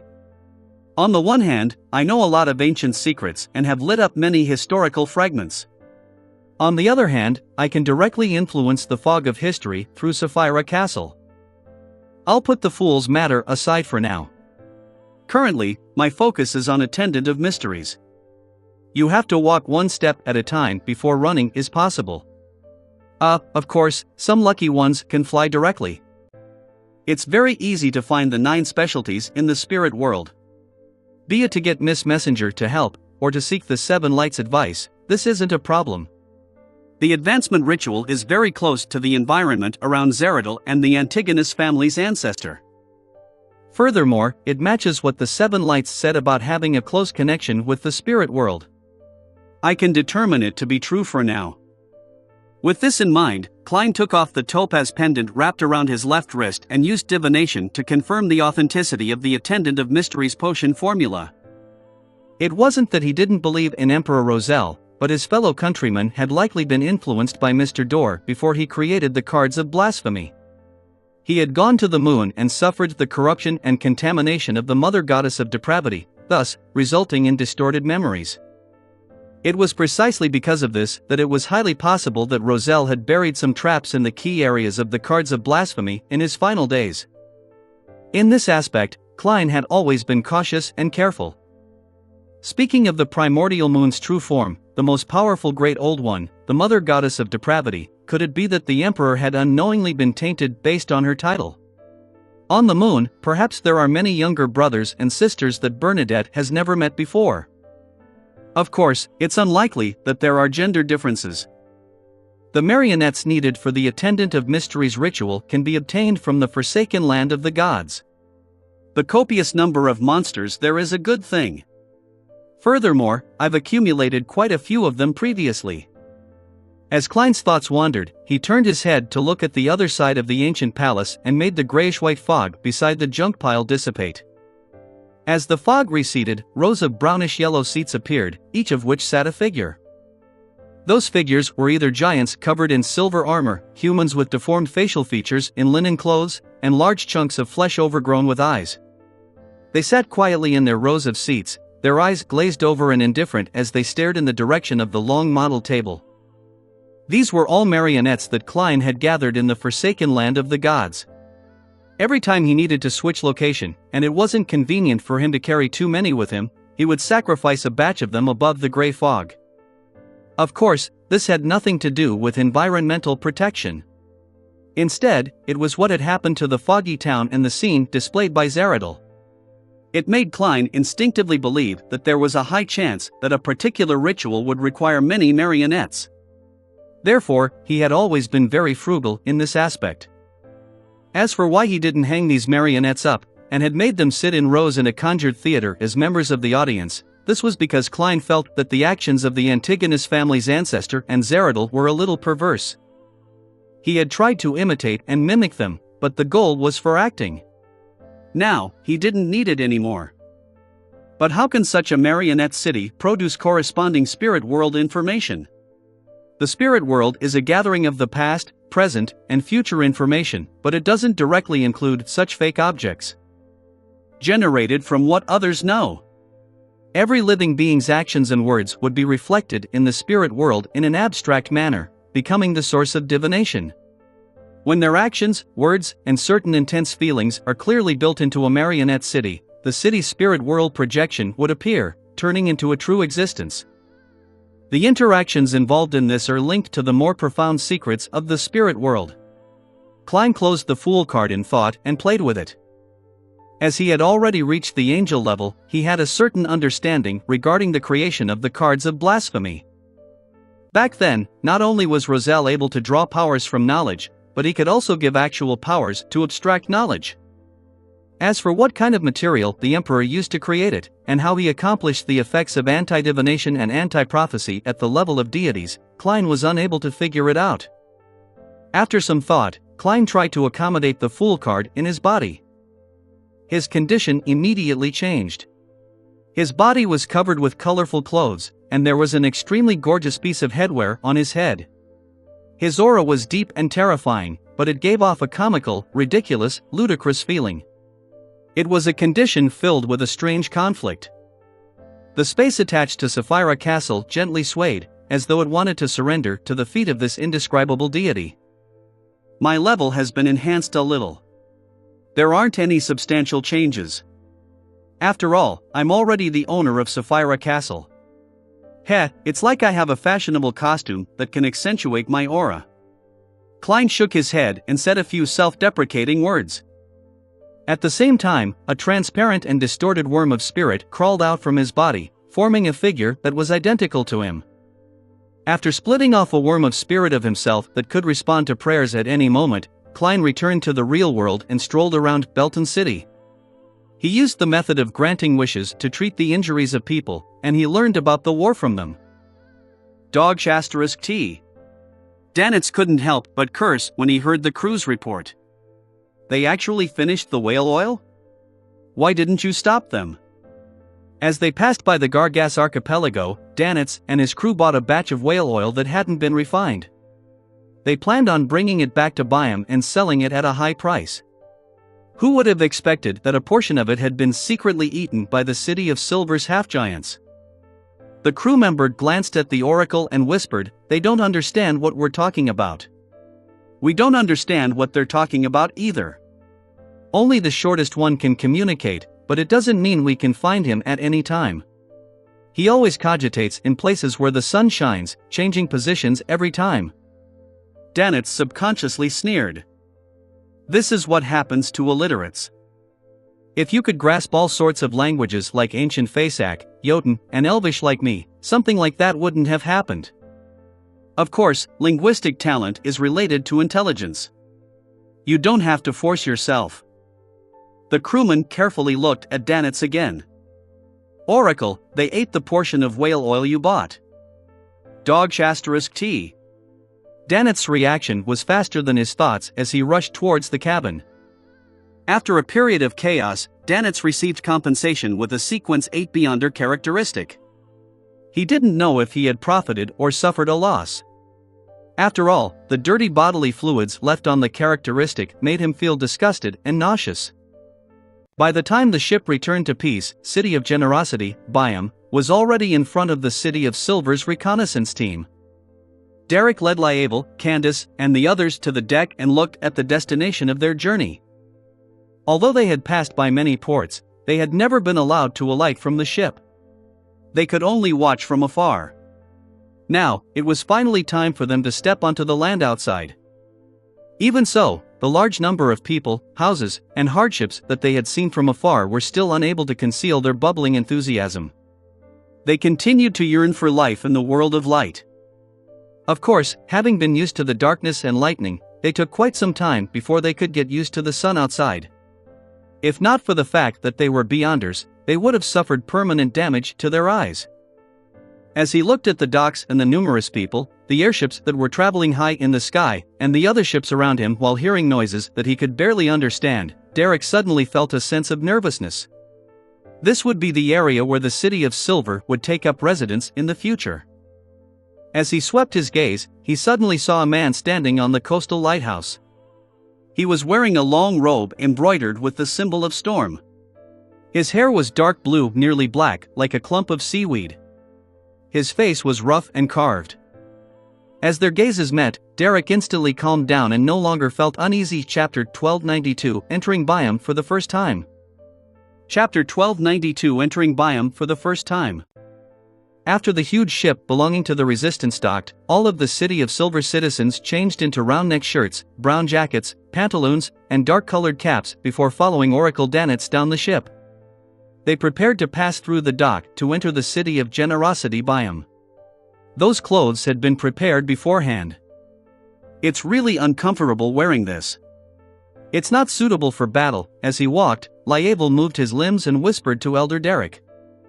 Derek nodded slightly and said, "But it's better to hide ourselves and not be too eye-catching. We don't want to become the focus of attention." Derek's analysis wasn't a problem at all. After all, they were outsiders and they only numbered 21 people. It was best if they didn't attract the attention of others, but he seemed to have forgotten a crucial detail. But, they're all looking at us." Candace quickly surveyed the area and whispered. The workers who were dressed crudely or half-naked at the pier all looked over at the tourists who wore all kinds of get-ups. Their tall, a Byam resident with bronze skin and slightly curly hair could not help but sigh. His height was only around 160. This was the height of all the male commoners in the current colonial era. As for the people of the City of Silver, other than Derek, who was only slightly over 2 meters tall, the rest were on average above 2.3 meters. The tallest of them exceeded 2.5 meters. To have such half-giants walk through the docks amidst the crowd was equally eye-catching no matter what they wore. Phasacians? A Loanese in a top hat and formal suit turned his head to gossip with his companion. Has the slave trade begun again? He believed that the City of Silver entourage were Phasacian slaves that the Rorstad government had bought from the Lone Kingdom. After all, in this world, the only ones he could think of who had such heights and such numbers were the barbarians who claimed to be descendants of giants. His partner shook his head and frowned. It doesn't seem like the case. Most Phasacians have light blue eyes. Furthermore, even if they are Phasacian, few of them exceed 2 meters in height. unless these are nobles or high-ranking prisoners of war. Although Fasak didn't have a clear rule, in all kinds of industries, especially in the military, there was a phenomenon that one's height determined one's status. Of course, this wasn't the only condition. It was also a combination of family background, nobility, and ranks. Due to such traditions, the descendants of Fasacian royalty and the military brass were generally taller than 2 meters. This was actually a superficial phenomenon that, at its essence, was an influence of their beyonder characteristics. Those who became one of the brass of the Fasak military were either nobles or at least sequence 5. And for the latter, due to the repeated influence of the giant pathways potions, their height would definitely reach the standard height. Those who chose the Red Priest pathway would also have a certain increase in height. However, the signs weren't as obvious in their early stages as those from the giant pathway, and the total increase in height was only a few centimeters. They had to become a demigod to experience a qualitative change. For noble descendants, their ancestors were more or less giants, or had marital alliances with giants. Regardless of whether they inherited the beyonder characteristics, the corresponding genes accumulated over generations would definitely allow their normal height to exceed 2 meters. Among them, families who were still in control of a portion of the giant pathways potion formulas, and those who had a certain heritage, tend to be in the same situation as the residents of the City of Silver. The royal family in charge of the Red Priest pathway maintained the heights of their descendants through marital alliances. The residents of the City of Silver, who were being scrutinized by numerous gazes, felt increasingly uneasy. It was as if they had returned to the cursed land where they were being watched by monsters as they walked in the dark. Derek was very calm and composed. He looked around and said to the members of the reconnaissance team, "They don't have any ill intentions." After confirming that Mr. Hangman was in this city and how he knew that he had arrived, Derek no longer felt isolated and helpless. It wasn't that he didn't trust the messenger that Mr. Fool had appointed, but that he believed that he didn't want to trouble a god as much as possible in his daily life. The best thing to do was resolve problems himself. And when it came to dealing with his own problems, Derek was ultimately unfamiliar with the outside world, so he wasn't too confident. At this moment, to have an experienced, trustable, extremely intelligent native with a meticulous mind help him would definitely be the best option. Of course, Derek also knew that Mr. Hanged Man wouldn't make any contact with him on the surface because he belonged to another faction. He wasn't a believer of Sea God, so if he acted too warmly over matters regarding the City of Silver, he was bound to be suspected. However, there will always be a proper reason and suitable opportunities to meet. Derek thought in anticipation. Amidst his thoughts, he and the members of the City of Silver's reconnaissance team followed Danitz out of the dock and arrived on the streets. Their vision suddenly broadened as they saw more people than before and heard all sorts of voices. To the people of the City of Silver, this was even more lively than the grandest harvest in their hometown. At a glance, there were countless people dressed in strange clothes with all kinds of unique characteristics. Some were in a hurry, others were strolling leisurely, and some were carrying large pieces of fruit. They used pipes to suck in the liquid, or held food that looked like the delicious pies on the ship, occasionally taking a bite. Apart from these, horse-like creatures that pulled carriages producing tinkling sounds, the metallic objects that moved extremely fast, and the smell of the various spices that filled the streets made people of the City of Silver feel like they had come to another world. And to them, this was indeed another world. Even though they were a little fearful and uneasy, and were not too used to such a scene, everyone could clearly feel the vibrancy of this scene. This was like the sunlight in one's soul, reflecting the sun in the sky. This is the place where we will live, battle, and reproduce in the future? Derek, Lievel, Candace, and the others subconsciously had similar thoughts. They felt a little uneasy but didn't reject any of it. Danitz looked at their faces, which had been stunned silly by Byam's bustling scene, in satisfaction as he inwardly muttered, "This is only Byam. If you were to go to Trier and Backland, are you going to kneel down and kiss the ground?" This world-famous pirate controlled his urge to mock them, as he was now Mr. Fool's messenger. He couldn't ruin the image of a deity. After leading the City of Silver people to a rather luxurious hotel, Danitz gestured for the crew to handle the check-in as he spoke in fluent Jotun to his guests. "It's getting dark. We'll stay here for one night and leave the city tomorrow. The place where you will build your city has been arranged. It's on the other side of the forest. There's a natural harbor and a few roads that lead to Byam. Roads to this city. After that, we'll expand the main road and build a railway that leads to your city. Railway. Derek, who had studied during the tarot gathering, knew what it meant. He nodded gratefully and inwardly praised Mr. Fool once again. Danitz continued. We've already helped you level the area, and left the space needed for some basic facilities such as water pipes and gas pipes. When you begin building houses, we'll send a team over to help with the matters. Also, the corresponding construction materials and temporary tents have been prepared for you. Thank Mr. Fool. There's also the help of the Church of the Lord of Storms in this matter. Otherwise, we wouldn't have been able to purchase so much material. However, they mainly did so to earn additional funds.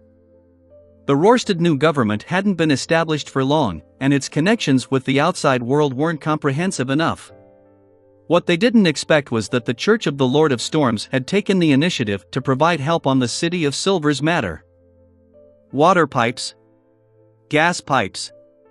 Derek gradually couldn't understand what was being said, but he still put on a pensive expression. There were a few times when Danitz nearly said the word T in passing. Without speaking another word, he introduced the hotel. This is a hotel that Phasacians like to live in at Byam the most. The ceiling might be a little too low for you, but it won't be low enough to hit your heads. With that said, Danitz smiled. At the end of this street is Red Theater. He revealed a smile that all men understood. However, the people of the City of Silver didn't understand. Seriously, the Emperor said that the most ancient human occupation is the selling of their bodies. They actually don't know what I'm talking about. The corners of Danitz's mouth twitched as he gave up on the topic. After his second and third mates were done with the check-in, he led the entourage up to the second floor and assigned them their rooms. After doing this, he took out a stack of cards that he had long written, and he distributed them to the members of the City of Silver, who were scouting the area. Every card has a few words in the local language and the corresponding word in Jotun. If you need any services or food, you can ring the bell here. When the attendant comes over, show him the card. Of course, they might not be able to understand it, but they will definitely seek help from people who understand it. This was a simple and easy method to understand. The people of the City of Silver easily grasped how to use the cards, secretly excited that they could finally communicate with the people here. Following that, Danitz demonstrated how to switch on the water and how to use the toilet, and how to light up the gas wall lamps. It made Derek, Lievel, and Candace feel like they had arrived at a divine kingdom. All it took to have water flow was to press a switch. A button was enough to wash away their excrement without leaving any stains. There was a lantern that kept emitting light once it was ignited. These were all things that they didn't dare to imagine in the past.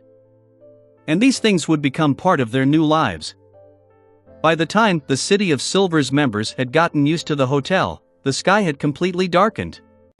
Night had begun to rule the city.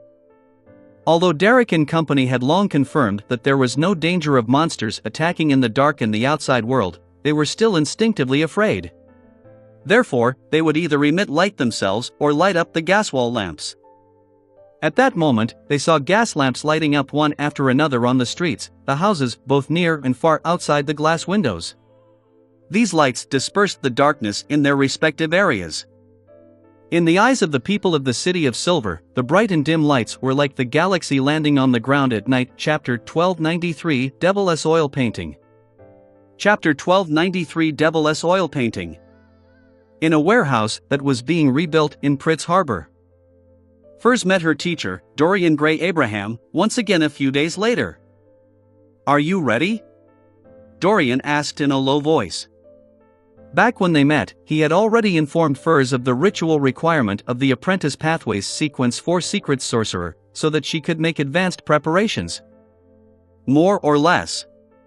I should be able to satisfy the requirements," Furs replied without much confidence. The advancement ritual of a secret sorcerer was relatively simple, but in this case, simple was the antonym for complex, and not difficult. To Furs, she wished that it was something else. The ritual required the candidate to seal a demigod-level creature with clear animosity. The less external help one received, the better the ritual's effects. As for the target's level, as long as it wasn't lower than a demigod, it was fine. It had virtually no effect on the ritual. Upon hearing that, Dorian nodded and said, "That should be fine. That ritual is really difficult for a sequence 5 Beyonder to complete it on their own. It's necessary to seek help at appropriate times, but you mustn't go overboard, such as exceeding the corresponding limitations. Otherwise, the ritual will definitely fail." The suggestion he had previously provided to Furs was to borrow a grade 1 sealed artifact. It would be best if she didn't even hire a saint-level helper.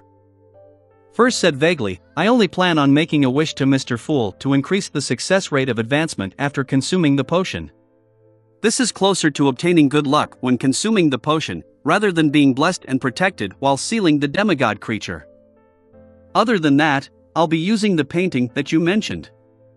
The painting wasn't a grade 0 sealed artifact, the Scroll of God, but the Abraham family's grade 1 sealed artifact. It was called Devil's Oil Painting.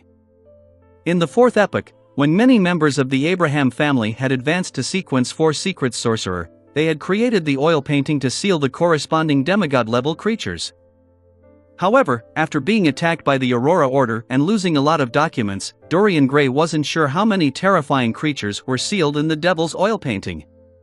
He was only certain that there was definitely more than one sealed inside. His original plan was to release a demigod-level creature that was completely insane from the Devil's Oil Painting, one that acted purely out of instinct. This could then be his student's ritual target. This made it much easier than dealing with a rational and intelligent saint. Furthermore, it was completely in line with the ritual's requirements, but he never expected Furs to directly borrow the Devil's Oil Painting. Dorian frowned and reminded her, "The Devil's Oil Painting only has the effect of imprisonment and sealing. It doesn't have the ability to actively affect the target. In other words, you have to stuff a demigod-level creature into the Devil's Oil Painting." Furs nodded, indicating that she knew this. "Teacher, you mentioned that one's record ability isn't considered external help." Yes, Dorian Gray gave a definite answer. If her record powers were considered external help, almost no traveler could advance. After all, record was the core ability of the apprentice pathway before they became demigods. Once it was excluded, Furs would be left only with the means to flee, making it difficult for her to do anything to her enemies. In theory, that's the case. However, you can only record at most 5 demigod-level powers, Dorian said worriedly. Before he finished his sentence, he thought of Mr. Fool and his blessed and felt a little more at ease. If the powers are matched well, it isn't impossible for me to succeed. It's just a mad creature that's acting on instinct. Furs tried convincing both her teacher and herself. Dorian nodded indiscernibly and didn't say anything else. He immediately summoned his contracted creature, Melmouth, who loved music, and took out the secret sorcerer mane and supplementary ingredients. He then concocted a bottle of secret sorcerer potion for his student. If there's no way to complete the seal, there's no need to forcefully consume it. Even if the potion and glass bottle fuses together and turns into a sealed artifact, we can also pray to Mr. Fool to restore it to a Beyonder characteristic. Dorian continued to warn her worriedly before handing the potion to Furs. Inside the glass bottle were layers of stellar radiance, as though the Milky Way in the sky had been sucked into the potion. All right. Furs nodded heavily, indicating that she wasn't worried that the potion would be wasted. She had made plans ahead of time. She would immediately teleport away once she realized she couldn't seal the released demigod-level creature before making a wish to Mr. Fool and getting him to resolve it. Dorian then took out an oil painting from his suitcase, which was filled with abstract images.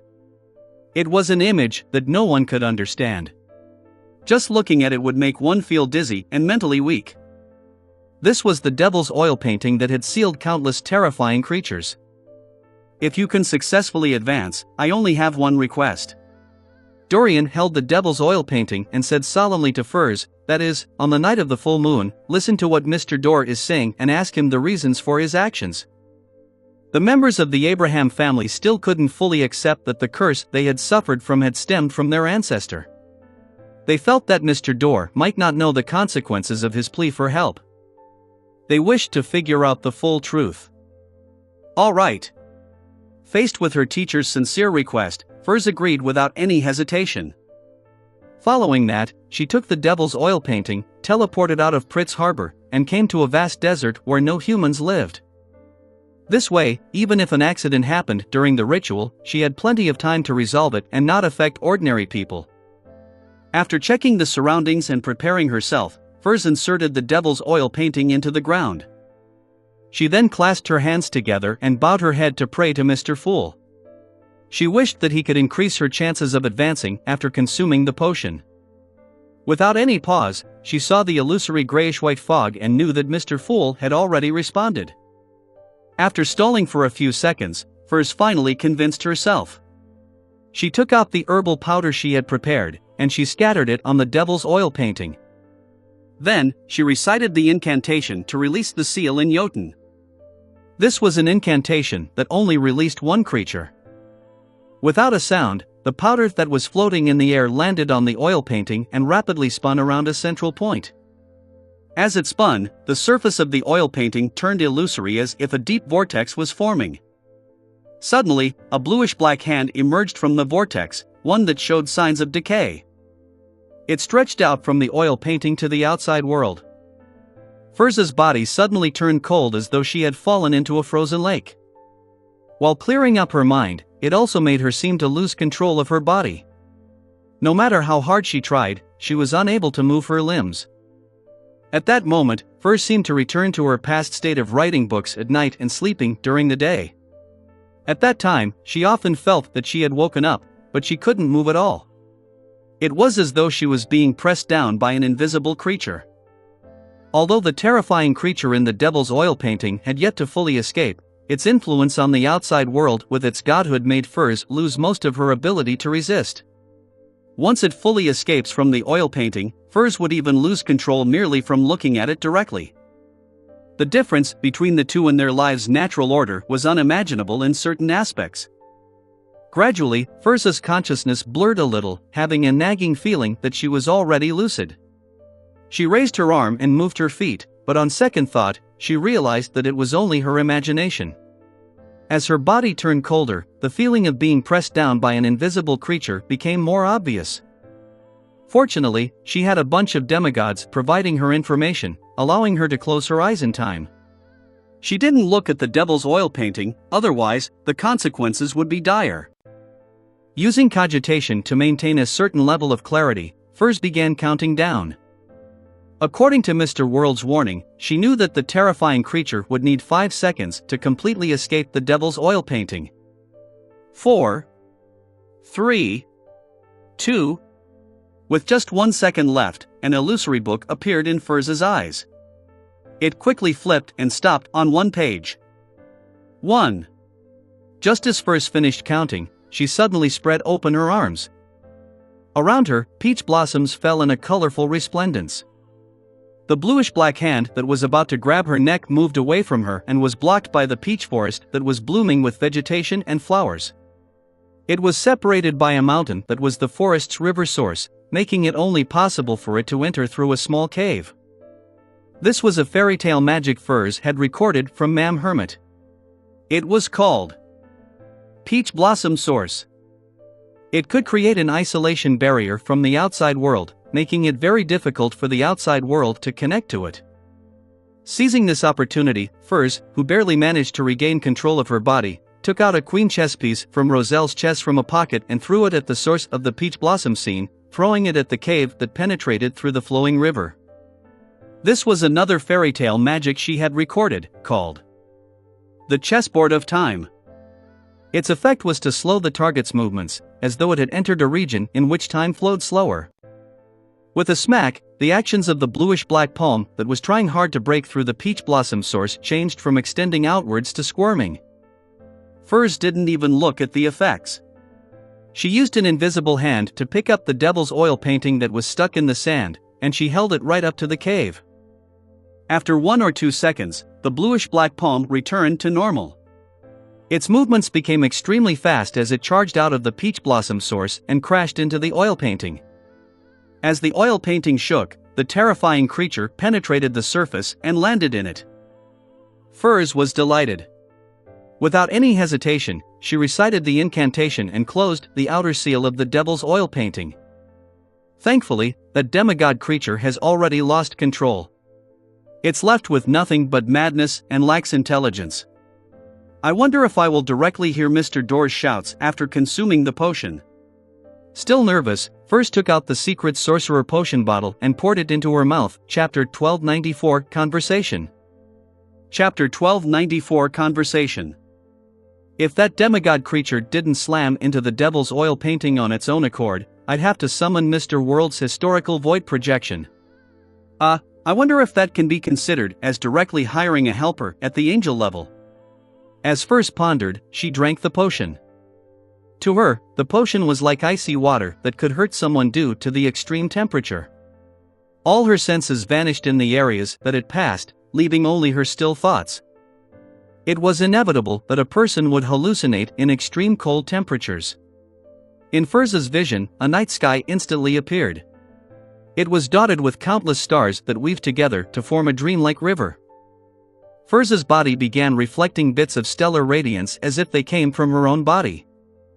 The tiny bits of pure stellar radiance formed an invisible connection with the different stars in the night sky.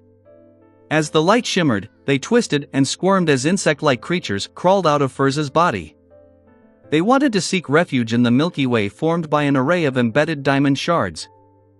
Each of them carried a portion of their own flesh and consciousness, as though they were uncontrollable avatars. Furs's thoughts quickly turned chaotic, and she fell into confusion. She almost couldn't control the urge to separate herself. At that moment, she sensed an illusory object. It was the seal that she had completed using the devil's oil painting. It was projected into the mysterious world created by the potion, forming an abstract, blurry mark. Furs didn't think further as she instinctively extended a portion of her consciousness along with her spirituality and intertwined with the abstract symbol. The mark wasn't exactly harmonious with her, as if it wasn't part of her, but it managed to barely merge with her. Suddenly, in Furs's mind, the abstract symbol became rather clear. It consisted of a door that was layered with mysterious symbols. This door hid Furs behind it, allowing her to isolate herself from the surrounding cosmos.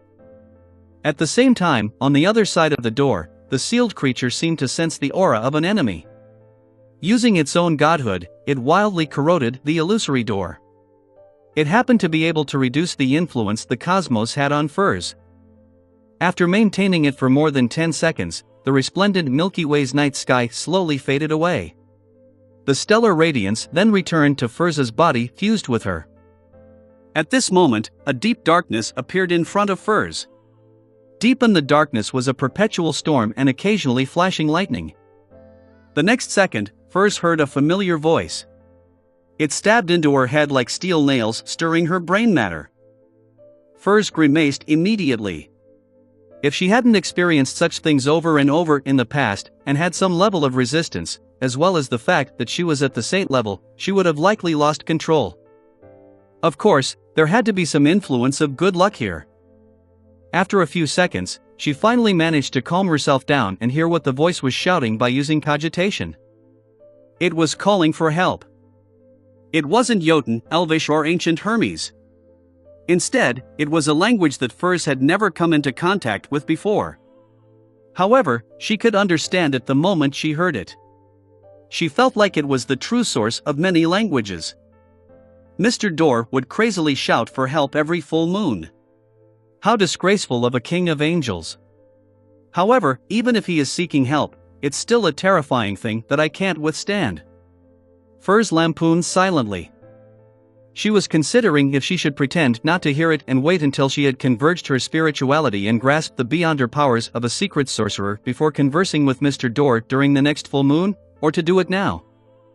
Suddenly, the shouts from afar stopped and the surroundings became deathly silent. After 2 to 3 seconds, a wispy voice that could pierce through spirit bodies entered Furz's mind. You used the beyonder characteristics of the Abraham family. This sentence was said in a flat manner without any rise or fall, but it made the blood vessels on Furz's forehead throb. Her eyes turned bloodshot as her body turned resplendent. She almost lost control of herself. Who are you? Furz composed herself and asked deliberately. The voice that seemed to lure her into losing control said in a low smiling voice, You can call me Mr. Door. You should be familiar with me. The King of Angels from the fourth epoch directly pointed out that Furz had a certain connection with him. She could hear the full moon ravings. I'm going to write you into a novel. Furz secretly gritted her teeth and asked, Honorable Mr. Door, are you the ancestor of the Abraham family, Your Excellency Bethel? The voice that had crossed countless barriers returned to its flatness. Yes. Then, do you know that your cry for help has caused the entire Abraham family to be trapped in a curse that has lasted for more than 1,000 years? It's basically impossible for anyone to become a traveler or even a scribe. They often lose control during advancements or the night of the full moon. Furz felt that she couldn't speak to Mr. Door for a long time, otherwise, her inclination towards losing control would be irreversible. She directly posed the question that the Abrahams were most concerned about. Mr. Door fell silent for 2 seconds before saying, They no longer have secret sorcerer or demigods? There aren't any after the War of the Four Emperors. And the curse you brought has made it impossible for them to advance to a demigod. If you can stop crying for help for 10 years, a new Abraham demigod might be born. This will greatly aid in your escape, Furz sincerely suggested. Mr. Door sighed and said, I have been exiled to an eternal darkness, and suffer the blockage of a perpetual storm. I have no way to know what's happening in the real world, nor did I expect that there isn't a single demigod left in the entire Abraham family. Lies. The one who calmly made this conclusion wasn't Furz, but rather Klein, who had accommodated the Fool's card as he held the Staff of the Stars while sitting in Sapphira Castle. He had been closely monitoring the corresponding Crimson Star. He remembered that the Emperor had mentioned in his diary that Mr. Door had a certain understanding of reality. He seemed to be able to use the changes brought about by the full moon to see the situation outside the seal. After sighing, Mr. Door continued, Besides, I can't control the cries for help during the full moon. Why? Furz asked in surprise. Mr. Door said in an ethereal voice, You're already a demigod, so you should know very well that the higher the sequence, the greater the threat of going mad. An ordinary angel, even those who can walk the land freely and do what they like, without needing to engage in any additional battles, could also be gradually influenced by the beyonder characteristics and become less like themselves. They might even enter a half-crazy state. I'm a king of angels who has been exiled and sealed for more than 1,000 years, and I don't even have someone to communicate with. My not going crazy means that I'm sufficiently powerful and lucky. On each full moon, the madness in me will be strengthened. I can't control it and can only constantly call for help. So that's how it is. If I were locked up like this, I might have gone crazy in a few months. If I'm provided alcohol, newspapers, magazines, all kinds of books, and various delicacies, I can last a year, no, half a year. Furz nodded in enlightenment and asked in a perfunctory manner, Is there anything I can do for you? How can the Abrahams dispel the curse? Mr. Door fell silent for a few seconds before saying, Set up a ritual and help me escape. That way, the curse will cease to exist. There are 2 rituals that can be used. One is to sacrifice 3 demigods that are respectively from the Seer, Apprentice, and Marauder pathway. The other is to extract the blood of at least 99 Beyonders from the Abraham family. Use it to draw such a symbol. I'll tell them, Furz immediately replied. At the same time, she added inwardly, That's if Mr. Fool permits it. Mr. Door laughed and said, If I can escape because of this, I will help you become an angel. His voice became more ethereal and weaker, as though he was slowly returning to his original state as Furz's advancement came to an end.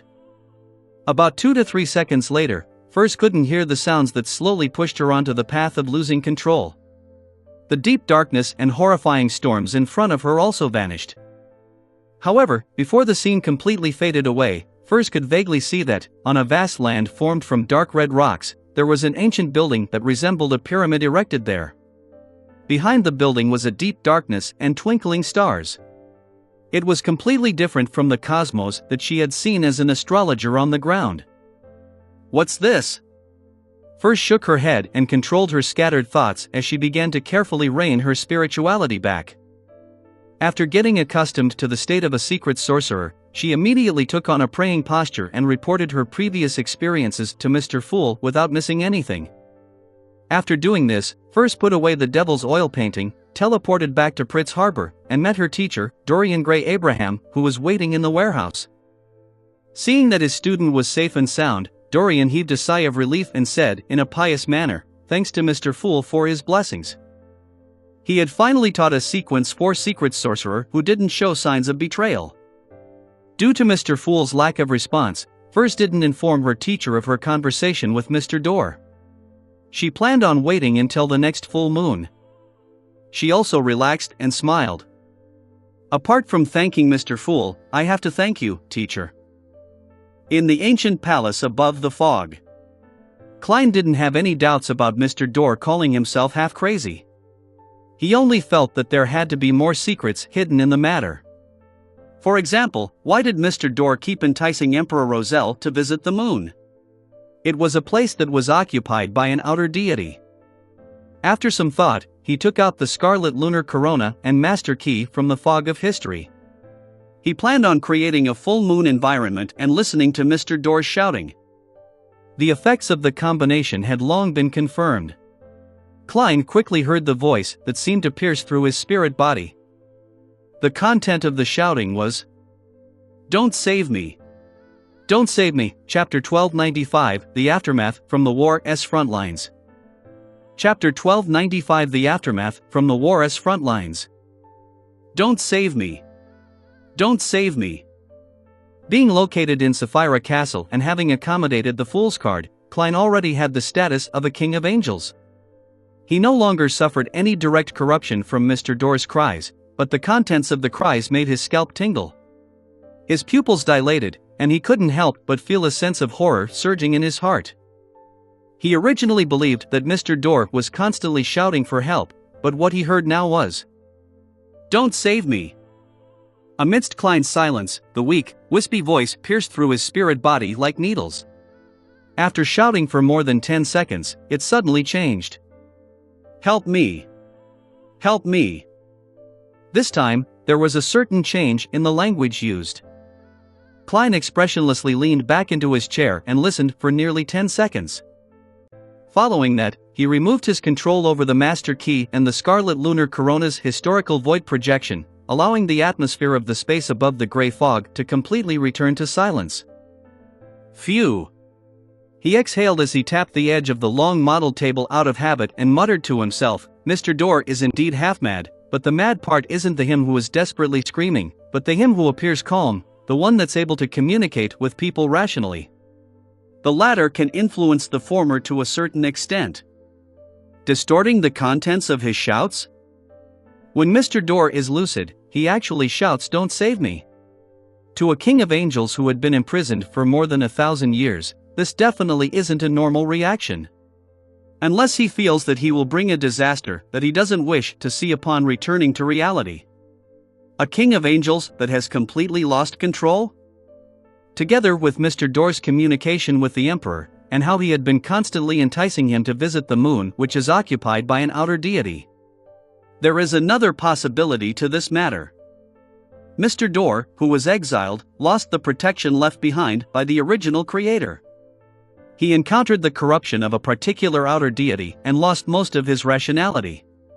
His condition is only slightly better than the chained god.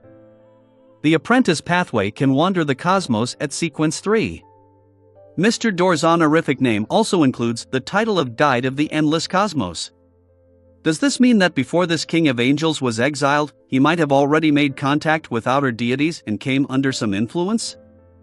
Yes, what does Miss Magician's final glimpse of the Crimson Land, pyramid-like buildings, and cosmos in a different area represent? This doesn't seem like it's in the current solar system, but it's a little different from the mausoleum that a black emperor needs. It's the lair of some outer deity who affected Mr. Door, or should I say that when Mr. Door became a planeswalker and left legends behind on other planets with living beings, this is one of his anchor points? It's highly likely the latter, because when Miss Magician saw this scene, she didn't encounter any corruption from the cosmos. The more Klein thought about it, the heavier his heart became. This was because it was possible that this was a reflection of how the apocalypse would dawn. The apocalypse was definitely not something that wouldn't happen by not thinking about it or pretending not to know. It's no wonder Yellow Light Venathan had prophesied that the day when the curse is removed is the beginning of the true disaster for the Abrahams. Mr. Door keeps calling for help, causing the Abraham family to be unable to produce another demigod. Perhaps it's a certain form of protection. Although this will make the Abraham family lose their status and most precious items, making them mediocre, it can at least save their bloodline. In the prophecy. The solution to resolving the curse is in the hands of an apprentice who has obtained the help of a secret existence. Klein chuckled softly and had an idea about the response to give Miss Magician. He planned on getting Furs to give a half-truth when informing her teacher. Firstly, it was to emphasize that Mr. Door was already half-crazy and extremely dangerous. Even communicating with him implied tremendous risks. Secondly, it was to not mention the second ritual for the curse removal. All she would say was about the sacrificing of a seer, a marauder, and an apprentice demigod. With the first point, the Abrahams could understand why their ancestor was insistent on calling for help. This was because he had already lost his mind and could do all sorts of terrifying things. This could effectively eliminate the anxiety of the Abrahams, preventing them from helping Mr. Door escape, and allowing them to quickly start believing in the fool. The second point was to dispel the small number of extreme Abrahams who wanted to try their luck. This was because they lacked the ability to complete such a ritual. At the same time, informing the Abrahams of the ritual increased the trust they had in Furs. Ignoring the small number of secret sorcerers available, those who can become bizarro sorcerers are definitely very difficult to capture. Furthermore, most of them are concentrated in the secret order. To deal with them is to provoke Zeratul. Even if the Abrahams have a demigod, and can use a grade 0 sealed artifact for a short period of time, it's impossible for them to complete the ritual so easily. Yes, dealing with a parasite is the most dangerous. If they aren't careful, they might end up targeting Amon's avatar. When that happens, it will be equivalent to serving Amon desserts. Also, I'll use the world's Garmin Sparrow in the future to remind Miss Magician to keep her guard up against the Abraham family's extremists. Klein thought for a moment before replying Furz's prayer. After returning from the fog of history to the real world, Klein boarded a steam locomotive and arrived at the capital of Midseashire. In the past, it was the second largest city in Lone, and also the front line of the recent war, Constant City. The damage suffered here is very serious. After getting off the train and leaving the platform, Klein stood up high and looked at the industrial city. Although it was his first time here, he had seen all sorts of pictures of Constant in newspapers and magazines. Those photos were all black and white, and they recorded the various aspects of this city. Among them, there were 3 points that left a deep impression on Klein. Firstly, it was filled with chimneys and tall blast furnaces. It was as though it was a man-made forest. It gave a striking visual impact, one that was more representative of industry than Backlund. Secondly, the majority of the buildings used concrete and steel. They were more densely built than their counterparts in Backlund. Thirdly, there were many places that were stained with coal ashes, including the bodies of humans, but the air quality was better than Backlund because the sea breeze was strong. And now, the towering blast furnaces, chimneys, and tall buildings had become rather sparse. All that was left was a pile of ruins. However, in comparison, the damage dealt to the factory district was lesser than the residential areas. This was because there were many steel and military factories that were equally important to Fasak. The death toll here is definitely more than 100,000. Klein sighed inwardly. He carried his luggage and walked down the stairs to the steam locomotive station and entered Constant City. On the way to the hotel, he continued his acting as a miracle invoker and randomly chose a young, burly man in his 30s. I'm a wandering magician. My best magic trick is to grant anyone's wishes. Do you want to try it? The previously thin-skinned Klein was now able to strike up a conversation naturally. The burly man glanced at him and waved his hand impatiently. Can you let my father, mother, 2 brothers, and a child be revived? With that said, he didn't wait for the magician to respond as he walked towards the nearest public carriage station in a slightly irritable manner. He struck his left chest with his right fist. Klein stood where he was and maintained the smile on his lips as he quietly watched the man leave. He recalled a magazine he had read on a steam locomotive. It contained several pages of images reflecting the current state of each cemetery in Constant City. The tombstones were similar to the original chimneys and blast furnaces. The racks that held up urns of ashes resembled tall buildings that had collapsed. The entirety of Constant City seemed to be buried in a cemetery. Retracting his smile, Klein walked around the already dried-up fountain and walked to a nearby inn. Along the way, he heard many pedestrians discussing haunted places and the places with terrifying monsters. When I was passing by the Maris River, I heard a lot of people crying in the water. I didn't dare to look and ran back into the city like the wind. That's nothing. I saw something even scarier on 9 Hyacinth Street. There was a face plastered on the window there. A very pale face. A few passers-by disappeared behind my house, and the blood continued all the way to the nearest ruin, but the police couldn't find the bodies. How terrifying. May the goddess bless us. Holy Lord of Storms. Let these ghosts and monsters stay away from us. By the way, City Hall has posted an announcement that we are to report it to the police the moment such things are discovered. From the looks of it, the meat grinder-like war made it impossible to placate many corpses, allowing them to turn into ghosts. Phew, most of the time, some of the dead might not even have their bodies left intact. Yes, there are definitely many Beyonders who lost control due to a mental breakdown or from losing their limbs. Also, most of those who didn't consume the potion according to the normal procedures also easily lose control. The Nighthawks and mandated punishers will definitely clear up these matters, but at least in Constant City, people might have encountered plenty of Beyonder matters for quite a long period of time. After all, some ghosts and monsters are good at evasion and hiding. They are innately very cunning. Klein walked straight and gained a new understanding of Constance's situation.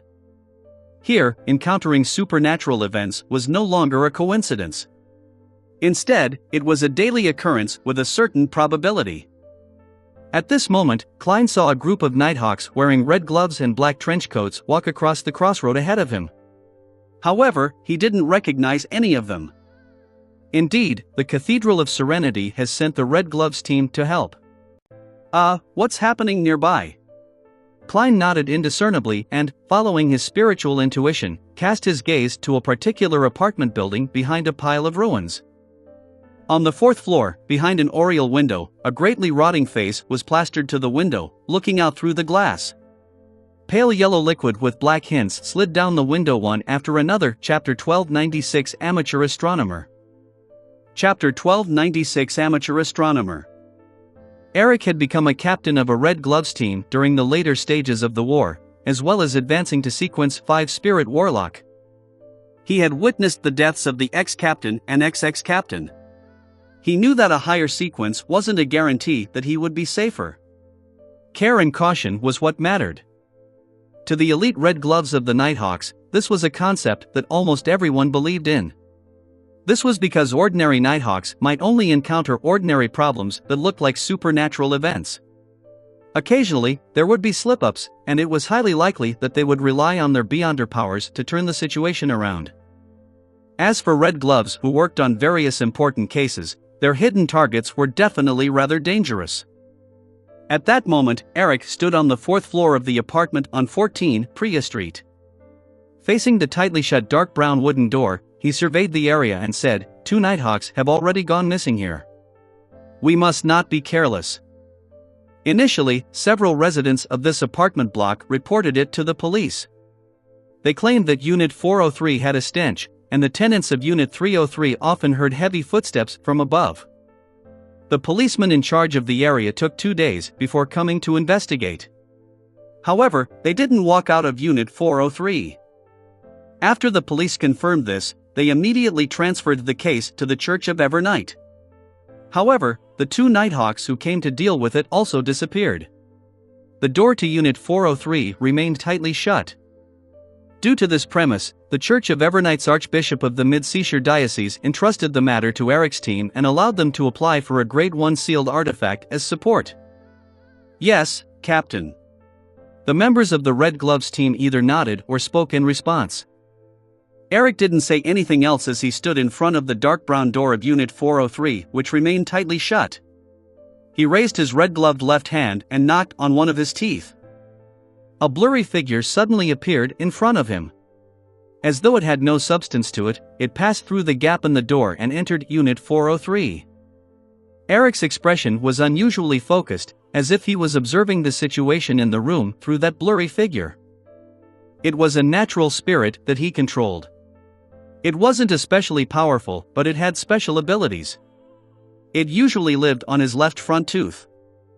Under the current situation, Eric believed that they shouldn't barge in directly. It was best to do reconnaissance first. Even if his team had a good mix of powers and a powerful sealed artifact to help them, they had to be cautious. If he could figure out the situation inside and prepare for it in a targeted fashion, he believed that things would be much easier. Right at this moment, tiny blood vessels protruded in Eric's eyes, and some of them even exploded. When his vision turned bright red, Eric heard a heavy creak. The dark brown door suddenly opened. There were a total of 6 figures in the room. 3 police officers wore black and white uniforms. They were sitting on high-back chairs, high stools, and the sofa. 2 of them were wearing half-top hats, black trench coats, of which one was standing by the door, and the other was standing behind the oriel window. His face was pressed to the surface of the glass as if he was watching the streets downstairs. There was also a figure sitting on a high stool at the edge of the balcony. In front of him was an exquisite astronomical telescope. The skin of the 6 figures began to swell, as though they had been injected with gas. Some parts of the body had even cracked and were highly decomposed, but they still hadn't dried up. They exuded a bluish-black glisten as light yellow liquid with hints of black flowed out. Sensing the door open, the 6 figures turned to look at Eric and the others. The first was the Nighthawk standing in front of the door. The last was the man wearing a cotton shirt behind the astronomical telescope. He had one of his eyeballs, its blacks and whites separated clearly, glued to the telescope's lens, allowing him to only use his remaining black, empty socket to scan the Red Gloves team outside.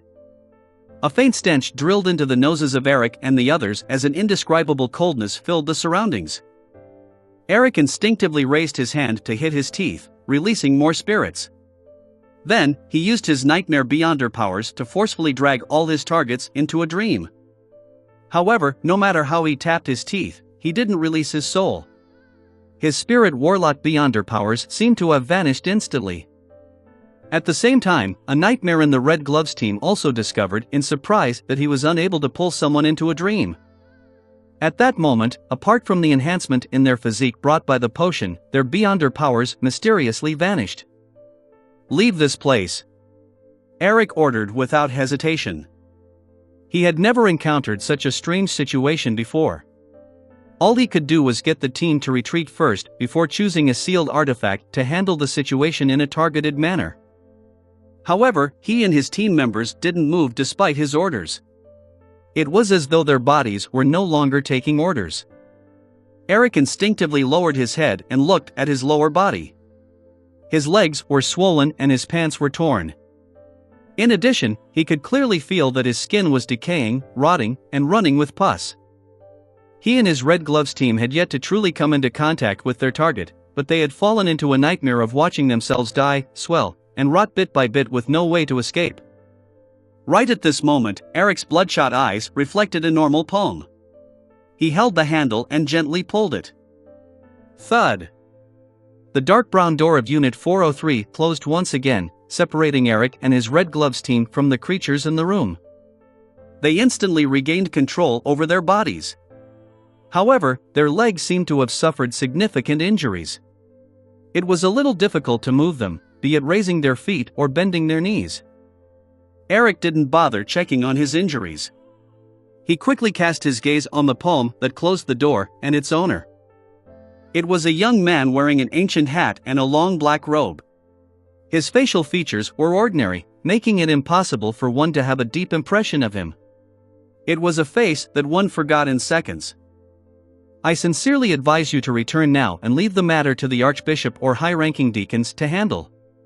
Of course, you have another choice. That is to ask me to grant a wish. I'm a wandering magician named Merlin Hermes. My specialty is granting the wishes of others. Klein spared no effort in enticing others to make a wish.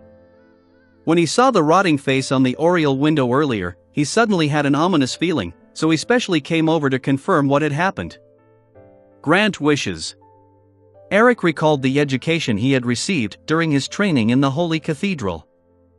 A high-sequence beyonder might be in a state of being imprisoned or sealed. They will pretend to be mystical items that can grant wishes, and they will entice you into helping them escape. The corresponding examples include granting 3 wishes and wishing pools. Is this a high-sequence beyonder? But he doesn't look like he's imprisoned or sealed. Eric looked left and right and deliberated for a few seconds before probing. If we don't ask you to grant us our wishes, will you not resolve the abnormality in the room? As soon as he finished speaking, he saw the wandering magician who called himself Merlin Hermes fall deep in thought, looking a little troubled.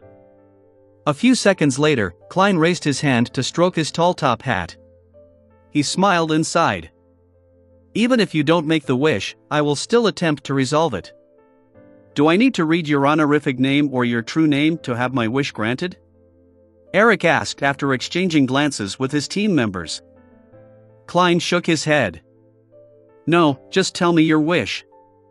This wouldn't create a mysticism connection. Eric probed in a joking tone, then I wish the abnormalities in this room will be resolved and will no longer affect the surroundings.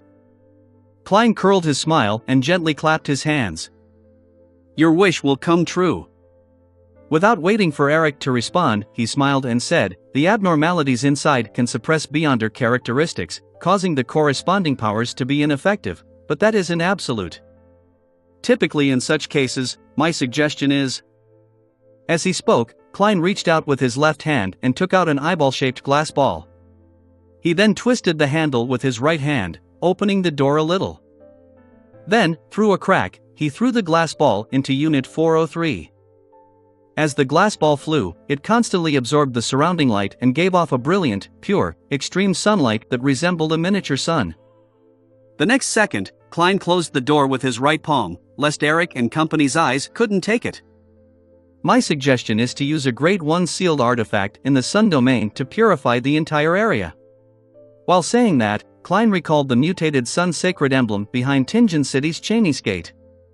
Although it was only a Grade 3 sealed artifact, it could still deal with the rotting creatures inside given enough time. Just as Eric was about to say that they had brought a similar sealed artifact, but just didn't have the chance to use it, he saw Mr. Merlin Hermes open the door to Unit 403.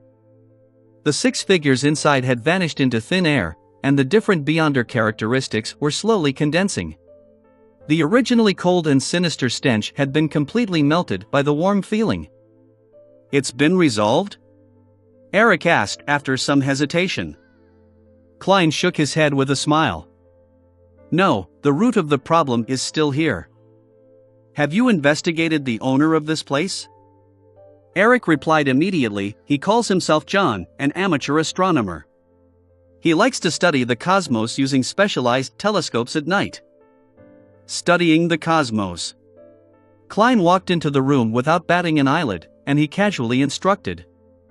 Search the area and find any possible clues.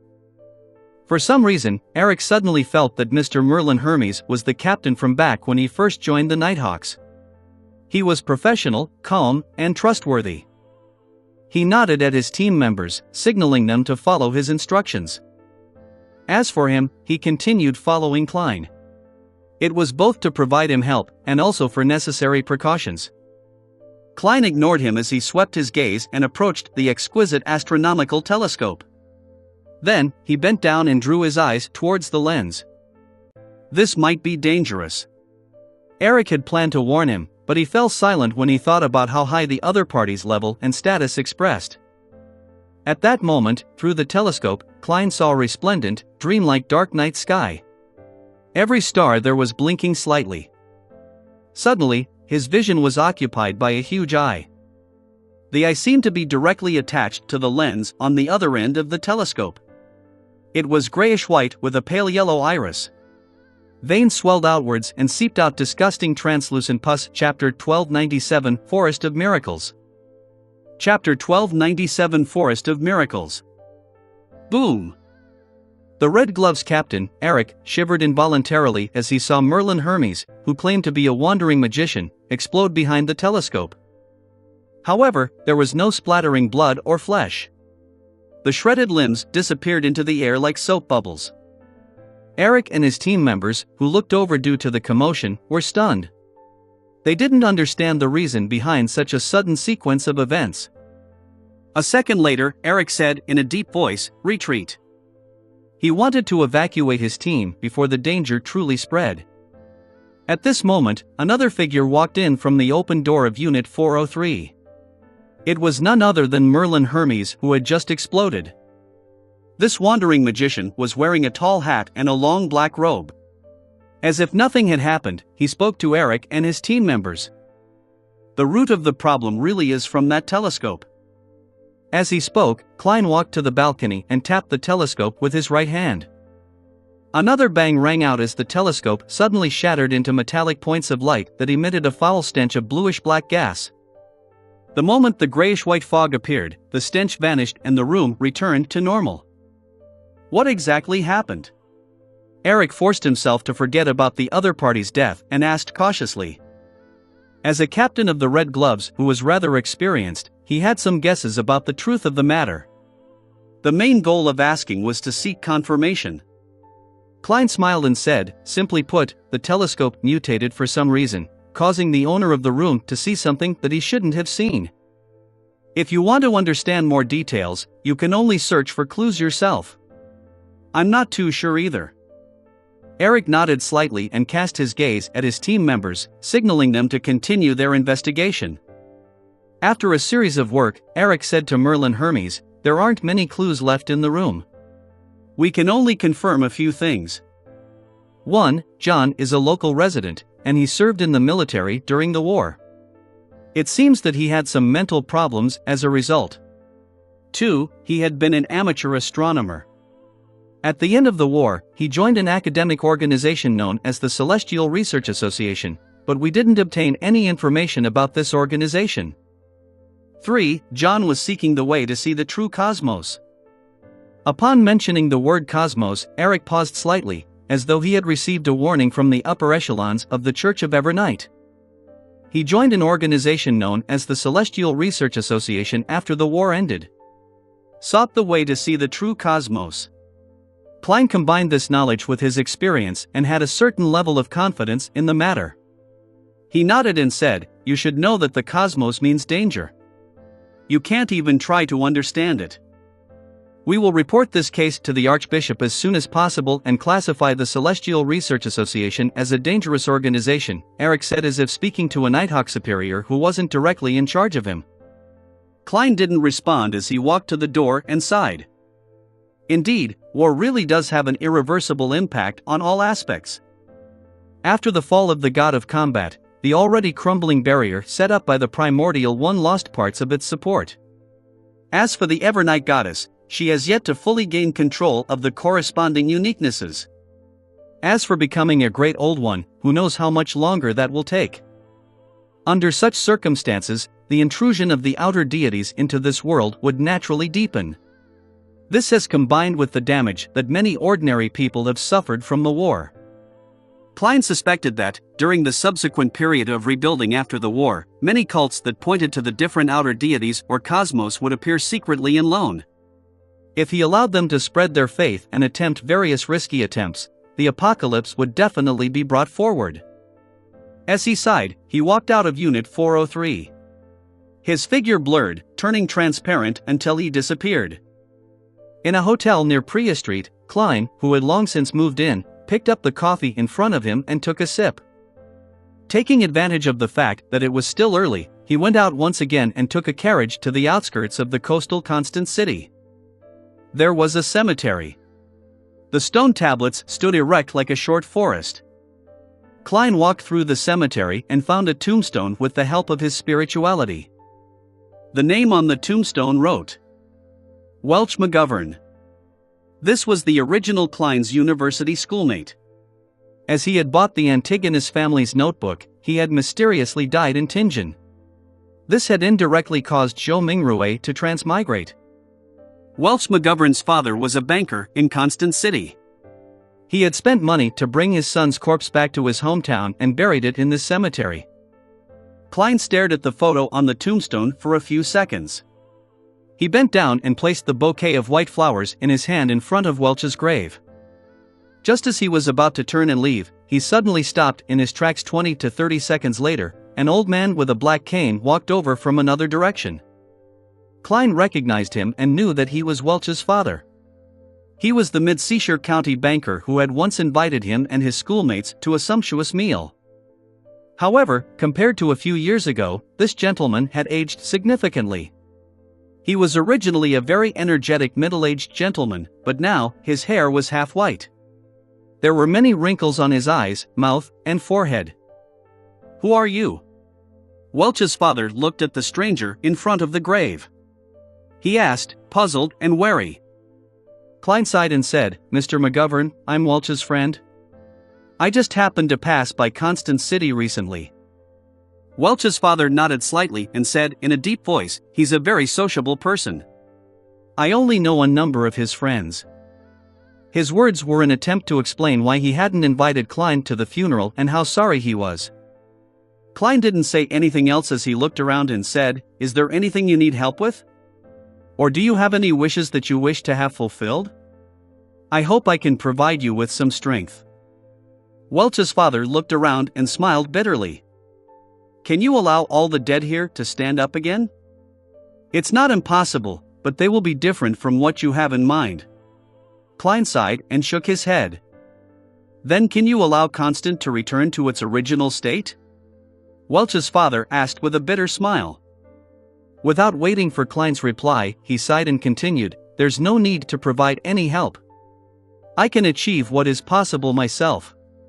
If it's impossible, then I can only pray to the deities. As he spoke, the banker went past Klein and walked to his son's tombstone. He bent down and put down the bouquet of white flowers. Klein looked at his back and muttered to himself, I will try my best. With that, he turned around and left the cemetery. Constant City, in a bar with a style that resembled the previous centuries. A man donning a thick jacket carried his beer and walked to a wooden board beside the bar counter. He tried to find a part-time job on the notices pasted on it. Suddenly, he saw a strange mission. I'm a reporter. I want to gather all kinds of stories from different people. It's best if you had personally experienced it yourself. The remuneration I can provide is to satisfy your wish to repair and rebuild your house for free. I have sufficient resources in this aspect. Merlin Hermes. The man subconsciously frowned. He felt that this request was too strange, like it was a prank. Can you read the words on it? A thin man who was sitting beside the wooden board took the opportunity to ask. Few patrons of this bar were literate. Even if they wanted to find a job or accept the corresponding commissions, most people were unable to understand the notices on the wooden board, and the bartender could only remember the few with the highest pay. As a result of this situation, the thin, feeble man relied on the common Loanese terms he learned at the free schools to provide the corresponding interpretation at a quarter pence. This was how he made a living. The man shook his head, indicating that he understood Loanese. He pointed at Merlin Hermes' request and said, Is this real? It is. That reporter is sitting by that corner, the one wearing a very tall hat. The thin, feeble man enthusiastically pointed him in the correct direction. The reporter had promised him a quarter pence for every person he introduced. The man holding the beer fell silent. After hesitating for a full 10 seconds, he walked to the corner and found the reporter named Merlin Hermes. Will you really help me rebuild my house?" he asked worriedly. Klein pointed at the documents on the small round table and said, "We can sign a contract." "There's no need. Even if you provide some materials, I'll still be very satisfied." The man sat opposite Klein and said rather cautiously, "I don't have a very touching story." "As long as it's real enough." Klein nodded slightly in encouragement. The man looked down and stared at the table. "I'm a constant native, and I used to have a decent job. I bought a terrace house along Loteed Street. Later, war broke out. My house was reduced to ruins during one of the bombings. My eldest son, the child who just entered primary school, was buried inside. We had no choice but to rent a 2-bedroom room until the Phasacians occupied Constant. They dragged my wife away and she never returned. Some time ago, someone requested me to identify her corpse. I couldn't even recognize her. She had rotten so much that you wouldn't even call it a corpse. However, in the pockets of her clothes, there was still our old water bill. When she was still at the rental apartment, she had always missed our home. It's the same for my younger daughter. I don't have much money now and can only barely maintain my life, but I wish to rebuild that house bit by bit. To be honest, I don't like telling others about my misfortune. I'd rather stay silent. But if I can really get help with the rebuilding efforts, then I can." Klein held a pen and paper and pretended to jot it down. He nodded gently and said, "Your wish will come true. Wait for me in front of the ruins of that house on Loteed Street tomorrow." At the same time, he pushed a 1 soldi note over. "This is for your drinks. My treat." The man's eyes flickered. He seemed to want to refuse it, but in the end, he still picked up the note. The next day, after sending his younger daughter to the church school, he walked along the familiar path to the familiar Loteed Street and saw that familiar house. Its chimney, its windows, its door, and the weeds on its walls hadn't changed at all. It was so familiar, as if its beautiful female owner would open the door in the next second and walk the 2 children out to welcome their father. The man was stunned, unable to believe that this was real. However, even if it was an illusion, he was willing to embrace it. After several days, Klein, who had completed a slew of similar wishes, pushed open the window of the hotel and snapped his fingers in the morning light fog. In an area of the city overlooking Constant, Welch's father woke up out of habit due to his dreams of his dead son and family. He walked to the balcony to take in the morning air. Under the light of dawn, he suddenly saw chimneys and blast furnaces that resembled a forest. Alongside them were tall buildings. The former Constant City had presented itself to him, bathed in the orange light of dawn. Chapter 1298 Departure. Chapter 1298 Departure. As the residents of Constant were stunned by the miracle in front of them, Klein had already carried his suitcase and left the city with the roads. After creating such a huge commotion, he was worried that Zaradil would lock onto his location, so he didn't dare to stay any longer. With his present level and strength, he wasn't too afraid of fighting Zaradil head-on. However, he didn't wish to be ambushed. For Beyonders of the Seer pathway, being prepared and not was completely different. Once Klein revealed his location and didn't leave in time, an unprepared him would end up facing Zaradil. He could imagine that even if he was now Sapphira Castle's owner and still had one more resurrection chance, there was also a huge risk of completely perishing. Furthermore, he didn't know what state Amon was in right now. Was he still being pursued by the true creator? Was it possible for him to suddenly appear by his side and steal everything? Due to this thought, Klein once again embarked on his journey. In the basement of a house in Southville County. The few sequence 7 Beyonders of the Abraham family gathered here according to a prior agreement. That's pretty much it. Dorian Gray shared what Mr. Dorr had said in its entirety through his student, Furs. The years of exile and being sealed was enough to drive the ancestor crazy. He only occasionally regains lucidity. Even just directly speaking to him can result in mental corruption from his evil intent. A man wearing gold-rimmed glasses looking like a university professor sighed. So that's the reason. His expression revealed some relief, as if he could finally admit that the curse was a result of the ancestors' pleas for help. After a 1-second pause, the man said with a determined expression, "We have to think of a way to help the ancestor escape. This way, our curse will be completely removed."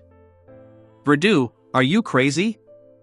If a crazy king of angels returns, it will destroy the entire family. Dorian couldn't help but chide him. The man named Verdul looked at the other family members and said with a sullen expression, "That's why we have to hurry. While the ancestor still has a portion of his lucidity, we should let him return to the real world. Once he escapes from his exiled, sealed state and has enough anchors, he would definitely gradually regain his rationality." Dorian, you've degenerated. You no longer wish to restore the glory of our family, to allow us to return to the apex of the northern and southern continent. You only wish to live a stable but mediocre life. Besides, can you be sure that Mr. Fool will keep providing blessings? Perhaps one day, he will be like the 7 deities who won't respond to most prayers. Dorian fell silent for a few seconds. However, the risk in this area will definitely be lower than helping the ancestor escape. Ever since I believed in Mr. Fool and sincerely prayed to him, I haven't been affected by the full moon ravings for many months. If not for the fact that I'm no longer young, I'd even have the confidence of consuming a sequence 6 scribe potion. Even so, given time, I still have a good chance of advancing. If someone like me who's older than a certain age can do it, our next generation and their descendants will definitely be able to break free from our original restrictions and have a chance to become demigods. Hearing Dorian's words, the 2 men and 2 ladies other than Verdu nodded in agreement.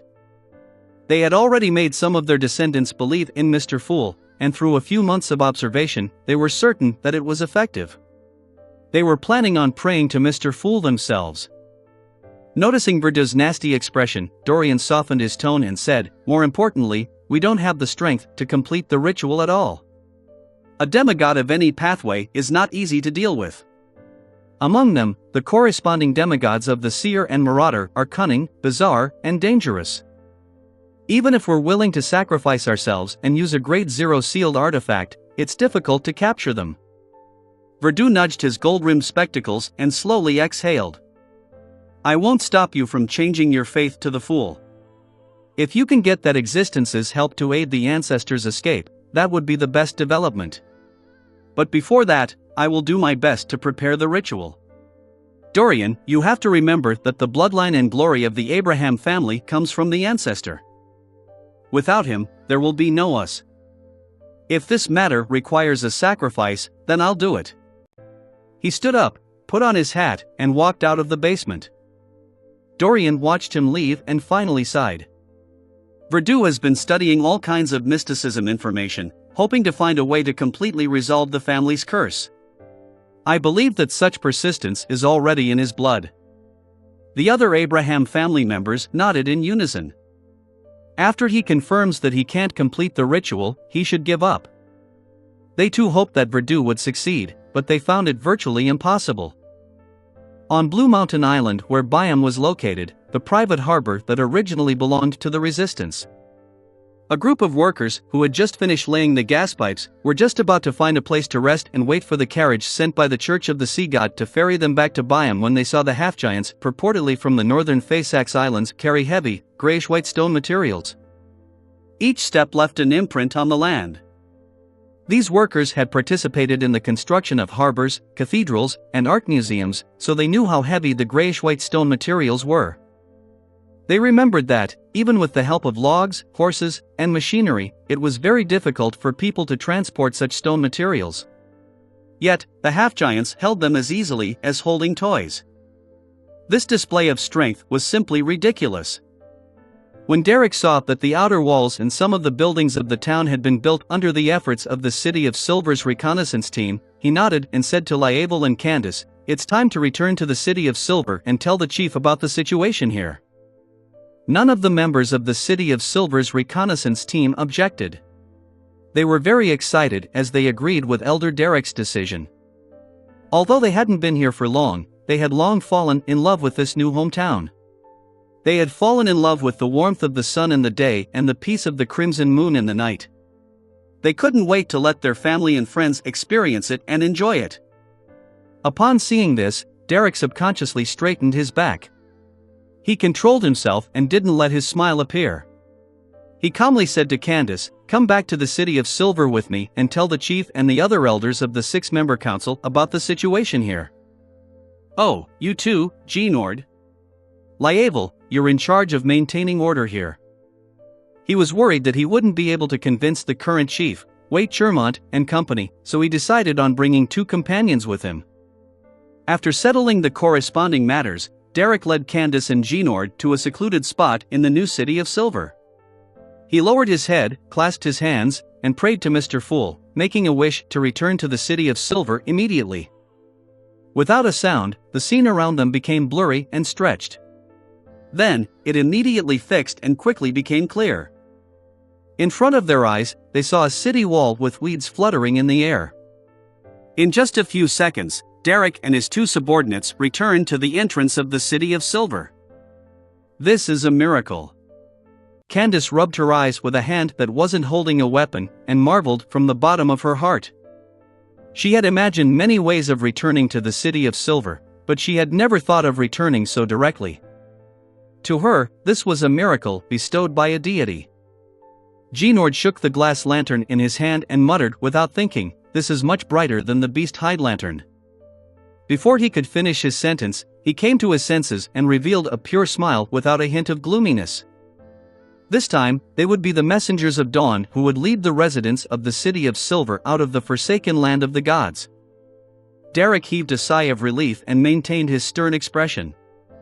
"Let's immediately find the chief and arrange for everyone to carry out the migration." He had heard Mr. Hangman talk about many matters that failed at the cusp of success. He didn't wish for the City of Silver to have such an outcome. As such, all the other matters had to be done as quickly as possible. When they passed through the door, the City of Silver residents in charge of guarding the door looked curiously at the 3 scouts and saw hope from their rosy, glowing faces. "Did Lievel and the others not come back?" someone asked worriedly, afraid that the other members of the reconnaissance team had already sacrificed themselves. Derek simply replied, "They've remained in the outside world to build a temporary camp." The guards didn't ask further, afraid that they would delay their time. They watched as Derek and company headed for the Twin Towers. Not long after, Derek, Candace, and Genord saw Chief Waite Chermont and the other members of the 6-member council. They described the key points of what they saw and heard in the outside world. At the end of the report, they even took out pocket watches, music boxes, and other exquisite machinery to prove it. The members of the 6-member council, other than the 2.5-meter-tall Waite Chermont, who had a tattooed symbol on his head, and Derek, looked at each other and sighed. "Your experience is like a dream. No, I can't even dream of such a scene." With that said, he solemnly asked, "Has the dungeon meant to store the sealed artifacts been constructed?" "That was the first building we completed." Derek gave an extremely clear answer. Waite nodded slightly and immediately issued an order. "Get everyone to bring their necessary items and gather at the training ground. To prevent any accidents, we will directly pray to Mr. Fool and ask him to transfer us over." Having said that, Waite pondered for a moment and said, "Mr. Fool has previously sent a revelation to let us wait for another 3 hours for the ancient survivors from Moon City to rendezvous with us. However, this doesn't affect our preparations ahead of time. Also, tell everyone that the environment in Moon City is very tough. Many of them have deformities. We have to look at them normally." Although the City of Silver had the black-faced grass as their staple, they would eat the flesh of monsters from time to time to replenish their strength. This made them occasionally have deformed children. Therefore, everyone was no stranger to this phenomenon. "All right." The other members of the 6-member council responded without any hesitation, revealing an irresistible, excited expression. This time, they were no longer seeing the light, but were directly welcoming the day. Chapter 1299, Milk and Honey. Chapter 1299, Milk and Honey. The Forsaken Land of the Gods, Moon City. When Adol, Xan, and Russ heard the high priest's voice resound throughout the city, they became abnormally excited. They stood up almost at the same time and carried the beast-hide bags that they had prepared earlier on their backs. Inside were distributed mushroom powder, dried mushrooms, and various monster leathers, as well as different beyonder characteristics of different states. To them, even though they were excited and were full of hope for the future, the suffering they had been through made them take precautions. They tried their best to carry as much food as possible. A few flashes of lightning before, the priests of Moon City had received Mr. Fool's divine revelation and stopped sending out hunting teams. They also instructed every resident to pack their important items and prepare to leave at a moment's notice. In less than a minute, Adol and company walked out of their houses with lanterns in hand and arrived on the streets. As their eyes met, their faces, which were either filled with tumors or deformities, were filled with unconcealed joy.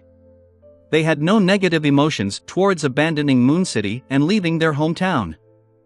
This was the source of their nightmare. It was unknown how many generations of people had lost their happiness in their childhood. When they were gathered at the square with a high platform, they suppressed their excitement and lined up in an orderly manner, checking to see if the neighbors had already arrived. Soon, all the residents of Moon City arrived. High Priest Nim walked up the platform and said with a smile, "Everyone, I received a divine revelation. Mr. Fool is about to help us leave this cursed land and obtain a new lease of life. Praise be to Mr. Fool." He took the lead and pressed his right palm against his left chest. This was a gesture they had invented to praise Mr. Fool, and Mr. Fool hadn't objected to it. Praise Mr. Fool. The residents of Moon City pressed their right palms to their left chests, expressing their gratitude and devotion. As their voices echoed, the gray-haired Nim raised his hand and lowered it for silence. "We'll head to the City of Silver first and meet with the survivors there. Then, we will head to the World of Light together. Don't worry. Mr. Fool will protect us. Okay, shut your eyes and start to pray." With that said, the high priest clasped his hands and pressed them against his lips. He sincerely prayed to Mr. Fool, hoping that the mighty existence could satisfy the greatest wish that the Moon City had accumulated over the past 2,000 to 3,000 years, generations. In the next second, the demigod of the Evernight pathway acutely sensed the changes in his surroundings. He opened his eyes, surveyed his surroundings, and discovered that stone pillars were becoming clearer. Lanterns hung on it as tall figures rapidly outlined. This is the City of Silver? We've already arrived in the City of Silver. This is the might of a deity. Praise Mr. Fool. Adol, Xin, and company quickly observed their surroundings. They subconsciously had a certain good impression of the City of Silver. As a missionary of God, His Excellency Gehrman Sparrow had once mentioned that he had first arrived in the City of Silver after entering this cursed, forsaken land. This was the beginning of where God's brilliance spread out from the eternal darkness. It was the origins of all hope. The figures quickly became clear. Most of them were more than 2 meters tall. Their facial features and bodies were normal and there were no signs of deformation. They too were sizing up the residents of Moon City with curious and wary gazes. Their oppressive height and the enviousness of their normality made Xin, Russ, and the others nervous. They felt inferior and uneasy. However, with a sweep of their gaze, they saw quite a number of City of Silver residents biting mushrooms that had roasted surfaces. From time to time, they would suck the hot liquid from white, full mushrooms. This familiar scene caused the people of Moon City to gradually relax as they treated these half-giants as their own. The chief of the 6-member council, Wade Chermont, nodded and said to Nim, who was supposedly the leader of Moon City, "Are you ready?" His gaze was calm and natural. He didn't look down on them because of their terrifying appearance. Afraid that an accident would happen, Nim immediately replied, "Ready and good to go." Wade Chermont immediately cast his gaze at the City of Silver residents. "Finish your meal within 3 minutes and begin praying." In less than a minute, the residents of the City of Silver finished their milk and put away the remaining food in their hands. They sincerely prayed to Mr. Fool. The miraculous descent of the ancient survivors of Moon City made them more confident in leaving the forsaken land of the gods. They truly believed in Mr. Fool. A few seconds later, everyone in the City of Silver's training ground disappeared. The city was left completely silent. Soon, the corrupted weeds would grow, and monsters would wander around the streets and houses. In just a few blinks of an eye, the residents of the City of Silver and Moon City arrived in front of the Giant King's palace, which had the dusk frozen. This was a ritual that Klein had deliberately planned.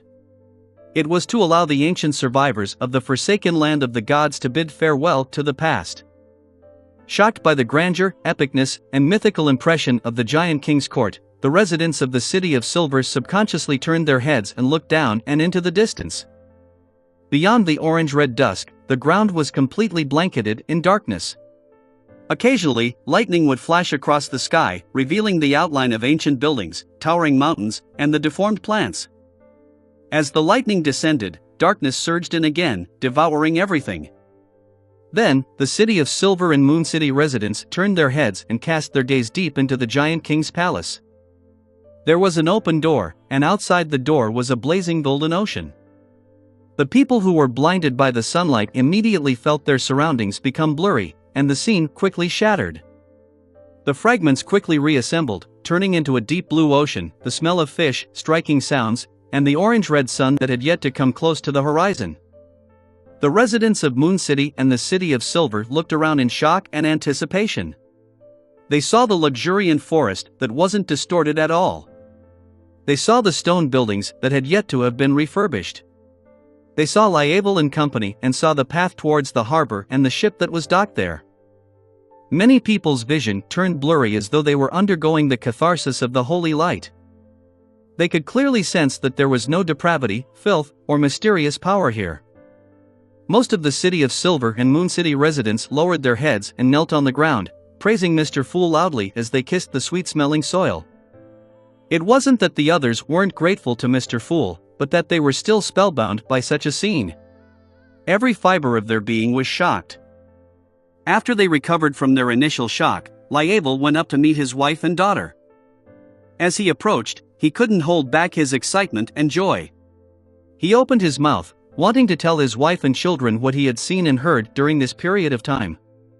However, he realized that there were just too many things he wanted to share. Like countless rushing rivers, they surged to his throat and blocked his voice. After a few seconds, Lievel said, We have a new home."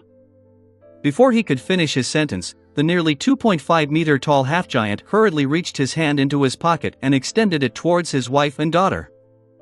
"This is given to us by the Oracle milk candy. All of them say it's delicious." A smile appeared on Lievel's face. There were two objects which were the size of a thumb and wrapped in thin sheets of paper. Its surface was wrinkled, having soaked in a little sweat. Milk candy. Lievel's wife didn't quite understand this term. It was a new word in Jotun that mixed milk and honey. Their daughter was infected by her father's emotions. She boldly took the candy and was about to stuff it into her mouth. No, you have to peel off the outer layer." Lievel hurriedly took back the two milk candy and peeled off the wrapper before handing one each to his wife and daughter. His daughter bit down and ground her teeth forcefully, producing a cracking sound. She narrowed her eyes slowly and her expression gradually became more intoxicated. During this process, she couldn't bear to even speak. Seeing her daughter's behavior, Lievel's wife ate the candy. She felt that this was a very precious thing. She didn't bite it to pieces directly, but used her oral cavity to wrap around it and let it slowly melt away. The indescribable milk fragrance and sweetness slowly spread out, intoxicating Lievel's wife. When Lievel saw this, his smile widened as he said what had been left stuck in his throat. "The Oracle said that we can find a job in Byam City, receive commissions, and earn gold pounds. That way, we can buy more milk candy. We can also sell beyonder characteristics and monster leather we have no need for to the Church of Sea God. Sea God is Mr. Fool's subsidiary god. It'll be dark soon. I'll bring you to the beach to watch the sunset. It's really beautiful. I visit it every day. I've always been waiting to bring the two of you there when you arrive. It's finally done. My anchor has stabilized significantly. Furthermore, granting the wishes of the City of Silver and Moon City has allowed my miracle invoker potion to digest by quite a bit. However, it isn't as much as restoring Constant City. Indeed, being a god of wishes isn't the most accurate form of acting. Above the gray fog, Klein slowly exhaled and threw the staff of the stars back onto the junk pile. Following that, he would continue wandering and creating miracles. He would occasionally head to the forsaken land of the gods and transform some monsters into marionettes to prepare for the subsequent ritual. As for the next stage of acting as a miracle invoker, Klein planned on accumulating wishes of changing appearances and figures to solve the deformities of Moon City, thereby creating a miracle. This isn't too difficult. Many maidens and ladies have a wish to remove acne, have double eyelids, and make their noses sharper. And I have a way to do it. This way, by accumulating the simple to the difficult, it will just take a matter of time to treat the deformed people of Moon City. In the outside world, they will feel even more inferior. Klein mumbled inwardly before he suddenly laughed self-deprecatingly. In that case, I can call myself the ruler of the beauty industry, the guardian of architects and the construction workers, the miracle creator of long-distance travel. After entering the waters that didn't have a safe sea route, Queen Mystic Bernadette seemed to have lost her sense of time. If not for the precise wall clock in her captain's cabin, she definitely would have forgotten how many days it had been since she entered this perilous region. The violent winds and torrential rain made the boat fly up from time to time, sometimes getting thrown to the side, as if it was a preview to the impending apocalypse. Bernadette watched calmly as she waited patiently without interfering with the Dawn's situation. After some time, the storm finally calmed down. At this moment, a black outline appeared in the distance. Chapter 1300, the fourth person. Chapter 1300, the fourth person. Bernadette stared at the outline for a long time until it gradually became clearer as the dawn approached. It was the silhouette of a large island. On the island, there were huge, towering, dark green trees that almost bordered on black, covering the ground and mountain. Although Bernadette couldn't be sure that this was the primitive island that her father had once visited, her intuition as a clairvoyant told her that this was likely the place she was seeking. As the coastline entered her eyes, she pursed her lips and lowered her head. She chanted an honorific name. The fool that doesn't belong to this era, the mysterious ruler above the gray fog, the king of yellow and black who wields good luck. Right on the heels of that, Queen Mystic Bernadette raised her hand and made the cruelest dawn stop in the nearby waters without approaching the shore. At the same time, the sound of pianos, violins, cellos, flutes, and other musical instruments interweaved together into a lively tune. As the music echoed, the toast, steak, mashed potatoes, fried mushrooms, and other dishes on a plate jumped up one after another and returned to the oven amidst a dance or threw themselves into the trash can. The red wine bottle, white dining cloth, and other items had all returned to their original positions. They either sealed themselves with wooden corks or kept folding themselves neatly. Then, Bernadette gently threw out a bright and unrealistic ball of yarn with her right hand. The ball rolled into the void, leaving a thread behind. Bernadette followed it and strolled through the spirit world before arriving at the border of the nameless island. This Queen Mystic wasn't in a rush to head deeper. She searched for the possible existence of the Black Emperor Mausoleum, and she cautiously made her sea-like blue eyes turn dark and deep. She temporarily lost focus, as though she was prying into the secrets of the River of Fate. A few seconds later, Bernadette's eyes returned to normal as she subconsciously looked up into the sky. She felt that she was being watched by a certain existence. Of course, this was something she had expected, as she had taken the initiative to recite Mr. Fool's honorific name. Above the gray fog, in the ancient palace, Klein accommodated the fool's card, draped himself with the curtain, and held the staff of the stars. He was checking the situation on the island through Queen Mystic's prayer light. In his true vision's field, the island was shrouded in a thin layer of distorted blackness. It made it impossible for him to see the situation inside directly. He could only obtain Bernadette's point of view. Even if it's not the primitive island that Emperor Roselle discovered, this place isn't simple. Klein nodded indiscernibly as he waited for Queen Mystic to do a deeper exploration. Bernadette didn't use the ball of yarn anymore, because she had a premonition that she was going to lead herself into a dangerous abyss that she had no way of fending off. She took out an illusory hat and wore it. Her captain-looking figure disappeared, her existence concealed. This was also one of the fairy tale magic that stemmed from mystical reenactment. At its core was a hat that made one invisible.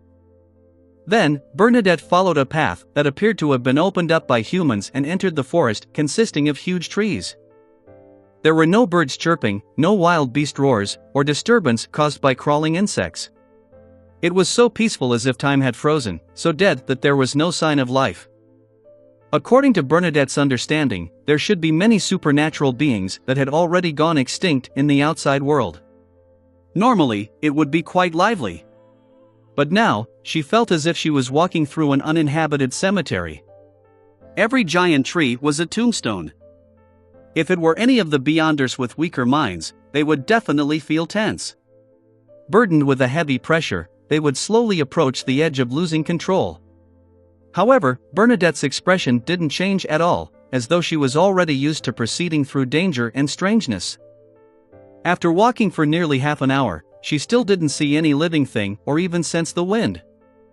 Suddenly, her vision opened up, because the huge trees in front of her had become sparse. Bernadette didn't feel any joy. Instead, she slowed down and raised her hand to press against her glabella.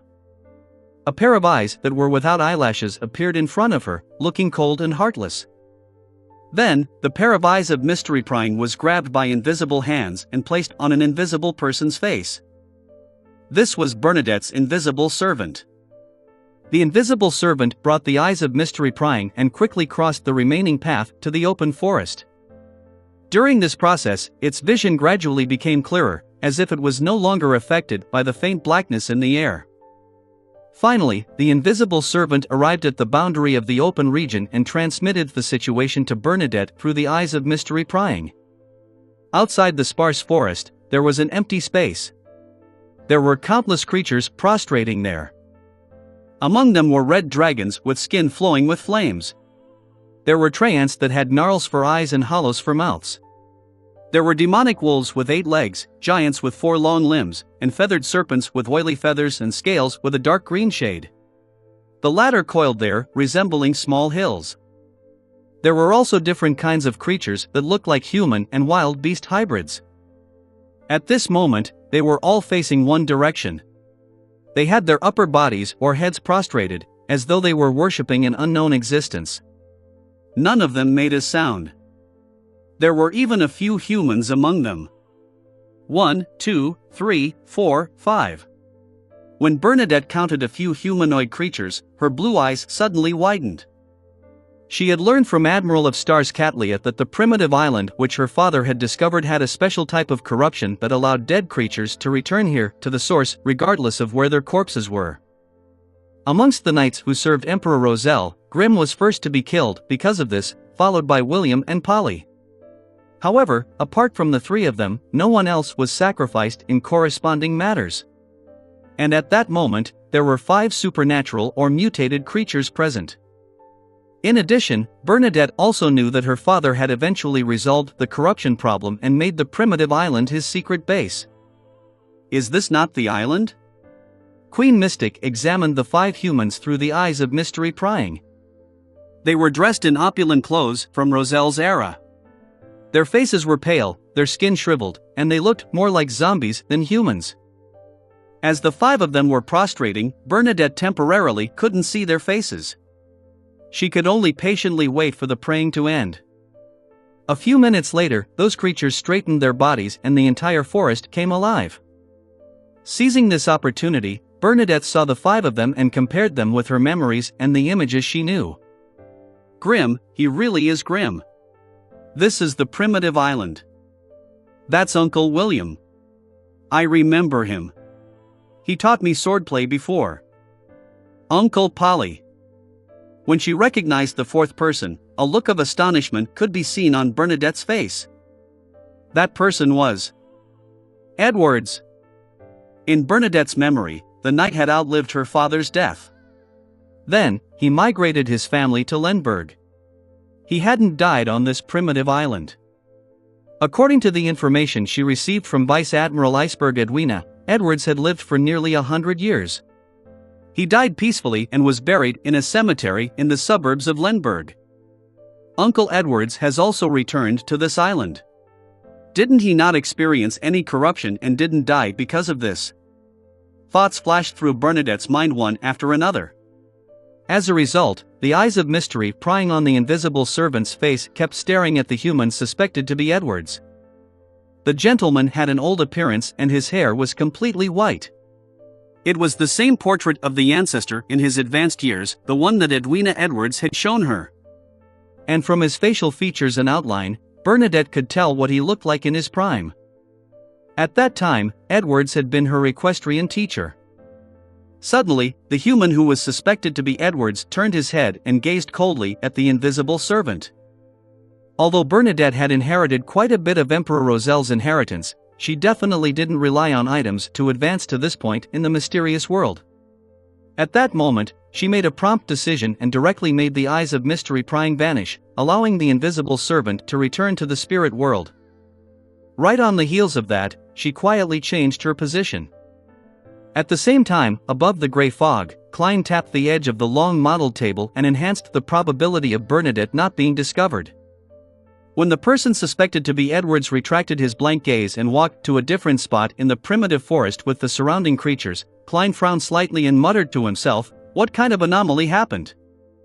He remembered that the Emperor had already resolved the corruption of the cosmos on this primitive island when he was alive.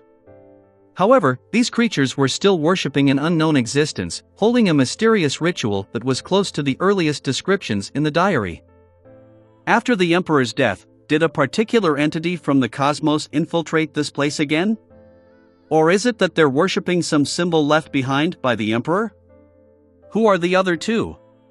They look like Edwards and Benjamin Abraham from the historical fragment? Klein, who was temporarily unable to see what was being worshipped due to the faint black interference of the island, could only follow Bernadette's eyes to observe the surroundings. After a while, Bernadette, who was proficient in prophesying, finally confirmed that there was no living creature in the open space. She summoned the invisible servant again and gave it the eyes of mystery prying. The invisible servant passed through the sparse areas of the forest and the empty area, carefully arriving at the spot where the creatures had been worshipping. There was a huge rock, and on it was a simple baldachin made of dark red wood.